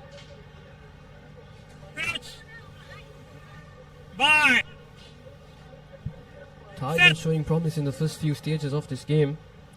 Hong Kong, China will be the favourites in this game as well, but Thailand doing their utmost best to reciprocate it. This time Thailand picked it up from the ruck, gains a few meters and passes the ball out, and having space on the outside, shouldn't have cut it on in. Having an extra number on the outside as well, the big number 4 of Hong Kong, China, going for that turnover, and she does well to do so, gaining a penalty on for her team. Still now Hong Kong, China in the attack. Just one defender to beat, a wonderful offload in support play for Hong Kong, China. The number 4 to the number 5. Spotting that gap right next to the fringe of the ruck. The number 2 picks it up. But can Thailand turn the ball over? No, they cannot. No body weight is supported. So Hong Kong, China, can they make their way over the line? No, they cannot. Well held up work from the Thailand team. So referee will want to check on it if there was grounding from the TMO. It's brilliant defensive work by Thailand. Hong Kong, China came so close yet couldn't finish it off.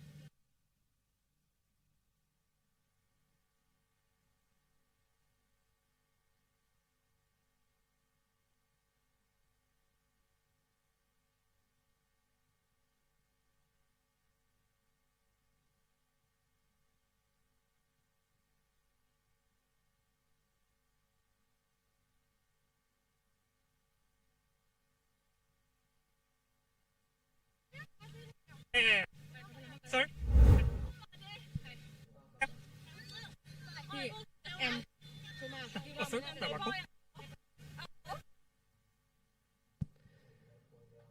So it's not, there was no clear grounding, so the try has not been awarded, but they still were playing with penalty advantage as the Thailand team was offside, and they've opted for a scrum.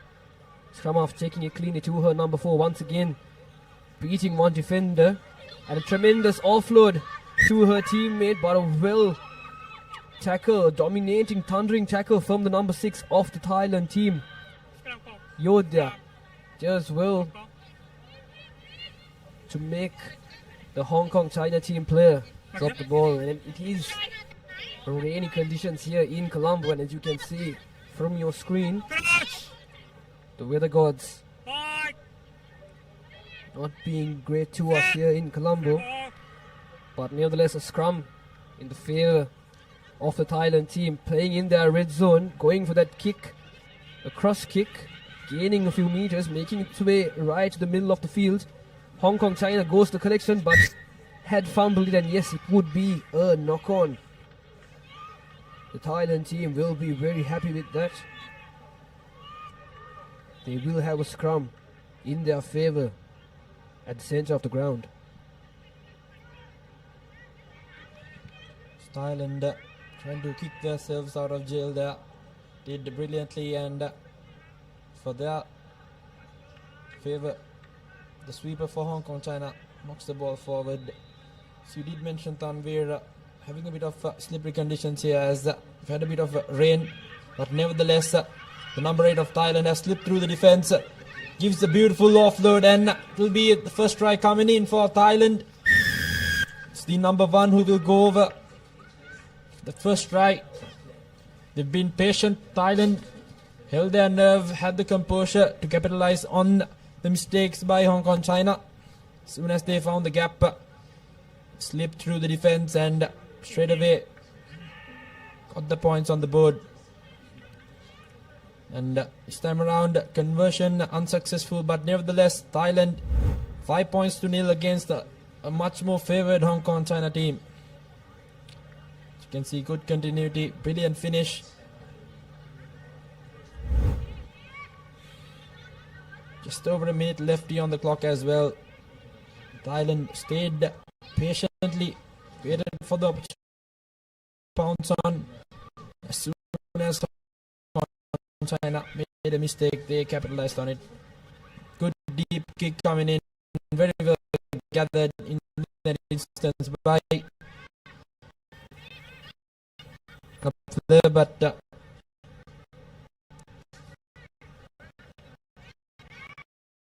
nevertheless, just less than a minute left on the clock as well.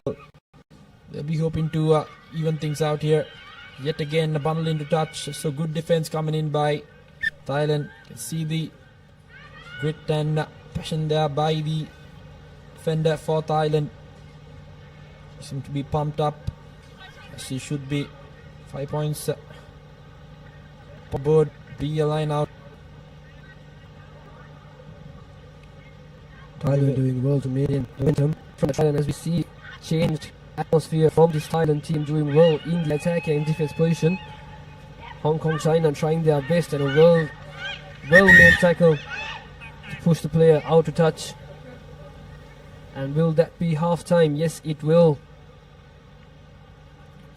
Thailand leading this game by 5 points to 0. That will be the first half score here in Colombo, and as well it will be the last game for both these teams for the day here at the Racecourse Ground. And this is halftime confirmation. Hong Kong, China still 0, trying their best, and Thailand leading by 5 points.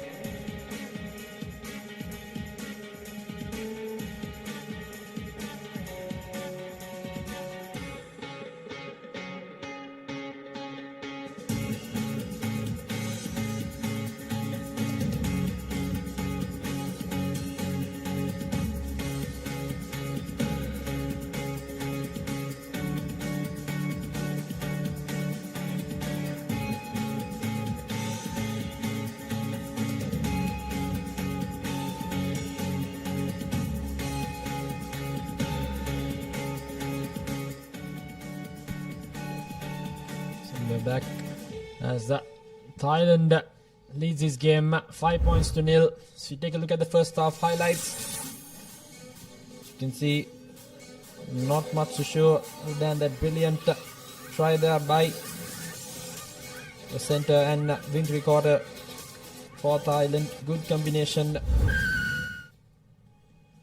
And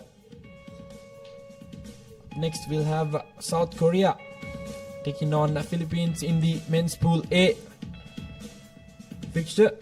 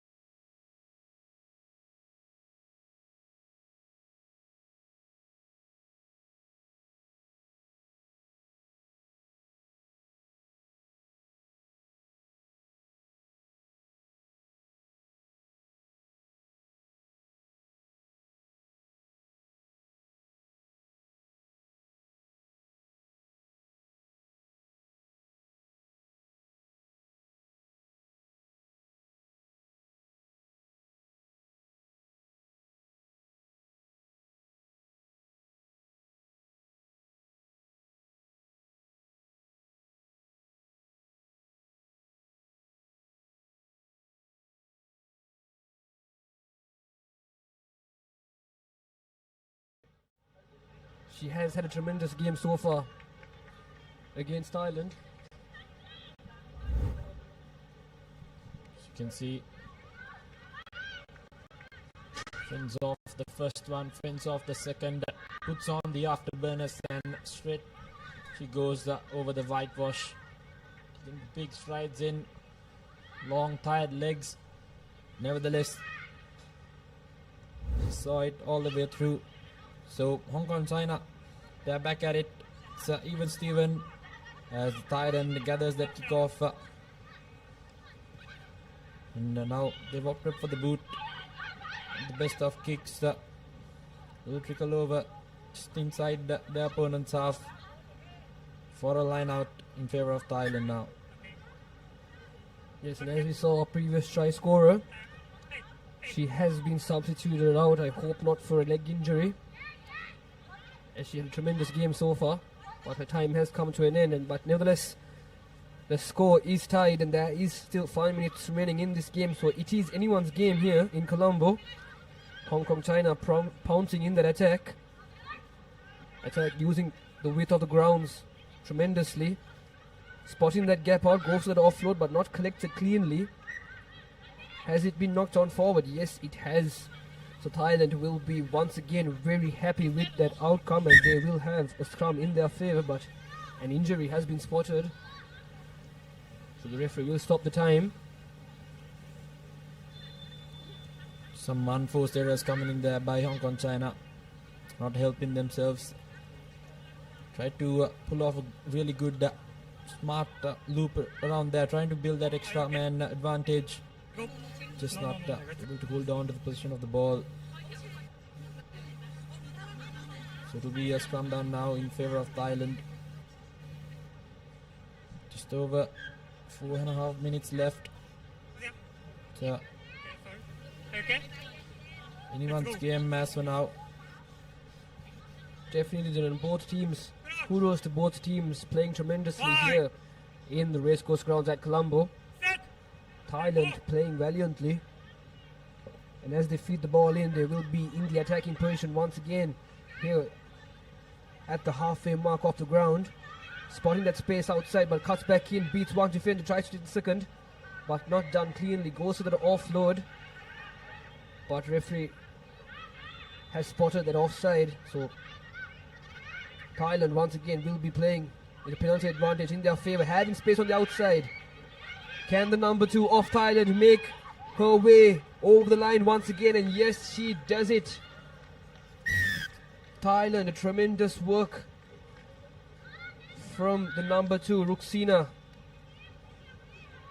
Does well to score the second try and regain the lead. And as you can see, this is the 4th try she has scored in this leg of day 1. Tremendous effort from the number 2 of the Thailand team. Yes, Thailand did very well, wasting no time whatsoever. Straight away to the quick tap, spotted the gap in the corner, moved the ball straight away to the spaces, and the number 2 finished it off brilliantly for her team. As you can see, good hands, good finish, and Thailand yet again bouncing back, and bounce back on ample time. Important restart coming in. Good collection by Hong Kong China. Now Spotter Brother here, trailing by 5 points. Formed very deeply in their own half, trying to keep the ball alive. Good defense coming in yet again by Thailand. Good counter-attacking has pushed the ball back, forcing Hong Kong China for the boot, as the ball has finally been regathered by the Thailand sweeper. Hong Kong has already made their way through. Good defense, wasting no time whatsoever. Overlap in the corner, straight away. Good eye there, as the number 15 will look to burn the final sweeper. Good cover defense coming in by the number 12 of Hong Kong China, and it'll be a penalty as well. So brilliant defensive effort by Sabay Linnam. You can see the number 10 of Thailand. She's gas fire. A long day of work here. It's their final match for the day.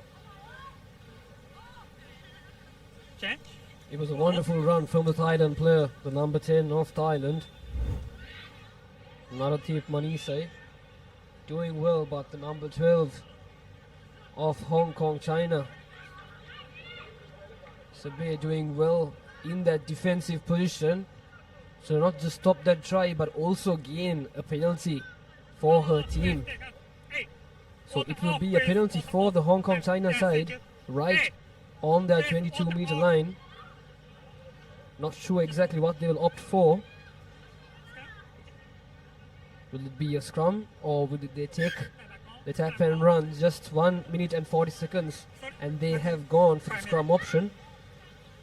Still, just a margin of 5 points, that's all they need to tie the game. It's an important passage of play now for Hong Kong China. Just under 90 seconds left on the clock as well. Important scrum. They go for the big hit straight to the midfield. We'll have the overlap in the corner. Just a matter of drawing and passing. As the number 12 tries to burn her opponent on the outside corner. Good defense coming in by Thailand. Good counter-attacking as well, as they have turned over position. So Thailand managed to get the ball back, and now they have found some spaces in the corner as well, but couldn't gather the ball first round. But nevertheless, here we go, sniping through the defense. That's the number 2, and she will now go over for another try and will seal the game for Thailand. So brilliant stuff by Ruxina, her second try for the game as well. Good presence of mind to cut back inside and see it through. Put on the afterburners, and she's gone over for the third try for Thailand. Second in this game, fifth in the leg as well. Tremendous effort from the number 2 of Thailand. 15 points to 5 and just 15 seconds remaining. A wonderful game of rugby here. It is the last women's game of day 1. And what a way to end it, Dylan. Look at the atmosphere, the face from that play, the determination to go over the line and score the final try of this game. What a way to end it for her country.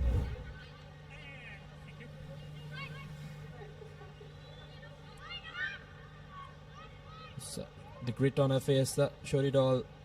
How desperate she was for finishing it through for her country. 17 points to 5. Thailand has played really well for those 17 points as a team. They've not showed any sign of selfishness. Have won this game together as a team, and Hong Kong China now trying to find some consolation points. Takes it quickly. Another wayward pass. The best of options, but nevertheless still has the position. Now trying to maneuver the ball to the spaces. Good tackle coming in that instance by the number 5 of Thailand. These dying moments of the game. Again, good offload. Stayed on her feet, beats the first tackler, but makes no mistake in that instance. It's another penalty against Thailand. Taken quickly. Space on the outside, but not gathering the ball in the first try. So Thailand has now yet again turned over position. Brilliant stuff yet again by them. Now counter-attacking. Have the numbers advantage, but she will. Brilliant offload coming in, but couldn't just find the hand. And will be yet again another penalty. Drawing that advantage as well. Keep the Hong Kong player. So everything is happening here in the dying moments of this game. Again, penalty after penalty, this time in favor of Thailand. Quite the conditions of rugby here, Janine. The time has been brought to an end as well, but both teams fighting valiantly.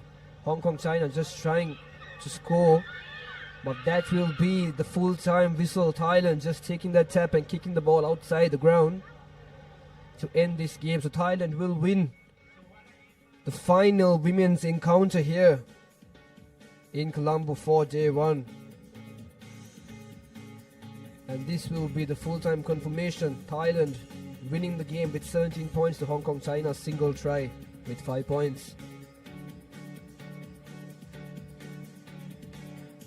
As we see both teams brought in, this is the highlights of the previous game.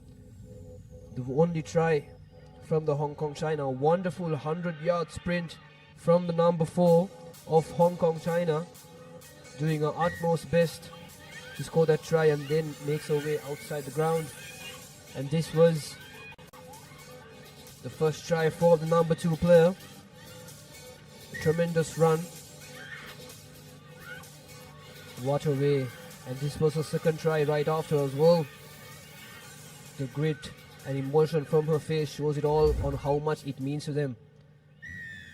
And that will be the game. Thank you, Tanvir. We have the men's final round of day number 1 happening here at the racecourse as moments away from kickoff. It's South Korea who kick things off. As now once again spreading that ball out wide.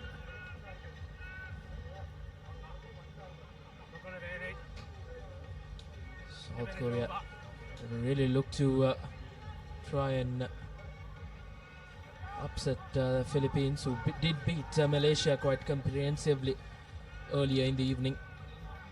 Now Korea looking to put that ball into board. Good option with space, but decently done by Philippines.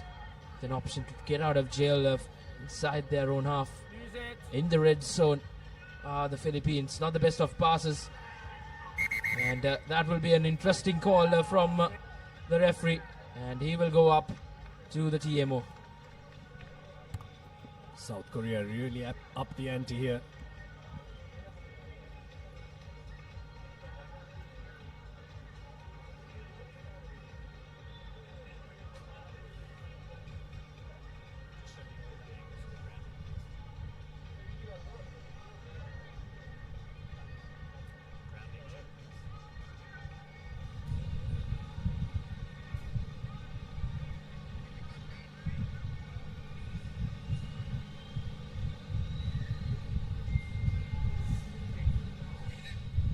Stand by, Craig.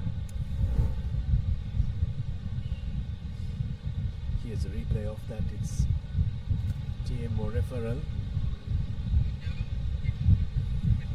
And Desma dropping that ball back.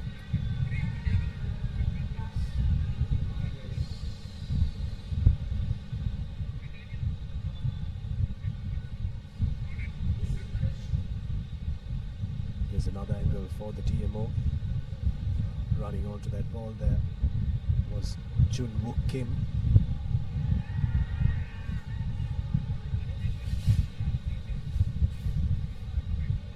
Knock on.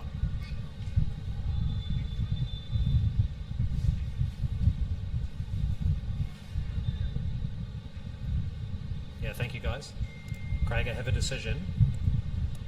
No try, the ball is knocked on by White, so restart with a 5-metre scrum. TMO has made his decision. The ball has been knocked on in goal by Jung Wook Kim, so it will be a 5-metre scrum for the Philippines. Clean it up. Okay.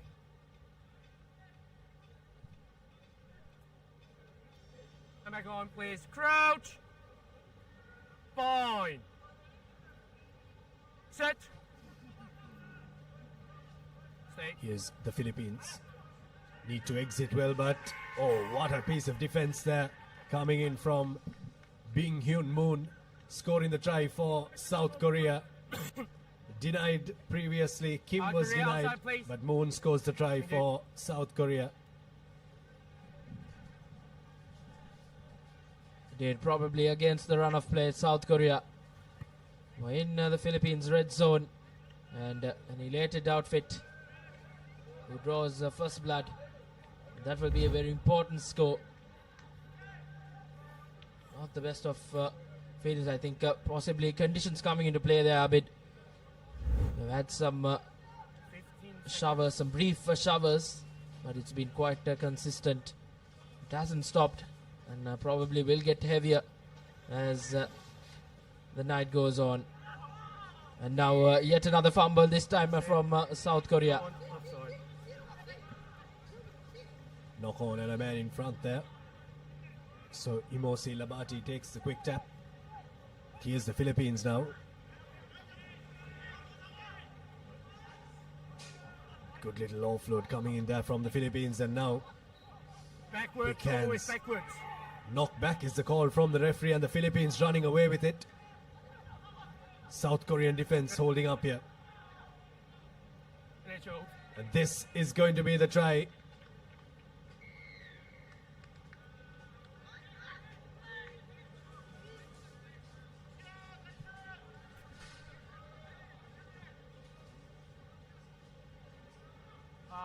Philippine. Yep. He wants it. That's fine. 5-all here. South Korea score a try there. It's their number 8 who scores that try. Ji Kol Kim.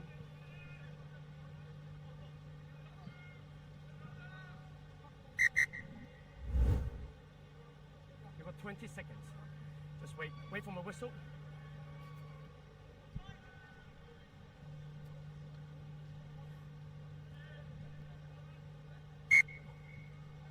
Small mistake on our part previously, but the scores will remain the same. 5-all. Mistook the Philippines who scored that first try. It was South Korea who just scored the try. Apologies from our end. South Korea were in the white strip previously, so we apologize for that as Jae-wook Park takes it for South Korea. Holding on is the call. Here's the ball with the Philippines. It's Kai Christian Ledesma now. Now attacking the line. Good pace shown by the Philippines. Ryan Mitchell takes it forward, and now a little bit of an overlap on the outside. Here's an offload coming in to the hands of Edlin, and that's going to be another score. Kai Christian Ledesma for the Philippines, scoring a try.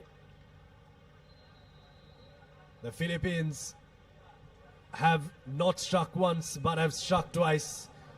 With 2 minutes to go till halftime, the Philippines are well and truly in this game. Kai Christian Ledesma scores his first try in this leg. Indeed, they really needed that score after South Korea coming from behind and equalizing things. But this time around, Philippines have done themselves a big favor and gets the add-ons as well as the rain just picks up here in Colombo. It's 12 points to 5 in favor of the Philippines. A good offload gives that big man his first try in the game right under the post. He goes and converts the try himself as well. As the rain just gets heavy out here in Colombo. The next few games will surely be quite tricky for both teams. Taekyun Kim there had to release the ball.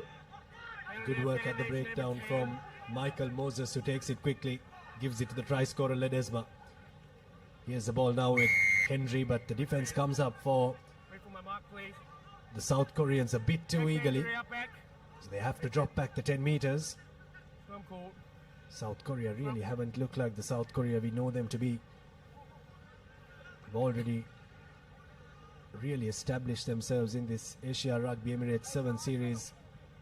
They were the runners-up in 2021 and 2022. But teams like Hong Kong and Japan have really come to the fore, Reshwan. Of course, Sri Lanka have really made a name for themselves in the Asia Rugby Emirates 7 circuit, dropping down powerhouses like South Korea.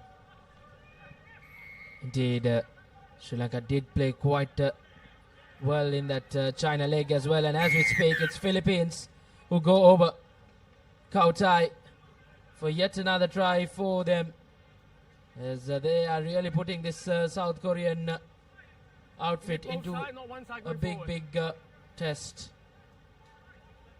His second try for the day, and that will be a very important try, as we're moments away from that halftime break. It's 17 points to 5 and a 12-point cushion with the conversion to follow for the Philippines. Makes no mistake with the add-ons. Make it 19 points to 5, as South Korea will have to come from behind with 2 converted tries to get back into this game and level terms with the Philippines. It's 19 points to 5 at the halftime break in favor of the Philippines.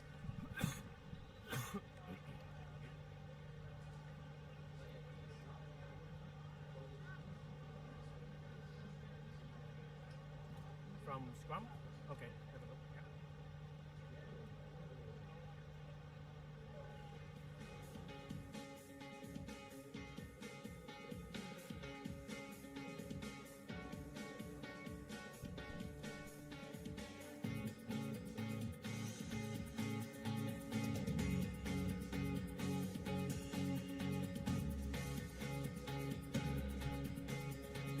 Philippines had a really good first half. South Korea were only able to get the one solitary try. This was the try that came in from the number 10 from Philippines. Henry, we got his name wrong on the live. We apologize for that, but South Korea came back with a score through Ji Kwol Kim. But then after that, it was all the Philippines. They were very slick with ball in hand. This is a very important game for the Philippines as well. They need to bridge a points difference gap if they are to get into the cup segment and play in the top 4. Important game for them. We'll want to try and get as many points as possible, but the next game coming your way is a Pool A fixture. Hong Kong, China taking on Malaysia, and that should be an interesting one. With the weather conditions, Reshwan, anything could happen in that game. Indeed, we did discuss that early on in the day. That as the day progresses, when the rains come down, you could probably see one of those upsets coming. Hong Kong, China, who finished first in that China leg, will play Malaysia, who really haven't been at their best, but still have an opportunity to try and make amends against a much favoured Hong Kong outfit. Philippines, they really do know what the drill has to be. They need to get as many points as possible here. We keep on repeating this because it's just the 3 pools and the 3 groups that we have in the men's segment and the women's segment. So the top teams of each group will go through into the top division, where there is one space for a team that places second, and points difference is what will come into play. Here's South Korea.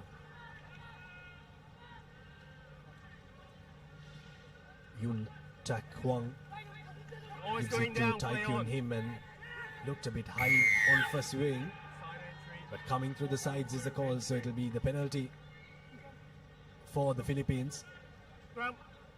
Happy spectator for the Philippines, very anxious as well there. 19 points to 5, Reshwan. Indeed, a healthy lead for the Philippines, a 14-point cushion with around 5.5 minutes left on the clock. Philippines just shuffling the pack around, bringing on 2 changes. I think these changes will really make a difference as the game goes on. In conditions like this, holding on to that rugby ball will well and surely be a big challenge. There's now a good feed in from the Philippines number 10, who opts to go on his own, gives that offload to the number 2, and this is brilliant rugby from Philippines, just picking up from where they left off in that first half. Ethan Tyler goes over for the Philippines as they increase their 19 points to 24 points. And with that try, I think South Korea have a mountain to climb.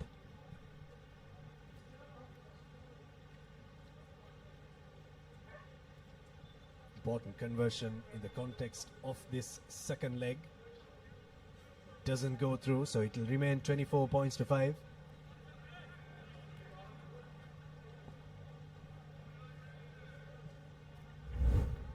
Here's a replay of that try there from the Philippines. Good running line coming in from Jason Kale before giving in the offload to Ethan Tyler to score that try.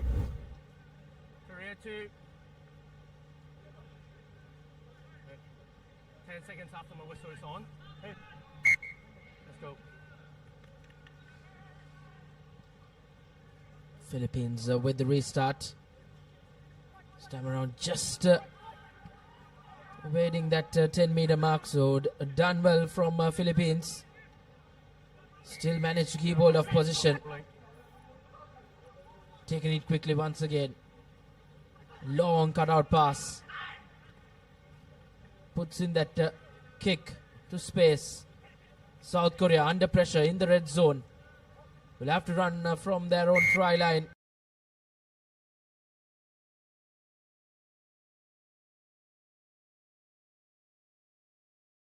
Pockets. And Philippines, this might be a huge moment in this campaign, as Jason will spend 2 minutes in the sin bin. And is this an opportunity for South Korea to try and hit back? Opts to find touch, and this time around gains some meters. Philippines will have to defend well and try not to concede. Philippine on my right. Camera's off. One. Close to 2.5 minutes remaining on our clock. No. Right, ready. Philippines have won one game and lost one game. They did go down to Hong Kong, China, 33 points to 12 early on in the day. They did beat Malaysia quite convincingly, 26 points to 14. So as Abid mentioned, that second spot, this best second place, will find themselves in that cup segment semi-finals. So this passage of play will be quite important for the Philippines if they are to be front runners, to be the best second. Can Korea just spoil the party for the Philippines? With a man up, still have to manage to get into the opposition half.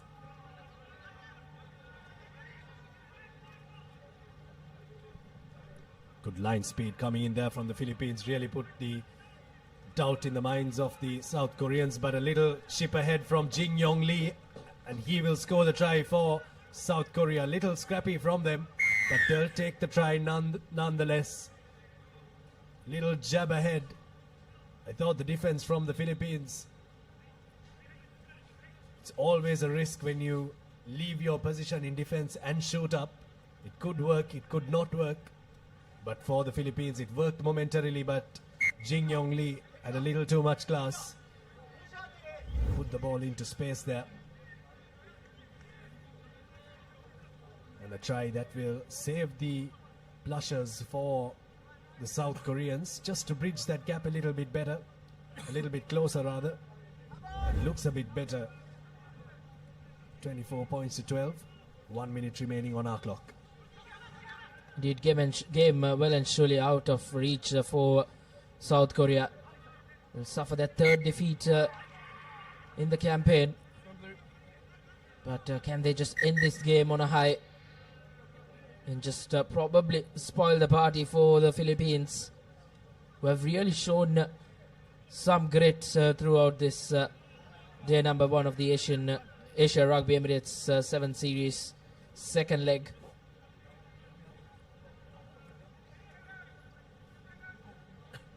Changes for South Korea. Jae-wook Park has finished his stint on the park. It's crouch. Ball. The Philippines need to be careful here in defense. It's points difference. It's not just points against. So they need to defend and defend with all their might. But another little chip kick coming in from Jin Yong Lee. Unable to collect on that occasion. And it's a knock on from him. Extremely lucky for the Philippines. But extremely unlucky for Jin Yong Lee not to get a second try there. Indeed, South Korea would have had an opportunity to try and end this day 1 on a positive note. But the bounce of the rugby ball just not helping the cause for the South Koreans. But nevertheless, now Philippines looking to get out of jail. Will want to try and finish with a score here. They'll have to do it the hard way and run it from their own red zone. But a penalty won by South Korea, who goes over. And that will be an important try. Sebin Lee scores for South Korea. Philippine outside 22, please. Tad bit too late for the South Koreans, but well and surely will spoil the party for the Philippines. Time will tell us that, how important that score from Sebin Lee will be for the Philippines.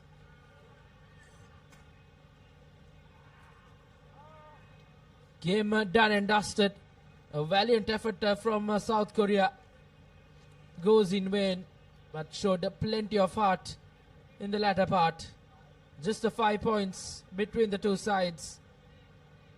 24 points to 19 victory for Philippines. As you see the full-time score confirmation, the Philippines are walking away with the win.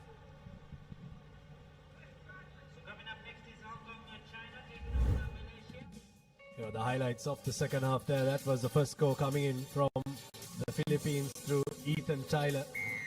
Good offload from Jason Kale, but then this try from Jing Yong Park really came to the party.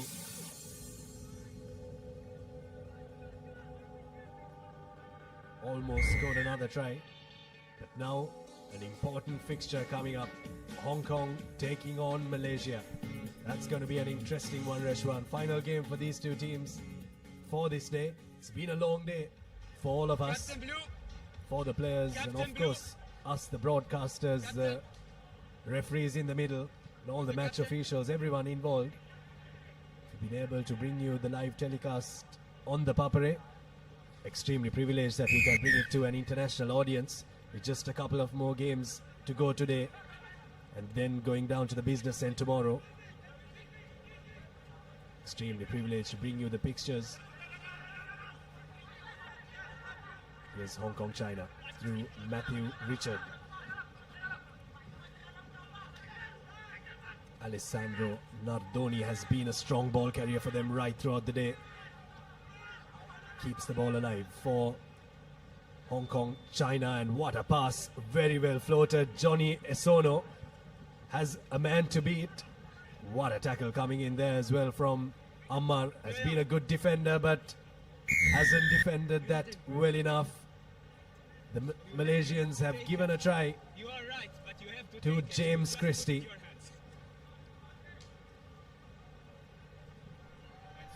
Indeed, as expected, Hong Kong China drawing first blood. And Malaysia will have to work really hard to try and go through this Hong Kong China defense. 10 seconds. With the conversion to follow. Conversion doesn't go through, so score will remain at 5 points to nil. Malaysia will be quite a battle for them to try and beat this Hong Kong China defense, but with the conditions just not so friendly. It was James Christie who went over for Hong Kong China as they draw first blood.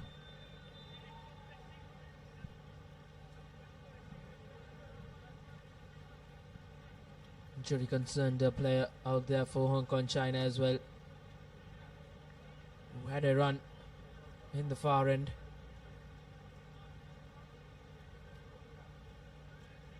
The rain has got more heavier out here in Colombo,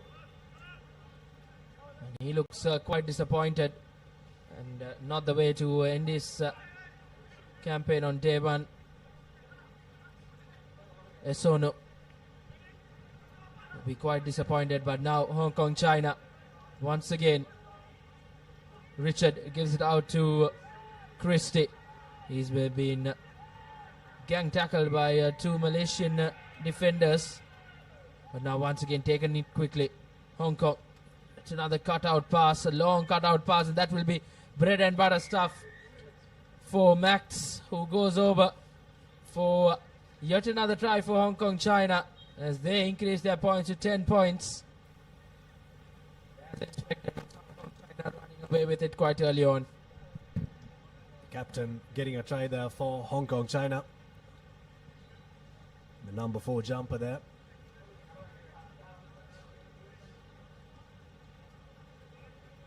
Jack Combs doesn't make good connection there, so it will remain 10 points to nil.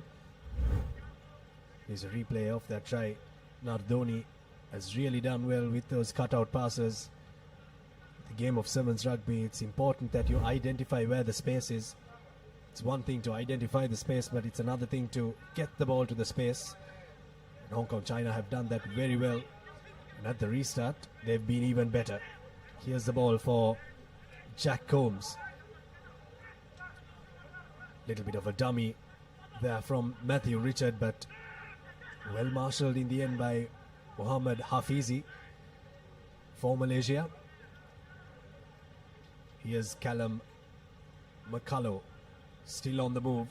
Gives it out to Christie, who looks to shrug off the Malaysian defense, but they hold on to him, so he's brought down to ground.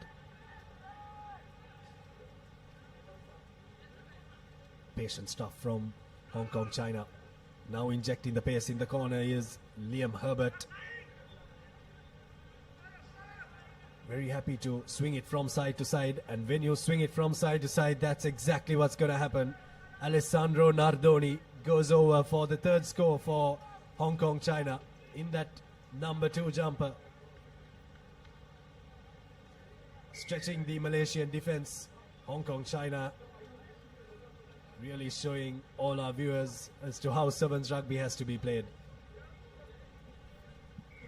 Indeed, coming into this Sri Lanka leg with plenty of positives. They did win up in China, and just continuing the good work out here in Colombo as well. Long pass which led to that try. At the end it was quite comfortable for Hong Kong, China, who registers yet another try. 17 points to nil.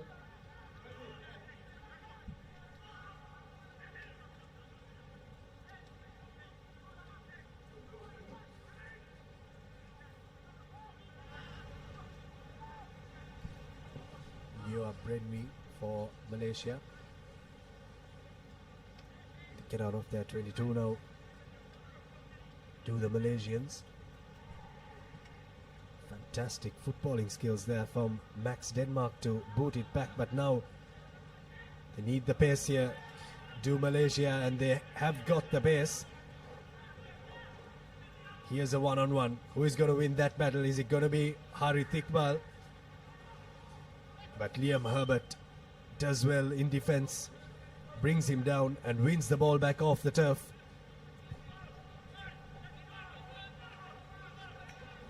Now running across the field of play. Fatigue setting in for Hong Kong, China. And watch him inject pace into this game. Good defense once again coming in from Malaysia. Nardoni takes the ball to ground. Now Liam Herbert, after that defensive performance, with ball in hand now in attack, looking to spin Ammar from side to side, and gives the ball to Matthew Richard, who will stroll over to score the try. Well, for that score, Eshwan, you really have to take your hat off to that man in the number 13 jersey, Liam Herbert, for Hong Kong, China, in defense and in attack. He's really showed his class here. Another try for Hong Kong, China. Indeed, Hong Kong, China just too good for Malaysia. 22 points up as the kick was not successful. This is bread and butter stuff for this Hong Kong outfit. They have really had quite a day out here in Colombo, just picking up from where they left off in China and continuing the good work.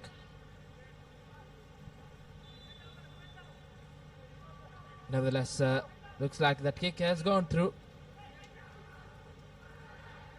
It's 24 points to nil. Good restart kick, and this will be probably yet another score for Hong Kong, China. Indeed it will be. Liam Herbert running away with the game. Hong Kong 29 points to nothing, as Malaysia looking quite off colour. Liam Herbert's fourth try in this leg, and he's been one of the standout performers for Hong Kong, China. And he's really been calling the shots there, and that conversion is successful. So it's 31 points to nil. Hong Kong, China have really put on a show here in their last fixture. Their third game of the day, they comprehensively blew away Indonesia 73 points to nil, and then a 69 points to nil victory. And now at half time, it is 31 points to nil against Malaysia.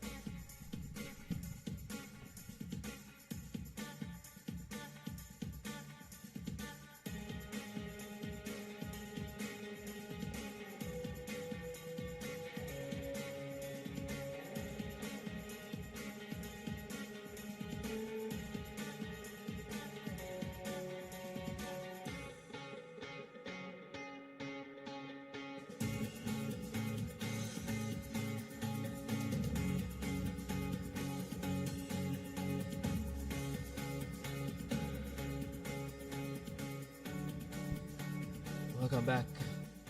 It's been tough going for Malaysia. As we take a look at some highlights from that first half. Tries did gallo for Hong Kong. From the word go, they absolutely dominated proceedings. Majority of this game, they were in the red zone of Malaysia. And it was just too easy for this champion side, the Hong Kong China outfit, who are really justifying their performance up from China and continuing the good work out here in Colombo as well. Well, that final restart that was tapped back, Malaysia had absolutely no clue where that ball was going to.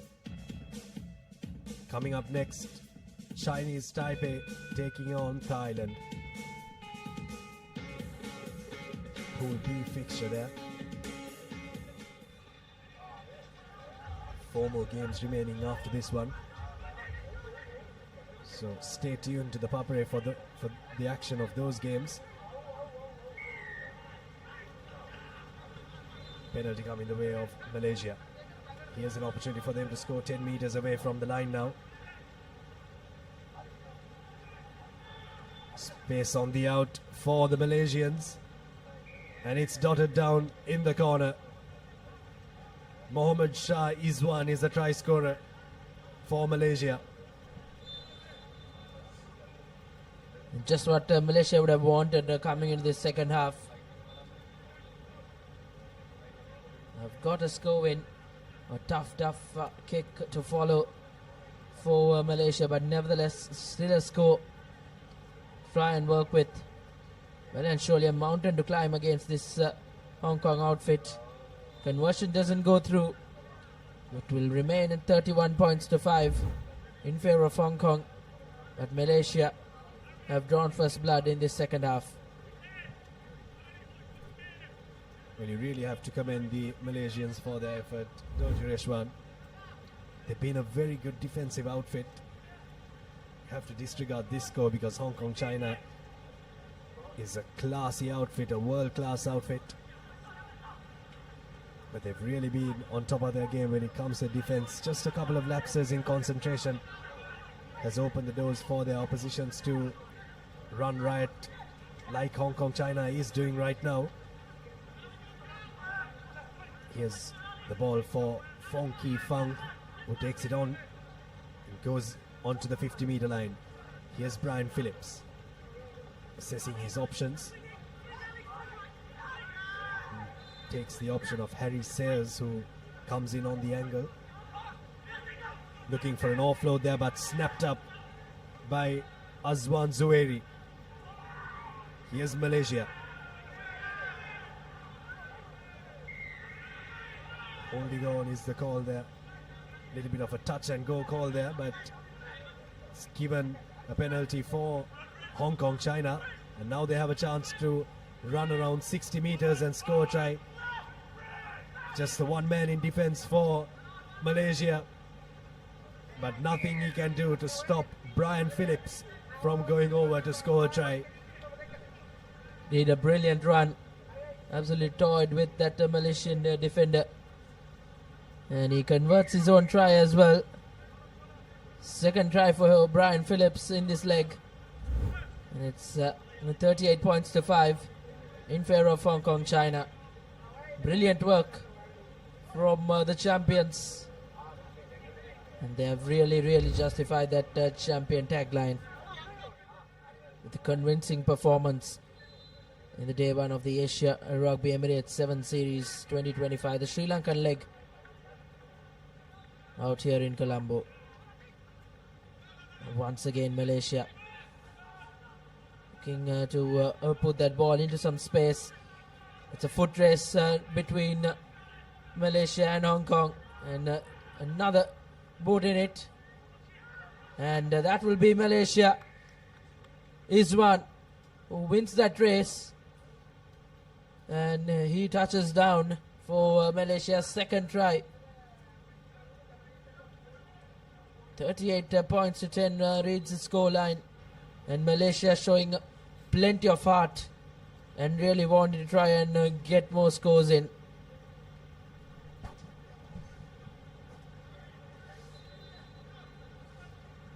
Malaysia have used the option of the boot to good effect so far in this game and in this leg of the 7 series.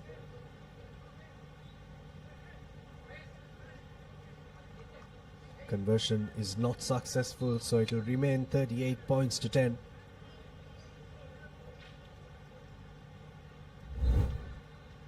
Here's a replay of that try there. That was a first kick forward from Mohammad Shah Izwan, and then had to outpace Callum McCullough from Hong Kong. Here's Malaysia with the restart. Well, this time a restart that is very contestable. They haven't taken their foot off the gas here, Reshwan. They want to stay in this contest. Amar Siamim there for Malaysia. They're still in this game, aren't they? They might be losing it on the score sheet, but their hearts are still in this game. Indeed, showing a good character, this Malaysian outfit. They would want to try and end this game on a high and take plenty of positives for tomorrow, even though they might be out of contention for that cup segment. But still, once again, it was Hong Kong China now doing some sweeping work.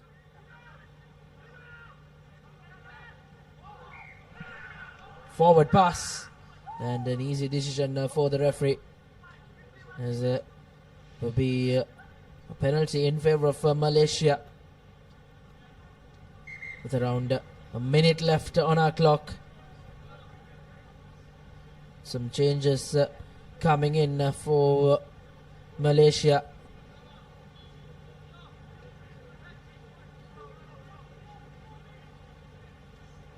"38 points to 10" reads the scoreline.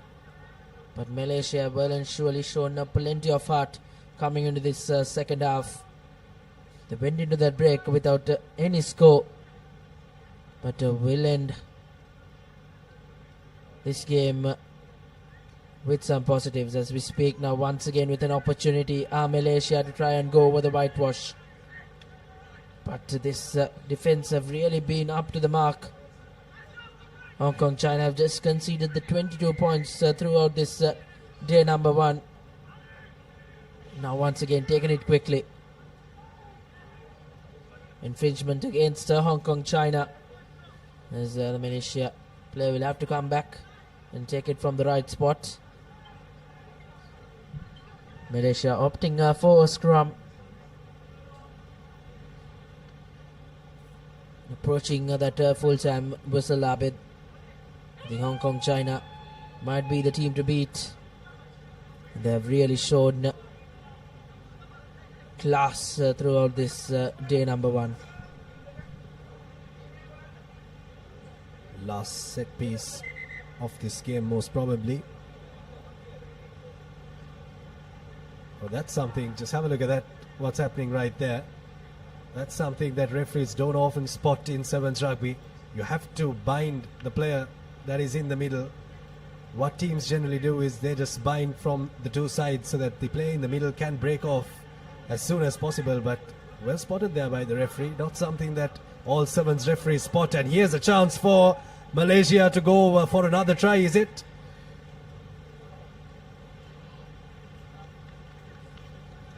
That grubber option is an option that they've taken to good effect.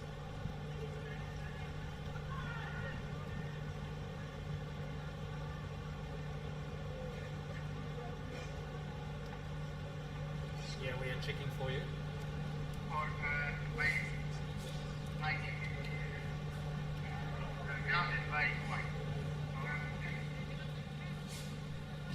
Can you just show us the grounding, all angles you have, please?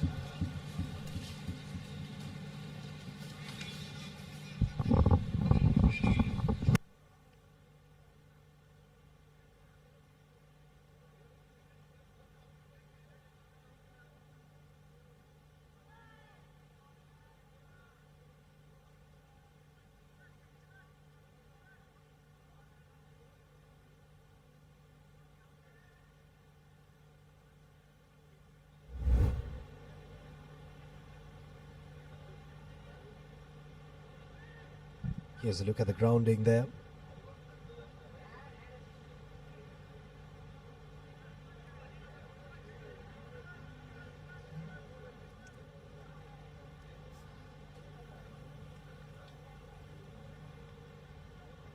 It's Amar Siamim.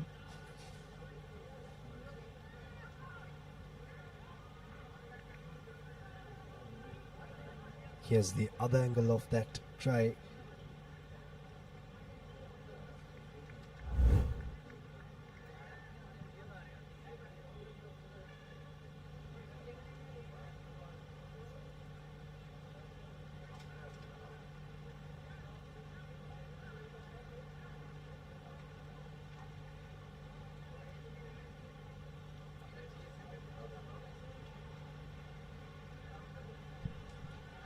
No try is the call from the referee, and that's full time, so it's knocked on.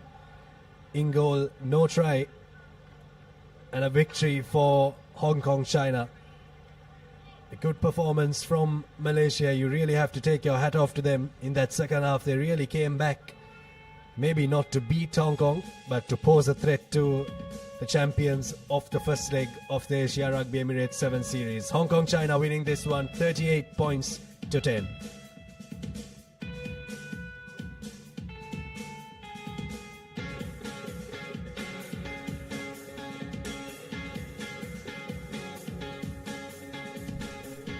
Indeed, it doesn't get more convincing for Hong Kong, China. But nevertheless, a very spirited second half performance from this Malaysian outfit. They scored twice and scored 2 good tries. But Hong Kong, China were just too good. But there's still plenty of positives for Malaysia to take and come back well tomorrow. Hong Kong, China will finish first in that group and secure a spot in the Cup segment semi-final.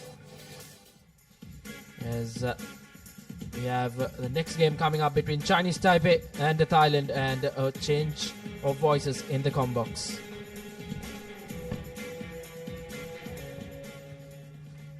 It looks like it's going to be Chinese Taipei who will start proceedings against Thailand.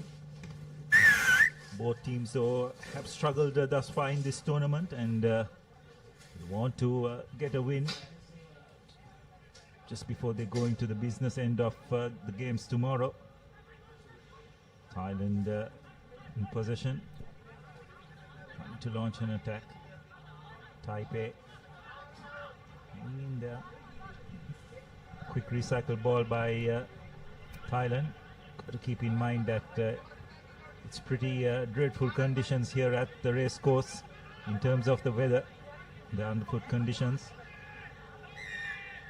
And Taipei have managed to get a penalty. They've taken the quick tap. Quick recycle ball. Looks like Taipei will be able to go not just short.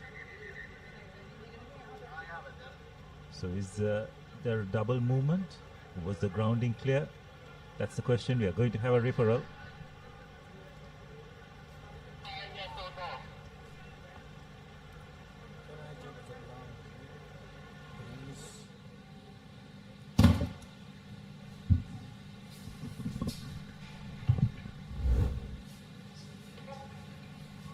So it seems like they just want to have a look at the grounding. Is there a double movement as well? It looks like momentum had carried him over.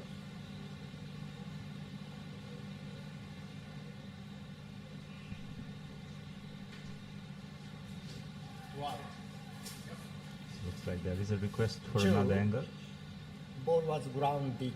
Don't think this would quite blue, suffice. So you may award a try.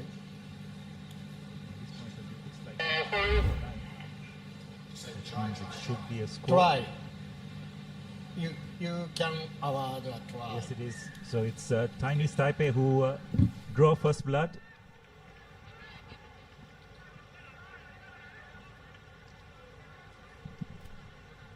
Just some good stuff from Chinese Taipei on that occasion. Managed to pin back Thailand inside their own 22 turnover possession, and a close call before awarding the try, but I feel that was the right call, Abdullah.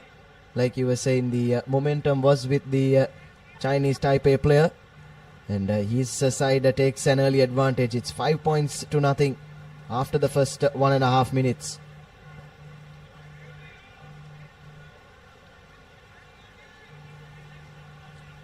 So the rain has definitely picked up here at the race course. Try scored there by Zhong Han Qian for Chinese Taipei. And now it's really pelting down here in the race course, isn't it, Abdullah? It's been quite difficult to play out there for these players, but here's the number 3 for Thailand, trying to wriggle through, drawing the penalty. His side have to play from behind, and especially in these underfoot conditions, what helps the cause of Chinese Taipei is they're in the advantage, so they can just afford to probably sit back a bit and try and manage this game. Because in these conditions, trying to move forward can be risky at times. Yes, it'll be interesting to see how the teams adjust to these conditions. Probably the more traditional way they'd like to play servants will probably have to adjust. Don't think they can throw those long ranging passes in this weather. They'll probably need to stand a little bit closer, be a bit more patient, create recycle ball as much as possible before deciding to go wide.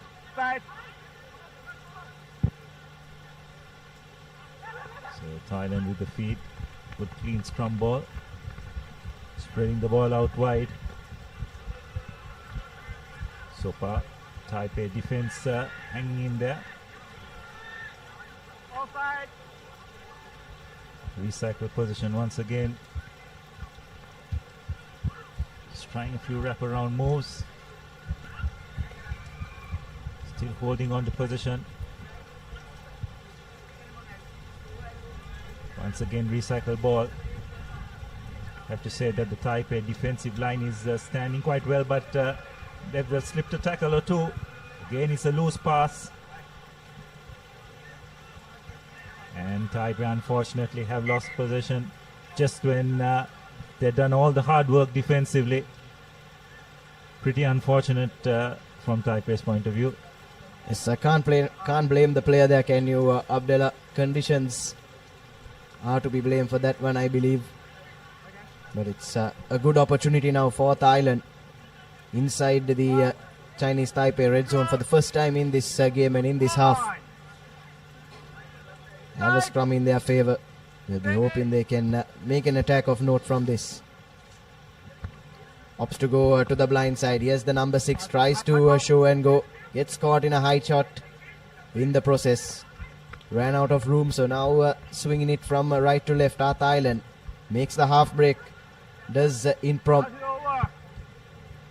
Have that overlap on the outside. Finds the man on the outside, and Thailand will run round to equalize with the conversion to come. Well worked try there, and it's Pirapol Chukron who'll take the credit for that. But that you have to say is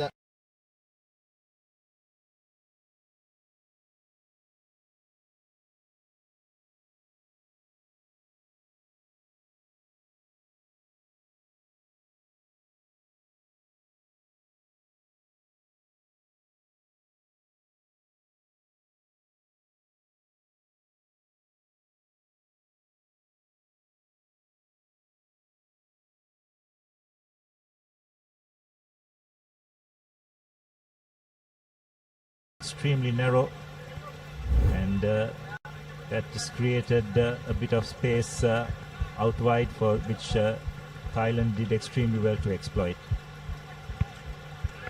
it's an off kick-off once again. Ball has fallen kindly for Thailand. Still a bit of time left in this first half. Puts in the grubber. No one sweeping back for Chinese Taipei. And he'll go over. Brilliant try from Pao Do for Thailand. You have to say that's a moment of individual brilliance. Spotted that no one was back sweeping for Chinese Taipei, and I don't think in these conditions they would have expected a grubber like this to come in. But it was Pao Do that was aware to it. collects his second try of the tournament so far. And it's now Thailand with their noses in front.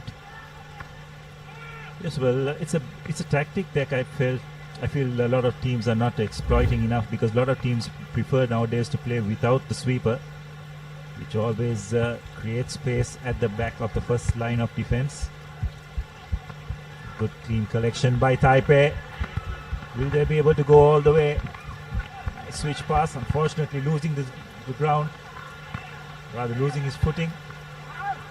Taipei though have done well to retain possession.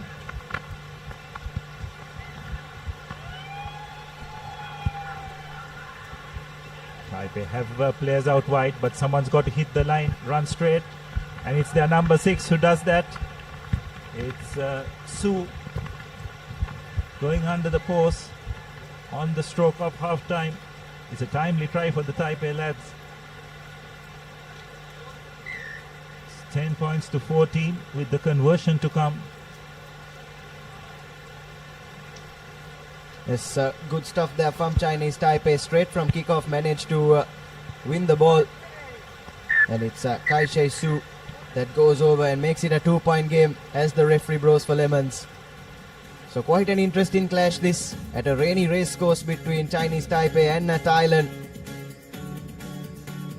And we'll have your halftime confirmation there. It's 14 points to 12, just a solitary conversion that see Thailand with their noses in front here at the race course.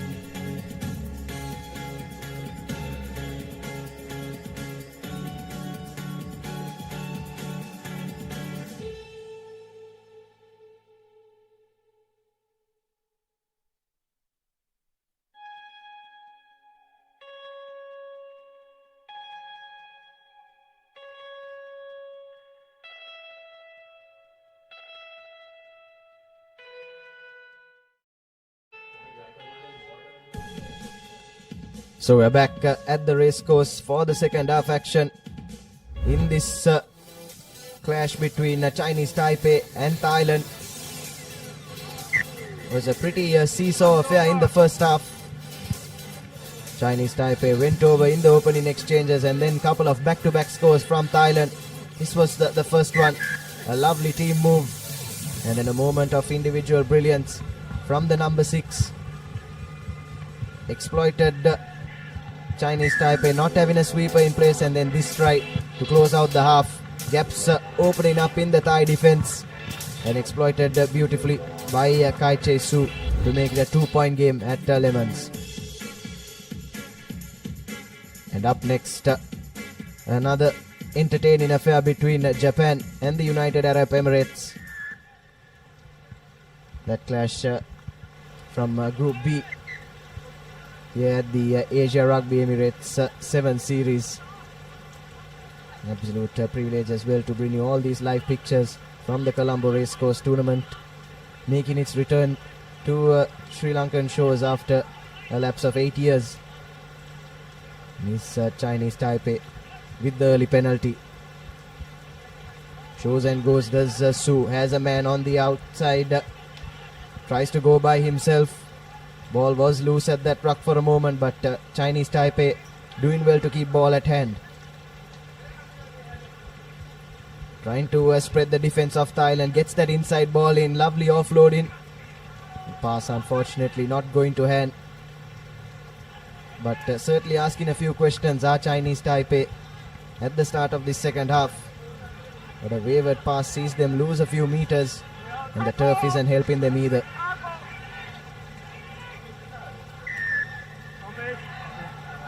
Managed to win the ball at the breakdown to Thailand, and taken quickly by the number 6.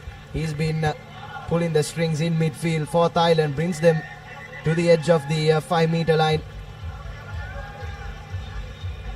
It looks like the referee will reach into his pocket for a high shot. Yes, that was a bit cynical by Taipei, under a bit of stress. And looks like a penalty try has been awarded, Nathan. So Thailand gets 7 points, and they'll go into a 14 points to 12 lead. Yes, it is a penalty try, so we will come back for a restart. It's 21 points to 12 now in favor of Thailand. And you have to say, probably the right call from the referee as well. It looked like Mu Pao Do was clean on goal there, had he not been caught in that high shot. And it's Thailand now restoring that 2-score advantage. As you take a look at the replay there, Pao Do taking that penalty quickly, and yes, if it weren't for that hit, probably would have gone over right under the post. So a correct call at the end to award the penalty try.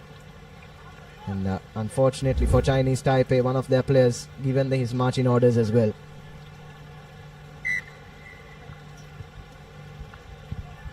So Thailand restart proceedings. It's now 21 points to 12 in favor of the Thais. So Taipei with a bit of work to do.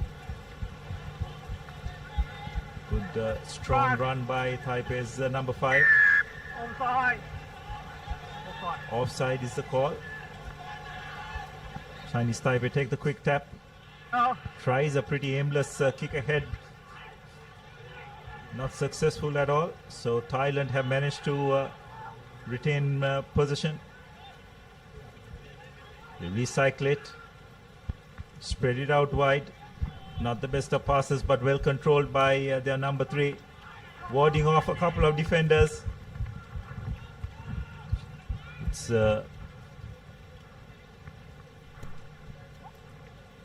Pachara who made that strong run, and now they've turned possession over, but referee calls them back for an offside infringement. So it'll be a penalty in favor of the Thais. They'll now just try and slow the game down a bit. Yes, have the ascendancy, do Thailand. Will use this time to probably look to their bench, bring on some of their finishers, see this one out, and come back with fresh legs tomorrow. Chinese Taipei, though, his entire attack for Thailand started with that aimless kick of theirs that went to no one, and probably was a good opportunity for them to try and pull one back, but it's Thailand that will restart with a scrum right on the edge of the Chinese Taipei 22. Still, yes, it's interesting you're talking about aimless kicking, but one person who really executed a brilliant kick was Pao Do of Thailand in that first half. Just identified the space behind the first line of defense. It was a well controlled grabber, which he followed up brilliantly to score that try. So Thailand have now asked for a scrum, just trying to run the clock down. Taipei will need to score twice if they are to get back into this game. There's still ample time, but they've got to ensure that they control possession if they want to do so. So it's Thailand with the feed. Good clean ball. To getting it out. There's a pass that just didn't go to hand. So it's a knock on.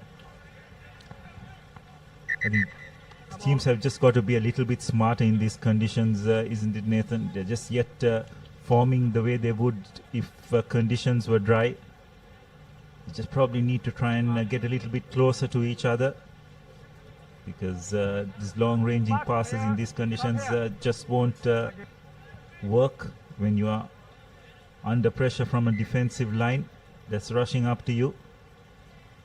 Yes, certainly, Abdullah, and especially considering the position that Thailand are in as well, there was absolutely no need to look for that Hail Mary pass out wide onto the right. And what that's done is it ended up in Thailand conceding the scrum. And now giving Chinese Taipei another opportunity to try and spark something here. Tries to show and go. Ball was loose once again at the ruck, but it's Chinese Taipei keeping the ball at hand.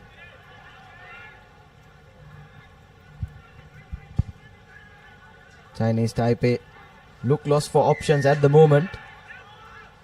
And Thailand have done well to close them down and win the penalty. And looks like a yellow card has been shown to another Chinese Taipei player there, probably for kicking that ball away. Thailand were looking to take the quick tap, and he's been given his marching orders, so not the optimal position to be in for Chinese Taipei, and let off, you could say, for Thailand, who have another opportunity now to just manage these last 2 minutes and head into action tomorrow.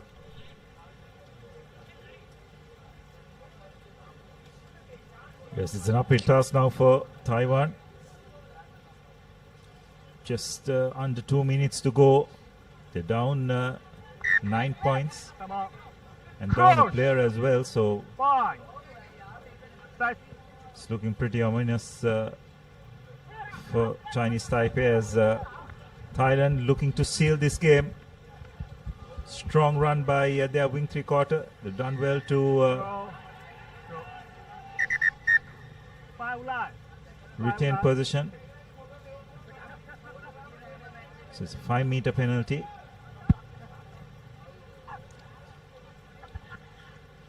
Taken the cap.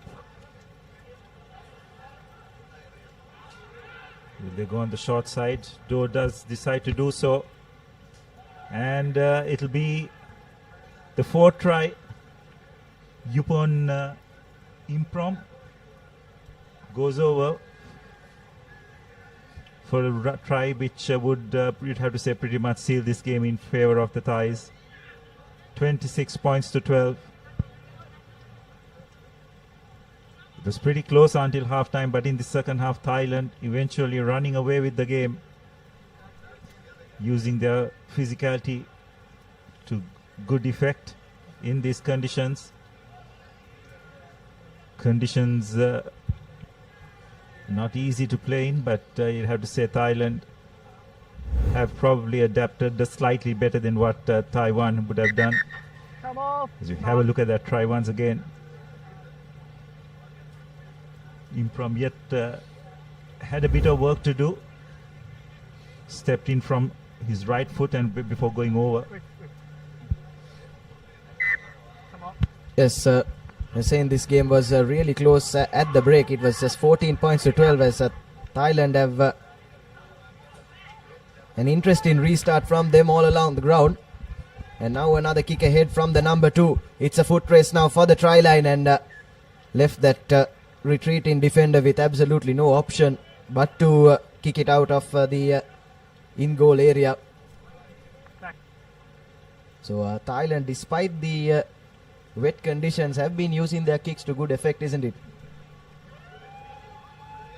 Yes, and as I was mentioning before as well, with a lot of teams liking to use all their players up in the first line of defense, there's always an opportunity behind that, should it be a well calculated kick and chased as well.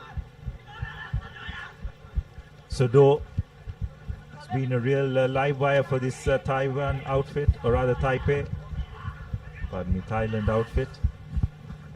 And Taiwan very nearly having an opportunity to get a try, but unable to control the ball. And since it's gone into touch, referee has called half-time, or rather full-time, pardon me. And it's a resounding victory for Thailand in the end. 26 points to 12. It looked pretty close at half-time, but in the second half, Thailand just having a bit too much for this Taipei outfit. Yes, did all the scoring in that second half, did Thailand. Couple of tries, and there you have your full-time confirmation. 26 points to 12. So Thailand will finish second place in this group. Take a look at the second half highlights. Paudo once again making things happen in midfield. That was a penalty try in favor of Thailand. And then this was the icing on the cake. Won a penalty on 5 meters, and then it was pretty simple stuff on the blind side as their wing 3 went over for the try. And up next, one of the tournament favorites, Japan, taking on United Arab Emirates in what promises to be another close affair. UAE, though, probably haven't had the tournament that they would have hoped for coming into this. Could say a shock defeat at the hands of Thailand that finished 17 points to 5. And it will be no mean feat to try and get a victory over this very strong Japanese outfit. So Japan on the move, breaking a couple of tackles. Nice offload, but that was a pretty reckless challenge. High tackle. Probably lucky to get away without a card. Japan though, moving the ball wide. That's got to be forward or not. Referee deciding that it was okay. So Japan draw first blood. Probably felt that when the ball left the hand it was okay and it drifted in front. It's the only explanation we would probably give. So it's Japan who draws first blood, 5 points to 0. Conversion is successful. So really good work by the Japanese outfit in these wet conditions. Showed good composure when they spread the ball out wide.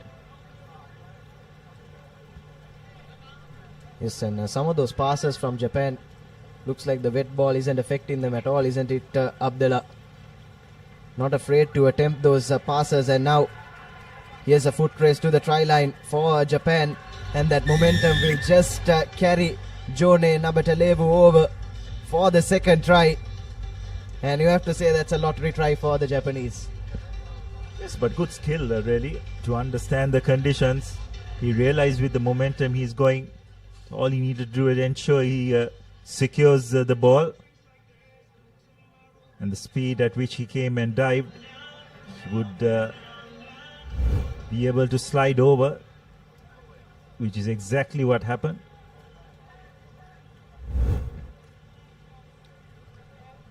Yes, so now 14 points to nothing in favor of the Japanese. And something we have to touch on this Japan outfit as well is the conversions. Haruhiko Uemura and Toma Shiwachi share in the kicking duties, and they've managed to convert most of their tries. Managed to convert 9 out of 10 tries in one of their earlier games.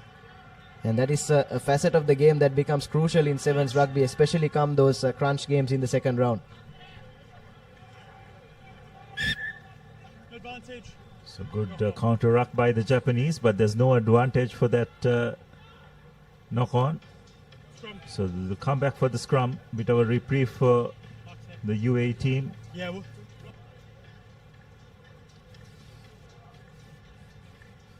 It's going to be interesting to see the options that they will use from here. Will they want to play territory? Spreading the ball in these wet conditions is no easy task.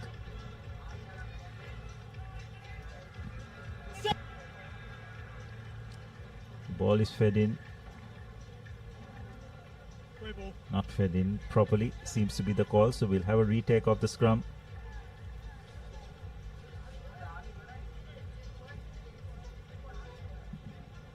Crouch!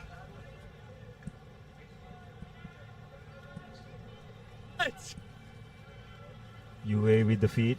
This time good pressure applied by the Japanese scrum half. So position has been turned over, and looks like it's a try for the Japanese. It's the number 13, Jisoo Lee, going over. So that was some good pressure applied by the Japanese on the UAE outfit.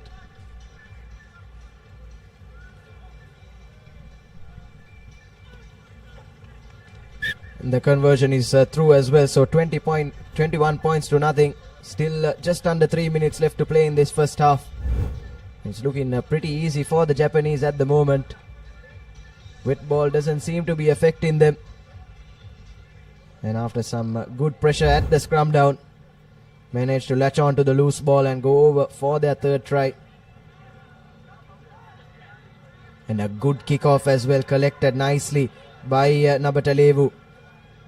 Takes play to the 40 meters.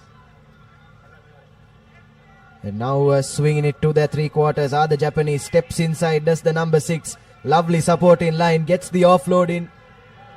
Needs a one more man. Wins the penalty. And now just a matter of dotting this one down, and Japan go over for their fourth try. Looking all too easy for them at the moment.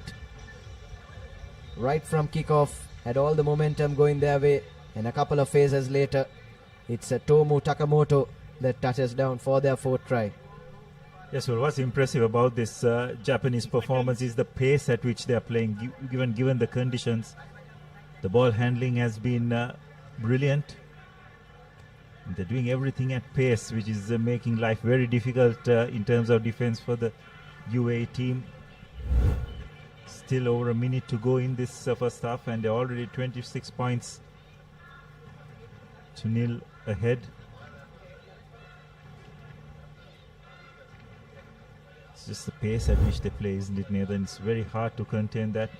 It really needs to be admired, because doing it in these conditions, have to have exceptional skill. Yes, certainly playing like a champion side at the moment are Japan, but here's UAE with the chance to launch their first attack of this game. Got a couple of offloads in, but just not enough support for them, and now turning defense into attack are Japan. Needs to step past that last man, just getting caught in the turf, but his mate is there running the support in line. And here's Haruhiko Umeru, who goes over for the fifth try. And we were just speaking about the pace at which this Japanese outfit played this game, Abdullah. All they needed was a sniff. All they needed was that slight fumble in attack from the UAE. And they shot right up the pitch to dot down for their fifth. Yes, well, the ability of them to turn defense into attack is brilliant. And the more you can do that, the greater chance you have to optimize turnover position. Conversion is successful, so still in the first half, and Japanese comfortably ahead, 31 points to nil. It's just an exhibition of how to be ruthless, not to give a sniff to your opponent. The way they have maintained their intensity over this 7 minutes has been brilliant, and looks like referee has called half-time. So at half-time, it's 33 points to nil in favor of the Japanese.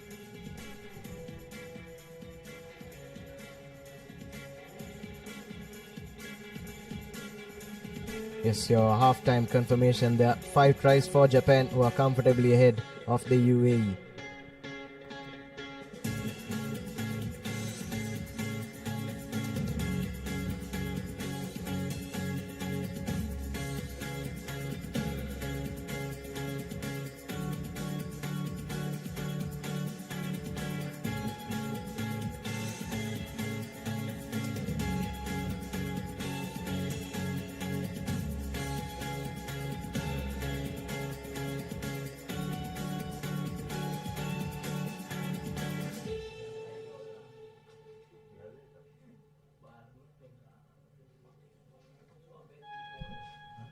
So welcome back to the race course.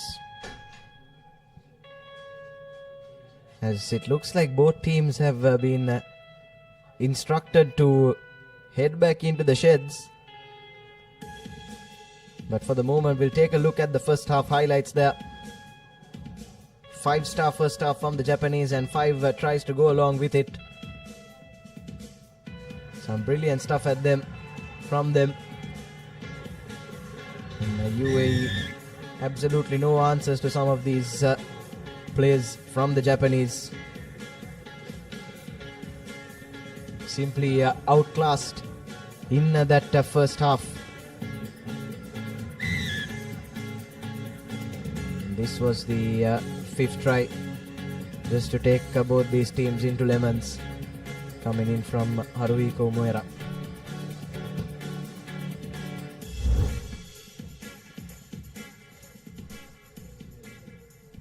Yes, and the official word is that there is thunder about here at the racecourse, so play has been halted for the moment. So we'll head into a short commercial break, but we'll have more action very shortly.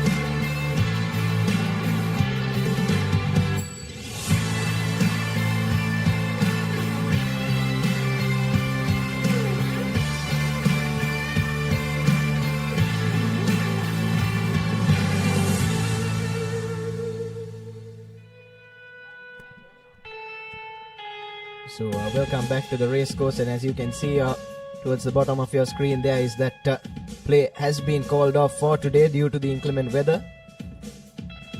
But we'll have plenty of action coming your way tomorrow.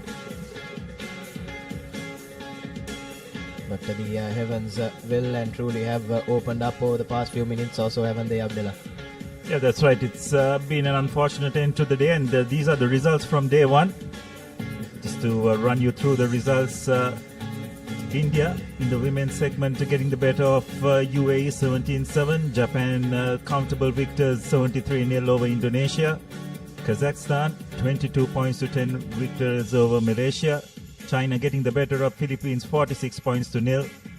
Thailand comfortable victory over Sri Lanka. Hong Kong winning 22 points to 0 over Indonesia. Then in the second set of games in the women's segment, India comprehensive victory 50 points to 5 over Indonesia. Japan 69 to 0 over UAE. Kazakhstan 14 points to 0 over Philippines. China 31 points to 14 win over Malaysia. Thailand another good win, 40 points to 0 over Indonesia. Hong Kong getting the better of both Sri Lanka 31-0. UAE notching up a comfortable 31 points to 0 win over Indonesia. Japan comfortable victors over India 43-0. Malaysia going down in a close encounter to Philippines 12 points to 10. China 22 to 0 over Kazakhstan. Sri Lanka unfortunately unable to get a win today in the women's segment, losing 10 points to 22 to Singapore. And to round things off, Thailand getting a good win over Hong Kong 17 points to 5. Yes, pretty unfortunate that the host nation Sri Lanka couldn't get up on the board today. As we have a look at the results in the men's segment, Malaysia 19 points to 7 win over South Korea. Hong Kong, China 33 to 12 over the Philippines. 26 points to 14 victory for UAE over Chinese Taipei. And a 47-0 comfortable victory for Japan.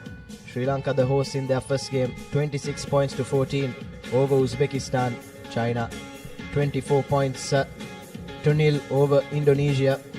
And then the Philippines 26 points to 14 win over Malaysia.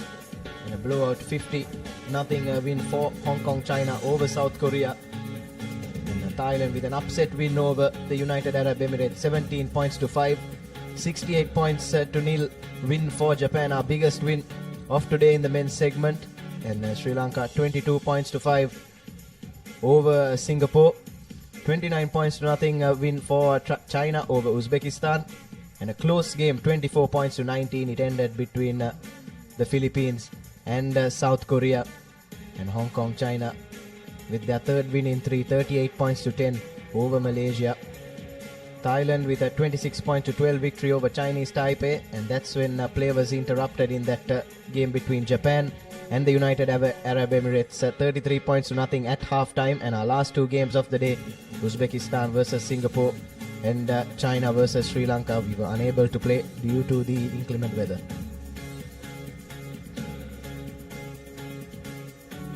Yes, and those two games have been carried forward into tomorrow's proceedings. There'll be matches will be starting at 9 a.m. and live coverage will start at 8:45 a.m. local time at the racecourse grounds in Colombo. And with that being said, folks, it's been an absolute pleasure bringing you these pictures on day one of the Asia Rugby Emirates 7 Series second leg in Sri Lanka after a lapse of 8 years on the official broadcasting partner for the tournament, the Papare.